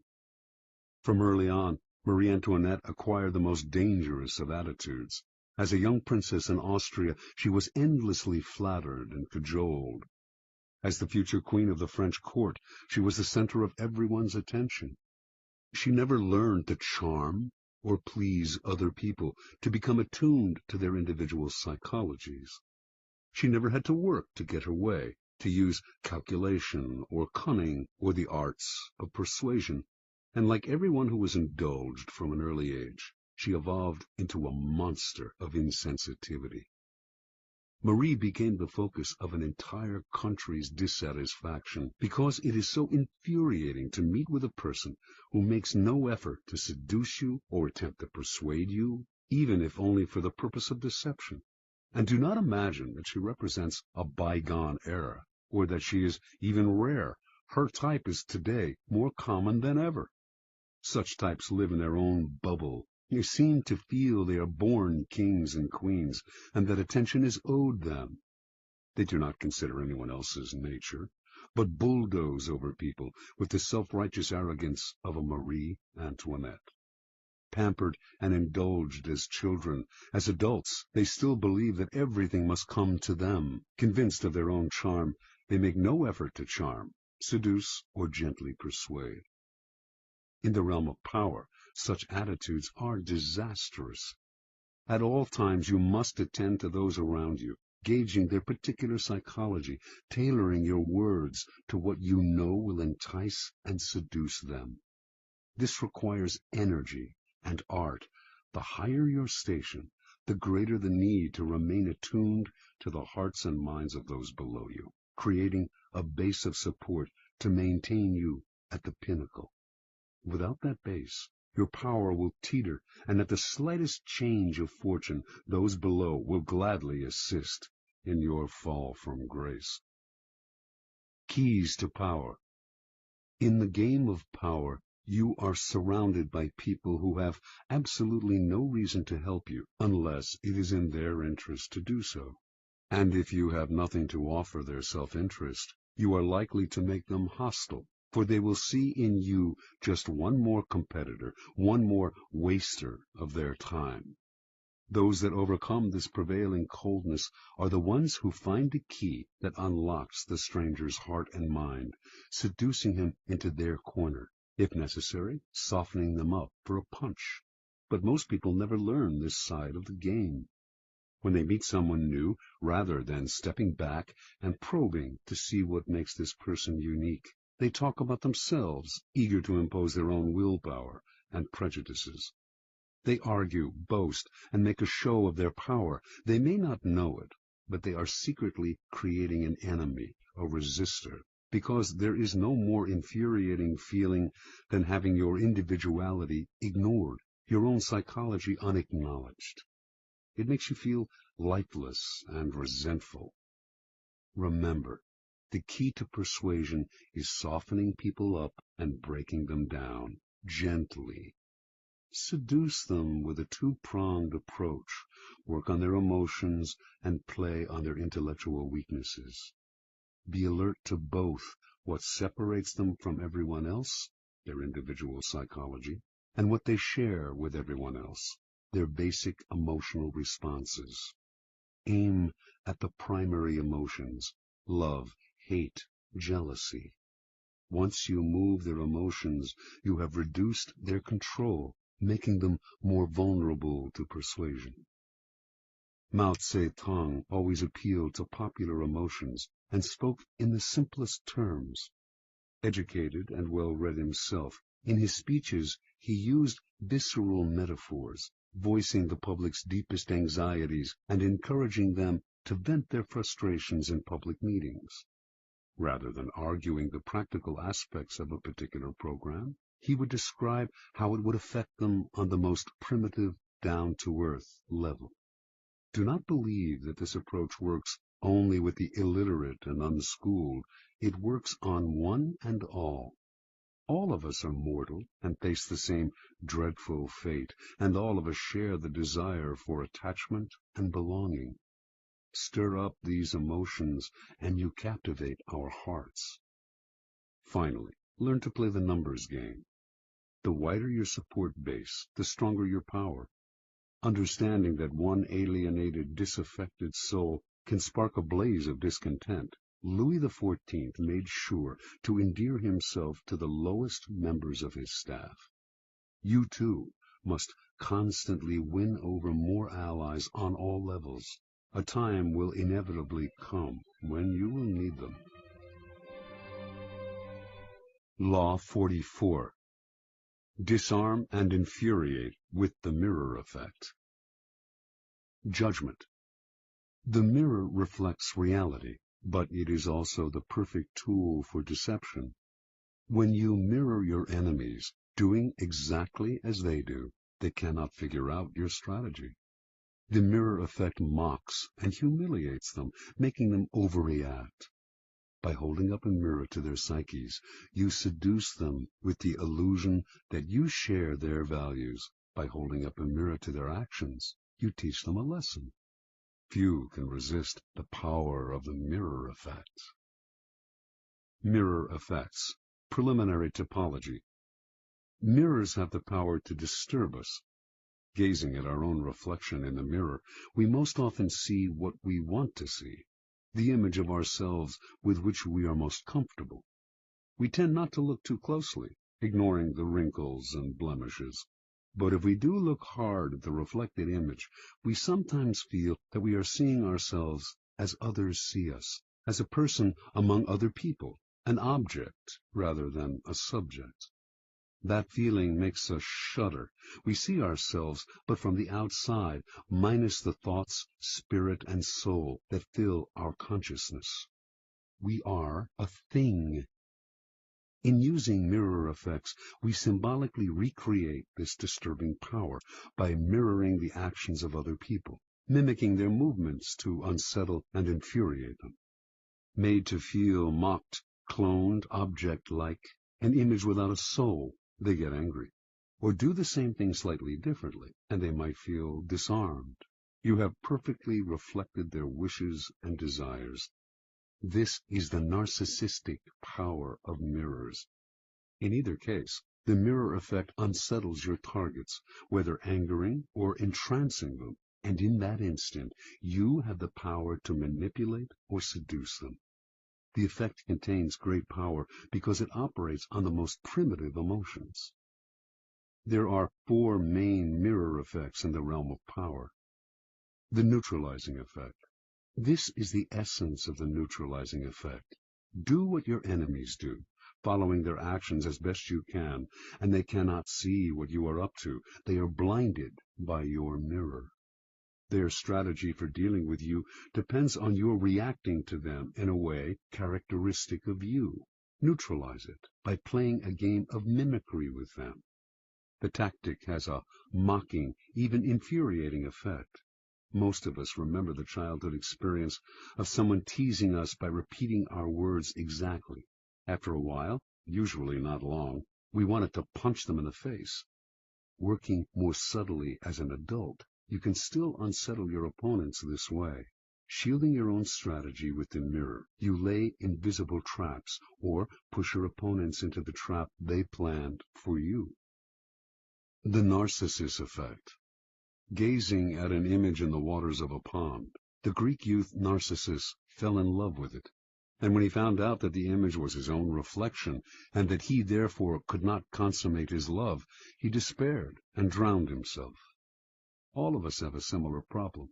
We are profoundly in love with ourselves, but since this love excludes a love object outside ourselves, it remains continuously unsatisfied and unfulfilled.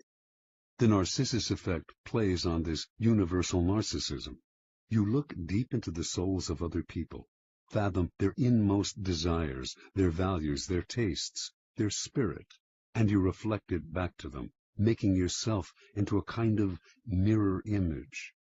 Your ability to reflect their psyche gives you great power over them. They may even feel a tinge of love. This is simply the ability to mimic another person, not physically, but psychologically, and it is immensely powerful because it plays upon the unsatisfied self-love of a child. Normally, people bombard us with their experiences, their tastes. They hardly ever make the effort to see things through our eyes. This is annoying, but it also creates great opportunity. If you can show you understand another person by reflecting their inmost feelings, they will be entranced and disarmed, all the more so because it happens so rarely. No one can resist this feeling of being harmoniously reflected in the outside world, even though you might well be manufacturing it for their benefit and for deceptive purposes of your own. The moral effect. The power of verbal argument is extremely limited and often accomplishes the opposite of what is intended. As Greene remarks, the truth is generally seen, rarely heard. The moral effect is a perfect way to demonstrate your ideas through action. Quite simply, you teach others a lesson by giving them a taste of their own medicine. In the moral effect, you mirror what other people have done to you, and do so in a way that makes them realize you are doing to them exactly what they did to you. You make them feel that their behavior has been unpleasant, as opposed to hearing you complain and whine about it, which only gets their defenses up. And as they feel the result of their actions mirrored back at them, they realize in the profoundest sense how they hurt or punish others with their unsocial behavior. You objectify the qualities you want them to feel ashamed of, and create a mirror in which they can gaze at their follies and learn a lesson about themselves. This technique is often used by educators, psychologists, and anyone who has to deal with unpleasant and unconscious behavior. This is the teacher's mirror. Whether or not there is actually anything wrong with the way people have treated you, however, it can often be to your advantage to reflect it back to them in a way that makes them feel guilty about it. Hallucinatory effect. Mirrors are tremendously deceptive, for they create a sense that you are looking at the real world. Actually, though, you are only staring at a piece of glass, which, as everyone knows, cannot show the world exactly as it is. Everything in a mirror is reversed. When Alice goes through the looking-glass in Lewis Carroll's book, she enters a world that is back to front, and more than just visually. The hallucinatory effect comes from creating a perfect copy of an object, a place, a person. This copy acts as a kind of dummy. People take it for the real thing because it has the physical appearance of the real thing. This is the preeminent technique of con artists, who strategically mimic the real world to deceive you. It also has applications in any arena that requires camouflage. This is the deceiver's mirror.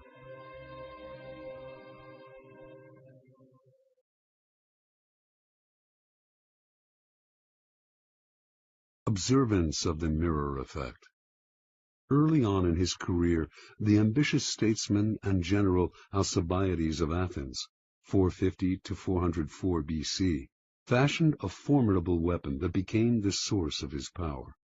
In every encounter with others, he would sense their moods and tastes, then carefully tailor his words and actions to mirror their inmost desires.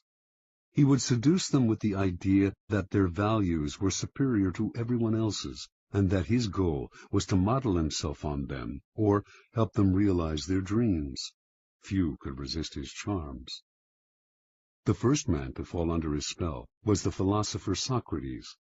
Alcibiades represented the opposite of the Socratic ideal of simplicity and uprightness. He lived lavishly and was completely unprincipled. Whenever he met Socrates, however, he mirrored the older man's sobriety eating simply, accompanying Socrates on long walks, and talking only of philosophy and virtue. Socrates was not completely fooled. He was not unaware of Alcibiades' other life, but that only made him vulnerable to a logic that flattered him.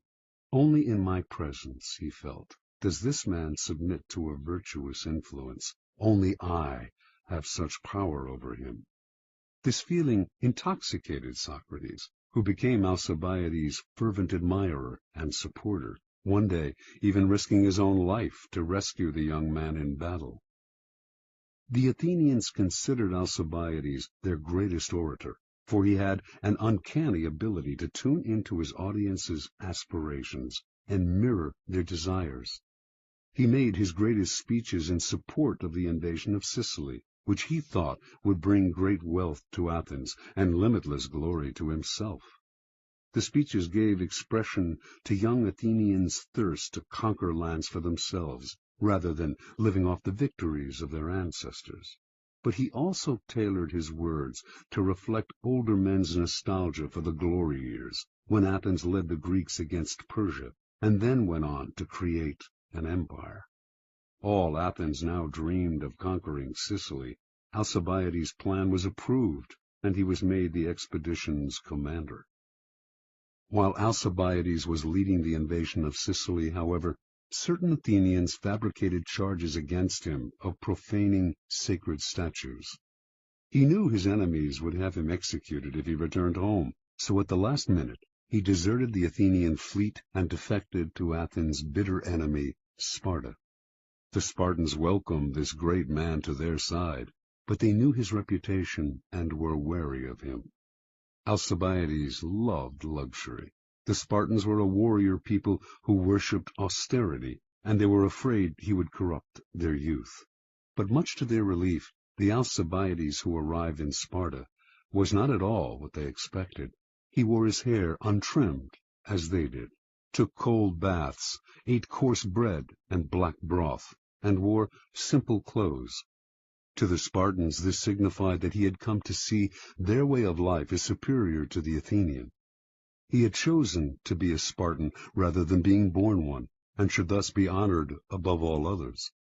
They fell under his spell and gave him great powers. Unfortunately, Alcibiades rarely knew how to rein in his charm. He managed to seduce the king of Sparta's wife and make her pregnant. When this became public, he once more had to flee for his life.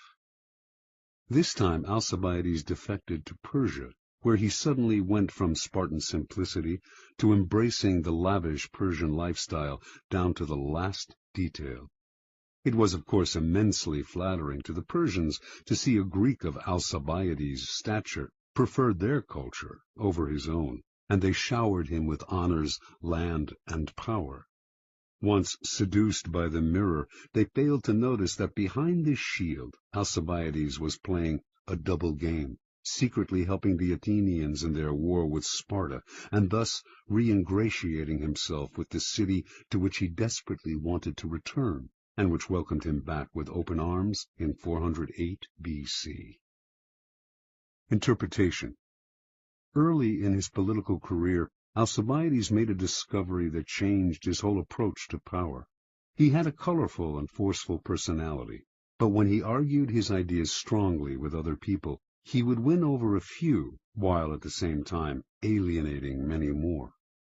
The secret to gaining ascendancy over large numbers, he came to believe, was not to impose his colors, but to absorb the colors of those around him, like a chameleon. Once people fell for the trick, the deceptions he went on to practice would be invisible to them. Understand, everyone is wrapped up in their own narcissistic shell. When you try to impose your own ego on them, a wall goes up, resistance is increased. By mirroring them, however, you seduce them into a kind of narcissistic rapture. They are gazing at a double of their own soul. This double is actually manufactured in its entirety by you. Once you have used the mirror to seduce them, you have great power over them. It is worth noting, however, the dangers and the promiscuous use of the mirror. In Alcibiades' presence, People felt larger, as if their egos had been doubled, but once he left, they felt empty and diminished, and when they saw him mirroring completely different people as totally as he had mirrored them, they felt not just diminished, but betrayed. Alcibiades' overuse of the mirror effect made whole peoples feel used, so that he constantly had to flee from one place to another. Indeed, Alcibiades so angered the Spartans that they finally had him murdered. He had gone too far. The seducer's mirror must be used with caution and discrimination. Law 45. Preach the need for change, but never reform too much at once. Judgment. Everyone understands the need for change in the abstract, but on the day-to-day level, people are creatures of habit. Too much innovation is traumatic and will lead to revolt. If you are new to a position of power, or an outsider trying to build a power base, make a show of respecting the old ways of doing things. If change is necessary, make it feel like a gentle improvement on the past. Transgression of the law.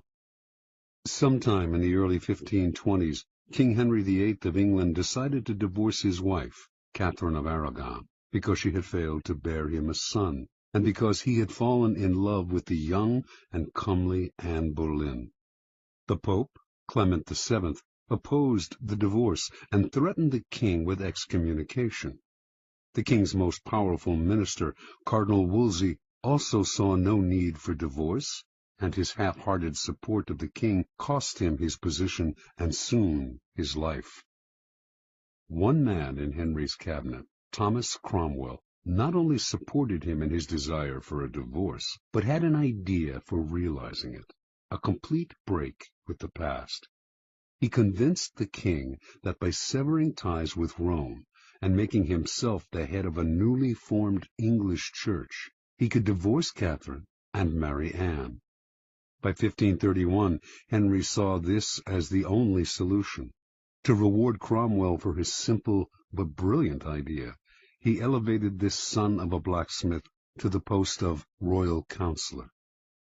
By 1534, Cromwell had been named the king's secretary, and as the power behind the throne, he had become the most powerful man in England. But for him, the break with Rome went beyond the satisfaction of the king's carnal desires. He envisioned a new Protestant order in England, with the power of the Catholic Church smashed, and its vast wealth in the hands of the king and the government. In that same year, he initiated a complete survey of the churches and monasteries of England, and as it turned out, the treasures and monies that the churches had accumulated over the centuries were far more than he had imagined. His spies and agents came back with astonishing figures.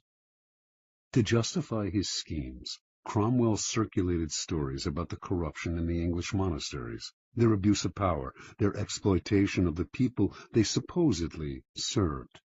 Having won Parliament's support for breaking up the monasteries, he began to seize their holdings and to put them out of existence, one by one. At the same time, he began to impose Protestantism, introducing reforms in religious ritual and punishing those who stuck to Catholicism, and who now were called heretics. Virtually overnight, England was converted to a new official religion.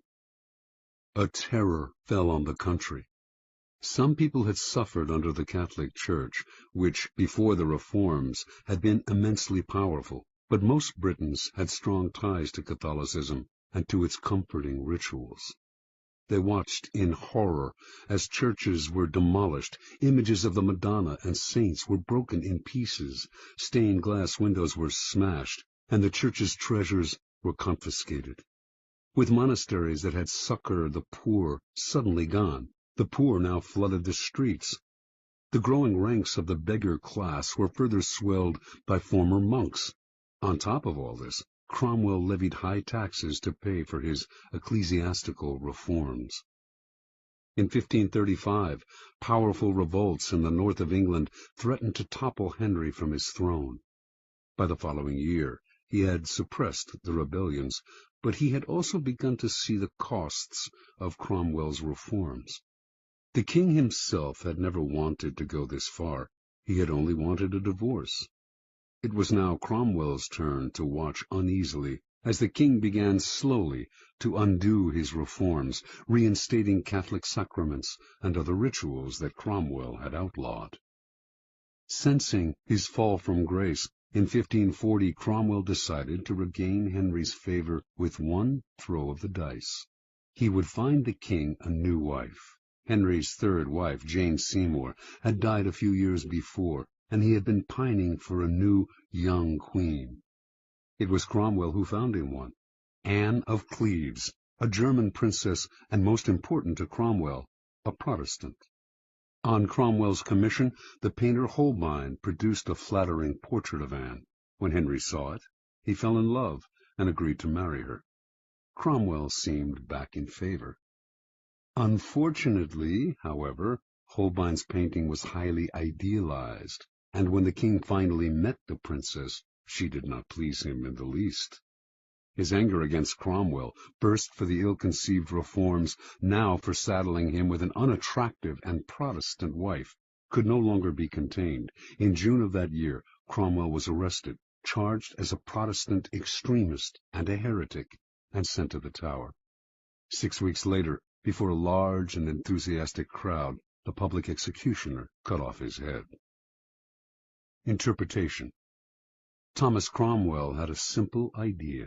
He would break up the power and wealth of the Church and lay the foundation for Protestantism in England. And he would do this in a mercilessly short time. He knew his speedy reforms would cause pain and resentment, but he thought these feelings would fade in a few years. More important, by identifying himself with change, he would become the leader of the new order, making the king dependent on him. But there was a problem in this strategy. Like a billiard ball hit too hard against the cushion, his reforms had reactions and caroms he did not envision and could not control. The man who initiates strong reforms often becomes the scapegoat for any kind of dissatisfaction, and eventually the reaction to his reforms may consume him, for change is upsetting to the human animal, even when it is for the good. Because the world is, and always has been, full of insecurity and threat, we latch on to familiar faces and create habits and rituals to make the world more comfortable. Change can be pleasant and even sometimes desirable in the abstract, but too much of it creates an anxiety that will stir and boil beneath the surface and then eventually erupt. Never underestimate the hidden conservatism of those around you. It is powerful and entrenched. Never let the seductive charm of an idea cloud your reason. Just as you cannot make people see the world your way, you cannot wrench them into the future with painful changes. They will rebel. If reform is necessary, anticipate the reaction against it and find ways to disguise the change and sweeten the poison. Keys to power. Human psychology contains many dualities, one of them being that even while people understand the need for change, knowing how important it is for institutions and individuals to be occasionally renewed, they are also irritated and upset by changes that affect them personally. They know that change is necessary and that novelty provides relief from boredom, but deep inside they cling to the past. Change in the abstract or superficial change they desire, but a change that upsets core habits and routines is deeply disturbing to them. No revolution is gone without a powerful later reaction against it, for in the long run, the void it creates proves too unsettling to the human animal, who unconsciously associates such voids with death and chaos. The opportunity for change and renewal seduces people to the side of the revolution, but once their enthusiasm fades, which it will, they are left with a certain emptiness. Yearning for the past, they create an opening for it to creep back in. For Machiavelli, the prophet who preaches and brings change can only survive by taking up arms. When the masses inevitably yearn for the past, he must be ready to use force. But the armed prophet cannot last long unless he quickly creates a new set of values and rituals to replace the old ones, and to soothe the anxieties of those who dread change. It is far easier, and less bloody, to play a kind of con game. Preach change as much as you like, and even enact your reforms, but give them the comforting appearance of older events and traditions. A simple gesture, like using an old title or keeping the same number for a group, will tie you to the past and support you with the authority of history. As Machiavelli himself observed, the Romans used this device when they transformed their monarchy into a republic. They may have installed 2 consuls in place of the king, but since the king had been served by 12 lictors, they retained the same number to serve under the consuls. The king had personally performed an annual sacrifice in a great spectacle that stirred the public. The republic retained this practice, only transferring it to a special chief of the ceremony, whom they called the king of the sacrifice. These and similar gestures satisfied the people and kept them from clamoring for the monarchy's return.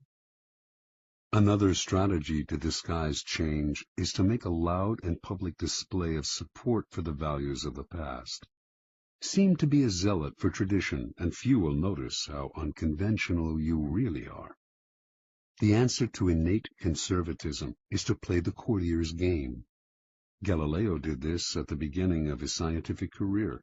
He later became more confrontational and paid for it. So pay lip service to tradition. Identify the elements in your revolution that can be made to seem to build on the past. Say the right things. Make a show of conformity, and meanwhile, let your theories do their radical work. Play with appearances and respect past protocol. Finally, powerful people pay attention to the zeitgeist. If their reform is too far ahead of its time, few will understand it, and it will stir up anxiety and be hopelessly misinterpreted. The changes you make must seem less innovative than they are. England did eventually become a Protestant nation, as Cromwell wished, but it took over a century of gradual evolution. Watch the zeitgeist. If you work in a tumultuous time, there is power to be gained by preaching a return to the past, to comfort, tradition, and ritual. During a period of stagnation, on the other hand, play the card of reform and revolution, but beware of what you stir up. Those who finish a revolution are rarely those who start it. You will not succeed at this dangerous game unless you are willing to forestall the inevitable reaction against it by playing with appearances and building on the past. Law 46. Never appear too perfect. Judgment. Appearing better than others is always dangerous, but most dangerous of all is to appear to have no faults or weaknesses. Envy creates silent enemies. It is smart to occasionally display defects and admit to harmless vices in order to deflect envy and appear more human and approachable. Only gods and the dead can seem perfect with impunity. Transgression of the law.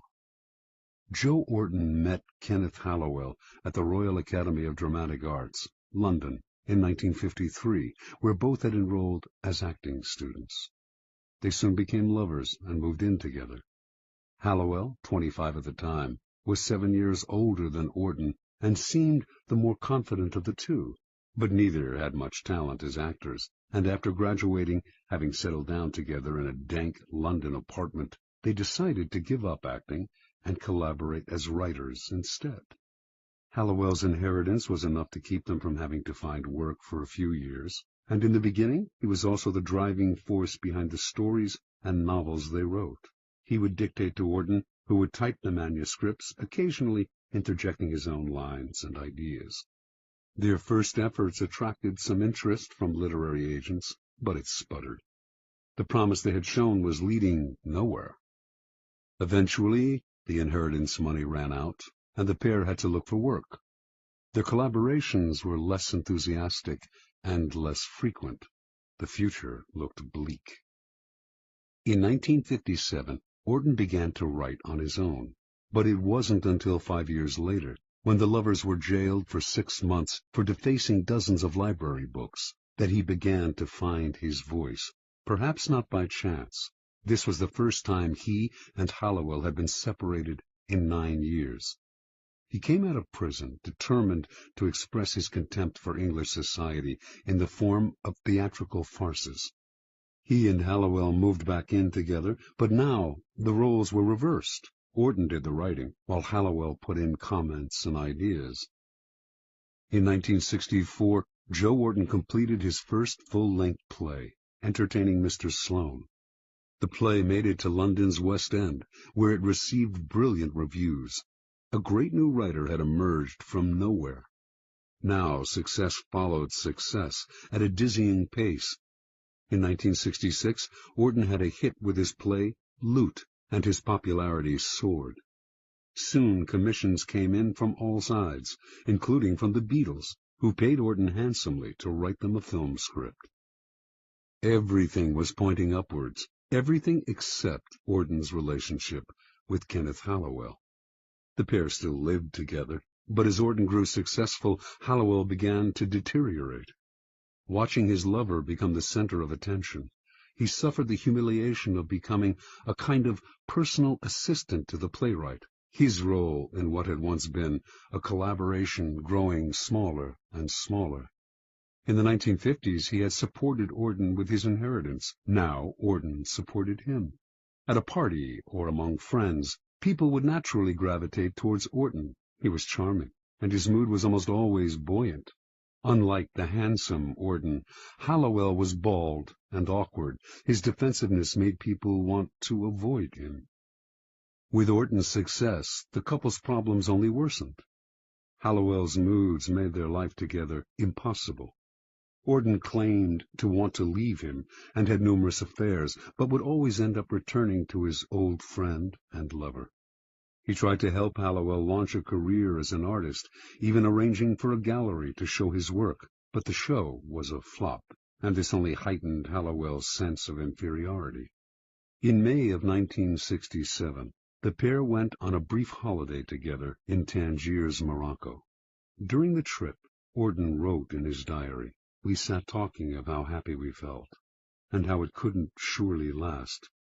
We'd have to pay for it, or we'd be struck down from afar by disaster because we were, perhaps, too happy. To be young, good-looking, healthy, famous, comparatively rich and happy is surely going against nature." Hallowell outwardly seemed as happy as Orton. Inwardly, though, he was seething. And 2 months later, in the early morning of August 10th, 1967, just days after helping Orton put the finishing touches to the wicked farce, What the Butler Saw, undoubtedly his masterpiece, Kenneth Hallowell bludgeoned Joe Orton to death with repeated blows of a hammer to the head. He then took 21 sleeping pills and died himself, leaving behind a note that read, "If you read Orton's diary, all will be explained." Interpretation. Kenneth Hallowell had tried to cast his deterioration as mental illness, but what Joe Orton's diaries revealed to him was the truth. It was envy, pure and simple, that lay at the heart of his sickness. The diaries which Hallowell read on the sly recounted the couple's days as equals and their struggle for recognition. After Orton found success, the diaries began to describe Hallowell's brooding, his rude comments at parties, his growing sense of inferiority. All of this Orton narrated with a distance that bordered on contempt. The diaries made clear Hallowell's bitterness over Orton's success. Eventually, the only thing that would have satisfied him would have been for Orton to have a failure of his own, an unsuccessful play perhaps, so that they could have commiserated in their failure, as they had done years before. When the opposite happened, as Orton grew only more successful and popular, Hallowell did the only thing that would make them equals again. He made them equals in death. With Orton's murder, he became almost as famous as his friend, posthumously. Joe Orden only partly understood his lover's deterioration. His attempt to help Hallowell launch a career in art registered for what it was: charity and guilt. Orden basically had two possible solutions to the problem. He could have downplayed his own success, displaying some faults, deflecting Hallowell's envy, or, once he realized the nature of the problem, he could have fled as if Hallowell were a viper, as in fact he was, a viper of envy. Once envy eats away at someone, everything you do only makes it grow, and day by day it festers inside them. Eventually they will attack. Only a minority can succeed at the game of life, and that minority inevitably arouses the envy of those around them. Once success happens your way, however, the people to fear the most are those in your own circle, the friends and acquaintances you have left behind. Feelings of inferiority gnaw at them. The thought of your success only heightens their feelings of stagnation. Envy, which the philosopher Kierkegaard calls unhappy admiration, takes hold. You may not see it, but you will feel it some day, unless, that is, you learn strategies of deflection, little sacrifices to the gods of success. Either dampen your brilliance occasionally, purposefully revealing a defect, weakness, or anxiety, or attributing your success to luck, or simply find yourself new friends. Never underestimate the power of envy. Keys to power. There are several strategies for dealing with the insidious, destructive emotion of envy. First, accept the fact that there will be people who will surpass you in some way, and also the fact that you may envy them. But make that feeling a way of pushing yourself to equal or surpass them someday. Let envy turn inward, and it poisons the soul. Expel it outward, and it can move you to greater heights. Second, understand that as you gain power, those below you will feel envious of you. They may not show it, but it is inevitable. Do not naively accept the facade they show you. Read between the lines of their criticisms, their little sarcastic remarks, the signs of backstabbing, the excessive praise that is preparing you for a fall, the resentful look in the eye. Half the problem with envy comes when we do not recognize it until it is too late. Finally, expect that when people envy you, they will work against you insidiously. They will put obstacles in your path that you will not foresee, or that you cannot trace to their source. It is hard to defend yourself against this kind of attack, and by the time you realize that envy is at the root of a person's feelings about you, it is often too late. Your excuses, your false humility, your defensive actions only exacerbate the problem. Since it is far easier to avoid creating envy in the first place than to get rid of it once it is there, you should strategize to forestall it before it grows. It is often your own actions that stir up envy, your own unawareness. By becoming conscious of those actions and qualities that create envy, you can take the teeth out of it before it nibbles you to death. Kierkegaard believed that there are types of people who create envy and are as guilty when it arises as those who feel it. The most obvious type we all know. The moment something good happens to them, whether by luck or design, they crow about it. In fact, they get pleasure out of making people feel inferior. This type is obvious and beyond hope. There are others, however, who stir up envy in more subtle and unconscious ways, and are partly to blame for their troubles. Envy is often a problem, for example, for people with great natural talent. Money others can attain, power as well, but superior intelligence, good looks, charm, these are qualities no one can acquire. The naturally perfect have to work the most to disguise their brilliance, displaying a defect or two to deflect envy before it takes root. It is a common and naive mistake to think you are charming people with your natural talents when in fact they are coming to hate you. A great danger in the realm of power is the sudden improvement in fortune, an unexpected promotion, a victory or success that seems to come out of nowhere. This is sure to stir up envy among your former peers. Subtly emphasize how lucky you have been to make your happiness seem more attainable to other people, and the need for envy less acute. But be careful not to affect a false modesty that people can easily see through. This will only make them more envious. The act has to be good. Your humility and your openness to those you have left behind have to seem genuine. Any hint of insincerity will only make your new status more oppressive. Remember, despite your elevated position, it will do you no good to alienate your former peers. Power requires a wide and solid support base, which envy can silently destroy. According to the Elizabethan statesman and writer Sir Francis Bacon, the wisest policy of the powerful is to create a kind of pity for themselves, as if their responsibilities were a burden and a sacrifice. How can one envy a man who has taken on a heavy load for the public interest? Disguise your power as a kind of self-sacrifice rather than a source of happiness, and you make it seem less enviable. Emphasize your troubles, and you turn a potential danger, envy, into a source of moral support, pity. A similar ploy is to hint that your good fortune will benefit those around you. To do this, you may need to open your purse strings. To deflect envy, Gracian recommends that the powerful display a weakness, a minor social indiscretion, a harmless vice. Give those who envy you something to feed on, distracting them from your more important sins. Remember, it is the reality that matters. You may have to play games with appearances, but in the end, you will have what counts, true power. In some Arab countries, a man will avoid arousing envy by showing his wealth only on the inside of his house. Apply this wisdom to your own character. Beware of some of envy's disguises. Excessive praise is an almost sure sign that the person praising you envies you. They are either setting you up for a fall, it will be impossible for you to live up to their praise, or they are sharpening their blades behind your back. At the same time, those who are hypercritical of you, or who slander you publicly, probably envy you as well. Recognize their behavior as disguised envy, and you keep out of the trap of mutual mudslinging, or of taking their criticisms to heart. Win your revenge by ignoring their measly presence.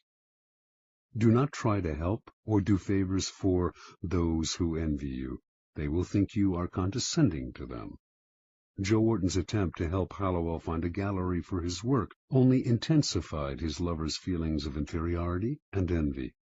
Once envy reveals itself for what it is, the only solution is often to flee the presence of the enviers, leaving them to stew in a hell of their own creation.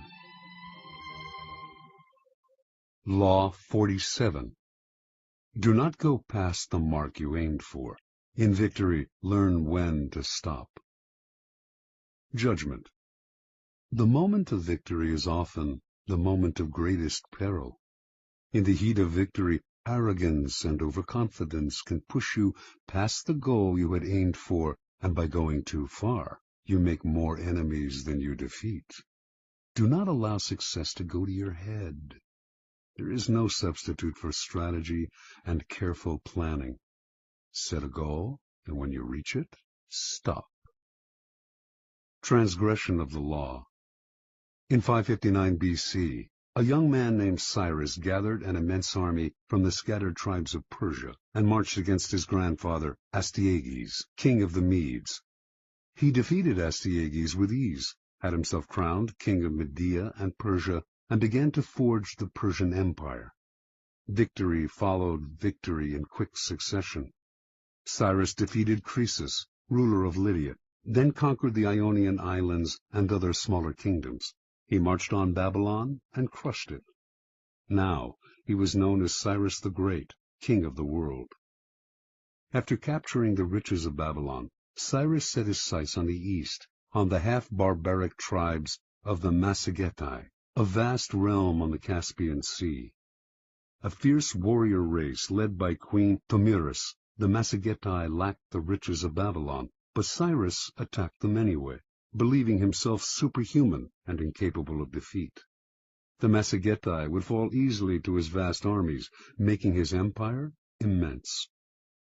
In 529 BC, then, Cyrus marched to the wide river Araxes, gateway to the kingdom of the Massagetae. As he set up camp on the western bank, he received a message from Queen Tamiris, king of the Medes. She told him, "I advise you to abandon this enterprise, for you cannot know if in the end it will do you any good. Rule your own people and try to bear the sight of me ruling mine. But of course you will refuse my advice, as the last thing you wish for is to live in peace." Tamiris, confident of her army's strength, and not wishing to delay the inevitable battle, offered to withdraw the troops on her side of the river, allowing Cyrus to cross its waters safely and fight her army on the eastern side, if that was his desire. Cyrus agreed, but instead of engaging the enemy directly, he decided to play a trick. The Massagetae knew few luxuries. Once Cyrus had crossed the river and made his camp on the eastern side, he set the table for an elaborate banquet full of meat, delicacies, and strong wine. Then he left his weakest troops in the camp and withdrew the rest of the army to the river. A large Massagetae detachment soon attacked the camp and killed all of the Persian soldiers in a fierce battle. Then, overwhelmed by the fabulous feast that had been left behind, they ate and drank to their heart's content. Later, inevitably, they fell asleep. The Persian army returned to the camp that night, killing many of the sleeping soldiers and capturing the rest. Among the prisoners was their general, a youth named Spargapises, son of Queen Tamiris. When the queen learned what had happened, she sent a message to Cyrus, chiding him for using tricks to defeat her army. "Now listen to me," she wrote, "and I will advise you for your own good. Give me back my son, and leave my country with your forces intact, and be content with your triumph over a third part of the Massagetae. If you refuse, I swear by the sun, our master, to give you more blood than you can drink, for all your gluttony." Cyrus scoffed at her. He would not release her son. He would crush these barbarians. The queen's son, seeing he would not be released, could not stand the humiliation, and so he killed himself. The news of her son's death overwhelmed Tamiris. She gathered all the forces that she could muster in her kingdom, and whipping them into a vengeful frenzy, engaged Cyrus's troops in a violent and bloody battle. Finally, the Massagetae prevailed. In their anger they decimated the Persian army, killing Cyrus himself. After the battle, Tamiris and her soldiers searched the battlefield for Cyrus's corpse. When she found it, she cut off his head and shoved it into a wineskin full of human blood, crying out, "Though I have conquered you and live, yet you have ruined me by treacherously taking my son. See now, I fulfill my threat. You have your fill of blood." After Cyrus's death, the Persian Empire quickly unraveled. One act of arrogance undid all of Cyrus's good work. Interpretation. There is nothing more intoxicating than victory, and nothing more dangerous. Cyrus had built his great empire on the ruins of a previous one. 100 years earlier, the powerful Assyrian Empire had been totally destroyed, its once splendid capital of Nineveh but ruins in the sand. The Assyrians had suffered this fate because they had pushed too far, destroying one city-state after another, until they lost sight of the purposes of their victories, and also of the costs. They overextended themselves, and made many enemies who were finally able to band together and destroy them. Cyrus ignored the lesson of Assyria. He paid no heed to the warnings of oracles and advisers. He did not worry about offending a queen. His many victories had gone to his head, clouding his reason. Instead of consolidating his already vast empire, he pushed forward. Instead of recognizing each situation as different, he thought each new war would bring the same result as the one before, as long as he used the methods he knew. ruthless force, and cunning. Understand, in the realm of power, you must be guided by reason. To let a momentary thrill or an emotional victory influence or guide your moves will prove fatal. When you attain success, step back. Be cautious. When you gain victory, understand the part played by the particular circumstances of a situation, and never simply repeat the same actions again and again. History is littered with the ruins of victorious empires and the corpses of leaders who could not learn to stop and consolidate their gains. Keys to power. Power has its own rhythms and patterns.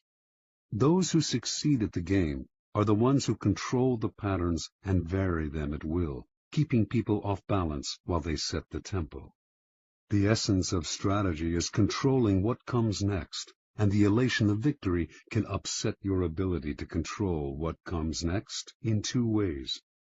First, you owe your success to a pattern that you are apt to try to repeat. You will try to keep moving in the same direction without stopping to see whether this is still the direction that is best for you. Second, success tends to go to your head and make you emotional. Feeling invulnerable, you make aggressive moves that ultimately undo the victory you have gained. The lesson is simple. The powerful vary their rhythms and patterns, change course, adapt to circumstance, and learn to improvise. Rather than letting their dancing feet impel them forward, they step back and look where they are going. It is as if their bloodstream bore a kind of antidote to the intoxication of victory, letting them control their emotions and come to a kind of mental halt when they have attained success. They steady themselves, give themselves the space to reflect on what has happened, examine the role of circumstance and luck in their success.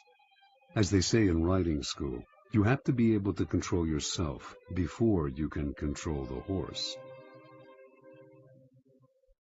Law 48. Assume formlessness. Judgment.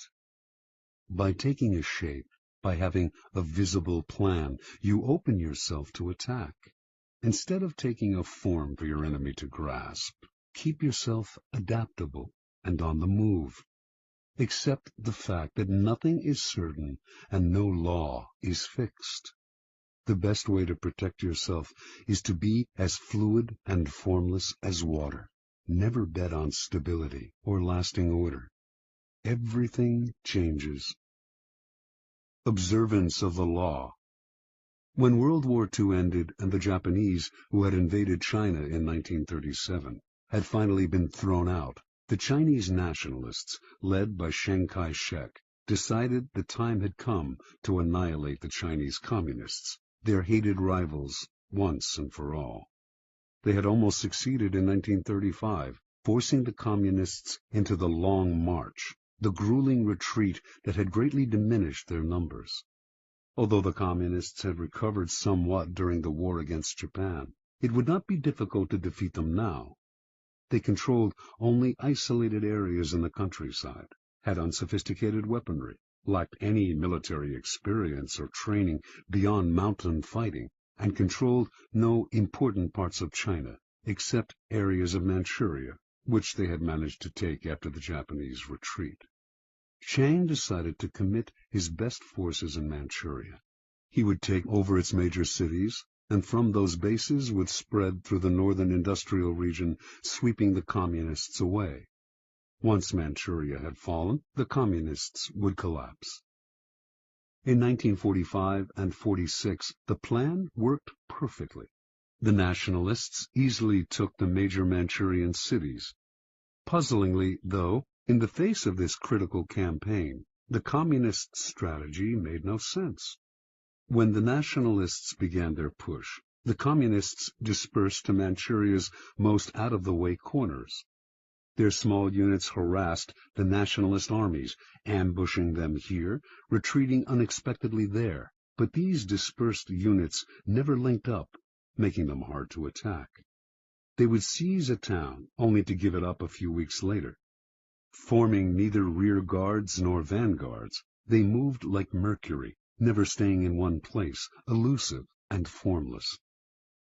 The nationalists ascribed this to two things: cowardice in the face of superior forces, and inexperience in strategy.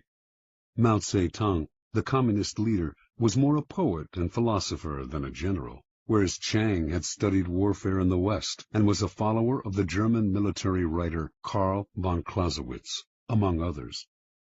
Yet a pattern did eventually emerge in Mao's attacks. After the nationalists had taken the cities, leaving the communists to occupy what was generally considered Manchuria's useless space, the communists started using that large space to surround the cities. If Chiang sent an army from one city to reinforce another, the communists would encircle the rescuing army.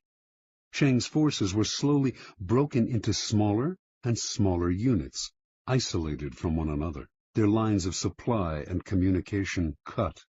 The nationalists still had superior firepower, but if they could not move, what good was it? A kind of terror overcame the nationalist soldiers. Commanders comfortably remote from the front lines might laugh at Mao, but the soldiers had fought the communists in the mountains and had come to fear their elusiveness. Now these soldiers sat in their cities and watched as their fast-moving enemies, as fluid as water, poured in on them from all sides. There seemed to be millions of them.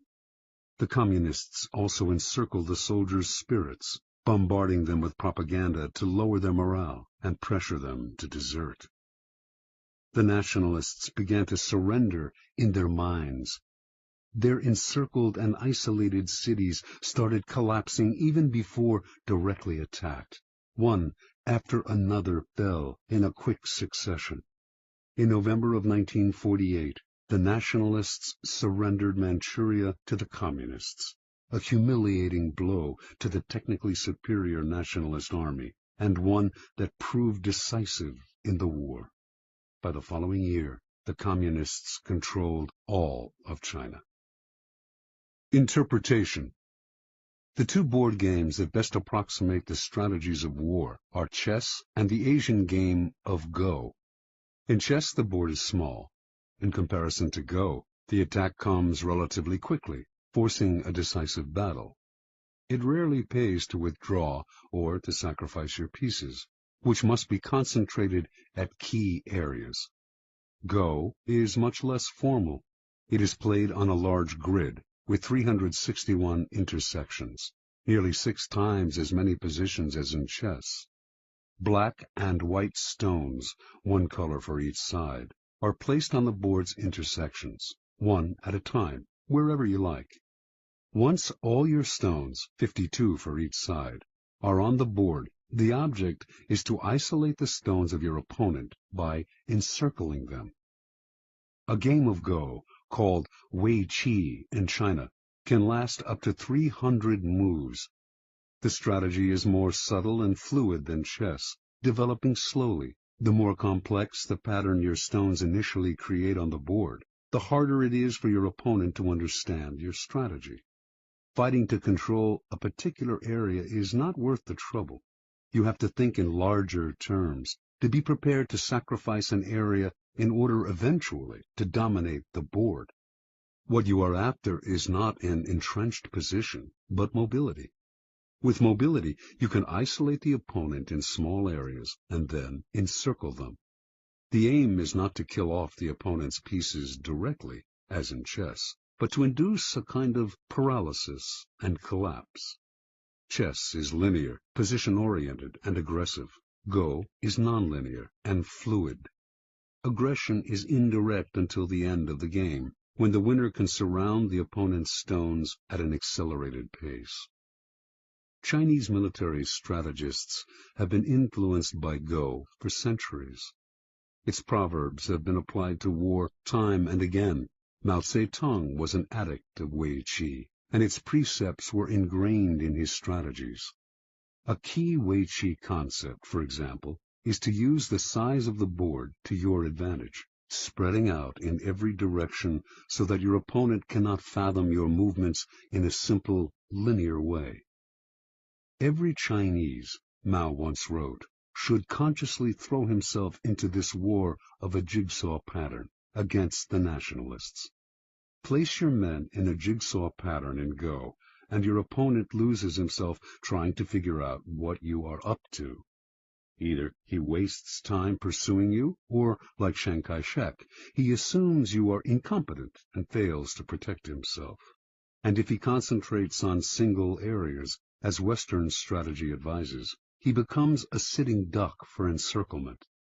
In the Wei Qi way of war, you encircle the enemy's brain, using mind games, propaganda, and irritation tactics to confuse and dishearten. This was the strategy of the communists, an apparent formlessness that disoriented and terrified their enemy. Where chess is linear and direct, the ancient game of Go is closer to the kind of strategy that will prove relevant in a world where battles are fought indirectly, in vast, loosely connected areas. Its strategies are abstract and multidimensional, inhabiting a plane beyond time and space, the strategist's mind. In this fluid form of warfare, you value movement over position. Your speed and mobility make it impossible to predict your moves. Unable to understand you, your enemy can form no strategy to defeat you. Instead of fixing on particular spots, this indirect form of warfare spreads out, just as you can use the large and disconnected nature of the real world to your advantage. Be like a vapor. Do not give your opponents anything solid to attack. Watch as they exhaust themselves pursuing you, trying to cope with your elusiveness. Only formlessness allows you to truly surprise your enemies. By the time they figure out where you are and what you are up to, it is too late. Keys to power. The human animal is distinguished by its constant creation of forms. Rarely expressing its emotions directly, it gives them form through language, or through socially acceptable rituals. We cannot communicate our emotions without a form. The forms that we create, however, change constantly, in fashion, in style, in all those human phenomena representing the mood of the moment. We are constantly altering the forms we have inherited from previous generations, and these changes are signs of life and vitality. Indeed, the things that don't change, the forms that rigidify, come to look to us like death, and we destroy them. The young show this most clearly. Uncomfortable with the forms that society imposes upon them, having no set identity, they play with their own characters, trying on a variety of masks and poses to express themselves. This is the vitality that drives the motor of form, creating constant changes in style. The powerful are often people who, in their youth, have shown immense creativity in expressing something new through a new form.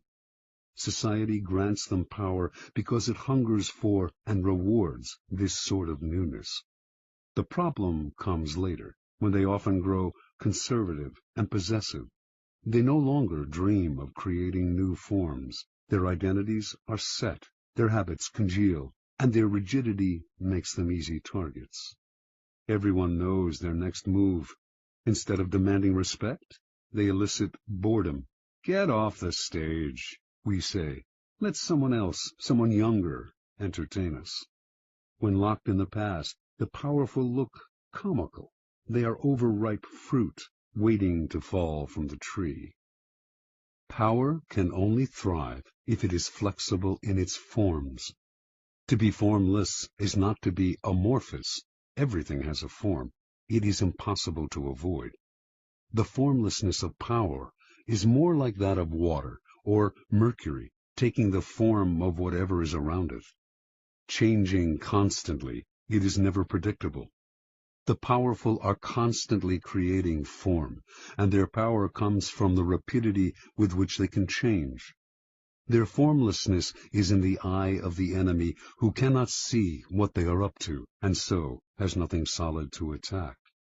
This is the premier pose of power, ungraspable, as elusive and swift as the god Mercury, who could take any form he pleased, and used his ability to wreak havoc on Mount Olympus. Human creations evolved toward abstraction, toward being more mental and less material.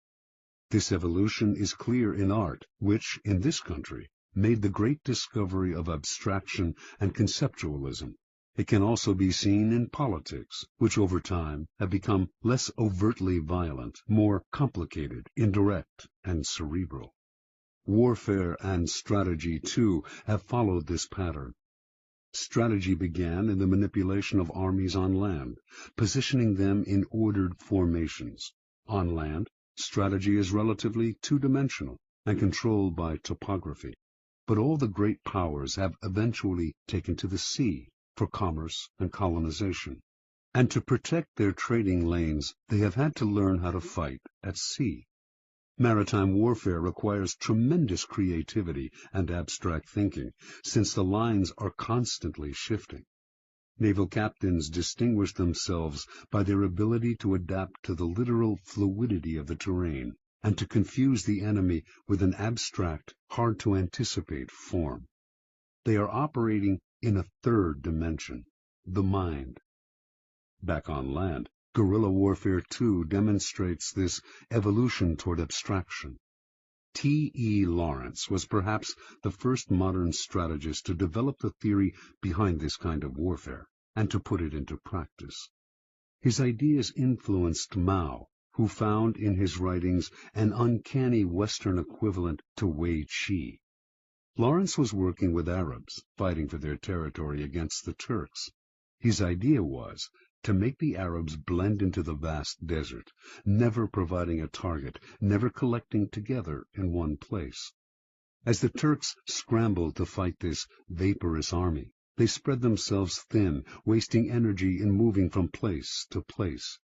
They had the superior firepower, but the Arabs kept the initiative by playing cat and mouse, giving the Turks nothing to hold on to, destroying their morale.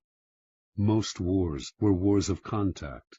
Ours should be a war of detachment, Lawrence wrote.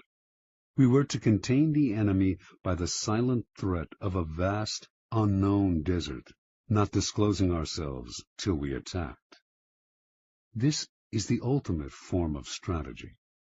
The war of engagement has become far too dangerous and costly. Indirection and elusiveness yield far better results at a much lower cost. The main cost, in fact, is mental, the thinking it takes to align your forces in scattered patterns and to undermine the minds and psychology of your opponents. And nothing will infuriate and disorient them more than formlessness. In a world where wars of detachment are the order of the day, formlessness is crucial. The first psychological requirement of formlessness is to train yourself to take nothing personally. Never show any defensiveness. When you act defensive, you show your emotions, revealing a clear form. Your opponents will realize they have hit a nerve, an Achilles heel, and they will hit it again and again. So train yourself to take nothing personally. Never let anyone get your back up. Be like a slippery ball that cannot be held. Let no one know what gets you or where your weaknesses lie. Make your face a formless mask, and you will infuriate and disorient your scheming colleagues and opponents. One man who used this technique was Baron James Rothschild. A German Jew in Paris, in a culture decidedly unfriendly to foreigners, Rothschild never took any attack on him personally or showed he had been hurt in any way. He furthermore adapted himself to the political climate, whatever it was. The stiffly formal Restoration monarchy of Louis XVIII, the bourgeois reign of Louis Philippe, the Democratic Revolution of 1848, the upstart Louis Napoleon crowned emperor in 1852. Rothschild accepted them one and all and blended in. He could afford to appear hypocritical or opportunistic because he was valued for his money, not his politics. His money was the currency of power. While he adapted and thrived, never showing a form, all the other great families that had begun the century immensely wealthy were ruined in the period's complicated shifts and turns of fortune. Attaching themselves to the past, they revealed their embrace of a form. Throughout history, the formless style of ruling has been most adeptly practiced by the queen who reigns alone. A queen is in a radically different position from a king.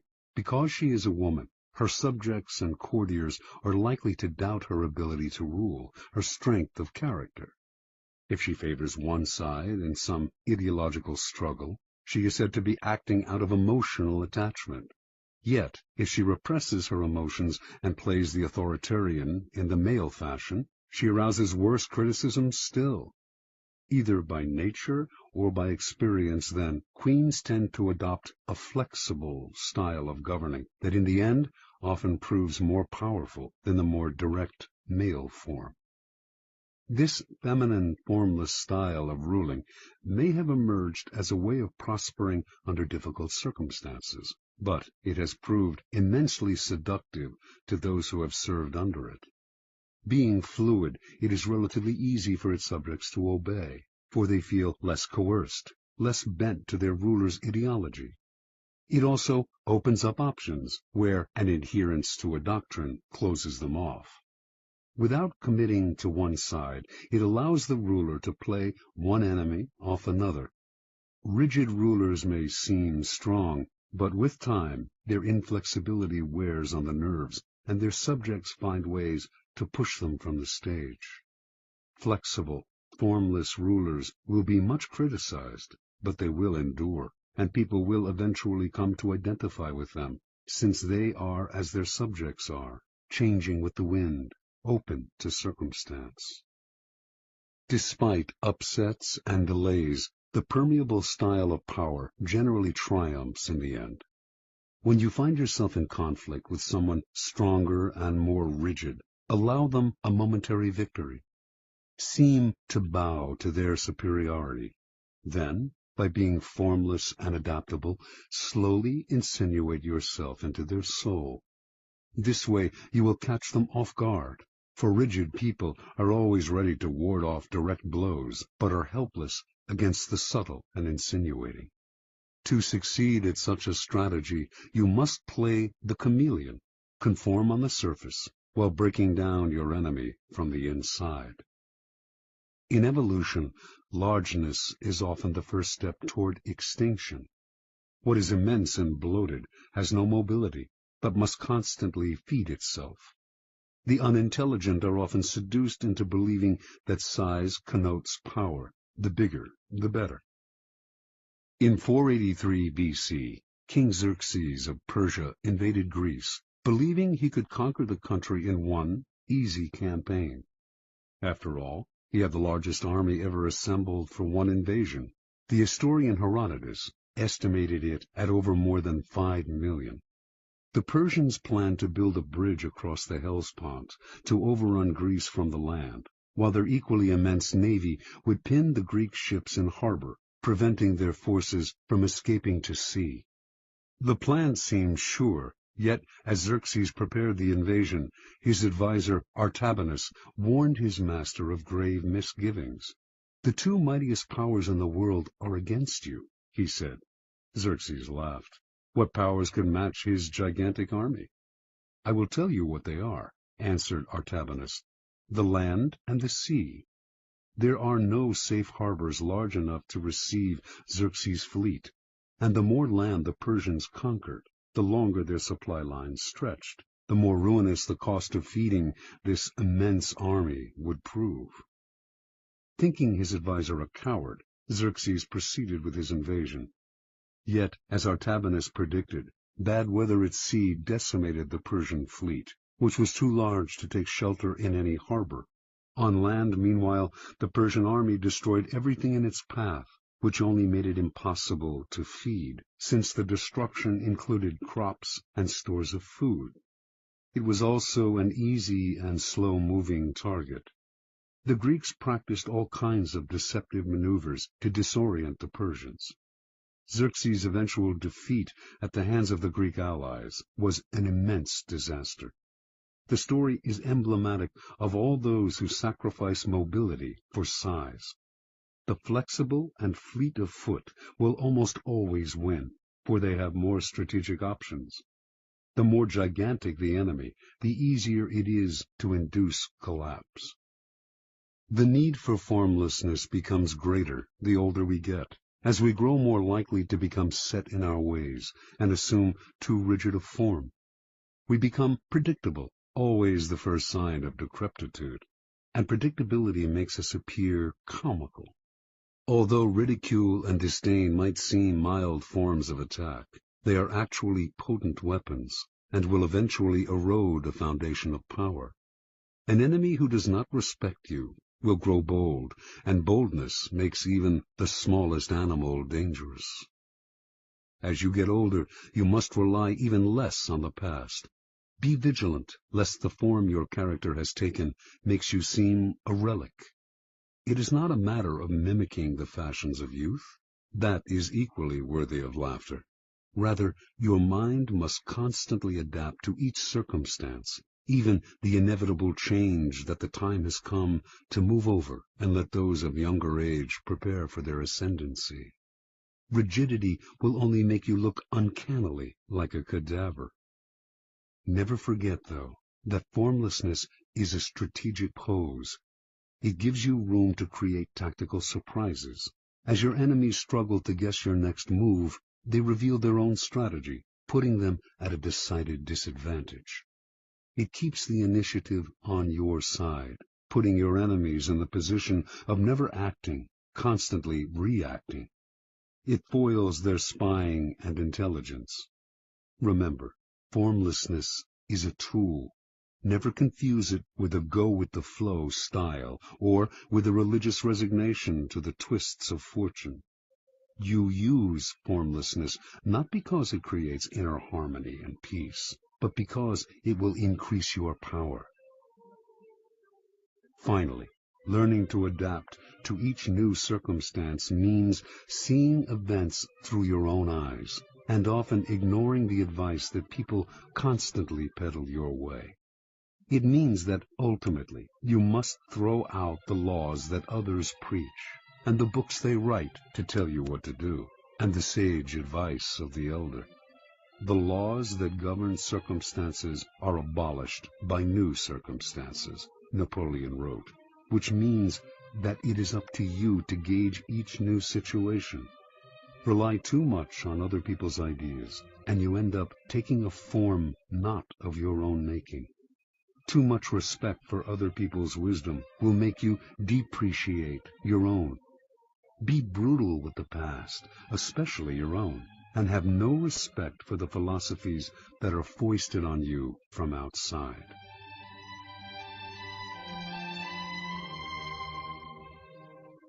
This has been a Highbridge audio production.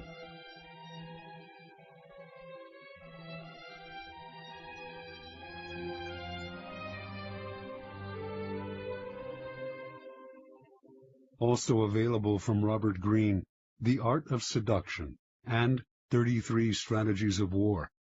On the web at www.highbridgeaudio.com.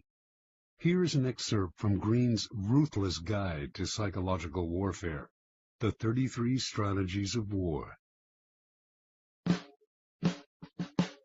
Do not fight the last war. The guerrilla war of the mind strategy.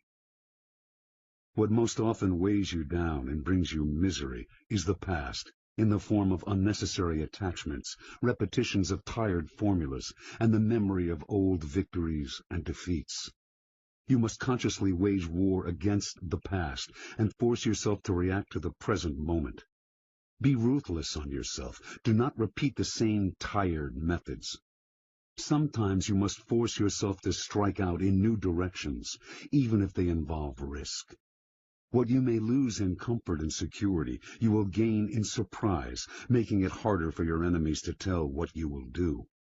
Wage guerrilla war on your mind, allowing no static lines of defense, no exposed citadels. Make everything fluid and mobile. The Last War. No one has risen to power faster than Napoleon Bonaparte. 1769-1821. In 1793, he went from captain in the French Revolutionary Army to brigadier general.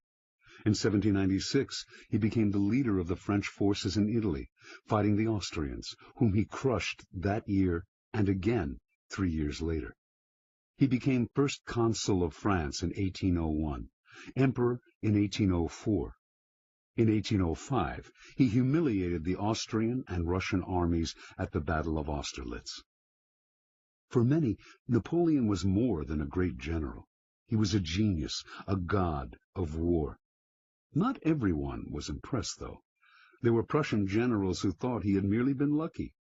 If he ever faced the Prussians, he would be revealed as a great fake. Among these Prussian generals was Friedrich Ludwig, Prince of Hohenlohe-Ingelfingen. Hohenlohe came from one of Germany's oldest aristocratic families, one with an illustrious military record. To Hohenlohe, success in war depended on organization, discipline, and the use of superior strategies developed by trained military minds. The Prussians exemplified all of these virtues.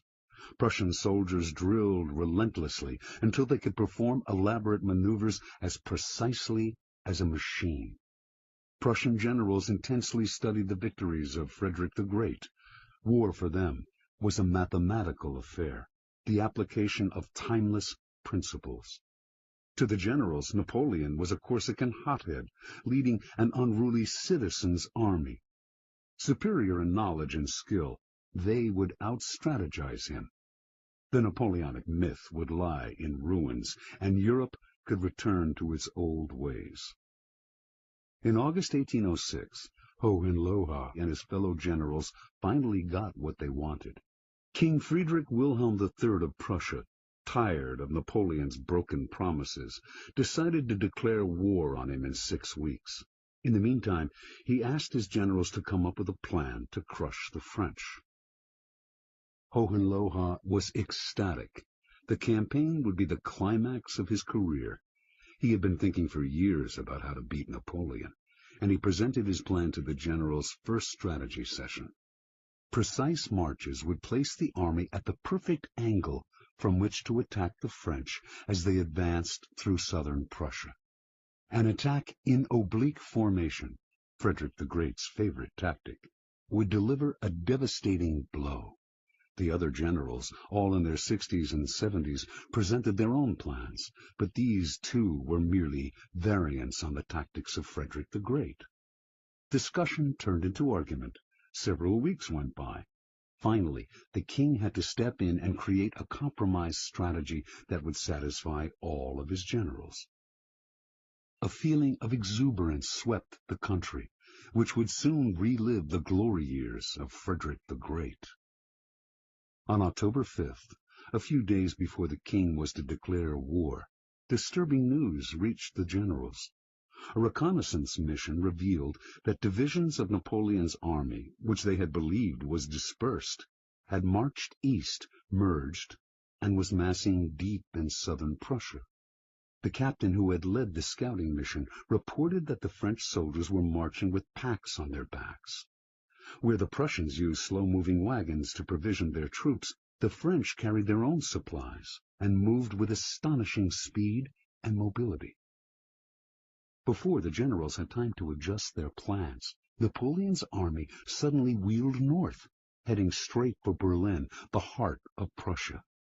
The generals argued and dithered, moving their troops here and there, trying to decide where to attack. A mood of panic set in. Finally, the king ordered a retreat. The troops would reassemble to the north and attack Napoleon's flank as he advanced toward Berlin. Hohenlohe was in charge of the rear guard, protecting the Prussians' retreat.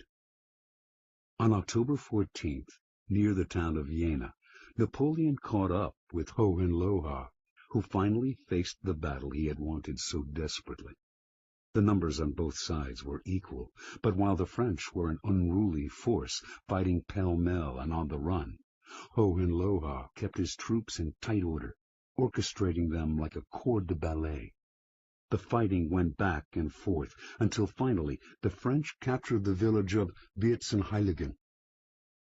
Hohenlohe ordered his troops to retake the village. In a ritual dating back to Frederick the Great, a drum major beat out a cadence, and the Prussian soldiers, their colors flying, reformed their positions in perfect parade order, preparing to advance. They were in an open plain, though, and Napoleon's men were behind garden walls and on the house roofs. The Prussians fell like ninepins to the French marksmen. Confused, Hohenlohe ordered his soldiers to halt and change formation. The drums beat again. The Prussians marched with magnificent precision, always a sight to behold, but the French kept shooting, decimating the Prussian line.